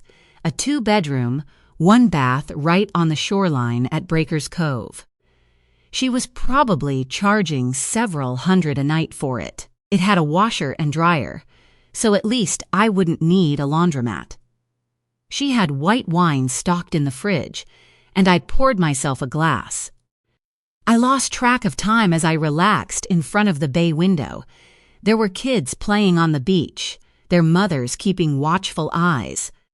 That's what finally made me cry. 2 weeks ago, Locke and I were trying to start our family. Now, my phone buzzed and my heart jumped. It was Locke's text tone. I dove for the phone on the coffee table in front of me. With shaking hands, I fumbled and nearly dropped my phone on the tile floor. I opened the message. I didn't want things to happen this way. But yes. I talked to Mark. You've been erratic. You accused me of things I would never do. That hurts me more than you could ever know. Even with all of that, I could forgive you and put it behind us. But now I know you've turned violent. To a victim you were supposed to protect, no less. I cannot tolerate that, and you, of all people, know why. I've worked so hard to overcome my past. I cannot go back to that kind of life. I have to protect my own hard-won mental health. But I'm ready to talk about it. I want to see you. I'll be back tomorrow evening. If you still care about me, you'll give me the space I need. But but you can come collect some of your things. Please meet me at the house at 6 o'clock. I'm not a monster, Mina. In spite of everything they're telling me, I want to believe you aren't either." My eyes went in and out of focus. I read Locke's wall of text 3 more times. He believed Roy. He believed Corinne. My mind, my heart were twisted up in knots. I knew the irony of this. For weeks, he'd begged me not to believe the worst of him. Now he was thinking the worst of me. How did we get here? How had our lives turned so violently upside down? I was lost. Spinning into space with no tether to Earth. God help me. The only person who could have made me feel safe was Locke. Chapter 40. Elena was right. Though I didn't fall asleep until almost 2 in the morning, when I woke up just after noon, I felt like a new woman. One that had a decision to make. Was there anything still salvageable about my marriage? Had Locke really been seeing Corinne Egan behind my back all this time? Had she finally decided she wanted me out of the picture? If all those things were true, she'd gone about it in the most circuitous, insane way possible, which meant maybe Locke wasn't really with her at all. But then, why would he contact Mark like that and basically tell him I was crazy? Was Locke really somehow involved in the case outside of Corinne? But why would she want to be with him if her story was true? If she believed he was dangerous? I pulled my phone out. No missed calls. No missed texts. I pulled up his message and reread it. One passage stuck out at me as if it were written on a neon sign. "I want to see you. I'll be back tomorrow evening. If you still care about me, you'll give me the space I need. But you can come and collect some of your things. Please meet me at the house at 6 o'clock. I'm not a monster, Mina. In spite of everything they're telling me, I want to believe you aren't either." I knew he couldn't legally make me move out. It didn't matter that the house was in his family name. It had been my home for 2 years. He couldn't kick me out without a court order, unless I left voluntarily. A new cold dread spread through me. Maybe that had been part of Corinne's game all along. Make me feel unsafe enough in my own home that I'd leave it. Then Locke swooped in and finished the job. And then there was Mark. There was no rule against my going to see Corinne. Her allegations of assault were completely made up and would never hold up to judicial scrutiny. Mark had no real grounds to suspend me. But Locke believed I was violent, that I could ever do to him what his parents had done. Again, my brain spun with the irony. I sat here in disbelief that Locke could think those things of me so quickly. But hadn't I done exactly the same to him? No, it wasn't the same. I had proof. The photos of him with Corinne, the paint cans, the note, and then there were the coincidences that kept piling up. The rare Duveyre replica at Palicki's house. The ribbons left with the victims. The underwear stolen from my own bedroom. I hadn't made these things up. I wasn't crazy. I couldn't prove it. But Locke had to be connected somehow. With a full night's sleep and 2 cups of coffee in me, I felt better prepared to go into battle. I put on my armor. I had 1 suit left in my bag. The black one. Locke called it my power suit. I wore my hair sleek and straight, pulled back into a ponytail that hung to the middle of my back. I didn't know what I wanted from Locke, but I knew I wasn't going to let anyone dictate my future anymore. First, I went to the office. As I stormed past Ashley's desk, her face went pale. "Mina," she said. "You won't." I went to my office. When I tried to open the door, the knob wouldn't turn. I pulled out my key card. 3 red dots flashed across the lock pad. They never turned green. I didn't hear the telltale click of the lock disengaging. I swiped it again. Same problem. "Mina," Ashley said. "I'm sorry. He locked me out," I said. I went across the hall to the conference room and tried to swipe that lock. Same result. I knew I'd find the same problem anywhere I went in the building. The only reason I got into the office at all was that the lobby doors weren't locked until after 5. Had I tried to come outside regular business hours, I would have been locked out completely. "I'm sorry," Ashley said again. "I wanted to call you, but Mark said I couldn't. Where is he?" "He's in his office. Do you want me to tell him you're here?" "Don't bother," I said. I marched down the hall. Luckily, he hadn't fully shut his own door, so I was able to barge right in. He looked up, startled. "Mina, what are you doing here? It's Friday. I work here. Shut the door, Ashley." Mark barked. I held a hand up. "Don't. Mark, you can't do this. You can't suspend me without due process. I'm not an employee at will. I'll get the union involved." "I've already been in touch with them," he said. "You should expect a call from your steward today sometime." "Validate my key card," I said, slapping it on his desk. "I can't do that." "You mean you won't?" "Mina, stop this. I am fully within my rights to put you on suspension if I feel you're dangerous." "What?" "You assaulted a witness in a criminal case you've been asked to consult on. You really think the union is going to protect you under those circumstances? Plus, the minute you ring that bell, it's going to become public. We'll have the local news all over this. The Supreme Court will have to be notified along with the State Bar. I wanted to avoid all of that for your sake. This is ridiculous. Mark, you know me." He scowled. "I thought I did now. I'm not so sure. Do yourself a favor. Go home." "I don't have a home," I shouted. "You're helping make sure of that. I am not going to get in the middle of your marriage. You already have. The second you took Locke's word over mine. He's worried about you." "Mina, so am I. I know you don't see it this way, but I'm trying to protect you from yourself." "So is Locke. Has he contacted you again?" He didn't answer, but his face spoke volumes. "You've got to be kidding me." "When? What did he say?" "He just wanted to see if I've spoken to you. He wanted to know if you are okay." "I don't think you are." "Then why doesn't he just call me himself? If he'll take your calls, call him now. Put him on speaker." He shook his head. "I'm not going to do that." I wanted to pound my fist against the wall. I turned. The entire staff had come out of their offices and were peering down the hallway. I saw judgment or pity on each one of their faces, including Ashley's.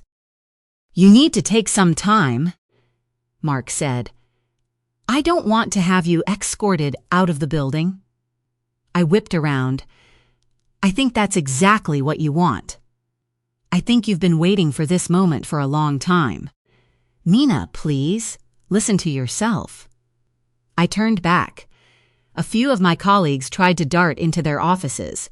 Cowards. Not one person seemed willing to stick up for me. Of course they wouldn't. If they believed Locke had turned against me, they'd hedge their bets. I was the outsider after all. Locke was the fortunate son. My heart racing, I strode out of the office. When I drove out of the parking garage, I realized I had no idea where to go. I drove around for a while, trying to clear my head. I ended up parked at the pier again. I pulled out my phone and punched in Locke's number. It went straight to voicemail. "Locke," I said, "you're playing games. We need to talk. Just you and me. You've chosen to believe other people over me. I know I've done that to you too. So let's stop, both of us. You're trying to destroy my career."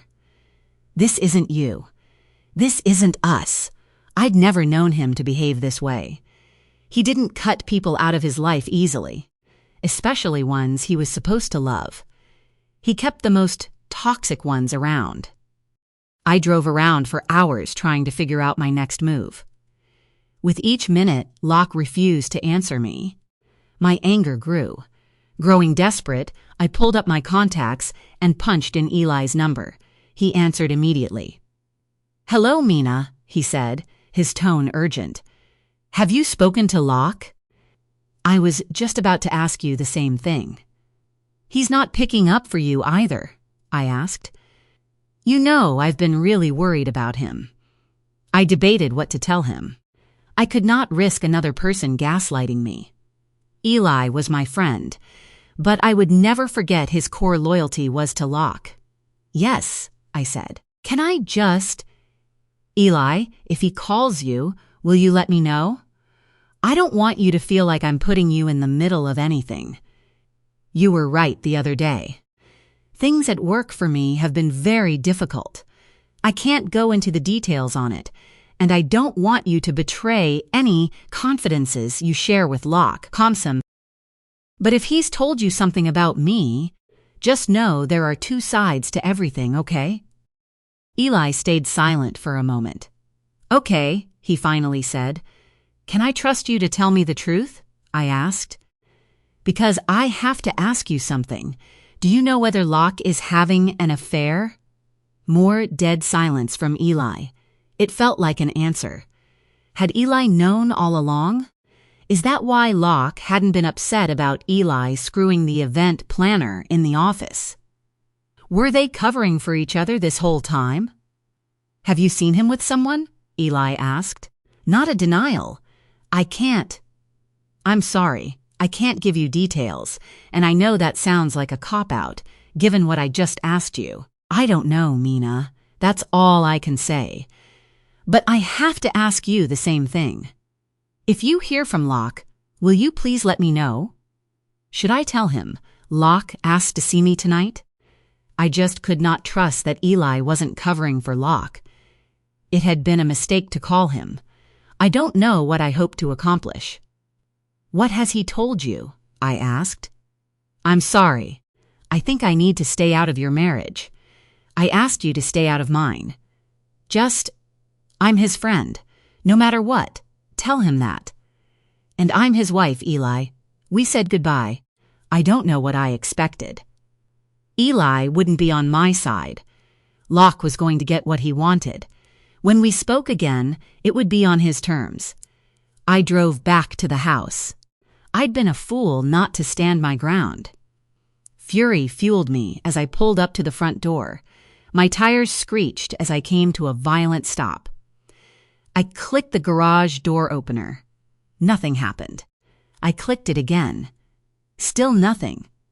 He'd already had the code changed. It was only 3:00. He told me to meet him at 6. I went to the front door. Palms sweating, I tried my key. My heart started beating again when the door swung open. I walked inside. The house was dark. I usually open the shades first thing in the morning. I hadn't been here for days to do it. I turned every light switch on as I passed them. The kitchen was just as I had left it.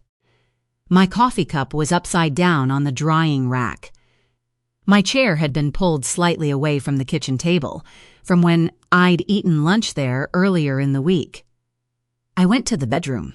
Nothing was disturbed. The bed still had a depression on my side where I had sat and put on my shoes the morning I left. Locke hadn't been here either. His closet was undisturbed. His suitcases weren't in the corner where he usually left them when he returned from a trip. As I went through each room, a lump hardened in my throat. This house held the life we built. We redecorated the entire wing right after we got married, changing the dingy browns and caramels his father liked to brighter, more hopeful colors: blue, yellow, green, pink. Finally, I found myself in Locke's study. His scent filled my head, bringing a stab of pain straight through my heart. This couldn't be happening. It was another night terror, and I just hadn't woken up. Flashes of those photographs played in my mind, Locke making love to another woman. Doing things to her he did to me. Anger roiled through me. It came to a head, and I swept my arm violently across Locke's desk, scattering papers, pens, and knickknacks across the room. Locke's laptop sat at the center of his blotter. Fingers trembling, I fired it up. I don't know what I expected to find, but I still had all the passcodes he gave me when we'd argued that first time. He called me paranoid. The screen flared to life. I pulled up his credit card activity. I saw mostly charges to restaurants in New York City. But those a couple of days ago. Maybe he'd used a different card. I knew of no other he'd use on business besides his black card, but there was nothing. No activity since 4 days ago. I opened up a browser and typed in the name of Locke's Hotel. I called the front desk. "Hello," I said when the desk finally answered. "I'm calling on behalf of my husband, Locke Manning. He's in the air, or he'd call you himself. He's concerned he might have left his wallet behind. He would have stayed in the penthouse suite. Has anyone recovered it?" There was a brief pause. Then the man came back on the line. "I'm sorry, Mrs. Manning." "Misters, Manning checked out early a couple of days ago." My heart sank further down. "Thank you," I heard myself say. He checked out? Locke wasn't where he said he was. Yet another lie to add to the rest. I looked at my list of passcodes. There was another place to check. I pulled up the customer site for our cell phone service. Praying he hadn't set it up for two-factor authentication, I typed in the password. A moment later, the dashboard popped up. I hovered my finger over the touchpad. Then I clicked on recent activity. Locke had sent a dozen texts over the last 48 hours. Though I didn't have access to the content of those texts except for the ones to me, I could see the outgoing numbers. I saw my own number, of course. I pulled up my own contacts and cross-referenced several phone numbers and matched them to Locke's outgoing messages. There were 3 texts to Mark's personal cell, 4 texts to me. He had incoming texts from all of those numbers, plus several to 800 numbers. I reached for my purse and pulled out one of my credit cards. One of the 800 numbers matched their customer service line. He must have called and reported them stolen to cut me off. I tracked each line of calls on the cell bill, noting the times, but there was one more piece of information that made my stomach churn. My lungs felt hollow. 3 days ago, he received 2 texts and then placed an outgoing call to the same number that lasted 14 minutes. I clicked open a browser tab and logged into my LexisNexis account. I did a reverse lookup of the number. It was registered to Corinne Egan. My blood boiled. I could barely see straight. With shaky legs, I rose from Locke's desk chair. He was with her. Was he telling her what to do to destroy me? Had I been wrong from the beginning? I assumed Corinne had been breaking into this house, spying on me, stealing my underwear, leaving that dead dove. Had it been Locke all along? If he hadn't been in New York for the past 3 days, where was he? I heard something down the hall. Footsteps on the marble foyer floor. "Locke?" I called out. He was early. I walked around the desk and headed toward the sound. I stopped short when I rounded the corner. It had started to rain again. Her hair was plastered to her forehead. She dripped water onto the floor. "Mina," Corinne said, smiling, "I was hoping I'd catch you first. We really need to talk." Chapter 41. "How did you get in here?" I asked, though the question seemed absurd. She'd been getting in here for weeks, maybe months. As if she read my mind, Corinne reached into her pocket and pulled out a keychain with a single key dangling from it. She shook it at me and then slipped it into the back pocket of her jeans. "Where did you get that?" She cocked her head to the side. "I think you already know." She walked right past me toward the kitchen. She had a confident stride, as if she lived here.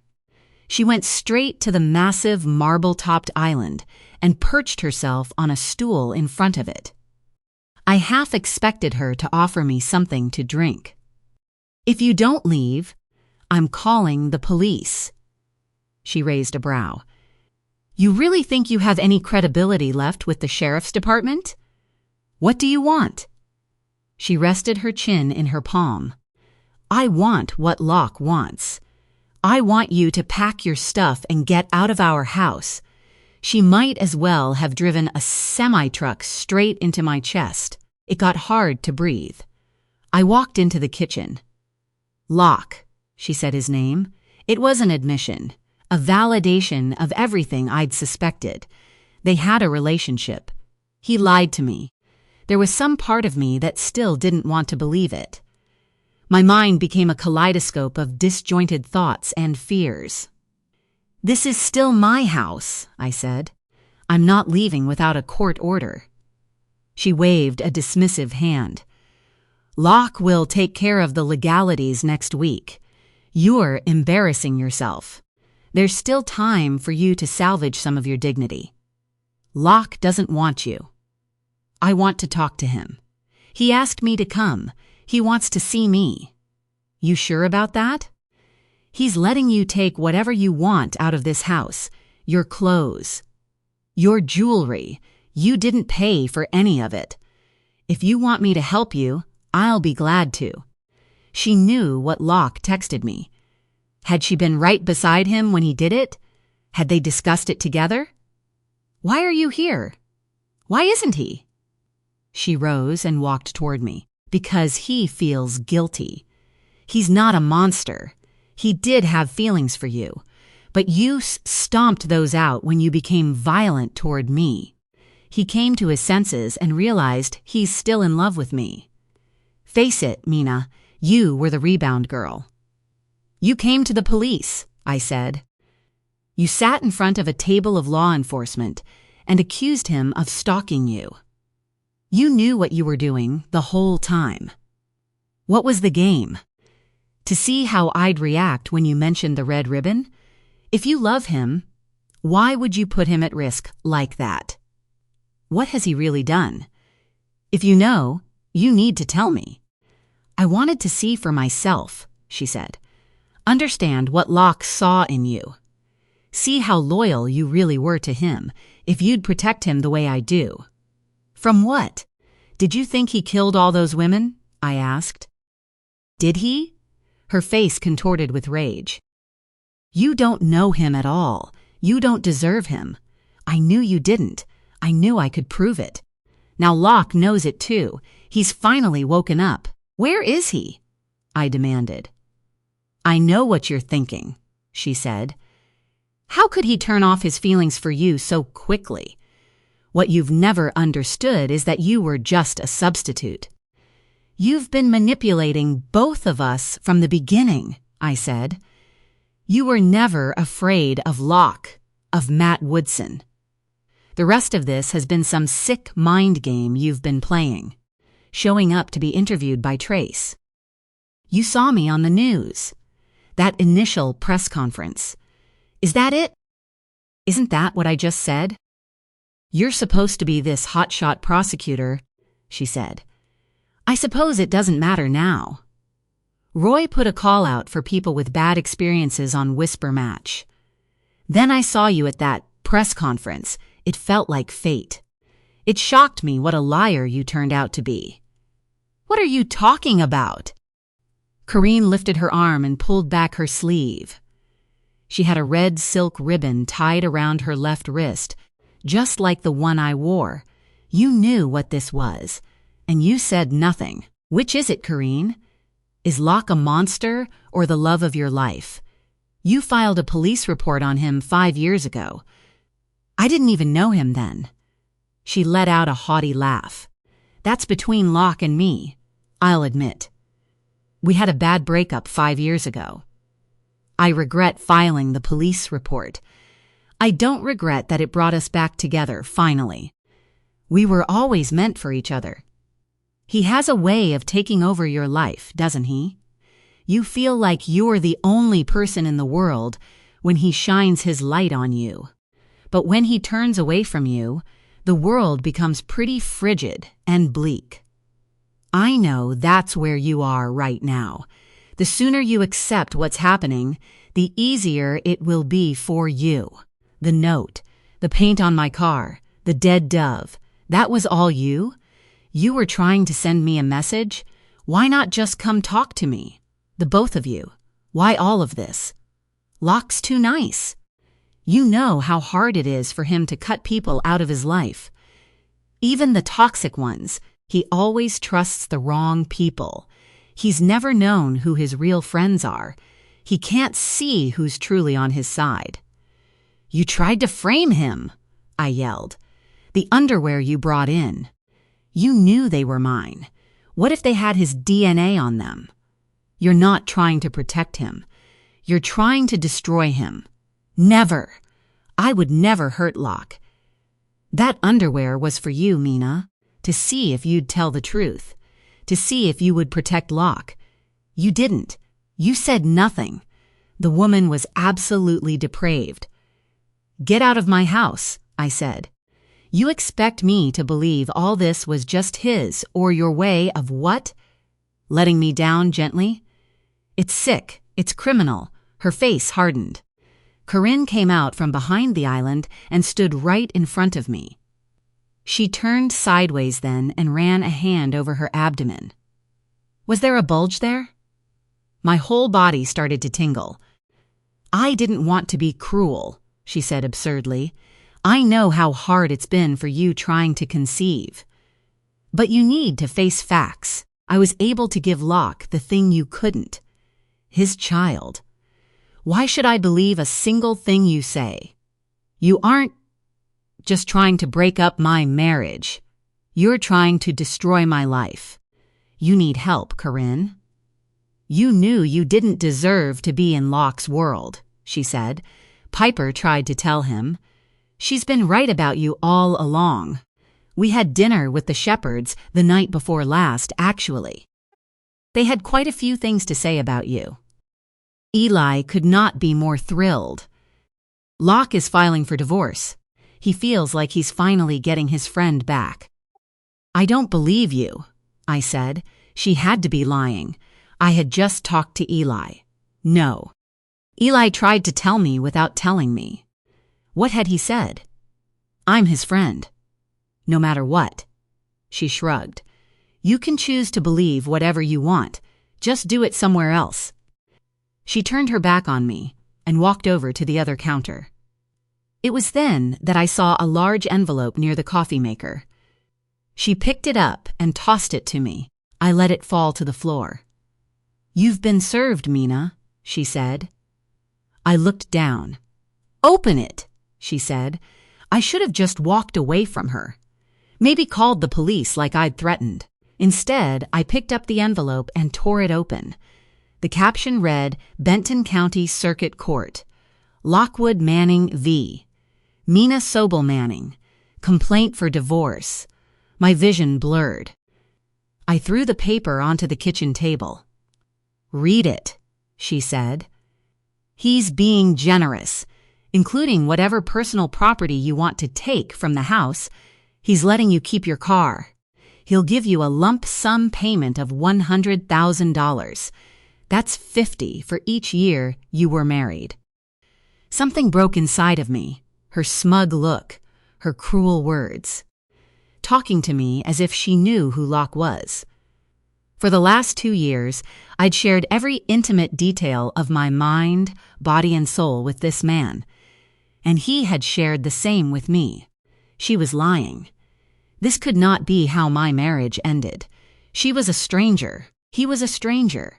It's hard. I know, she said, her tone dripping with condescension. You've had your fun. You've gone farther with Locke than anyone would have guessed. I guess you have your charms. Locke doesn't love you, I said. You're delusional. You need help. All these months of torment, she caused it. For one split second, I let my rage win. I lifted my hand as if to strike her. Then I unclenched my fist and brought it to my side. No, I would not give in to this. I had to get a hold of myself. I knew I should simply turn my back on her and walk away. I took a breath and started to do just that. That's when the first blow came. She shoved me hard. I pitched forward, just catching myself on the opposite wall before hitting the floor. "Don't you touch me!" she screamed. "Don't you ever even think about touching me!" She stood over me. I got my hands up just in time as she delivered a kick to my shoulder. I rolled onto my stomach, trying to get my hands under me. She kicked me again. I tasted blood. I managed to scramble to my feet. When she cocked her fist, I was ready for it. I blocked her next blow with my arm and shoved her backward as hard as I could. She grabbed a metal pot from the counter and threw it at me. I dodged, but it glanced off my shoulder, the same one she kicked.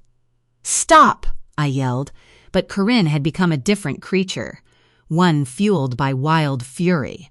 As I looked into her eyes, I knew she would kill me if she had the chance. I ran. She'd been in the house, but I still knew it better. I raced through the second hallway, headed for the sunroom and the door out to the garden. She caught me by the hair, wrenching me backward with enough force to knock me off my feet. She stood over me, holding the hank of my hair she'd ripped out. She tossed it away with disgust and lunged at me. I rolled sideways. She lost her balance, but corrected quickly. It was just enough time for me to get back on my feet and change course. I headed for the back stairs. If I could get to the bedroom before her, Locke's gun was on the dresser. Could I get to it?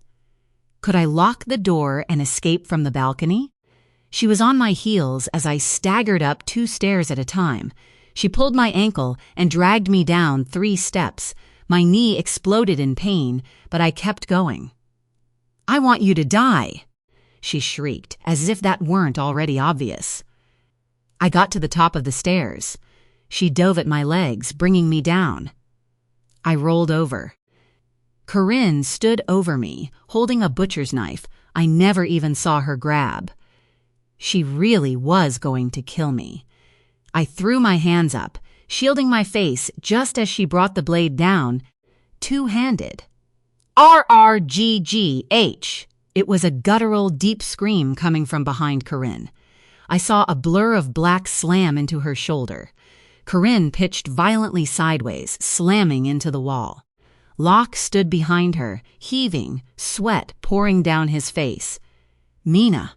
He croaked my name and then took a staggering step backward. He dropped a 45-pound weight plate from his right hand, the one he'd just used to pummel Corinne. Chapter 42. Locke lurched forward, arms outstretched. "Mina," he said. I shook my head. None of this could be real. Corinne lay at my feet, bleeding from her nose. She looked pale, her body twisted at a wrong angle. He killed her. She would have killed me. Locke took a step backward and leaned against the wall. He had trouble standing. He slid partway down the wall. I felt as if my legs were encased in cement. I couldn't move, couldn't go to him. I needed to call the police. "Baby," he said. I was in a waking nightmare, as if the last 2 years had been some sort of dream. This was Locke. My Locke. Only his eyes looked hooded, unfocused. I reached down and picked up the knife Corinne dropped when Locke had struck her. "Did she hurt you?" he asked. I felt a strange sensation, like a vacuum pull dislodging something from my head. Every part of my body screamed out in agony as I took a step toward Locke. When I touched his shoulder, he rallied and stood upright. He was real.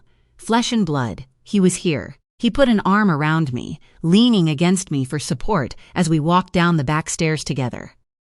"I can't," he gasped. He practically crashed through the solarium door and plopped down on the nearest chair. "What happened?" he said. "What has she done?" I looked behind me toward the stairs. "Where are you hurt?" I said. "I didn't think she was capable of this," he said, shaking his head. "I didn't think she'd do this." "Locke, I have to call an ambulance," I said. He reached for me, feeling along my shoulders, my head, as if he were trying to convince himself I was real. He shook his head.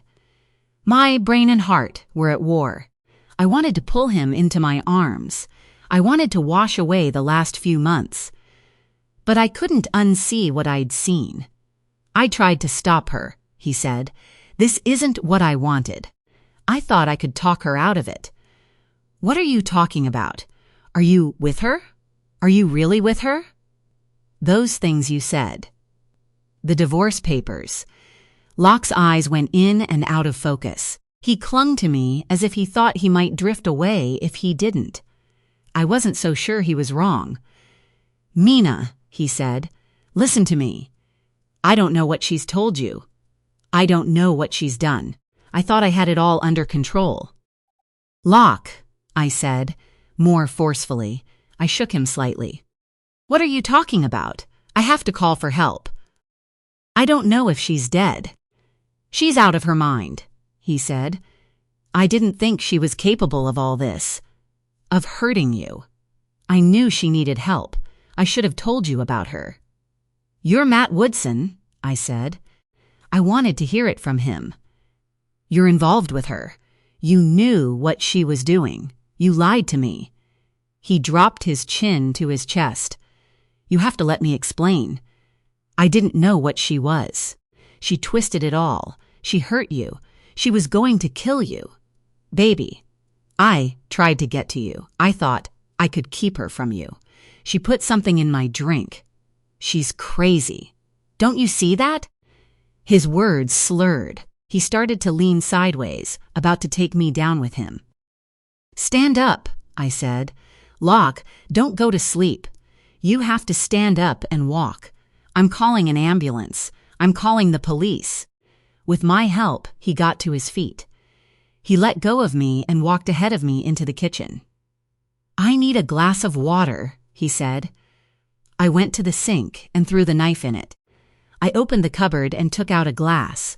He turned to me, bracing himself against the counter. "I love you," he whispered. "You're my life, Mina. I'm not with her. She's lying." I stepped away from the sink and moved toward him. Before I could get to him, Locke's whole body arched forward from the waist and went rigid. I heard the thwack afterward. The light went out of Locke's eyes and he crumpled to the ground, staring sightlessly at the opposite wall. I watched in horror as blood began to pool under his head. Corinne stood over him. She'd struck him with the butt of a pistol. It was Locke's, the one he kept on the dresser upstairs. She raised it again as she looked down at Locke, then at me. We both screamed together. I don't remember turning. I don't remember deciding where to go. The next thing I knew, I was running for my life through Locke's rose garden, past his grandmother's mermaid fountain, down the stone steps that led to the beach. My feet hit the sand. Part of me wanted to leap into the vast lake and keep going until I reached the end of the horizon. Locke's lifeless face swam before me. His glazed eyes would haunt me for the rest of my life. She killed him. She killed him. And now she meant to kill me. Corinne was right behind me. I could still hear her screams. I could feel her hot breath on the back of my neck. She was possessed with rage, with vengeance, with a darkness I could never comprehend.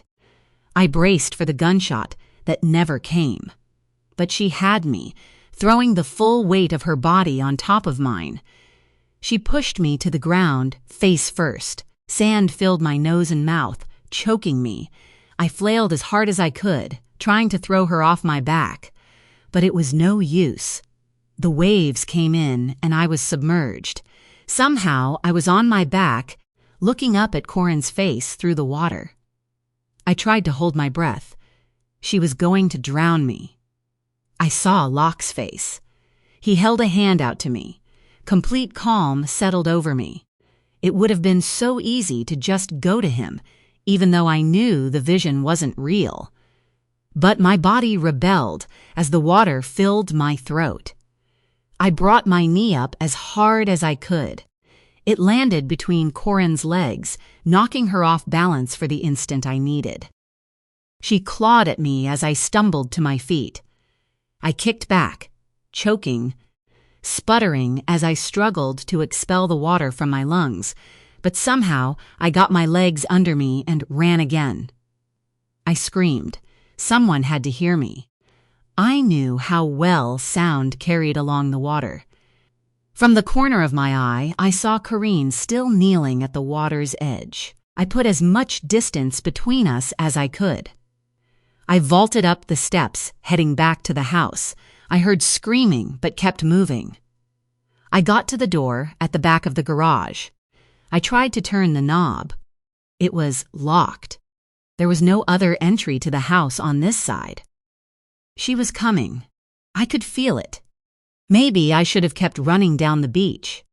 But if she caught up with me, if she overpowered me again, did she still have the gun? "Mina!" she shrieked. I turned. Corinne had just gotten to the top of the steps. She was weaker this time. Her steps faltered. "Stop!" she said. The rage seemed to have gone out of her. "Please." To get to the garden and back into the house, I'd have to run past her. There was nothing behind me but a locked door and 50 yards of sand dunes. I looked for a weapon.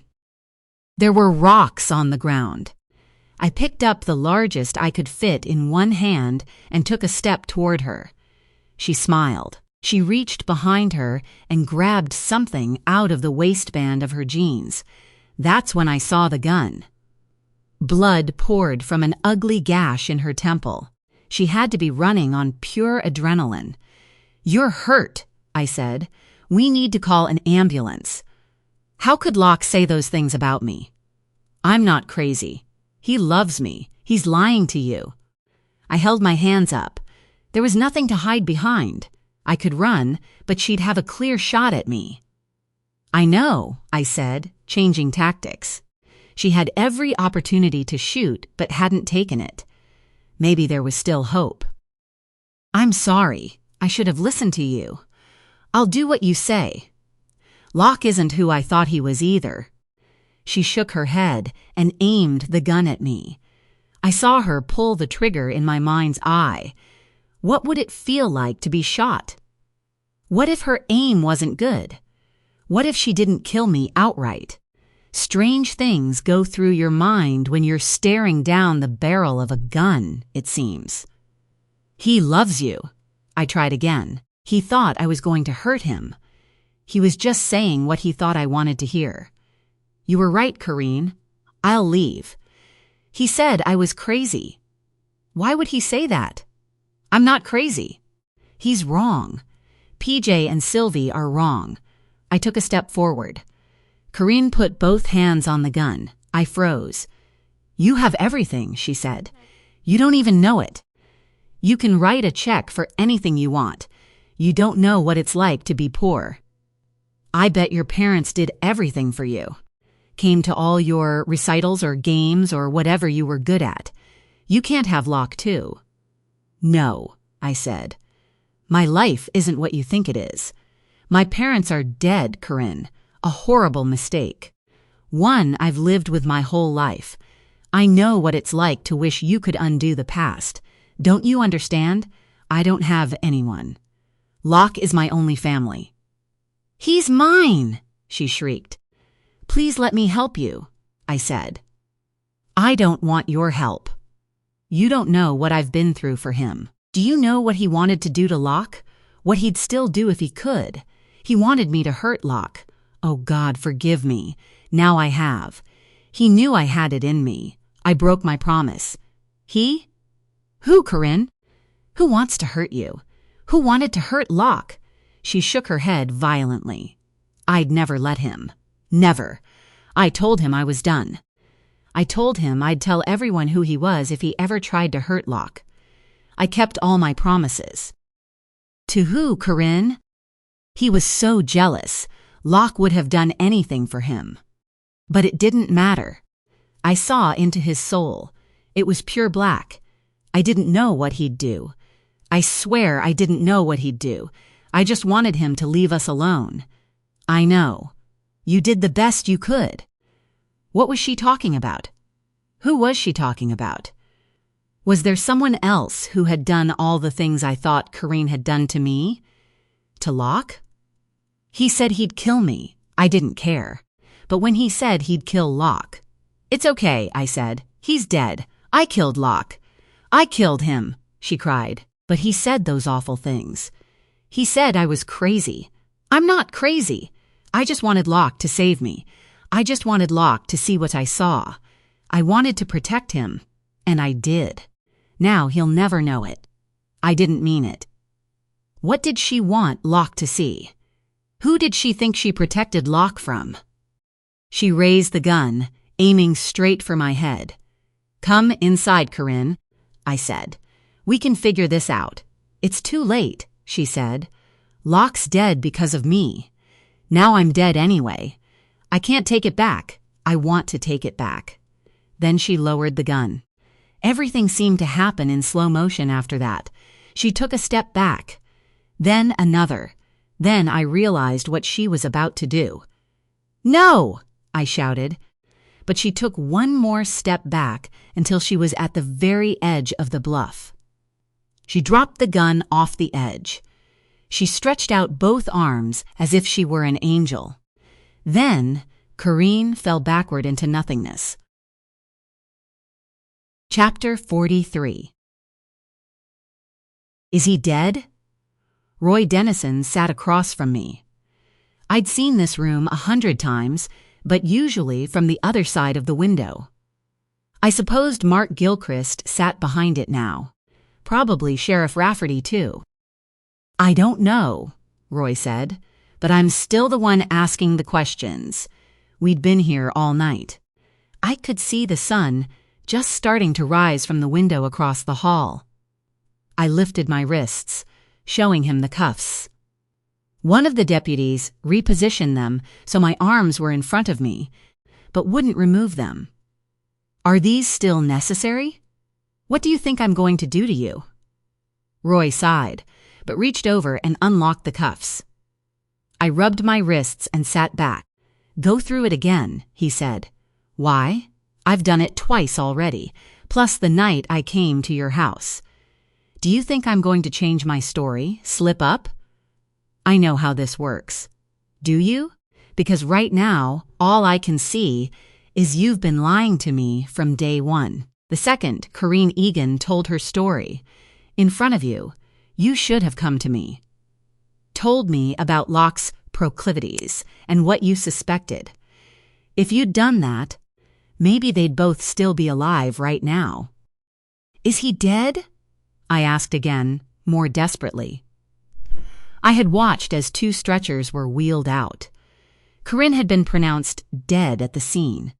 I watched what I thought was the life drain from Locke's eyes, but when they took him away, they did it with sirens. Now, no one would answer my questions. 2 people, Mina, he said. 1 dead. 1 with life-threatening injuries. You don't have a scratch on you. You refused treatment. Give it 12 hours. I'll have bruises all along my torso and my shoulder, Roy.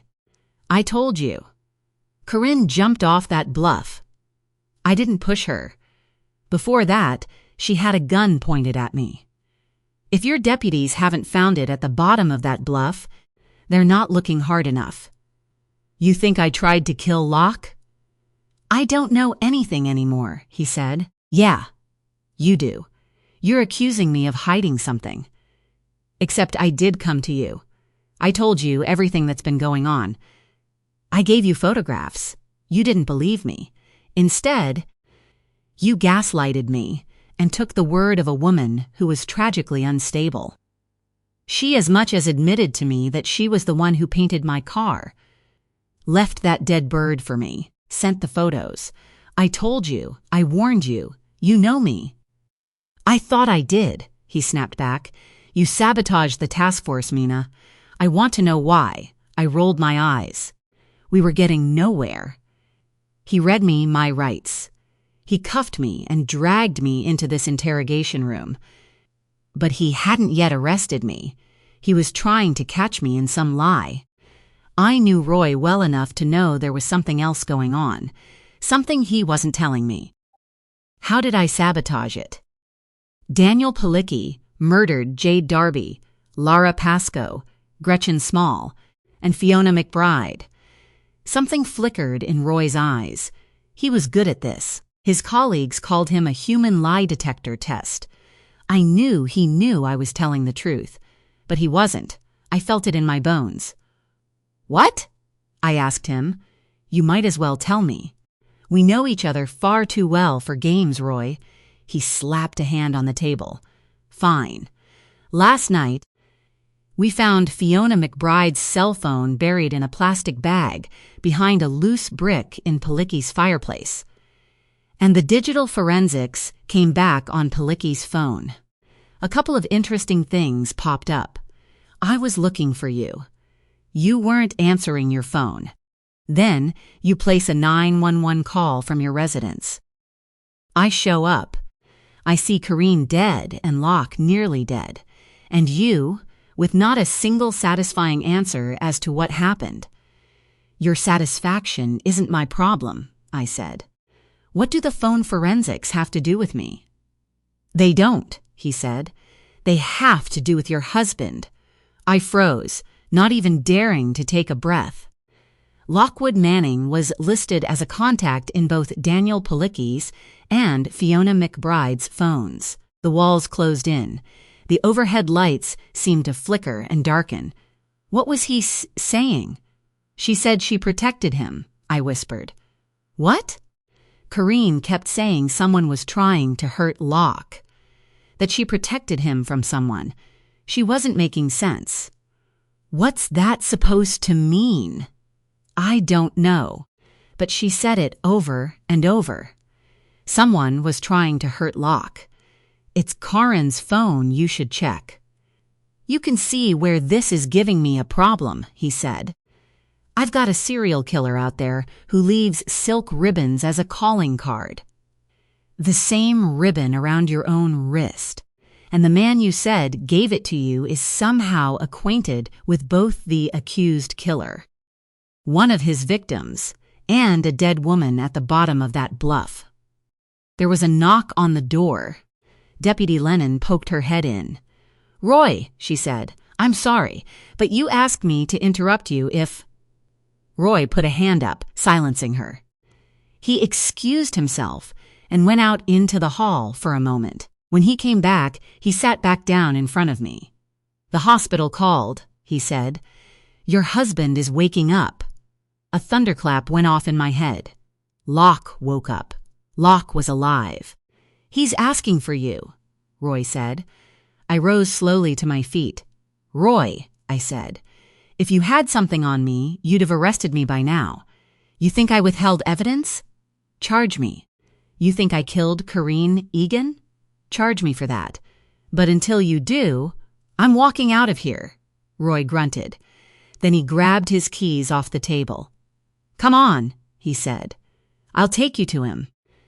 But you don't get to talk to him alone. Chapter 44. She shouldn't be anywhere near him. Eli was the last person I expected to block my way as we arrived at the hospital. It caused Roy to become my unlikely ally. all 6'7" of him. Piper sat in a chair outside the examining room. She had her face buried in her hands, sobbing. "Why are you here?" I asked, nonplussed by Eli's bluster. Who knows what the cops had told him about me? "Because we're his family," Piper answered for him. A doctor stepped out into the hallway, carefully blocking my view of the room with his body. "You're Mrs. Manning?" he asked Piper. "She is not," I said. "I am. What is my husband's condition?" He looked to be in his early 60s. Certainly a man who'd seen everything in his career as an emergency room physician. His name tag read Lyle Honeycutt. "Let's talk somewhere more private," Dr. Honeycutt said. He took my arm. "Locke is my best friend. Whatever you have to say, I'd also like to hear," Eli said.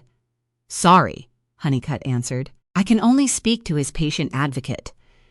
You should step over to the waiting room beyond those doors so Mrs. Manning will know where to find you." I expected an argument. Mercifully, both Piper and Eli complied. As soon as they were out of earshot, I felt panic start to rise. "Is he going to die?" Honeycutt gave me a tight-lipped smile. "No, your husband is going to recover. His worst injury is a concussion. He was lucky, though. If he'd been struck a few inches lower, his neck might have been broken. He's got a broken collarbone, some cuts and bruises, but everything on him will heal. He's a bit disoriented, which comes with the territory for his grade of concussion. I'd like to keep him overnight for observation and until I get his blood work back. He says he was drugged. There's evidence of that in his affect. But I'm waiting on initial toxicology." I let go of a breath I hadn't realized I'd been holding. Locke was alive. He would recover. He had been truthful about the drugs. Corrine hadn't killed him.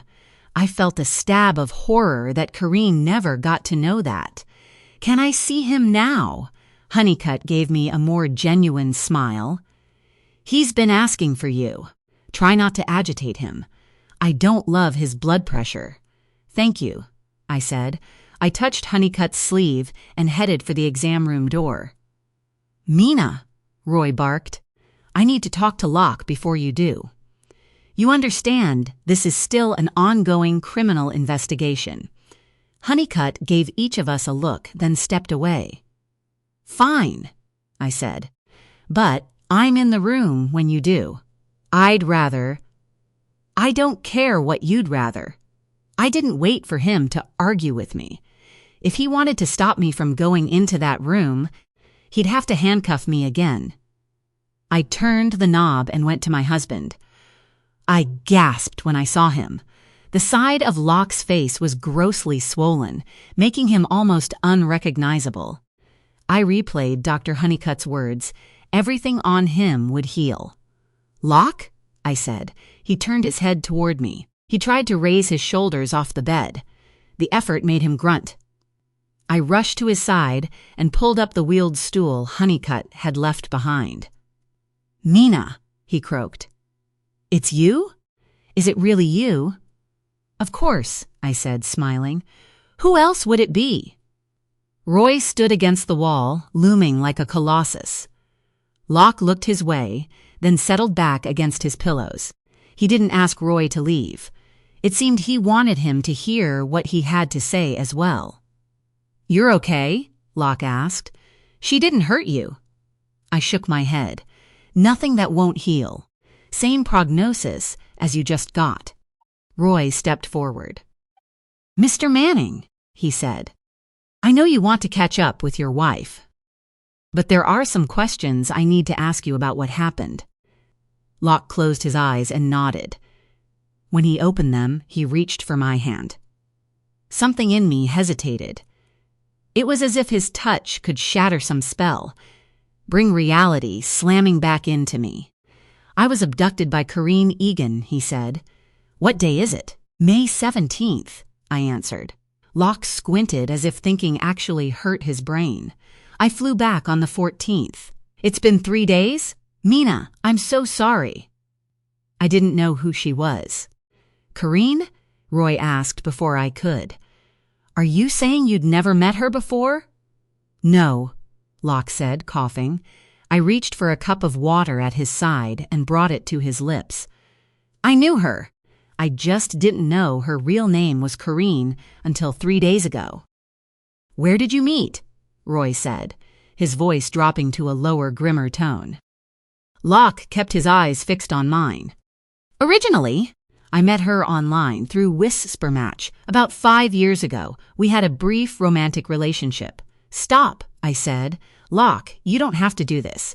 Roy, if... No, Locke said. Mina, it's okay. I want to. He took my hand. I had the urge to pull it away. He lied to me. You gave her a ribbon, I said. Locke nodded. I should have told you when you asked. Mina, I'm so sorry. I thought I could handle her.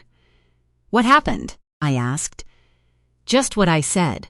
I dated her, if you could even call it that, long before I even met you, Mina. She told me her name was Andrea. I told her my name was Matt Woodson. I wanted to be anonymous. I wanted to go out with someone who didn't know all my baggage. It was stupid. I understand that now. We mostly communicated through the app. And we met face-to-face twice. Once when I took her to dinner. Another time, we spent a night together. The Frank Lloyd Wright house, Roy said. I resented his presence. It seemed I would have to be humiliated in front of him again. What about her letter? I asked. Locke, I found a love letter she wrote to you. Locke narrowed his eyes in confusion. I never got any letter from her. She planted it, I said. Then she stole it back from me. So you'd all think I was making it up. It sounds like something she'd do, Locke said. And, yes, I gave her a ribbon. We were intimate. Do I have to go into graphic detail in front of my wife? No, Roy said. If I feel the need for a follow-up, we can deal with it later. Tell me how it ended. Badly, Locke said. I realized halfway through the weekend that Andrea, Corrine, wasn't the person I thought she was. She called me by my real name. It just raised a serious red flag for me. I was concerned she had a different agenda. It was a violation of my trust and my privacy that she went to some pretty odd lengths to find out my real name. I tried to end it as gentlemanly as possible. I took her home, walked her to her door, and told her I didn't think it was going to work out between us. She got very angry. She started calling me vile names. She slapped me. I turned my back on her and left. That was it. If it had been up to me, I never would have had any contact with her again. But you did. Roy and I said the same thing at the same time. Yes, Locke said. She started showing up, waiting for me by my car. I was having lunch with an associate in Ann Arbor. She showed up at the restaurant. She was tailing me. I told her if she didn't stop, I'd have to file a police report and get a restraining order. But things escalated. She had taken photographs without my knowledge the night we spent together. I have no idea how. I never saw a camera. She threatened to make them public if I didn't get back together with her. She actually thought she could get me to marry her. The photographs. I knew they were the same ones Corinne had left for me at the hotel. I assumed they were recent. Locke was saying she'd taken them 5 years ago. How did it end? Roy asked again. I called her bluff, Locke said. She wanted me to meet, and I stupidly agreed. I should have deleted that app the second she slapped me. But I met her. I told her in no uncertain terms that I would not be blackmailed or bullied, that if she wanted to publicize those photos, I couldn't stop her. But that was the last time I would ever communicate with her. I left. I deleted my Whisper Match profile. Weeks went by, and I never heard from her. Then I got an envelope in the mail. She sent me a copy of the police report she'd filed. She concocted this whole story about me being the one to stalk her. But she didn't use my name. She used Matt Woodson and claimed she didn't know how to find me. It was all lies. She said I threatened her, assaulted her. That never happened. She put a note in the envelope threatening to tell the police who I really was. But nothing ever came of it. I realize now I should have gone to the Kalamazoo County Sheriff and explained all of this back then. Then I never heard from her again until 3 days ago. "Stop," I whispered. "But you still lied. Locke, I asked you about those ribbons. Why didn't you tell me this? Why didn't you tell me about Andrea?" I was a coward. I saw how this case was affecting you. It was starting to come between us. "I thought you were going to leave me. I didn't want to lose you over something I didn't do," he said. I swear I had never heard of Corinne Egan. Only Andrea Phillips. But, yes, when you told me about the ribbons, it bothered me enough that I met with a private investigator. His card is in my wallet if you can find it. It might be at her apartment. I don't know. She took my phone. She took everything I had on me. "Your phone," I said. I fished mine out of my pocket. I pulled up the last text Locke had sent me, accusing me of violence, saying he wanted to be a part, and asking me to meet him. I gave it to Roy to read. Locke looked puzzled. "What is it?" Roy finished reading the text and handed my phone to Locke. The color drained from his battered face as he read it. "I never sent that, Mina." "I swear, I didn't send that. She had my phone." "That wasn't you?" I asked, my breath catching in my throat. In my heart, I desperately wanted to believe it. Could I? "No," he cried. "Mina, I'm so sorry. Did you text Mark Gilchrist?" Roy asked. Locke shook his head. "For what?" "No, I haven't had access to my phone for days. She did something to me. 3 days ago, I was sitting in a meeting in Manhattan. I got 2 texts from an unknown number. One was a picture of you, Mina. You were asleep in our bed alone. Then I got a second one. It was a picture of a dead dove strangled by a red ribbon right on our front porch. It was a direct threat to you. I was out of my mind. So I called the number. It was Corinne. She told me she'd do much worse if I didn't meet with her. She told me not to call the cops. Mina, I tried to call you to warn you, but you weren't answering. She gave me the address to her apartment and told me to meet her there. I ditched my meeting and was on the next flight out. When I got there, I told her what would happen if she hurt you, Mina, and I was going to come straight back and come with you to see Roy. I was going to tell you everything. I told her that. I called her bluff and tried to get you on the phone, but you wouldn't answer. I was terrified she'd done something to you. She wouldn't admit it, but the way she was acting, I thought for sure she'd already hurt you, and she just sat there, pouring me coffee like everything was normal. She must have spiked my drink. I blacked out. You can check my facts. She had me park at this gas station around the corner from her apartment. My car's probably still there, or towed away by now. When I woke up, I was in her bed. In her apartment. She had me zip-tied to one of the bedposts. Locke held his hand up. His right wrist was bruised. I'd seen enough crime scene photos to know those were ligature marks. I was in and out of it for days, hallucinating. At one point, I thought I heard you, Mina. I tried to call out, but it was like a nightmare where you scream but no sound comes out. "You heard me," I said. "Roy, you know I went there. I went to Corinne's telling her to stay away from me, from us. You were inside. I didn't know. I didn't hear you. My stomach churned at the thought of it. Locke had been just a few feet away when I confronted Corinne at her door. Roy remained expressionless. He finally pushed himself off the wall and came to the other side of Locke's bed. He opened his phone and showed Locke a photograph. "Do you recognize this woman?" "I did. It was Jade Darby." "No," Locke said. "This one?"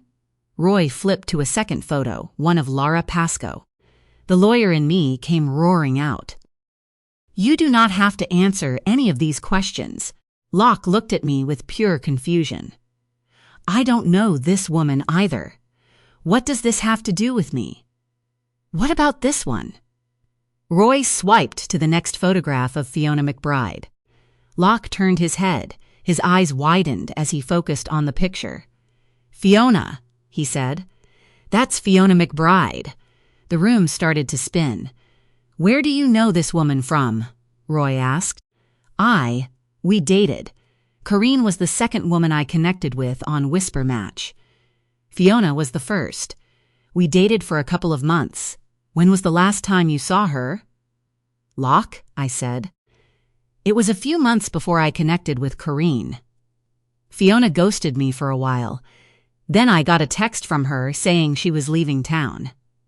It felt abrupt, but we weren't serious." "Did you always communicate on Whisper Match?" I asked. Roy gave me a look. Locke shook his head. "No, we exchanged our real cell phone numbers.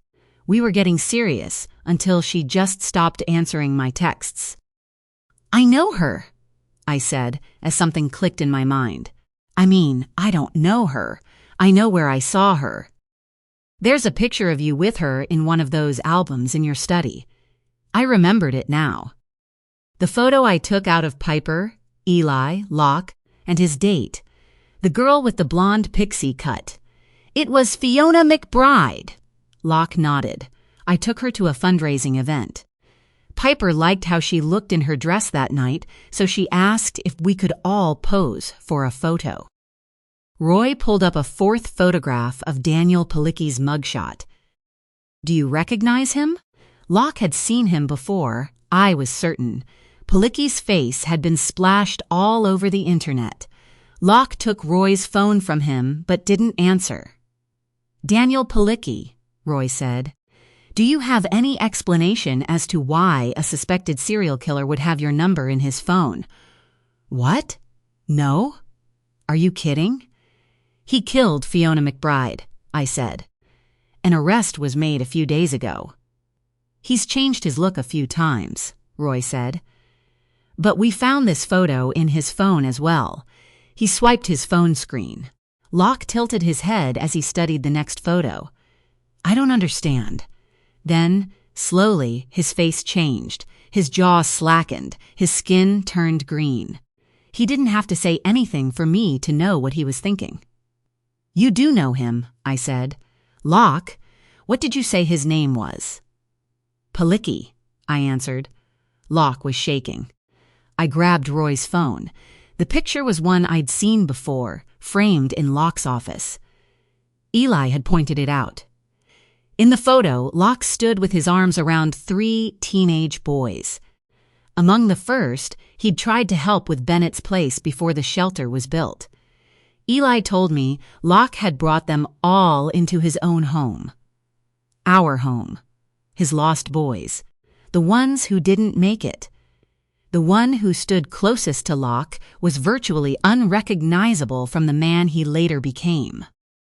This boy was painfully thin, with a head of bushy, dark hair. I never would have recognized him from his mugshot except for those cold eyes. Those had never changed. His name wasn't Palicki.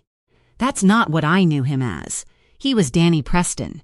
He was getting services from Bennett's place. Preston. Danny Preston.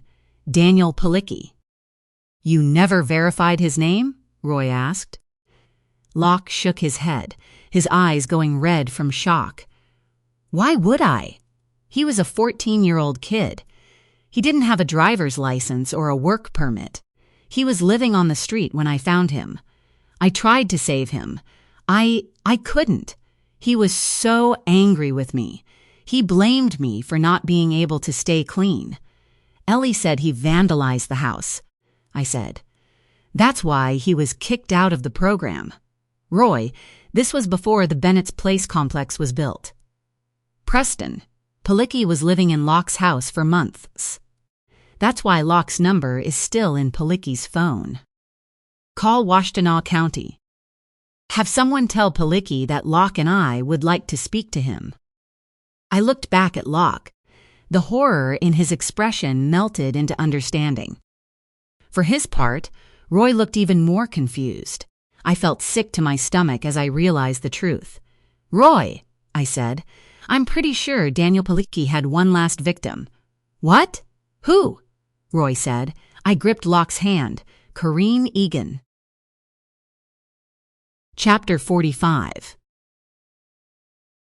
36 hours later, I walked into another interrogation room in another police station. It looked like every other one I'd ever been in. Small room. Cement walls. Uncomfortable metal chairs. A beat-up metal table with loops welded on top for wrist shackles to be threaded through. Roy Dennison, Mark Gilchrist, Detective Renee McAllister, and Leslie Fields, the Washtenaw County prosecutor, sat in the observation room on the other side of the wall. I wore my armor, my black suit, crisp white blouse, spiked heels. I was ready to pick up my sword and wage a battle I'd won hundreds of times against a hardened criminal who thought he was smarter than me. Daniel Palicki would be no different except for one thing. Locke sat at my side. The swelling on his face went down, but left behind an ugly purple bruise that spread from his forehead all the way down to his chin. He held my hand in a vice-like grip. Are you ready? I asked. He shook his head. How can you ever be? I didn't get a chance to answer. A deputy brought Palicki in. I don't know what I expected. I'd seen his mugshot so many times. I'd become familiar with the photo of him as a scruffy, lost teenager. I'd seen him in that lineup. But this seemed like a fourth version of him. When he saw Locke, Palicki straightened his posture and smiled. The lights gleamed off his bald head. His beard grew long and scruffy. He filled out the orange jumpsuit they issued him. I tried to see the lost boy Locke knew all those years ago. I could only see a monster in front of me. When the police told Palicki that Locke wanted to see him, he immediately agreed. He thought he was still in control. He would soon find out how wrong he was. Palicki shuffled forward, his legs still in chains. The deputy secured his wrists to the loops in the table. He would stand against the wall, ready to subdue Palicki if he somehow managed to make a threatening move. Palicki's smile never faltered as he made himself as comfortable as he could. He stared straight at Locke, never acknowledging me with his eyes. "Hello, Preston," Locke said. There was compassion in his voice still. I knew Locke was trying to reconcile the man sitting in front of him with the young boy he tried to save. "Why is she here?" Palicki asked. His voice didn't match the bravado of his swagger. He sounded scared. "I said I'd talk to you, Locke." "She's here because I want her to be," Locke answered. "It's not up for debate." Palicki shrugged. "So he got you to marry him, huh?" Finally, he looked at me with an air of scorn, then lewdness. He licked his lips. Beside me, I felt Locke go rigid. I placed a gentle hand on his arm. I was used to this little game. Guys like Palicki thought they could reduce me, intimidate me by sexually objectifying me. "He did," I answered, leaning forward, closing the distance between us. I was not afraid of this man. He had no power over me, but he still might have power over Locke. "That's enough," Locke said, his voice booming like thunder. "You wanted to see me? Well, here I am. What do you have to say? You killed those women. The smugness left Palicki's face. His eyes widened as he looked at both of us. No. I didn't kill anyone. Isn't that why you're here? Isn't that what you told them? I know there's a human being inside you, Preston, Locke said. Give some peace to those girls' families. That's why you wanted me here, isn't it? I'll listen to anything you have to say. You want to blame me for your lot in life? Fine. You're right. I screwed up. I made too many promises to you. I didn't know what I was doing. I wasn't a trained social worker. I thought you just needed someone to be kind to you, to believe in you. I was misguided. I'm sorry you didn't get the love you should have had from the people who should have given it to you. You are going to prison for the rest of your life. You will face the consequences of what you've done. What I've done? He asked. I didn't do anything. I thought you were here to help me. Did you want Fiona because Locke did? I said. You wanted to destroy something of his. The same with Corinne Egan. Is that it? Well, Locke's still here, Daniel. He's still living in that big house you could never afford, having the life you can only dream about. Palicki started to sweat. This isn't happening. I've got to be in some kind of nightmare. I never killed anyone. I don't know anyone named Fiona. I don't know anyone named Corinne. I told them. Hook me up to a lie detector. I'm telling the truth. Palicki surprised me. I couldn't read minds. A lot of the body language cues people say indicates lying are just myths. But as I sat there, watching Daniel Palicki sweat and squirm, I started to believe him. Locke, on the other hand, became enraged. I would have done anything for you, Daniel. I took you into my home. You have no idea how hard I tried. Eli and I both. It was you who turned on us. Palicki's eyes flashed. Something seemed to snap inside of him, too. Now who's lying? He said. You care more about a dead person than you did us. Your brother is gone. I was right here. I loved you, man. I believed every promise you made me, then broke. You turned your back on me. You and Eli, all the two of you know how to do is throw money at things.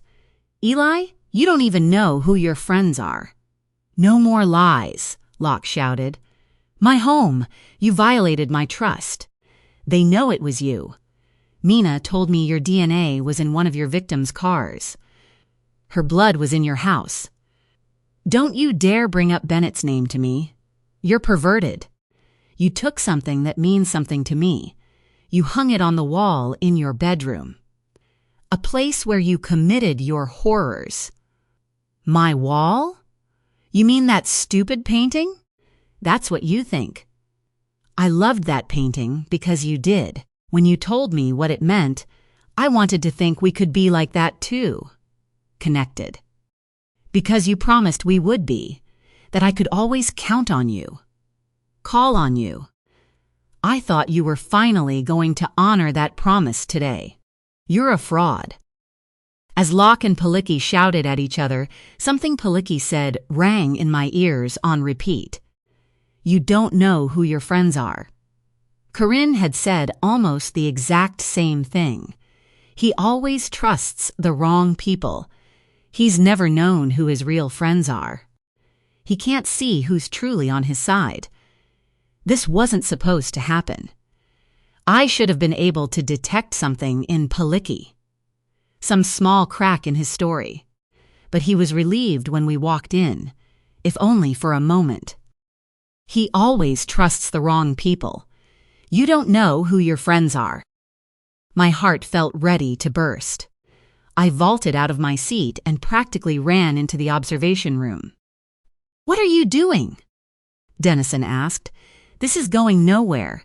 Get Locke out of there. Roy, something's wrong. He isn't? There's not. I was spinning again. I could tell from the look on Roy's face he thought I was losing it. Except I wasn't. I knew exactly what I was doing. "Come here," I said to Roy, grabbing him by the arm. I dragged him out into the hallway. "What's going on?" "You said you found Locke's contact in Palicki's phone." "Show me." "What?" "The phone forensics report." "Can you pull it up?" "Show me the contacts they found." It was a little crazy, maybe. But if Palicki was truly innocent, he'd never think to delete anything. Roy walked into the observation room and grabbed his backpack. His face reddened with anger or frustration. I didn't care. We sat on the hallway bench as Roy took out his tablet and fired it up. I nearly crawled out of my skin from impatience. Finally, Roy found what I asked for and handed me the tablet. My eyes blurred as I scanned the lines of data. Palicki had over 100 contacts in his phone. I almost passed right over it. It was as if the wind knocked out of me as I saw the name I knew I would find. "Ellie Shepard," I said. "Okay." And, I said, "Ellie has been Locke's best friend since college. He knows everything about him. He knows about the red ribbons." "He's seen mine!" "He knows what it means. He has access to my house. He even lived there for a while when he was younger. He's been checking up on me, asking how things are going for me at work. He knew Fiona McBride. They went on a double date. Locke has a picture of them together in a photo album in his study. Corrine said someone tried to hurt Locke. She said he doesn't know who his real friends are, just like Palicki just did. You have to ask him." "Ask him what?" "Ask Palicki what he meant by that. Find out what his relationship with Eli is." "Mina, I don't know." "Trust me." "Are you serious, Roy? You know I was telling you the truth the whole time." "You really want to tell me I'm nuts right now?" 10 minutes later, Daniel Palicki did end up destroying something Locke loved. "How long was it going on?" Dennison asked.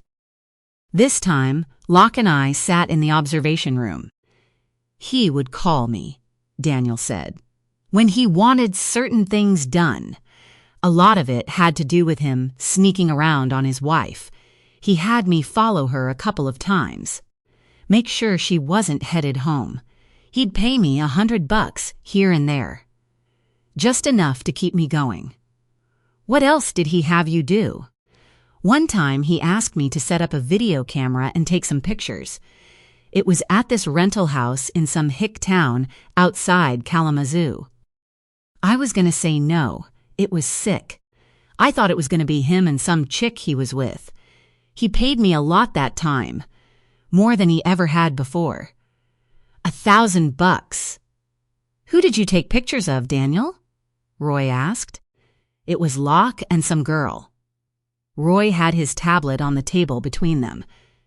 Locke winced as Roy showed Daniel the pictures of him and Corinne. "Yeah," Daniel said. "That's them. Did he tell you what they were for?" "I assumed. Eli was jealous of Locke. We talked about it a lot. He said he was arrogant, never had to work for anything. He was going to take him down a peg. It was $1,000, and I meant what I said. Locke wasn't there for me like he said he was going to be.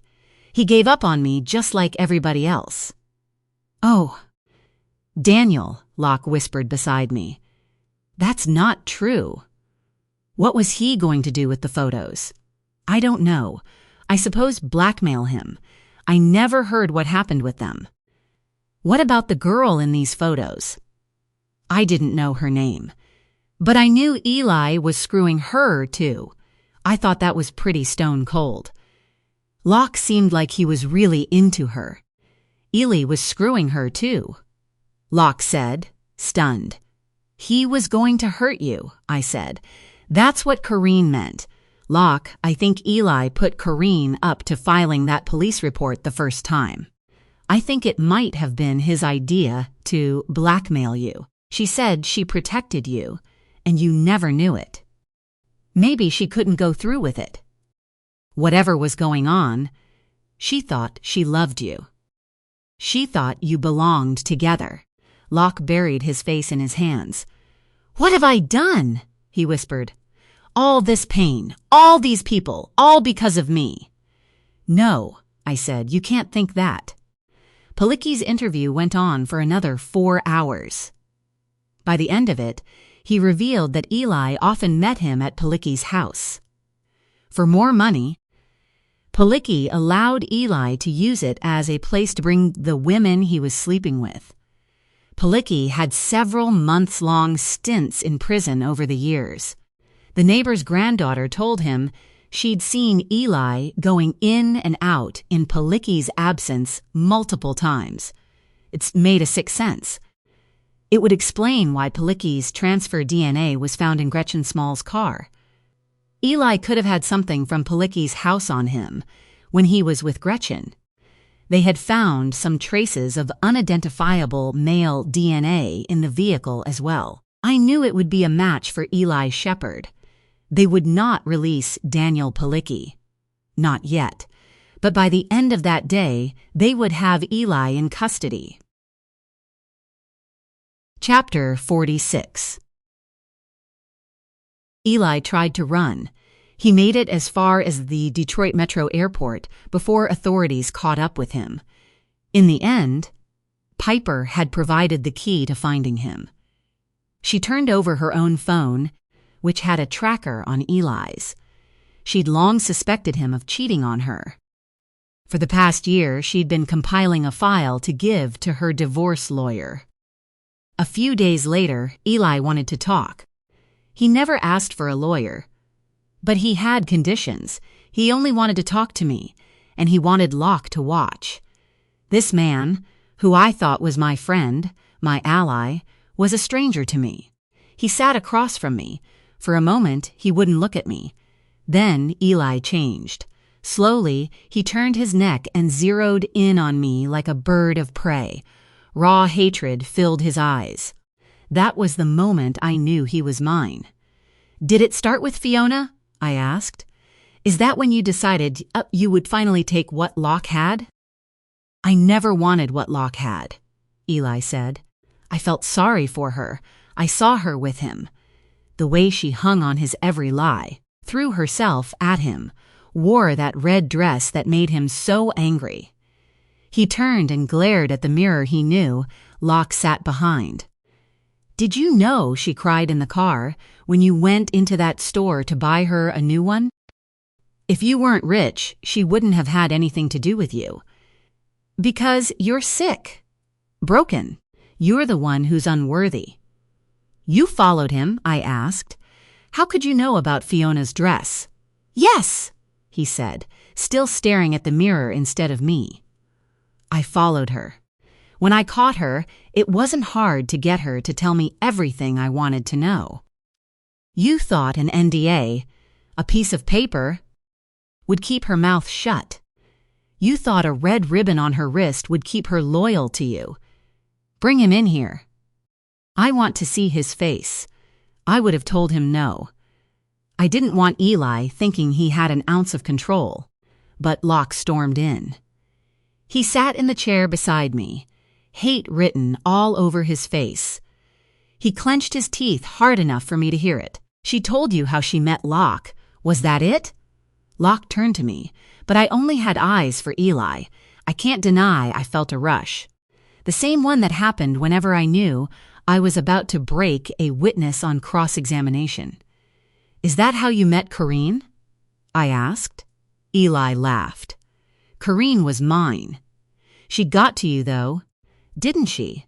She was exactly what you thought you wanted after Fiona." "You killed Fiona because of me," Locke said. "Not because you wanted her for yourself.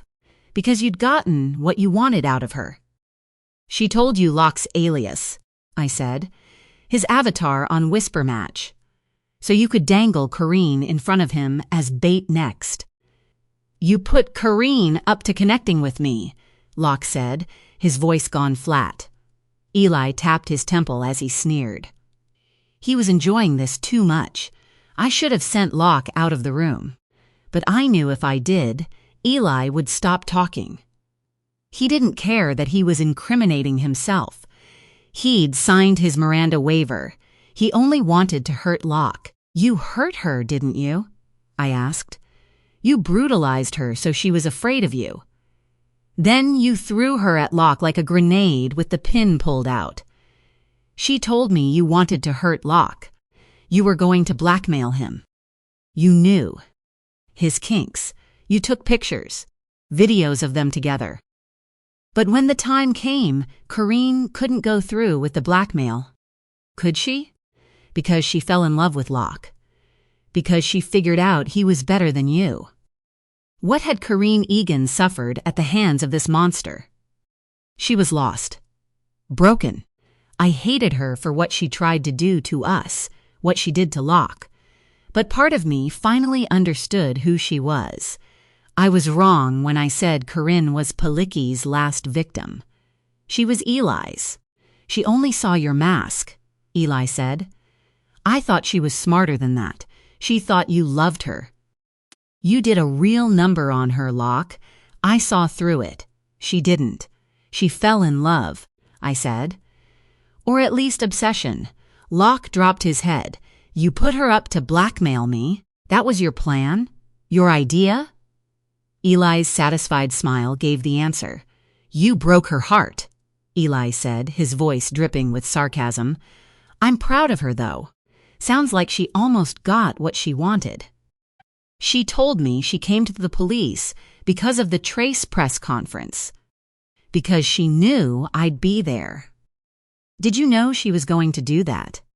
Did you put her up to all the little gifts she left to torment me?" Eli let out a genuine laugh. "That's my girl. You still haven't fixed the lock on the window in your study. Huh, Locke? Can't believe she remembered that. I only told her about that once. You two pulled the pin out of that grenade all by yourselves. Turns out she ended up being loyal to me, not you. She kept her mouth shut about us. Whatever else she did on her own. But she was crazy enough to think you were going to love her back. Poor kid. Her blood is on your hands, too. What about Fiona?" I said. "Why kill her? Following Locke wasn't a crime. You'd done nothing illegal to that point." "Would he do it? Would he actually admit to killing her?" "Because I liked it," Eli said, his voice barely above a whisper. "The sound of her neck when I snapped it. The way her body twitched. It was better than sex." His words made me feel sick. Fiona McBride was only the first, his escalation. Once he'd taken a life, he became addicted to it. It was never quite as good after that one. Eli half-whispered, confirming my suspicions. "But you get to own it. If you hadn't screwed Fiona, she never would have been on my radar. You put her in front of me, Locke. If she'd never met you, just think where she could be today. Instead, she got to rot in Palicki's basement. That's on you. I want you to live with the guilt of that for the rest of your life. Let it haunt you. Fiona, Lara, Jade, Michelle, Elise, Gretchen, Victoria, Jennifer. That one from the grocery store. I never did catch her name. But oh, her screams were the best. Now give me that pad of paper. Wait until they dig them all up. If it weren't for you, they might all be alive. Just like Bennett. I want you to know all the people whose deaths you're responsible for." It was Locke's turn to lunge. I tried to pull him back, but he had a hold of Eli. Eli's face turned purple as Locke tried to choke him. He just kept on smiling through it all. It was pandemonium after that. The deputies got a hold of Locke. Roy, Mark, and Renee barged in. When Locke's grip broke, he crumpled against me. Eli gasped. Then his hollow laughter echoed as they dragged him out of the room. Chapter 47. When I woke from my dream the next morning, Locke was gone. The bed was still warm where he had lain. I found him staring out the window in his study. On the floor beside him, The group photo of him with Eli, Piper, and Fiona McBride was torn to shreds. "Come back to bed," I said. "There's no point in torturing yourself anymore." Locke turned to me. He knew exactly what button to push. He knew if he told me Fiona was his first, I'd do exactly what he said I would. If I'd never tried that stupid app, if I'd never taken her out on a date, she would still be alive. And Corrine? "Stop," I said. "Ely is a psychopath. He used you as an excuse. That's all. Men like him are born to kill. If it hadn't been Fiona, it would have been someone else." Piper told the police he was always obsessed with you. She said it broke something in him when he had to go to you for help when his business failed 6 years ago. She thinks that was his tipping point. I should have seen some signs. How could I not know? I've known him almost 20 years. "He showed you what he wanted you to see," I said. I went to him and wrapped my arm around his waist. He held me tight and kissed me. When I think of how close he got to hurting you. "What Corrine did." "Mina, it was all because of me. I'll never forgive myself for any of it."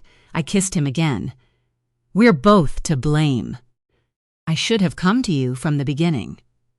Told you what Corrine said after that very first meeting." "You did tell me." "And I denied it. I thought I could handle it alone like I did the last time. Handle her. You didn't know what either of them was capable of." Locke, both Eli and Corinne were mentally ill. I regret I didn't recognize it sooner. I thought Eli was my friend, too. "The things Corrine said when she had me in her apartment," he said. "She would have killed you, Mina. She had it twisted in her head that I belonged to her, that we were destined to be together.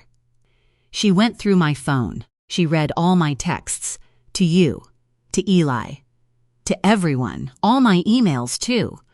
She thought it was fate that brought us back together. She said she saw you on the news. The press conference I wanted you to do. She knew you were my wife. She thought it was a sign. There you were, asking for information from anyone who'd met some creep-off whisper match.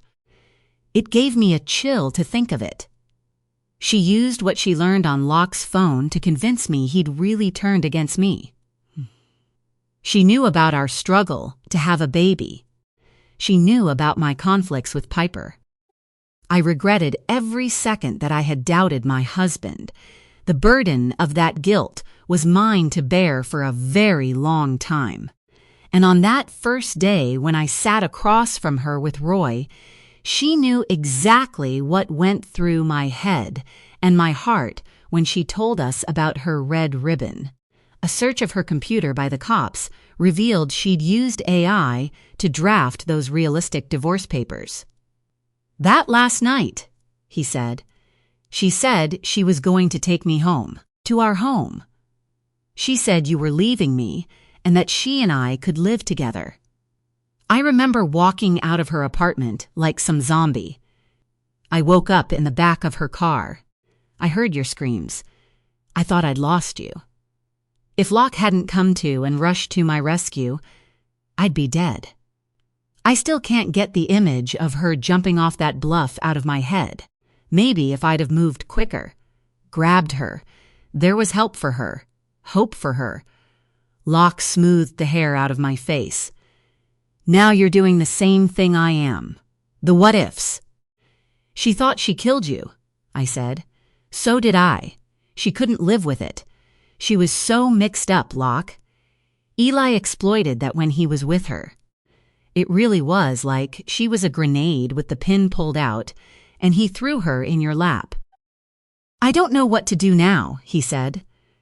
"The press from this is going to hurt Bennett's place. We're already losing some big donors who don't want the drama." "It'll pass," I said. "It's still a worthy cause. Eli doesn't define or negate all the work you've done."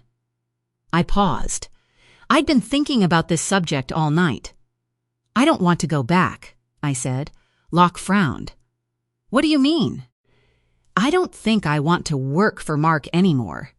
I know Corinne manipulated him too. But he was so quick to judge me.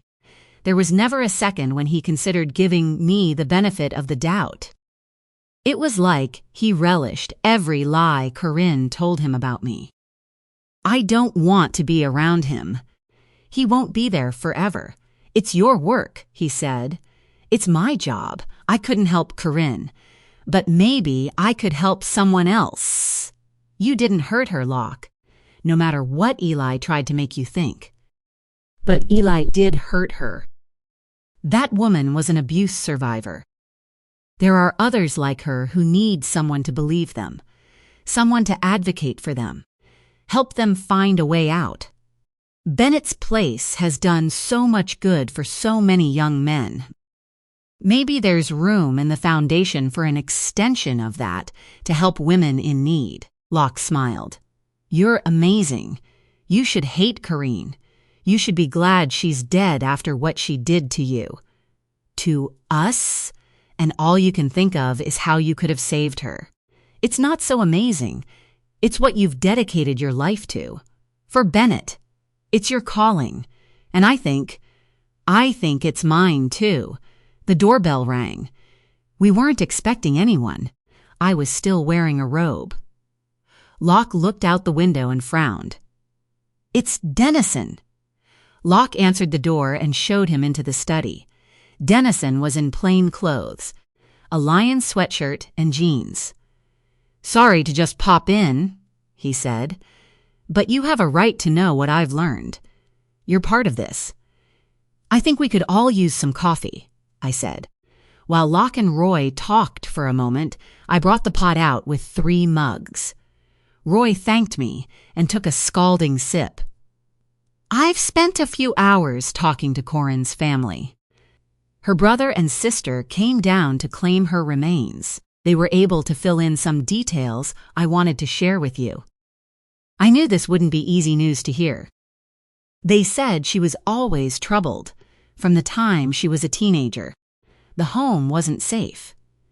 The dad was a mean drunk. He used to beat up their mother. Then, when the children got old enough, he turned his rage on them. They were investigated by CPS multiple times, but their father always managed to weasel out of consequences. As Corinne grew up, she had a string of bad relationships, one of which led to an addiction to narcotics. She had a near-fatal overdose when she was 16. She got sober for a while, then started stealing from their parents. Her mother kicked her out. Her father had a stroke not long after. That ended up being the best thing that ever happened to Corinne and her siblings. Her mom tried to take care of him at home, but she passed away.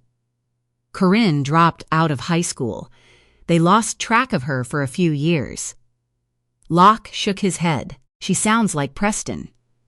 He had a similar story when he made his way into my life. She sounds a lot like you, Locke, I said. My heart breaking for her, Roy continued. Corinne was clean after she came back home. Their dad was gone by then. They got him into some nursing home. Corinne got a new boyfriend. One she was pretty serious about. They showed me a picture. It was Eli, but they only knew him as Shep. He hooked up with Corinne about 7 years ago. It was bad. All the classics. He kept tabs on her, got jealous of her other relationships, cut her off from friends, then family. He paid for her drug habit for a while, but her sister said she was terrified of what he'd do if she tried to end it. She did whatever he said, including using her to hurt Locke, I said. The brother and sister had no idea she'd been involved with you, Locke. They thought she went to the police 5 years ago about Shep. Not long after, she came home beaten pretty badly. She promised her siblings she was done with him for good. From what we can piece together, she must have told him she wasn't going to go through with whatever he had planned for you. We'll never know how she got Eli to leave her alone until now. Maybe she threatened to expose him to you. But she got clean and started pulling her life together. Then, about a year ago, she started going to visit her father in the nursing home. He's got dementia now. Her brother and sister only recently found out she was seeing him again. They were furious. They went no contact with him years ago for their own mental health. Her sister thinks seeing their dad was the start of Corinne's downward spiral. She confronted Corinne about it. Corinne lied to her about going to visit him. The sister found my card in Corinne's purse. She was really afraid all this ancient history was going to mess with Corinne's head. She was right. We found some disturbing items in her apartment. She had a drawer with printouts of just about every mention of Locke in the press over the last 5 years. She had your wedding announcement. A picture of the two of you from your wedding. Mina, your face was crossed out. There were things on her phone, Roy said. Pictures of Locke. Pictures of you, Mina.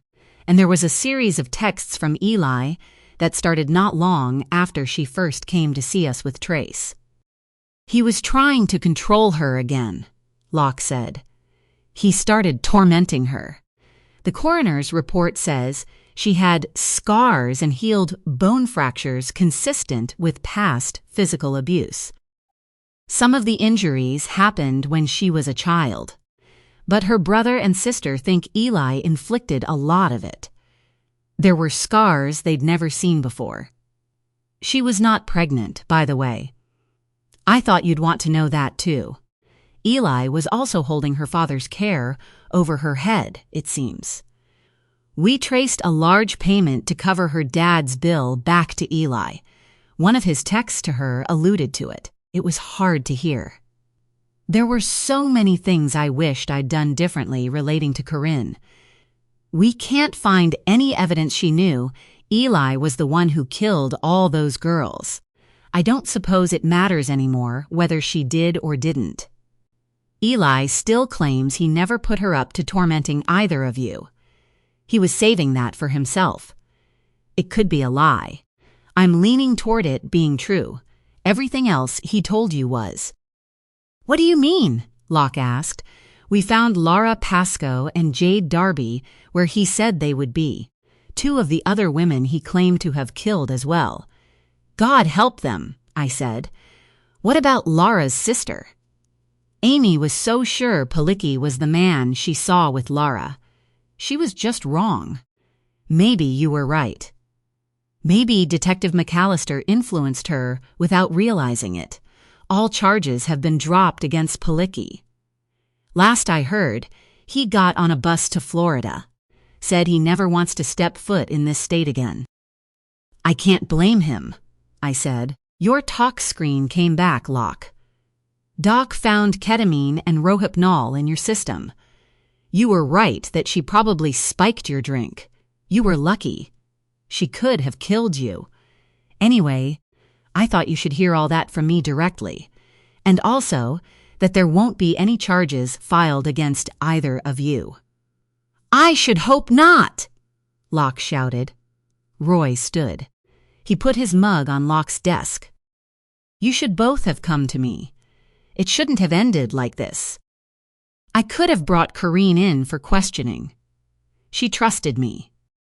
She manipulated you, I said. Just like the rest of us. I asked you to bring her in, Roy. Do you need a reminder of how that went over? Look, he said, whatever you two do behind closed doors is your business. But you impeded Trace, Mina. You had information about your husband directly related to these cases, and you said nothing. I rose to face him. I said everything. But you and Mark wanted to practically put me on a psych hold. And you're right. I had information about my husband, but none of it was a crime. I didn't know until I knew. You want to stand there and try to convince me you'd have done a single bloody thing differently if this were Tanya we were talking about? He took a breath and opened his mouth as if he were going to shout something in my face. Instead, he clamped shut. "That's what I thought," I said. "Are we done here, Detective?" Locke asked. He came around the desk. Though Roy was taller, Locke somehow seemed larger, more ominous. Roy frowned and then shook his head. "We're done. All I can say is you two deserve each other." He didn't wait for a response. He marched to the foyer and let himself out. "I know what you did, Mina," Locke said. He sat on the desk and took my arms, gently positioning me between his legs. "You tried to protect me from something you think I did. No one's ever done that for me before, protected me, given me the benefit of the doubt. Until I didn't," I said. "Shh, it's over. You're alive. You're with me. This house could burn down around us. Everyone on the planet could turn against us. I don't care. None of it matters. This is all that does. You, me, I love you. Forever. Never doubt that again." I felt tears coming. "I won't," I said. "Not ever." When he kissed me, the world fell away. He was wrong about one thing, though. There was one more thing that mattered. "Come with me," I said. Locke raised a sinful brow as I led him back to the bedroom. Oh, there would be plenty of time for that particular sin. My body heated at the mere thought of what he could do to me. I led him into the bathroom where I'd left the proof of my secret. I picked it up and flicked on the lights. I clutched it to my chest for a moment longer. It was the very last time it would be mine alone. "What is it?" Locke asked. Smiling up at him, I took his hand and put the white plastic stick into it. His smile faltered and he looked down. He did the same thing I had done at first. He blinked, looked at it again, then looked at me. I stepped back into his arms. At the end of the stick were 2 pink lines. The second one appeared in the window with a plus sign. Positive. There were 4 more just like it on the counter behind us. Locke laughed when he saw them. "I had to be sure," I whispered. "You're going to be a father, Locke, the best one there ever was." Epilogue. 1 year later. "It's okay," I said. "I know this isn't easy. But believe me, the hardest part is over. You took the first step, Celia." On the outside, she looked so frail. She kept her head lowered, her dark hair hanging like a curtain in front of her face. Her entire body seemed designed to hide who she was.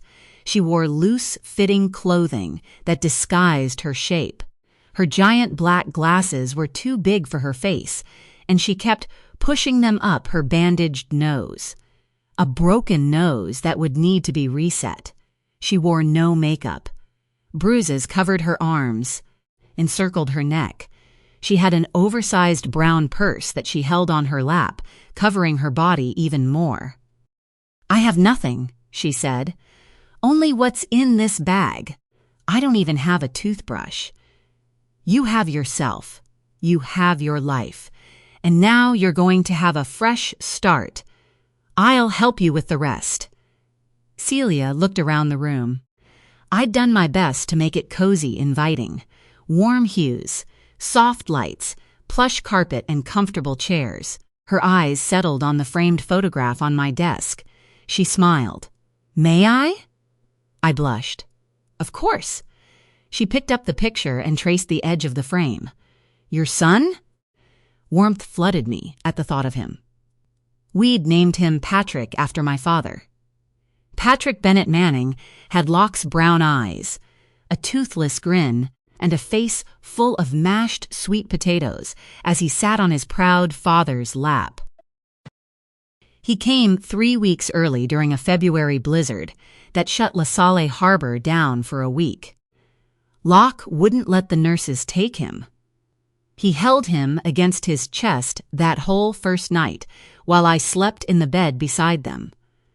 Locke remodeled the bedroom next to ours for his nursery. He painted a jungle mural for him freehand. His crib belonged to the uncle my son would never meet. I put a hand over my stomach. I had a new secret there. I was already pregnant again. We found out 2 days ago. Dr. Wexler rightly predicted the second one would come easily. "He's beautiful," Celia said as she placed the frame back on my desk. She didn't tell me where she came from. It was better I didn't know. But I knew she'd traveled a very long way. Her abuser had followed her into the emergency room. He probably told them Celia had taken another fall. She was so clumsy, after all. A smart, brave nurse had picked up on the signs and got Celia into an exam room alone. I knew Celia had read the poster on the wall there, the one that told her to report a specific fake birth date when the nurse took her blood pressure. A cry for help, a signal that she was in trouble. An hour later, the nurse had given her $300 in cash, all she could scrape together from her own wallet and donations from a few other coworkers. Then, while Celia's abuser was filling out paperwork a social worker put in front of him, the nurse led Celia out a back entrance and put her in a cab. Now, she sat in front of me, alone, scared, having fled everything she knew for a chance to survive, to rebuild her life, to find out who she was again. And I would help her. There was no sign outside my office door, no website, no brochures. But there was a business card and a phone number. One we distributed only to social workers and certain healthcare workers throughout the country. Celia had one of those business cards in her hand now. She clung to it, protecting it, as the lifeline it was. She ran her thumb over the raised lettering identifying our agency, the one we didn't advertise. The end.